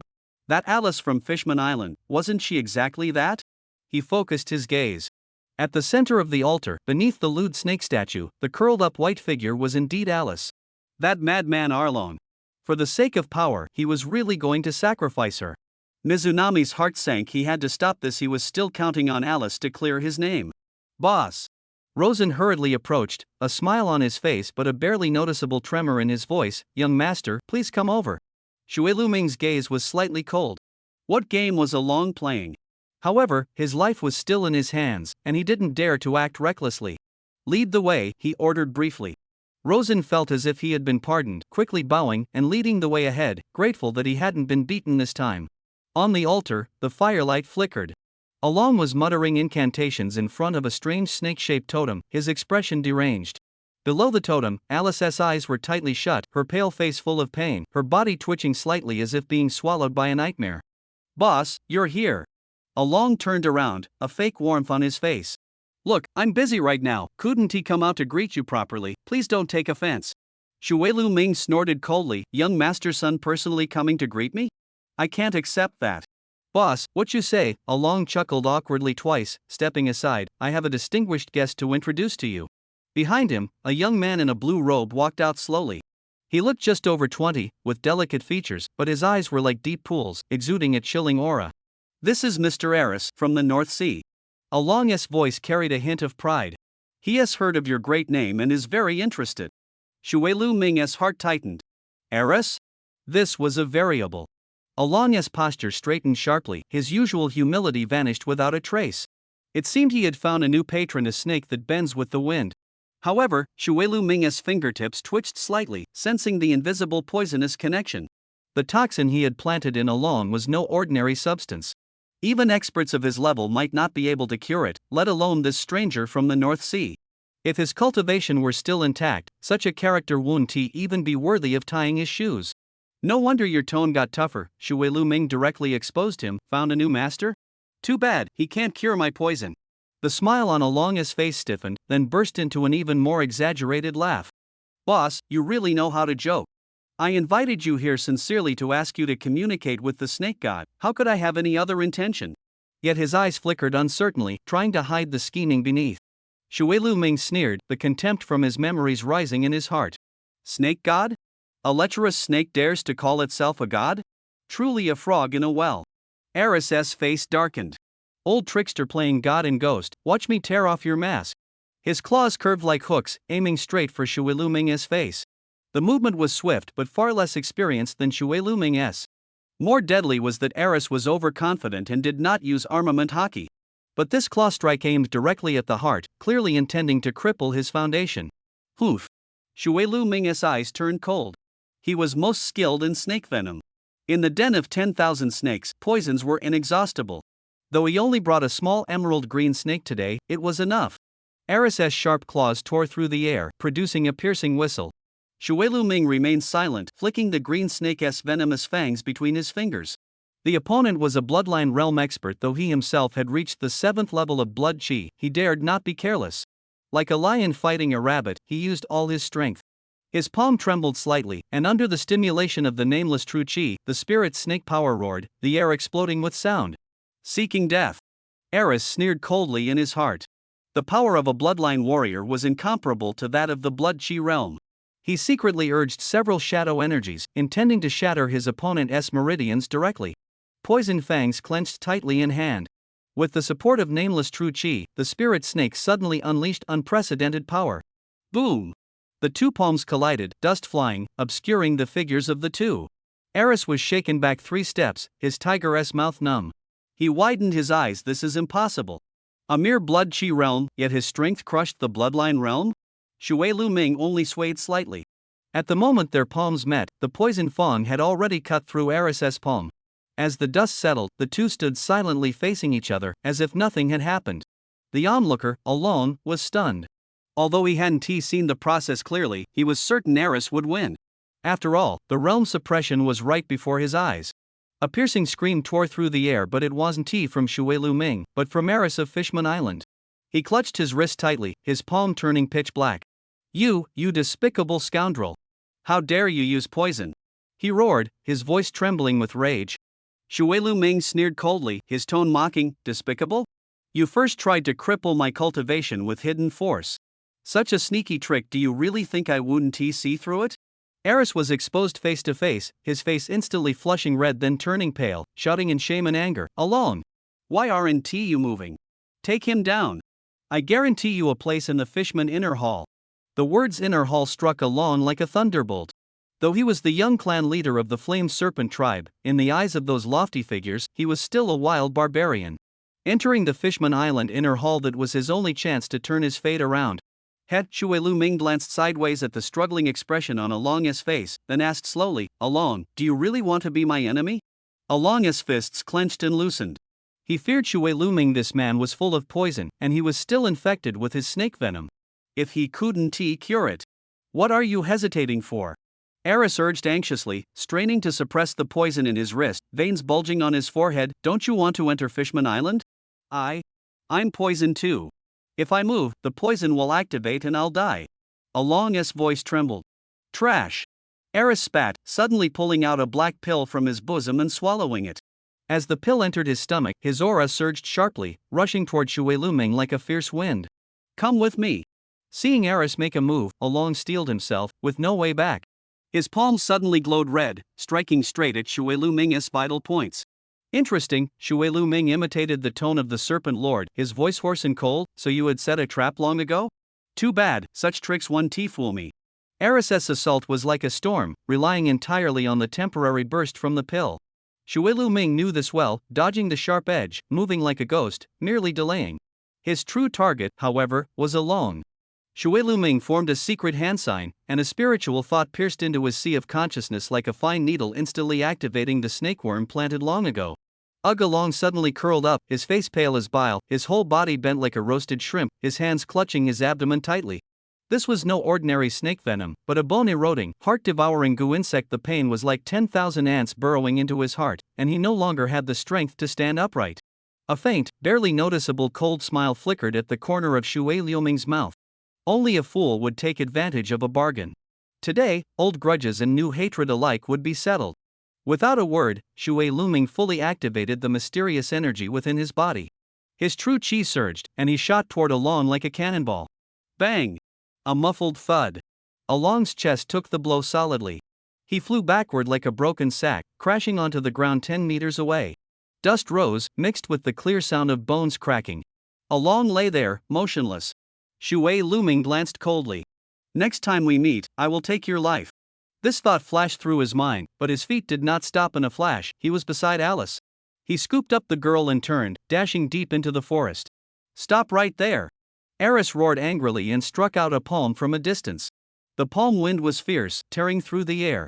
Hearing the ominous wind behind him, Shui Luming did not turn his head but countered with a palm strike of his own. The two forces collided midair with an explosive boom. Using the momentum, Xu Wei Liuming's figure drifted forward like a great bird for dozens of meters. Thanks for the escort, he laughed loudly, his voice echoing through the forest. Until we meet again. Eris's face turned ashen with rage. He was poisoned by snake venom and had intended to capture Xu Wei Liuming to exchange for the antidote. But the other was intent on escape, and he could not stop him. Damn it! Eris stomped his foot hard. This time, his attempt to steal a chicken ended up losing the rice. Not only had he made a powerful enemy, but he also had to be constantly on guard against ambushes. Without even looking at the barely breathing Along, he turned and disappeared in another direction. At this moment, Rosen finally poked his head out from behind the hiding rock. The fierce fight just now was not something at his level to intervene in. Any one of those three could have ended his life with a mere flick of a finger. He cautiously walked over to Along's side and reached out to check his breath. Still breathing. A hint of joy flashed across Rosen's face. He quickly hoisted the severely injured Along onto his back and hurried toward the direction of the tribe. On the other side, Xu Wei Liuming sped along. It wasn't until the sky began to lighten with the first pale light of dawn that he finally rushed into the depths of the Fishman Island forest. After confirming he had left the territory of the Flame Serpent tribe, he gently laid Alice down on a patch of grass and leaned against a large tree, gasping for breath. Under the moonlight, Alice lay on the ground, her long eyelashes fluttering. She opened her mouth but could not make a sound. Xu Wei Liuming looked at her. Come to think of it, this whole string of troubles tonight was inseparable from this girl. But judging by her current state, she didn't seem to be in any better shape. Alice tried to speak again, her lips moving silently, still without a sound. She looked like a fish out of water. Ha ha ha! Xu Wei Liuming couldn't help but laugh out loud. What are you trying to do? A flash of annoyance crossed Alice's face, but her eyes remained urgent. Xu Wei Liuming stifled his laughter and pondered. I get it, he squatted down. They put a restriction on you, so you can't speak, right? Alice immediately nodded vigorously, finally showing a look of relief in her eyes. Xu Wei Liuming quickly tapped twice on the side of Alice's neck. Cough. Cough cough. Alice suddenly arched her body, gasping heavily as if trying to suck all the air around into her lungs. She greedily absorbed the spiritual energy, her chest rising and falling violently. This reaction is way over the top. Xu Wei Liuming watched her almost theatrical movements and couldn't help but comment. It's not you who has got a locked throat. Alice's voice was hoarse, still tinged with lingering anger. Those bastards actually wanted to sacrifice me.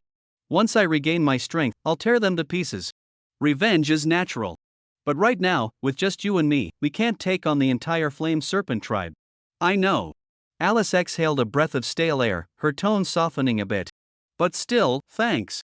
If you hadn't come, I would have been the dinner of the Yamata no Orochi. No need to thank me. I'm counting on you to help clear my name.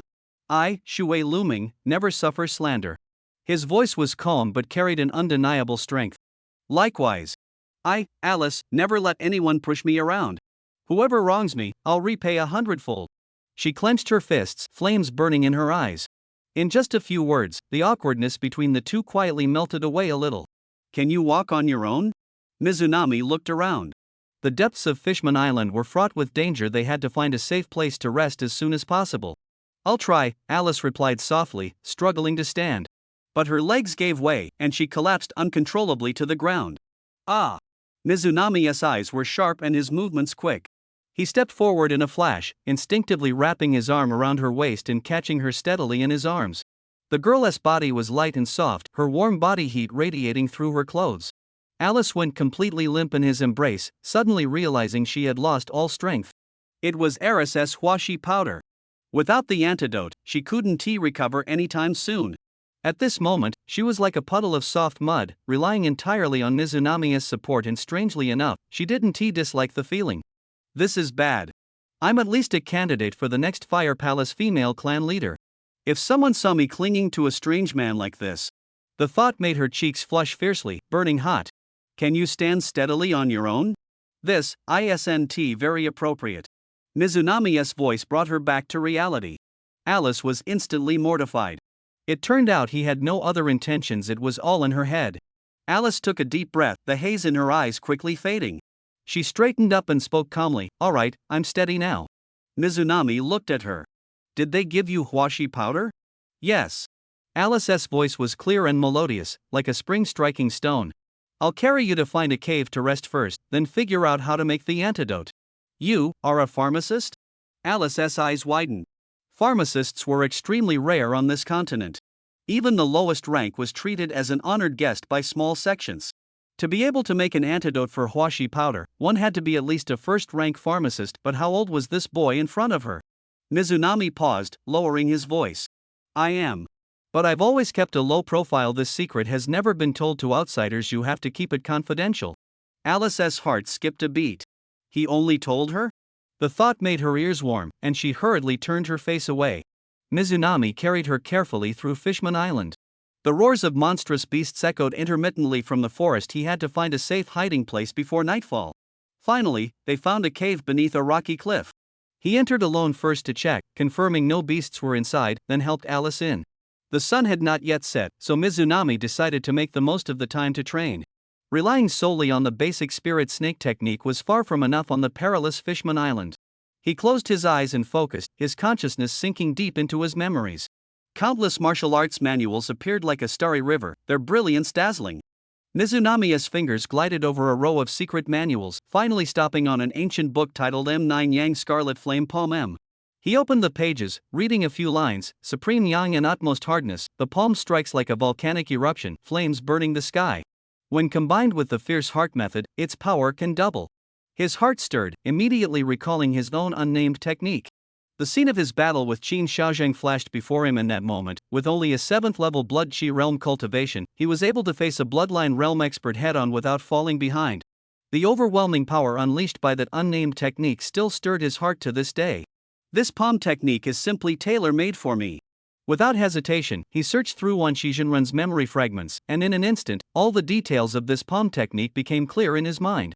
Martial arts are divided into 4 grades: heaven, earth, mysterious, and yellow, but the grade of this 9 Yang Scarlet Flame Palm was hard to discern.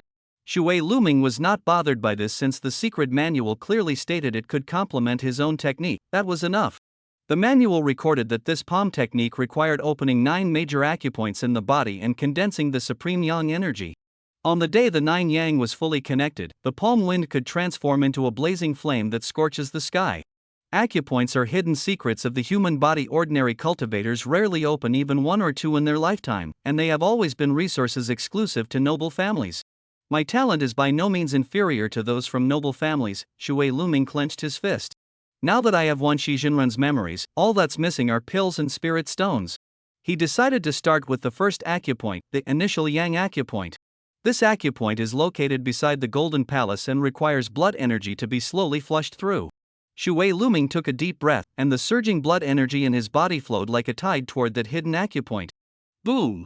It was as if a barrier was shattered by a giant hammer. Suddenly, a part of his body was penetrated. A cool energy surged from the acupoint, instantly transforming into scorching blood energy that merged into his chi-si. What surprised him even more was that the secret realm newly opened stored blood energy that was not inferior in the slightest to his original chi-si. That's equivalent to doubling my blood energy reserves. His eyes lit up. This meant that in battle, his endurance and explosive power would leap qualitatively. Even that nameless true energy could exert double the power. Suppressing his excitement, Shui Luming circulated his blood energy according to the technique's path. His palm glowed with a scarlet light, and the air slightly distorted from the high temperature. The first move, Scarlet Flame, was complete. With a thought, Shui Luming wanted to test the power of this nameless technique. He circulated his mind method and followed the path of the 9 Yang Scarlet Flame Palm, suddenly striking the giant rock beside him. Boom! The giant rock shattered with a loud crack, stone fragments flying everywhere. The debris in the air gradually carbonized, turning pitch black. This nameless technique consumed blood energy at an astonishing rate. Like a greedy machine, it ravenously devoured his chi and blood. Once his internal blood energy was consumed, the reserves in the acupoint immediately surged into the chi-si, instantly replenishing it. Shui Luming struck again, with terrifying power. But this time, the acupoint showed no reaction. Blood energy was lost but not replenished. He understood. This acupoint was not to be used casually. It remained dormant normally and only activated to replenish when blood energy was depleted, and it seemed to have a usage limit. Even so, this was enough to defy the heavens. Imagine 2 people of equal realm and similar blood energy fighting, but one had an extra reserve of blood energy that was practically cheating, Shui Luming thought to himself. With the first move completed, he tried to break through the second acupoint, the heavy extreme acupoint, located 2 inches above the chi C. He urged his blood energy and charged fiercely. Bang!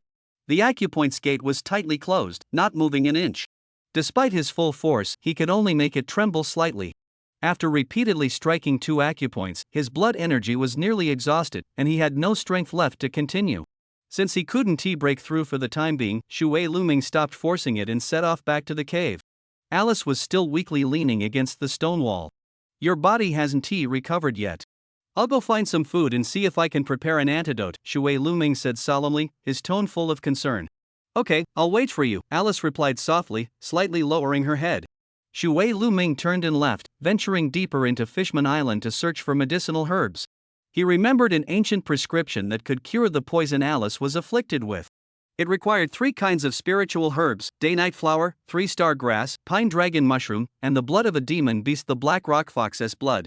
Day-night flower and 3-star grass were not hard to find. But pine dragon mushroom was extremely rare. This spiritual medicine was a treasure for cultivation, taking it could even break through one realm. It usually grew beneath steep cliffs, making it very difficult to harvest. As for the black rock fox, there seemed to be quite a few nearby. The ancient prescription didn't specify the grade, so choosing a medium-sized one should suffice. Shui Luming searched through the forest and quickly gathered day-night flower and 3-star grass. Just as he turned to look for the pine dragon mushroom, a low growl suddenly came from the woods. The grass rustled, and a shadow wind tiger slowly emerged. A first-rank, 8th-stage beast. Shui Luming's heart tightened. Fortunately, he reacted in time, otherwise, he might have been ambushed. Demon beasts had 10 ranks. A first-rank demon beast was like a human cultivator at the blood chi stage. The shadow wind tiger before him had a powerful aura, comparable to the 8th stage of the blood chi realm, 1 stage higher than Shui Luming. It crouched low, its eerie green eyes locked onto him, and a low rumbling growl came from its throat, as if sizing up a dinner delivered right to its door. Shui Luming's heart tightened. What bad luck! I just came out to find some herbs, and now I might become someone else's meal? His muscles tensed, not daring to relax for a moment. The wind tiger's intelligence was just awakening, and its actions were mostly driven by instinct. Seeing Shui Luming alone and his aura not very strong, it could no longer suppress its hunting impulse. With a deafening roar, its massive body suddenly leapt into the air, claws aimed straight at Shui Luming's face, its bloodthirsty jaws wide open, a stench of blood rushing toward him. The nearby birds scattered in alarm. Here it comes! Shui Luming's eyes sharpened. Instead of retreating, he stepped forward to meet it. His right palm suddenly turned crimson, a scorching heat rolling along his arm the very first time he used the 9-yang crimson flame palm. This palm technique was extremely fierce and powerful, but each strike consumed a massive amount of blood chi. With his current cultivation, he could only unleash 3 strikes at most. The crimson palm tore through the air, producing a piercing sonic boom, and landed solidly on the wind tiger's relatively soft belly. Roar! The shadow wind tiger let out a piercing, miserable howl. Its huge body was blasted backward like a broken sack, crashing heavily to the ground. It twitched a few times and then stopped moving. Shui Luming hurried forward. On the tiger's chest was a shocking charred palm print. The surrounding fur was carbonized and still radiated waves of heat. What a domineering palm technique, Shui Luming panted, feeling a hollow emptiness inside. That single strike had drained nearly half of his blood chi. Not daring to delay, he quickly took out a container. The wind tiger had just died, and its precious blood contained abundant energy, an excellent supplement to replenish his blood chi consumption and aid in cultivating that unnamed technique. With swift, blade-like movements, Shui Luming cut open the shadow wind tiger's neck. He bent down and drank deeply. Under the guidance of his true chi, the tiger's blood sprayed like a fountain into the air, then was completely absorbed into his body and rapidly refined. The whole process was swift and decisive. He glanced at the tiger corpse on the ground, checking for any usable parts. Unfortunately, the beast's internal organs had been shattered by the 9-yang scarlet flame palm. He then struck the tiger's head with a palm, the skull cracking open with a sound. A dark green beast core was revealed, only the size of a pearl, but faintly flowing with dual energies of darkness and wind. Dark attribute is rare enough, and it carries wind as well, should fetch a good price. He murmured to himself, tucking the beast core into his bosom. TSK, this young master's luck is pretty good today. A brazen voice suddenly rang out. Shui Luming looked up and saw a young man in fine clothes standing not far away, with slicked back hair and a powdered face, holding a treasured sword. Two steady spirited bodyguards followed behind him. Kid, hand over the beast core obediently, then kneel and serve this young master as a slave, and I might spare your life. The youth pointed his sword tip at Shui Luming, speaking with contempt. Shui Luming glanced at him as if looking at a fool, then leisurely stood up. He quickly assessed the situation. The young master's cultivation was shallow, but the two bodyguards were no simpletons, one at the 9th level of Blood Chi realm, the other at the peak of the 10th level. Seeking death. How dare you ignore this young master? The youth was enraged by his attitude, sword light flashing as he thrust straight at his heart. Shui Luming's eyes turned cold. An attack straight for the vital spot? He had just refined tiger blood, his blood chi abundant throughout his body. With a move of the spirit snake step, he sidestepped the sword tip, his right hand shooting out like lightning, instantly gripping the opponent's wrist. A light crack sound was heard as the treasured sword changed hands. As Shui Luming seized the sword, his left palm heavily struck the youth's chest. Put! The finely dressed youth flew backward like a kite with a broken string, collapsing limply on the ground, silent. Young master! Young master!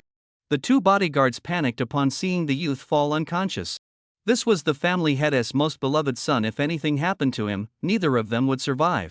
The taller one suddenly turned his head, killing intent flashing in his eyes. Kid, you're asking for death. Shui Luming shook his wrist calmly. Life and death fights depend on skill. He made the first move to seize my treasure. I was only defending myself. Who knew he was so fragile? Humph. It's only right that our young master takes your things. The tall bodyguard stepped forward, the ground trembling slightly. Now you have two choices: sever your meridians yourself, or let us crush you with our own hands.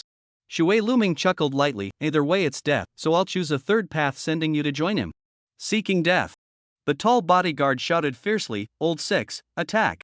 The burly man on the left suddenly sprang up, both palms radiating a withered aura, turning the air around him dry and parched. This was the withered wood palm.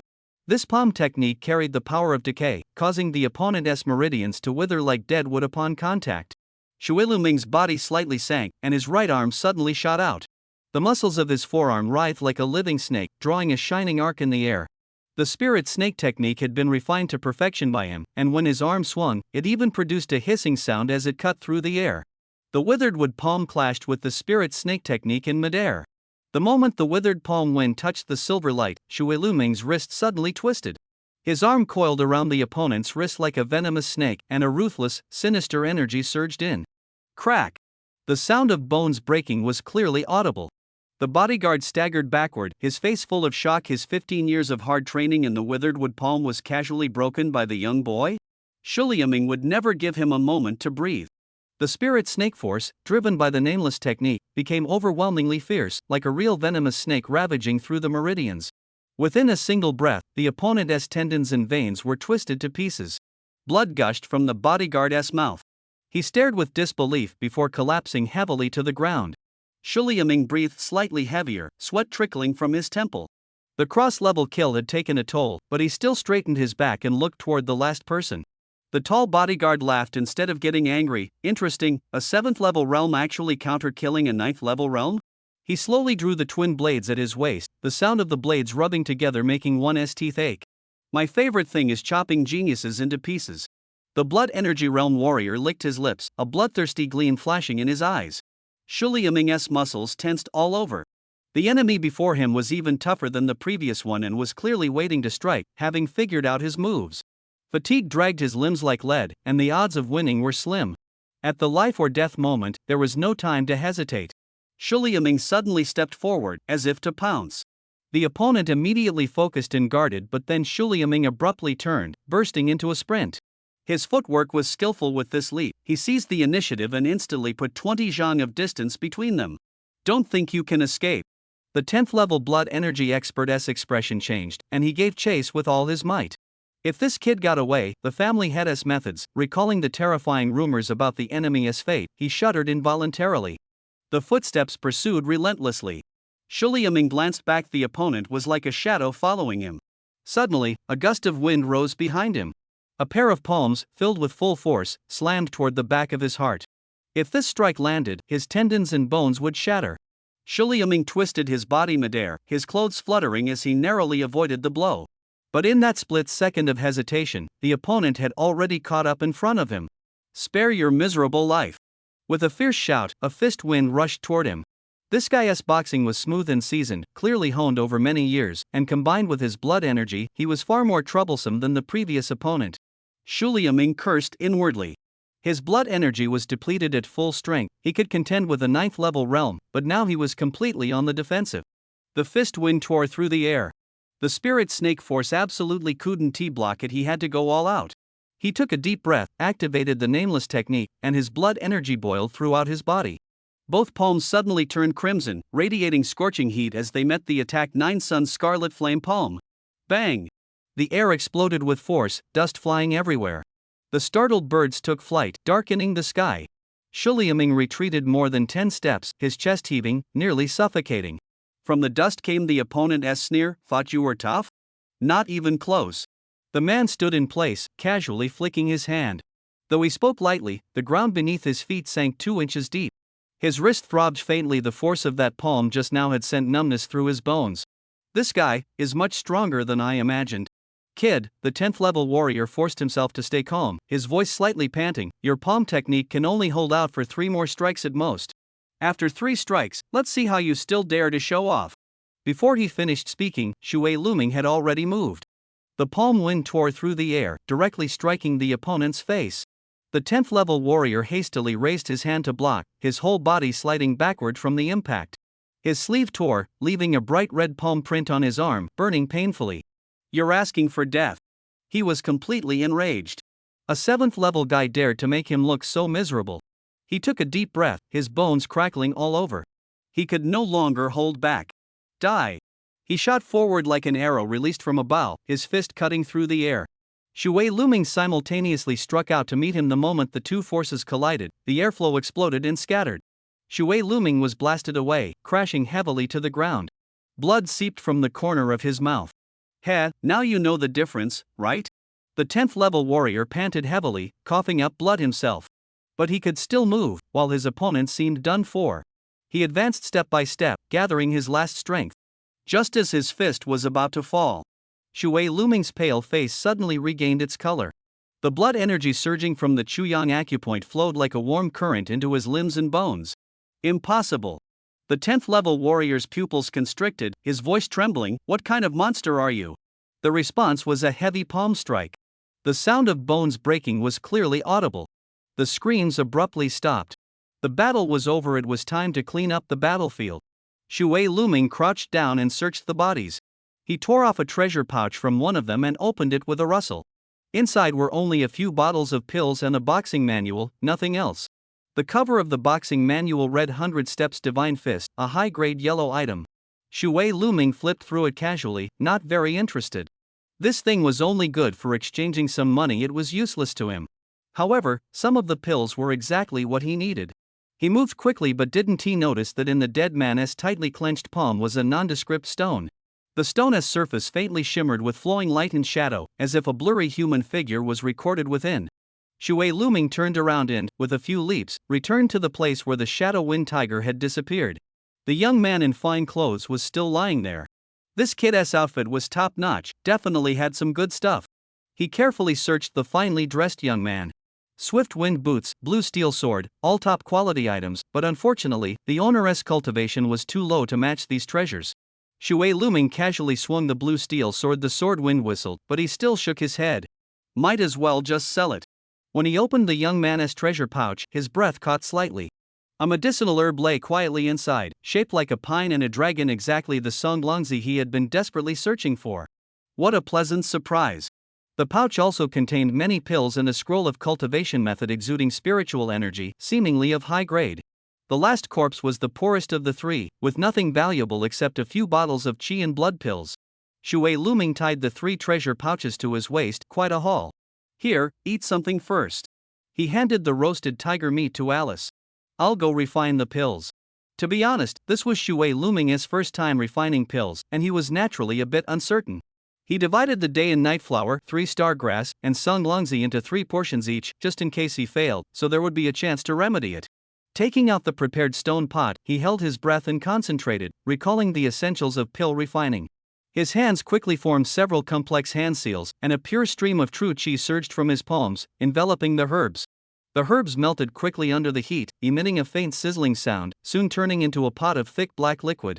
A strange medicinal fragrance spread. Shui Luming's spirit lifted. Seems like the direction was right. The first attempt showed hope of success. But this black, gooey mess didn't look like an antidote fit for consumption. His principle was perfection. He couldn't serve a pot of mud-like stuff to anyone. The next step was much simpler: solidify the liquid into pills. He controlled the true qi, carefully roasting the stone pot. The moisture gradually evaporated, the paste thickened, and finally shrank into black solids the size of knuckles. Shui Luming reached out and took the still warm solid, pressing it between his fingertips to make it smooth and round. A final sweep of blood energy evaporated the remaining moisture, and a jet-black, glossy pill was finally formed, quietly resting in his palm. Holding the freshly refined medicine, Shui Luming quickly walked into the cave. He couldn't hide his excitement and said to Alice, "The antidote is ready. You try it." This was his first time refining pills, and he succeeded on the first try. Shui Luming felt a stir in his heart. It seemed he needed to study the pill refining insights left by predecessors carefully. Alice took the pill. It was round and translucent, smooth as jade, without a trace of impurity. She was secretly surprised. Ordinary alchemists inevitably left flaws in their pills. Only producing flawless pills counted as truly mastering the craft. But this pill was pure beyond compare, hardly the work of a novice, almost on par with the alchemists of the Fire Separation Palace. She looked up at Shui Luming. He was eagerly waiting for her to take the pill, his face full of expectation. Alice sighed inwardly. This guy probably doesn't even realize how amazing he is. If the outside world knew there was such a pill refining genius here, the major sects would probably trample the gates of the Yen snake tribe. The tribe doesn't cultivate him but values that sun-eating instead? Truly short-sighted. She looked at Shui Luming deeply, then tilted her head back and swallowed the pill. The pill melted instantly in her mouth, and a warm current flowed down her throat, quickly spreading throughout her body. Instantly, a surge of strength burst from her limbs and bones, sweeping away all feelings of weakness. The effect is very good. She smiled slightly. At the same time, deep within the Baiduan Mountains, beside the corpse of Shadow Wind Tiger, the body of the well-dressed young man was already surrounded by a crowd. The one-eyed middle-aged man at the forefront had a fierce scar on his face. He picked up the body and roared to the sky, "Songer! Who did this to you?" Everyone fell silent like cicadas in winter. No one dared to approach. Everyone knew the family head's violent temper, and to anger him now was tantamount to courting death. A man in black hurried forward and reported in a low voice, "Family head, we found Long Chi's body." This was found on him. The one-eyed middle-aged man suddenly turned his head. "Can you find out who the murderer is? Take a look at this." The man in black handed over a photocopy stone. The stone displayed the scene of Shui Luming fighting Long Chi, finally freezing on Shui Luming's clear face. The one-eyed middle-aged man's eyes were bloodshot with rage, gritting his teeth as he said, "Find this person for me. No matter what means it takes, I want him torn to pieces, buried alongside Songer." Alice's fingertips lightly tapped the table, her voice calm as still water. "Selecting disciples? Such a trivial matter, just send a steward." When she looked up, a flame pattern flickered briefly in her eyes. Shui Luming's clenched palm grew slightly damp. The secret conversation just now had struck like thunder. This girl, forced into hiding, was actually the heir appointed by the Lee Fire Palace. That viper alone. Alice's knuckles turned white as she clenched them, the teacup suddenly cracking with fine lines. "Once I regain my power, I'll definitely shove him into the lava fissure." "How much have you recovered now?" Shui Luming looked at the bruise still lingering on her shoulder. If she could regain control, the injustice he suffered could be easily wiped away. 30%. Not even enough to annoy alone. She suddenly tilted her ear, listening to the tide outside the window like a startled night owl. Who knows how many henchmen he brought? Shui Luming kicked aside the rubble at his feet. "Tell me, what do you want me to do?" The girl suddenly leaned in close, the sea breeze carrying the scent of herbs brushing past his ear. "It's a secret. But if you take me to Duanlong Cliff," she unfolded a yellowed parchment scroll, the blood-red mark pinned on a canyon full of skull symbols. "The reward will let you buy half a street at the auction house." "For example?" Shui Luming used the tip of his knife to lift a corner of the scroll. The edges of the parchment revealed carvings of ancient runes. Entrance qualification to the Fire Palace, plus the flame heart technique that can split giant rocks. She noticed his pupils showed no reaction, and her tone suddenly turned cold. "What do you want?" "A treasure." Shui Luming's short knife suddenly stabbed into the red mark on the map, the bell on the hilt ringing clear. "At least something that can block a blow from a nascent soul cultivator." Alice bit her fingertip and pressed it against the back of the knife. As the blood seeped into the parchment, it shimmered with golden light. Deal. Once she obtains that item in the ruins, not just a treasure, the entire South Sea will kneel beneath the hem of her flame dress. Suddenly, the sound of tiles breaking came from the shadows. At the moment they exchanged glances, a charred distress flare rose in the distant sun, etching S personal signal. The crisp sound of tiles falling echoed from afar, mixed with the rusty scent in the sea breeze. Eris grabbed Rosen's collar, the flesh on his face trembling. Speak! Who did it? Rosen's face turned pale with fear, his teeth chattering. It was Shui Luming, that cripple. Nonsense! Eris roared, shaking dust from the eaves. He has lost all his cultivation, how could he hurt I Ching? Rosen hurriedly revealed how a long discovered Shui Luming and tried to control him. After finishing, he shrank his neck, afraid to meet Eris's fiery gaze. Unexpectedly, Eris suddenly laughed loudly, slapping Rosen's shoulder heavily with his fan-like palm. Good. Well done. Who else knows about this? And no one else. Rosen staggered in reply. Go claim your reward. Eris waved his hand. After Rosen left, a greedy smile spread across his lips. The soul of a fallen expert? This was a windfall from the heavens. He immediately summoned a shaman to treat along, then led his troops straight to Duanlong Cliff. Deep within Duanlong Cliff, the 100 Break Mountains loomed, the cliff bottom shrouded in mist like a gray curtain hanging between heaven and earth. Shui Luming pushed aside shoulder-high thorns, sweat beading on his forehead. According to the parchment's markings, the ruins lay somewhere on the cliff face. How do we get down? He frowned, staring at the bottomless abyss of the cliff. Alice chuckled softly and drew out a shimmering silk ribbon from her sleeve. When the ribbon touched the cliff wall, it extended on its own, like a living spirit snake. Sect's secret treasure, the fire cloud ribbon. She lightly traced the dark golden patterns on the ribbon with her fingertips. Made from 1,000-year-old fire silkworm silk, it can stretch and contract at will. Shui Luming's Adam's apple bobbed. This was the foundation of a great sect. Alice wrapped one end of the ribbon around their waists and the other end around a huge rock. She condensed a faint red glow at her fingertips, and the ribbon slowly lowered the two of them down. After the poison injury healed, her bloodline realm power was enough to control such a treasure. As the mist thinned, Shui Luming caught sight of a black spot on the cliff wall, the cave entrance. Alice lightly tapped the rock wall with her toes, and the fire cloud ribbon swung like a swing. Using the momentum, the two leapt and landed steadily inside the cave. In an instant, a strange fragrance wafted in. Between the cracks of the cave wall, a strange plant grew quietly, two stems each holding a golden fruit, the fruit glowing with a honey-like luster in the dim light. The peculiar fragrance just now was emanating from that oddly shaped plant. Shui Luming tore off the fire cloud ribbon wrapped around him, his voice filled with incredulous excitement. Could this be the legendary exotic fruit? Exactly, Alice nodded after careful identification. It's the innate vermilion fruit. Eating one can drastically boost 1,000 gene of blood energy, a great tonic for blood energy realm cultivators. But I've already entered the bloodline realm, so it's less effective for me. You should eat it. Upon hearing this, Shui Luming didn't hesitate to pluck 2 golden fruits and swallowed them whole. As soon as the fruit entered his stomach, a scorching current suddenly exploded. Like a wildfire rampaging in his dantian, his skin burned and itched as if countless ants were crawling all over.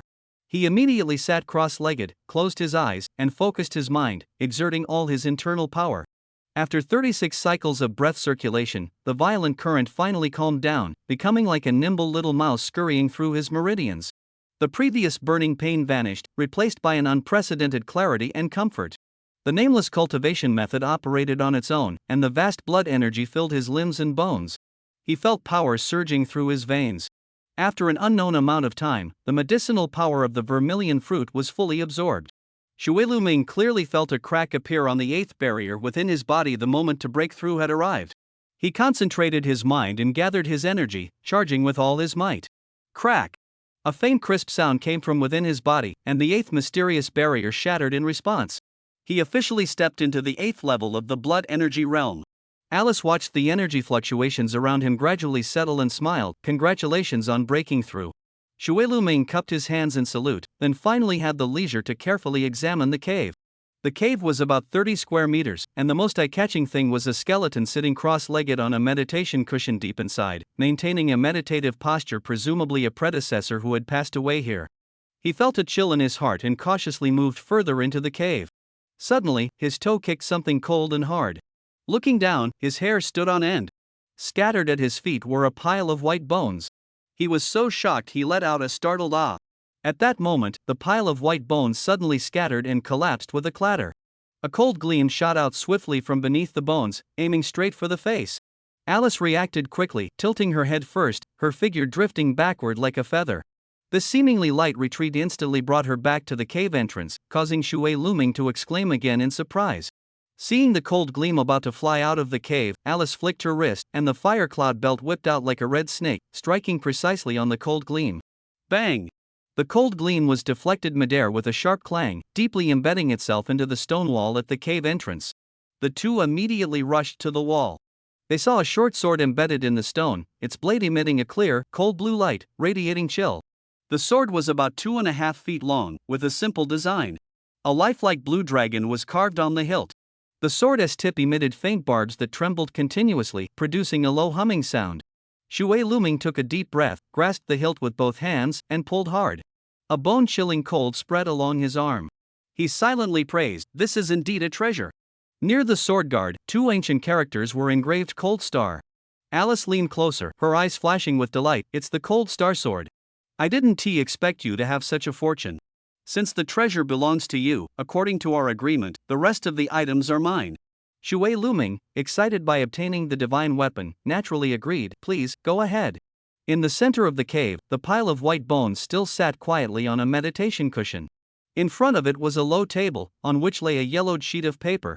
Alice walked slowly toward the bones, with Shui Luming following closely behind. The inscription on the stone tablet read, "Entering my cave means fate. Whoever obtains the Cold Star sword must first perform 9 kowtows to my white bones before taking the remaining treasures. I have left only 3 things in my lifetime. 1 is the self-created Cun Mang sword technique, 2 is the fire-blooded seed nurtured for years, and 3 is this sword. To take the treasures, you must bury my remains.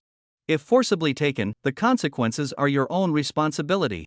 Alice immediately bowed respectfully, kowtowing 9 times to the white bones. Then she signaled Shui Luming, and the two carefully moved the bones to the center of the cave, digging a pit to bury them. Alice whispered a vow, "Senior above, disciple Alice solemnly follows your teachings and will never betray your trust." Just as the last handful of earth was filled in, the meditation cushion where the bones had sat suddenly cracked open. A stone platform slowly rose, on which lay a dark wooden box, its lid pressed down by a yellowed slip of paper. Alice picked up the paper and read softly, "You kept your promise and buried my remains. Inside the box are the blood seed and sword technique, now yours. Had you taken them by force, this place would have been pierced by countless arrows long ago." "This senior set up quite the deadly trap," Shui Luming said, feeling a chill down his spine. "Since it's a lifetime's effort, extra precautions are only natural." "If it were me, I would do the same," Alice said calmly, clutching the paper tightly.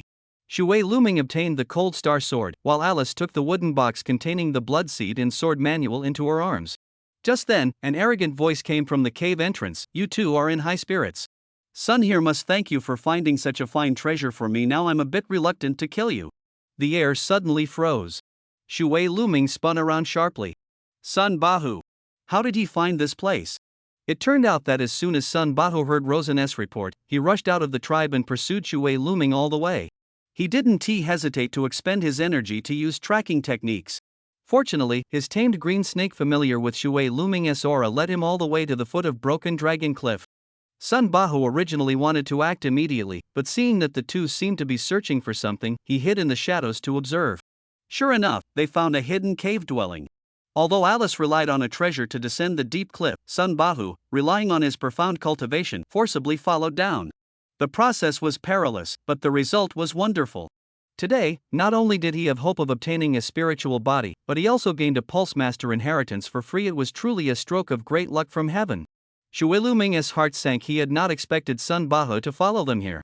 Alice exchanged a glance with him, her fingertips quietly pressing on the sword hilt. Shui Luming exchanged a glance with Alice. Eris was a mid-level bloodline realm expert, bearing the blue-scaled snake bloodline, and was cruel and cunning. This was a big problem. Eris blocked the cave entrance, a cold smile of assured victory on his lips. "You two, what are you dazing for? Why not hand over the treasure? Why not give him a volley of arrows as a gift?" Shui Luming whispered. Alice smiled slyly, "Good idea. Since we can't enjoy it, let us leave it to him." Following the instructions on the yellow paper, they quietly retreated. Scared? Eris sneered, "Beg now, and I might leave your bodies intact." He thought the two would flee, but the next second, Alice's finger pressed a mechanism on the rock wall. A soft click sounded. Suddenly, a dense sound of breaking air came from the cave ceiling. Countless arrows poured down like a storm, shooting straight at Eris's position. Eris's pupils shrank sharply as he fled backward in a mess. The arrow rain grazed his body, but one sharp arrow still pierced his shoulder. He groaned, venom lacing his voice, "Shui Lu Ming. I will fight you to the death." The roar faded away, eventually disappearing deep into the cave. Shui Lu Ming had just relaxed when the ground beneath his feet suddenly collapsed. Before he could shout, he fell straight down. Bang! He crashed heavily onto the cold ground. Darkness surrounded him like ink, and the air was filled with a foul demonic miasma that choked his throat. This was the Black Prison? His heart sank, despair choking his breath. At that moment, a faint cool breeze brushed his cheek. There was wind. There might be an exit ahead. Hope rekindled. He struggled to stand, but as he took a step, something tightly caught his ankle. He fell hard to the ground again. Amid cries of pain, he reached down to his feet. It was a cold metal ring, smeared with a sticky liquid. It was blood. Only then did he feel sharp stings in his palm. It turned out that when he fell just now, his hands had already been scraped raw and bloody. Shui Lu Ming's fingers were cut by the edge of the copper ring, blood droplets falling onto its surface. In an instant, the copper ring seemed to come alive, emitting a strange blood-red glow as its temperature soared. His palm burned fiercely, and he instinctively let go. The copper ring clanged as it fell to the ground. Yet the burning sensation did not fade. Instead, it rapidly spread up his arm, surging through his body like molten lava. His whole body felt scorching hot, his internal organs seeming ready to explode. His vision darkened, and he completely lost consciousness. The copper ring trembled lightly twice beside his face, then remained still. Hee, interesting. A hoarse voice drifted out from the bronze ring, after so many years, finally waiting for such a little guy. I can finally see the light of day again. The shadow twisted in the air, then sneered, "The sandstorm is too strong just now, I'd better hide for a while. Let us see what kind of waves this little guy can make." Before the words finished, the shadow had already vanished into the air. He didn't know how much time had passed before Shui Lu Ming slowly woke up. His head was dizzy, and his whole body was weak. He forced his eyes open, suddenly stunned. The darkness before him became clear and distinguishable. The patterns on the stone wall, the gravel on the ground, even the dust floating in the air, all could be seen clearly. This place, when did it get light? He glanced at the copper ring beside him and reached out to pick it up. The moment his fingertips touched the ring, a strange resonance rose from within his body. The copper ring seemed like an extension of his own limb, connected by blood and veins. Though puzzled, he inexplicably felt at ease, tucked the copper ring into his clothes, and continued walking deeper into the black prison. Sharp pains twisted in his stomach, reminding him that he hadn't eaten for nearly a day. In this hellish place, finding food was harder than reaching the heavens. The deeper he went, the suffocating oppression that once filled the air vanished, replaced by a greedy craving. The demonic energy permeating the air was like sweet spring water, making every pore scream to absorb it. Even stranger, his body, which should have been weak due to a shattered chi, was now filled with unprecedented strength. Truly bizarre, he murmured to himself. Once this desire was awakened, it could no longer be suppressed. Although not a demonic cultivator, he instinctively began to run the basic cultivation method. The demonic energy flowed through his meridians, though it couldn't gather in his broken chi. Its circulation continuously strengthened his meridians. A faint warmth nurtured the old injury in his chi, unable to cure it but easing the intense pain. "Survive first, then worry about everything else," he said with a bitter smile, shaking his head. Innate cultivators face death 9 times out of 10 in this black prison, let alone a cripple like me. Ahead appeared 3 diverging paths, thick demonic energy rolling like black mist at the entrances. The demonic energy here was 10 times fiercer than the outer areas. As Shui Lu Ming inhaled a trace, his meridians sent a tearing pain. He finally understood why cultivators who entered the black prison never returned. Just this demonic miasma alone could bring down even a foundation establishment expert.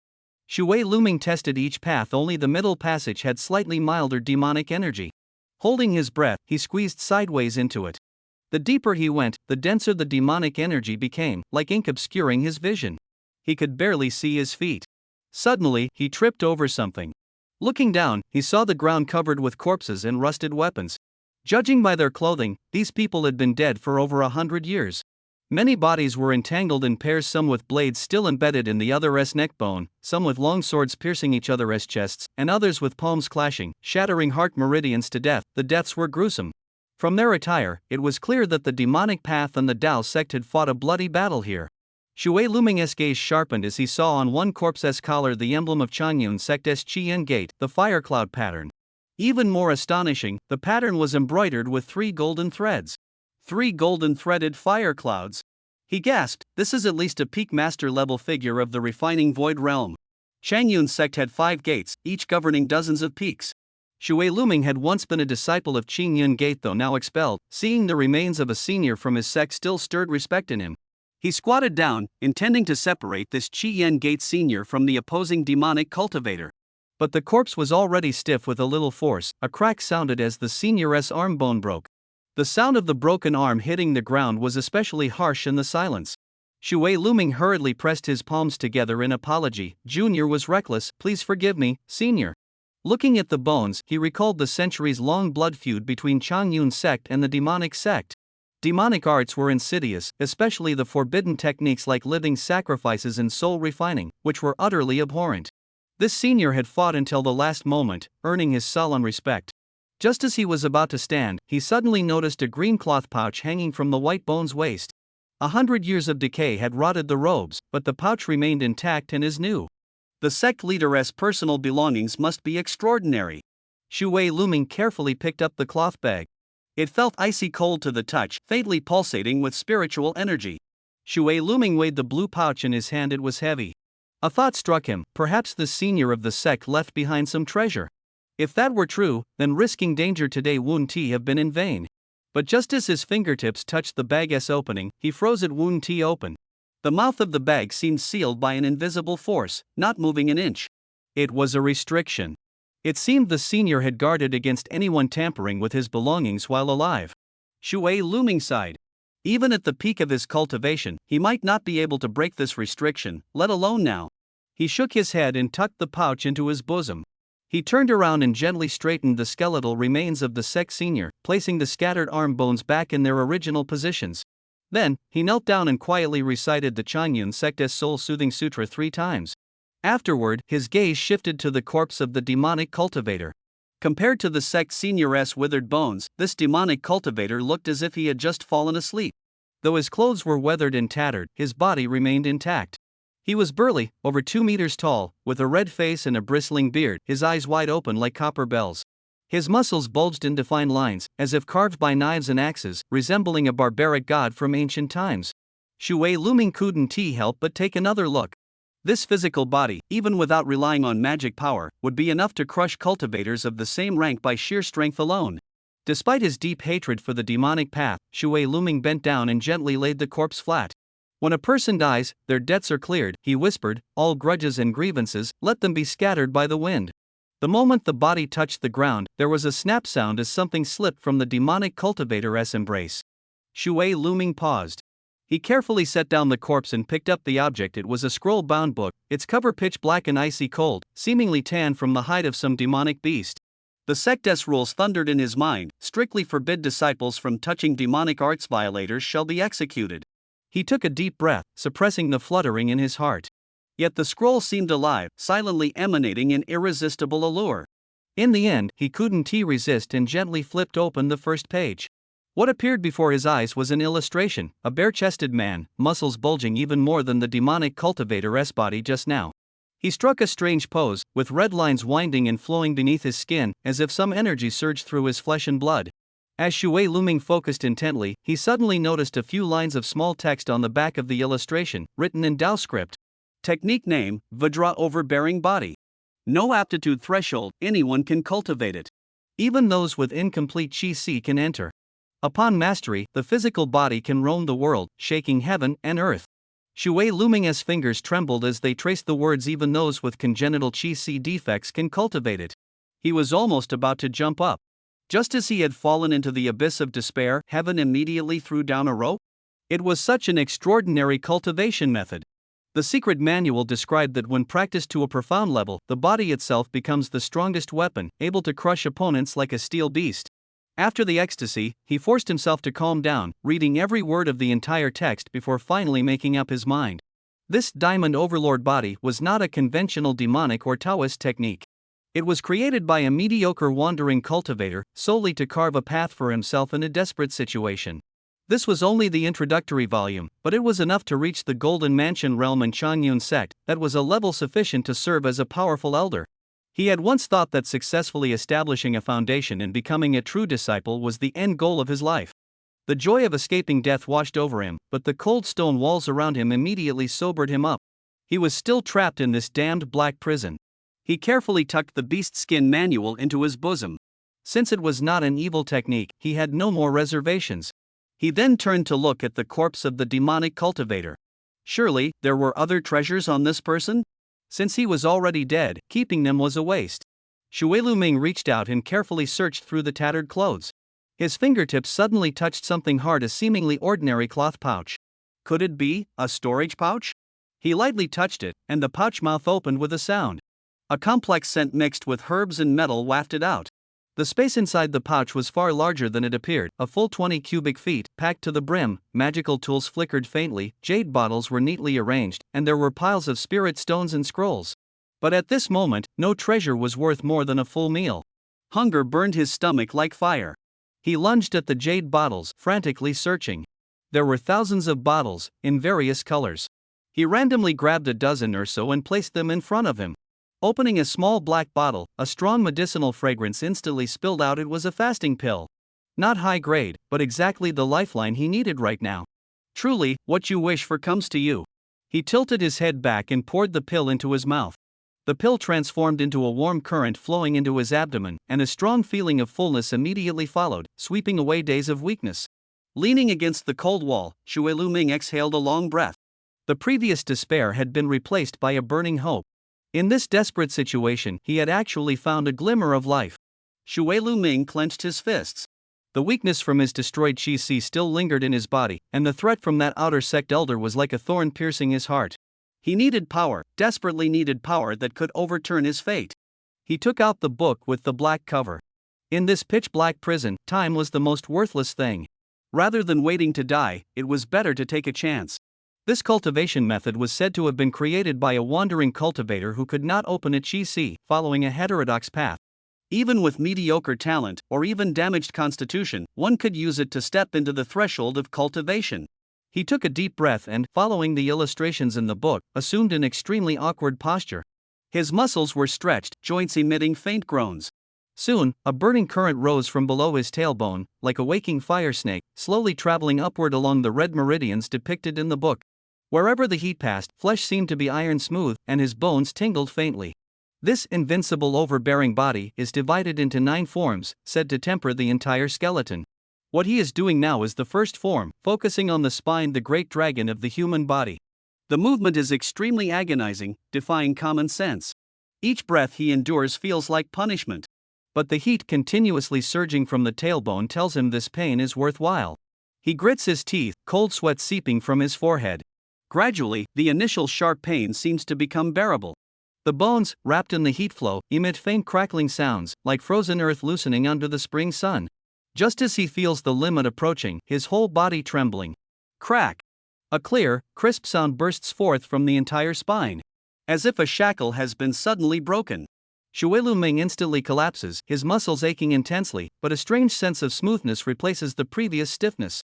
He slowly twists his waist and exhales deeply. This is only the beginning. He picks up the black leather book and flips through it again. Behind these seemingly simple patterns, there seems to be a deeper mystery. But at this moment, he has no heart to delve into it. Another thought occupies his mind more strongly: repair the Qi. Demonic cultivation methods are unpredictable. Perhaps there really is a secret technique that can restore his cultivation. This thought warms his heart. He dumps out all the scriptures left by the demonic sect cultivator with a rustle, quickly rifling through a mountain-like pile of scrolls and books. Tian Chong 1 Chi Fist, Chong Xiao Sword Technique, Dragon Flame Skill. Most of these techniques have grand names but all require the support of the Qi, making them useless to him. His fingers swiftly skim, his gaze sharply searching for that one glimmer of hope. One technique after another slips past Xue Luming's fingertips. These are all secret manuals requiring innate realm cultivation, but now his Chi-Si is destroyed. Without the Chi-Si, it's like a ship without sails, unable to move an inch. He sighs, about to give up, when a flash of golden light suddenly catches his eye. The cover of that book is too eye-catching, golden and shining, standing out like a natural protagonist among the dusty scrolls on the shelf. He bends down to pick it up. On the cover are 5 vigorous ancient seal script characters, exuding the aura of time as sediment. Tian Mo Lian Yu Jing Heavenly Demon Purgatory Scripture. The title radiates a fierce aura, but holding it in his hand, he feels a strange peace, as if sandalwood incense is swirling around. Definitely not an ordinary item, Shui Lu Ming thinks. Just this feeling alone is far superior to those beside it. He gently opens the pages. Boom! The golden light surges violently, blinding him. At the same time, a grand and solemn chanting suddenly sounds out of nowhere, instantly enveloping him. It's as if he has stepped into an ancient temple hall, with bells and drums ringing, and Buddhist chants surrounding him. Stereo sound? Shui Lu Ming is both surprised and envious. This setup is way too impressive. He squinted, waiting for the dazzling light to gradually fade before he could clearly see the words on the page. They were all ancient seal script, but fortunately, he was recognized as the top scholar of Qingyun sect and had read many ancient texts, so recognizing these characters was not too difficult. His gaze fell on the 5 large characters at the beginning. Heaven Demon Purgatory Sutra. Each character struck his heart like a heavy hammer. The chanting grew louder, buzzing in his mind. The scene before his eyes suddenly changed. Under a dark sky, countless heavenly demons bared their fangs and claws like a storm cloud pressing down. In the center stood an ancient Buddha, radiating golden light 10,000 feet wide, chanting mantras with supreme wisdom and power, battling against millions of demons. But the world the Buddha stood in was clearly a gloomy purgatory. Beneath were rolling lava flows, around were wailing resentful souls, and a slight misstep would plunge one into endless suffering, burned by karmic fire. Shui Lu Ming was completely immersed in this terrifying visualization, his mind wavering, unaware that danger was already approaching. Ding! A sharp ringing pierced his ears like a needle. It came from the black copper ring on his wrist. Shui Lu Ming suddenly woke with a start, gasping sharply, cold sweat instantly covering his forehead. He clutched his chest as his heart pounded wildly. That was close. This Buddhist cultivation method is so strange, I almost lost my mind and went mad.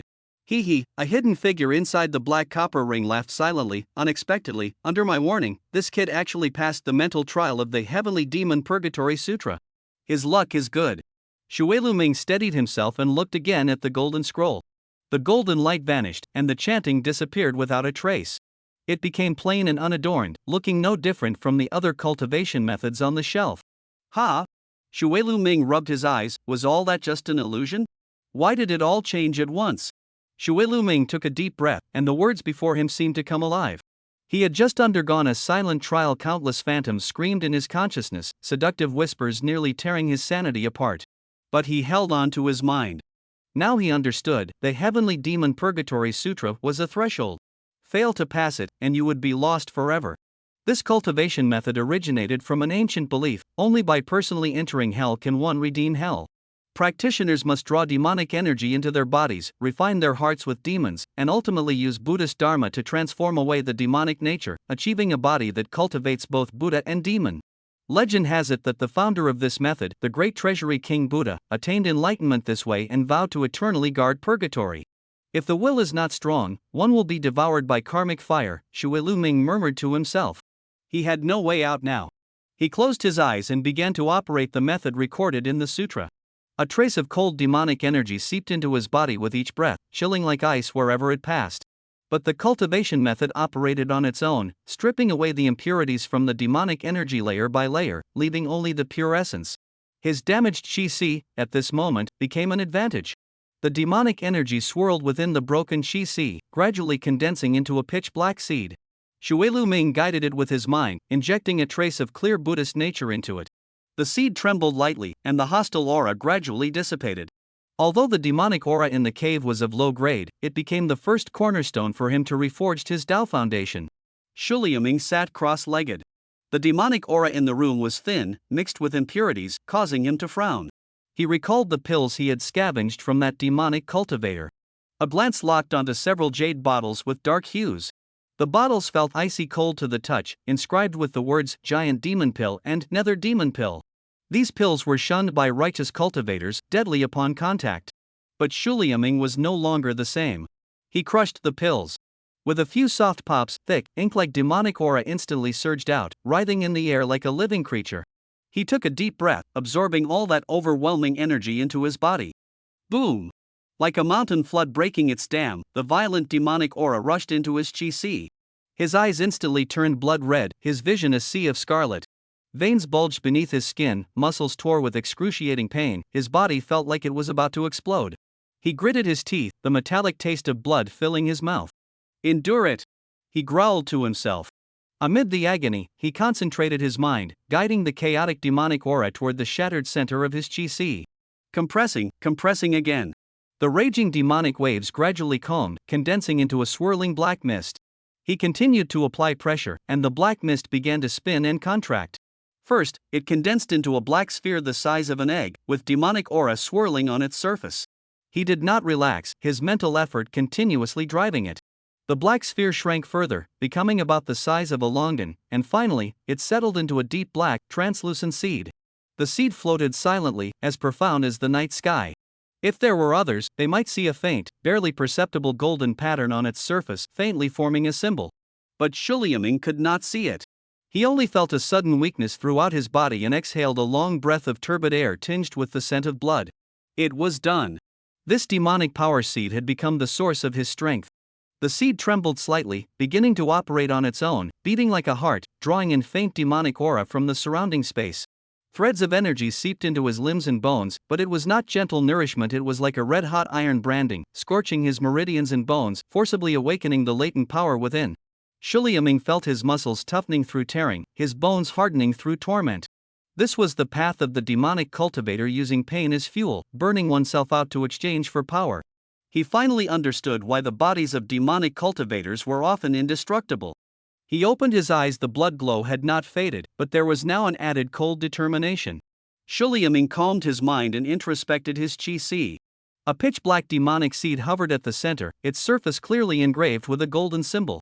The golden light flowed, exuding a solemnity not belonging to the demonic path. "This is the demonic seed," he whispered. According to the cultivation method, once the demonic seed was formed, the next step was to use it as a guide to reshape the body. With a thought, the demonic seed trembled slightly, and a suction force arose from the chi. Hiss! The black demonic aura permeating the air seemed to hear the call, rushing toward him frantically. Thousands of pores on his skin opened simultaneously, greedily devouring this cold, sinister energy.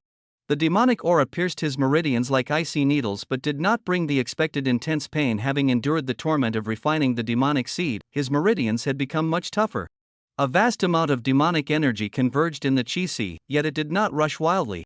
They seemed like subjects paying homage to a king, obediently circling the black demonic seed, slowly rotating to form a dark vortex. At that moment, an unexpected change occurred. The character on the demonic seed suddenly lit up, emitting several beams of pure golden light that instantly dispelled the filth and chill within the demonic energy. The originally icy energy, under the cleansing of the golden light, transformed into a warm current, nourishing his chi. Shu Liaming suddenly opened his eyes wide, his face full of astonishment. What is going on? He felt the pure, gentle power within his body, completely different from the tyrannical and sinister demonic arts of legend. This is clearly the aura of orthodox profound arts. His gaze fell once again on the golden character in the chi. Is it because of this? A sudden respect rose in Shu Liaming's heart. What kind of compassion and determination must the predecessor who created this technique have possessed to plant such a ray of light within the most evil of demonic arts?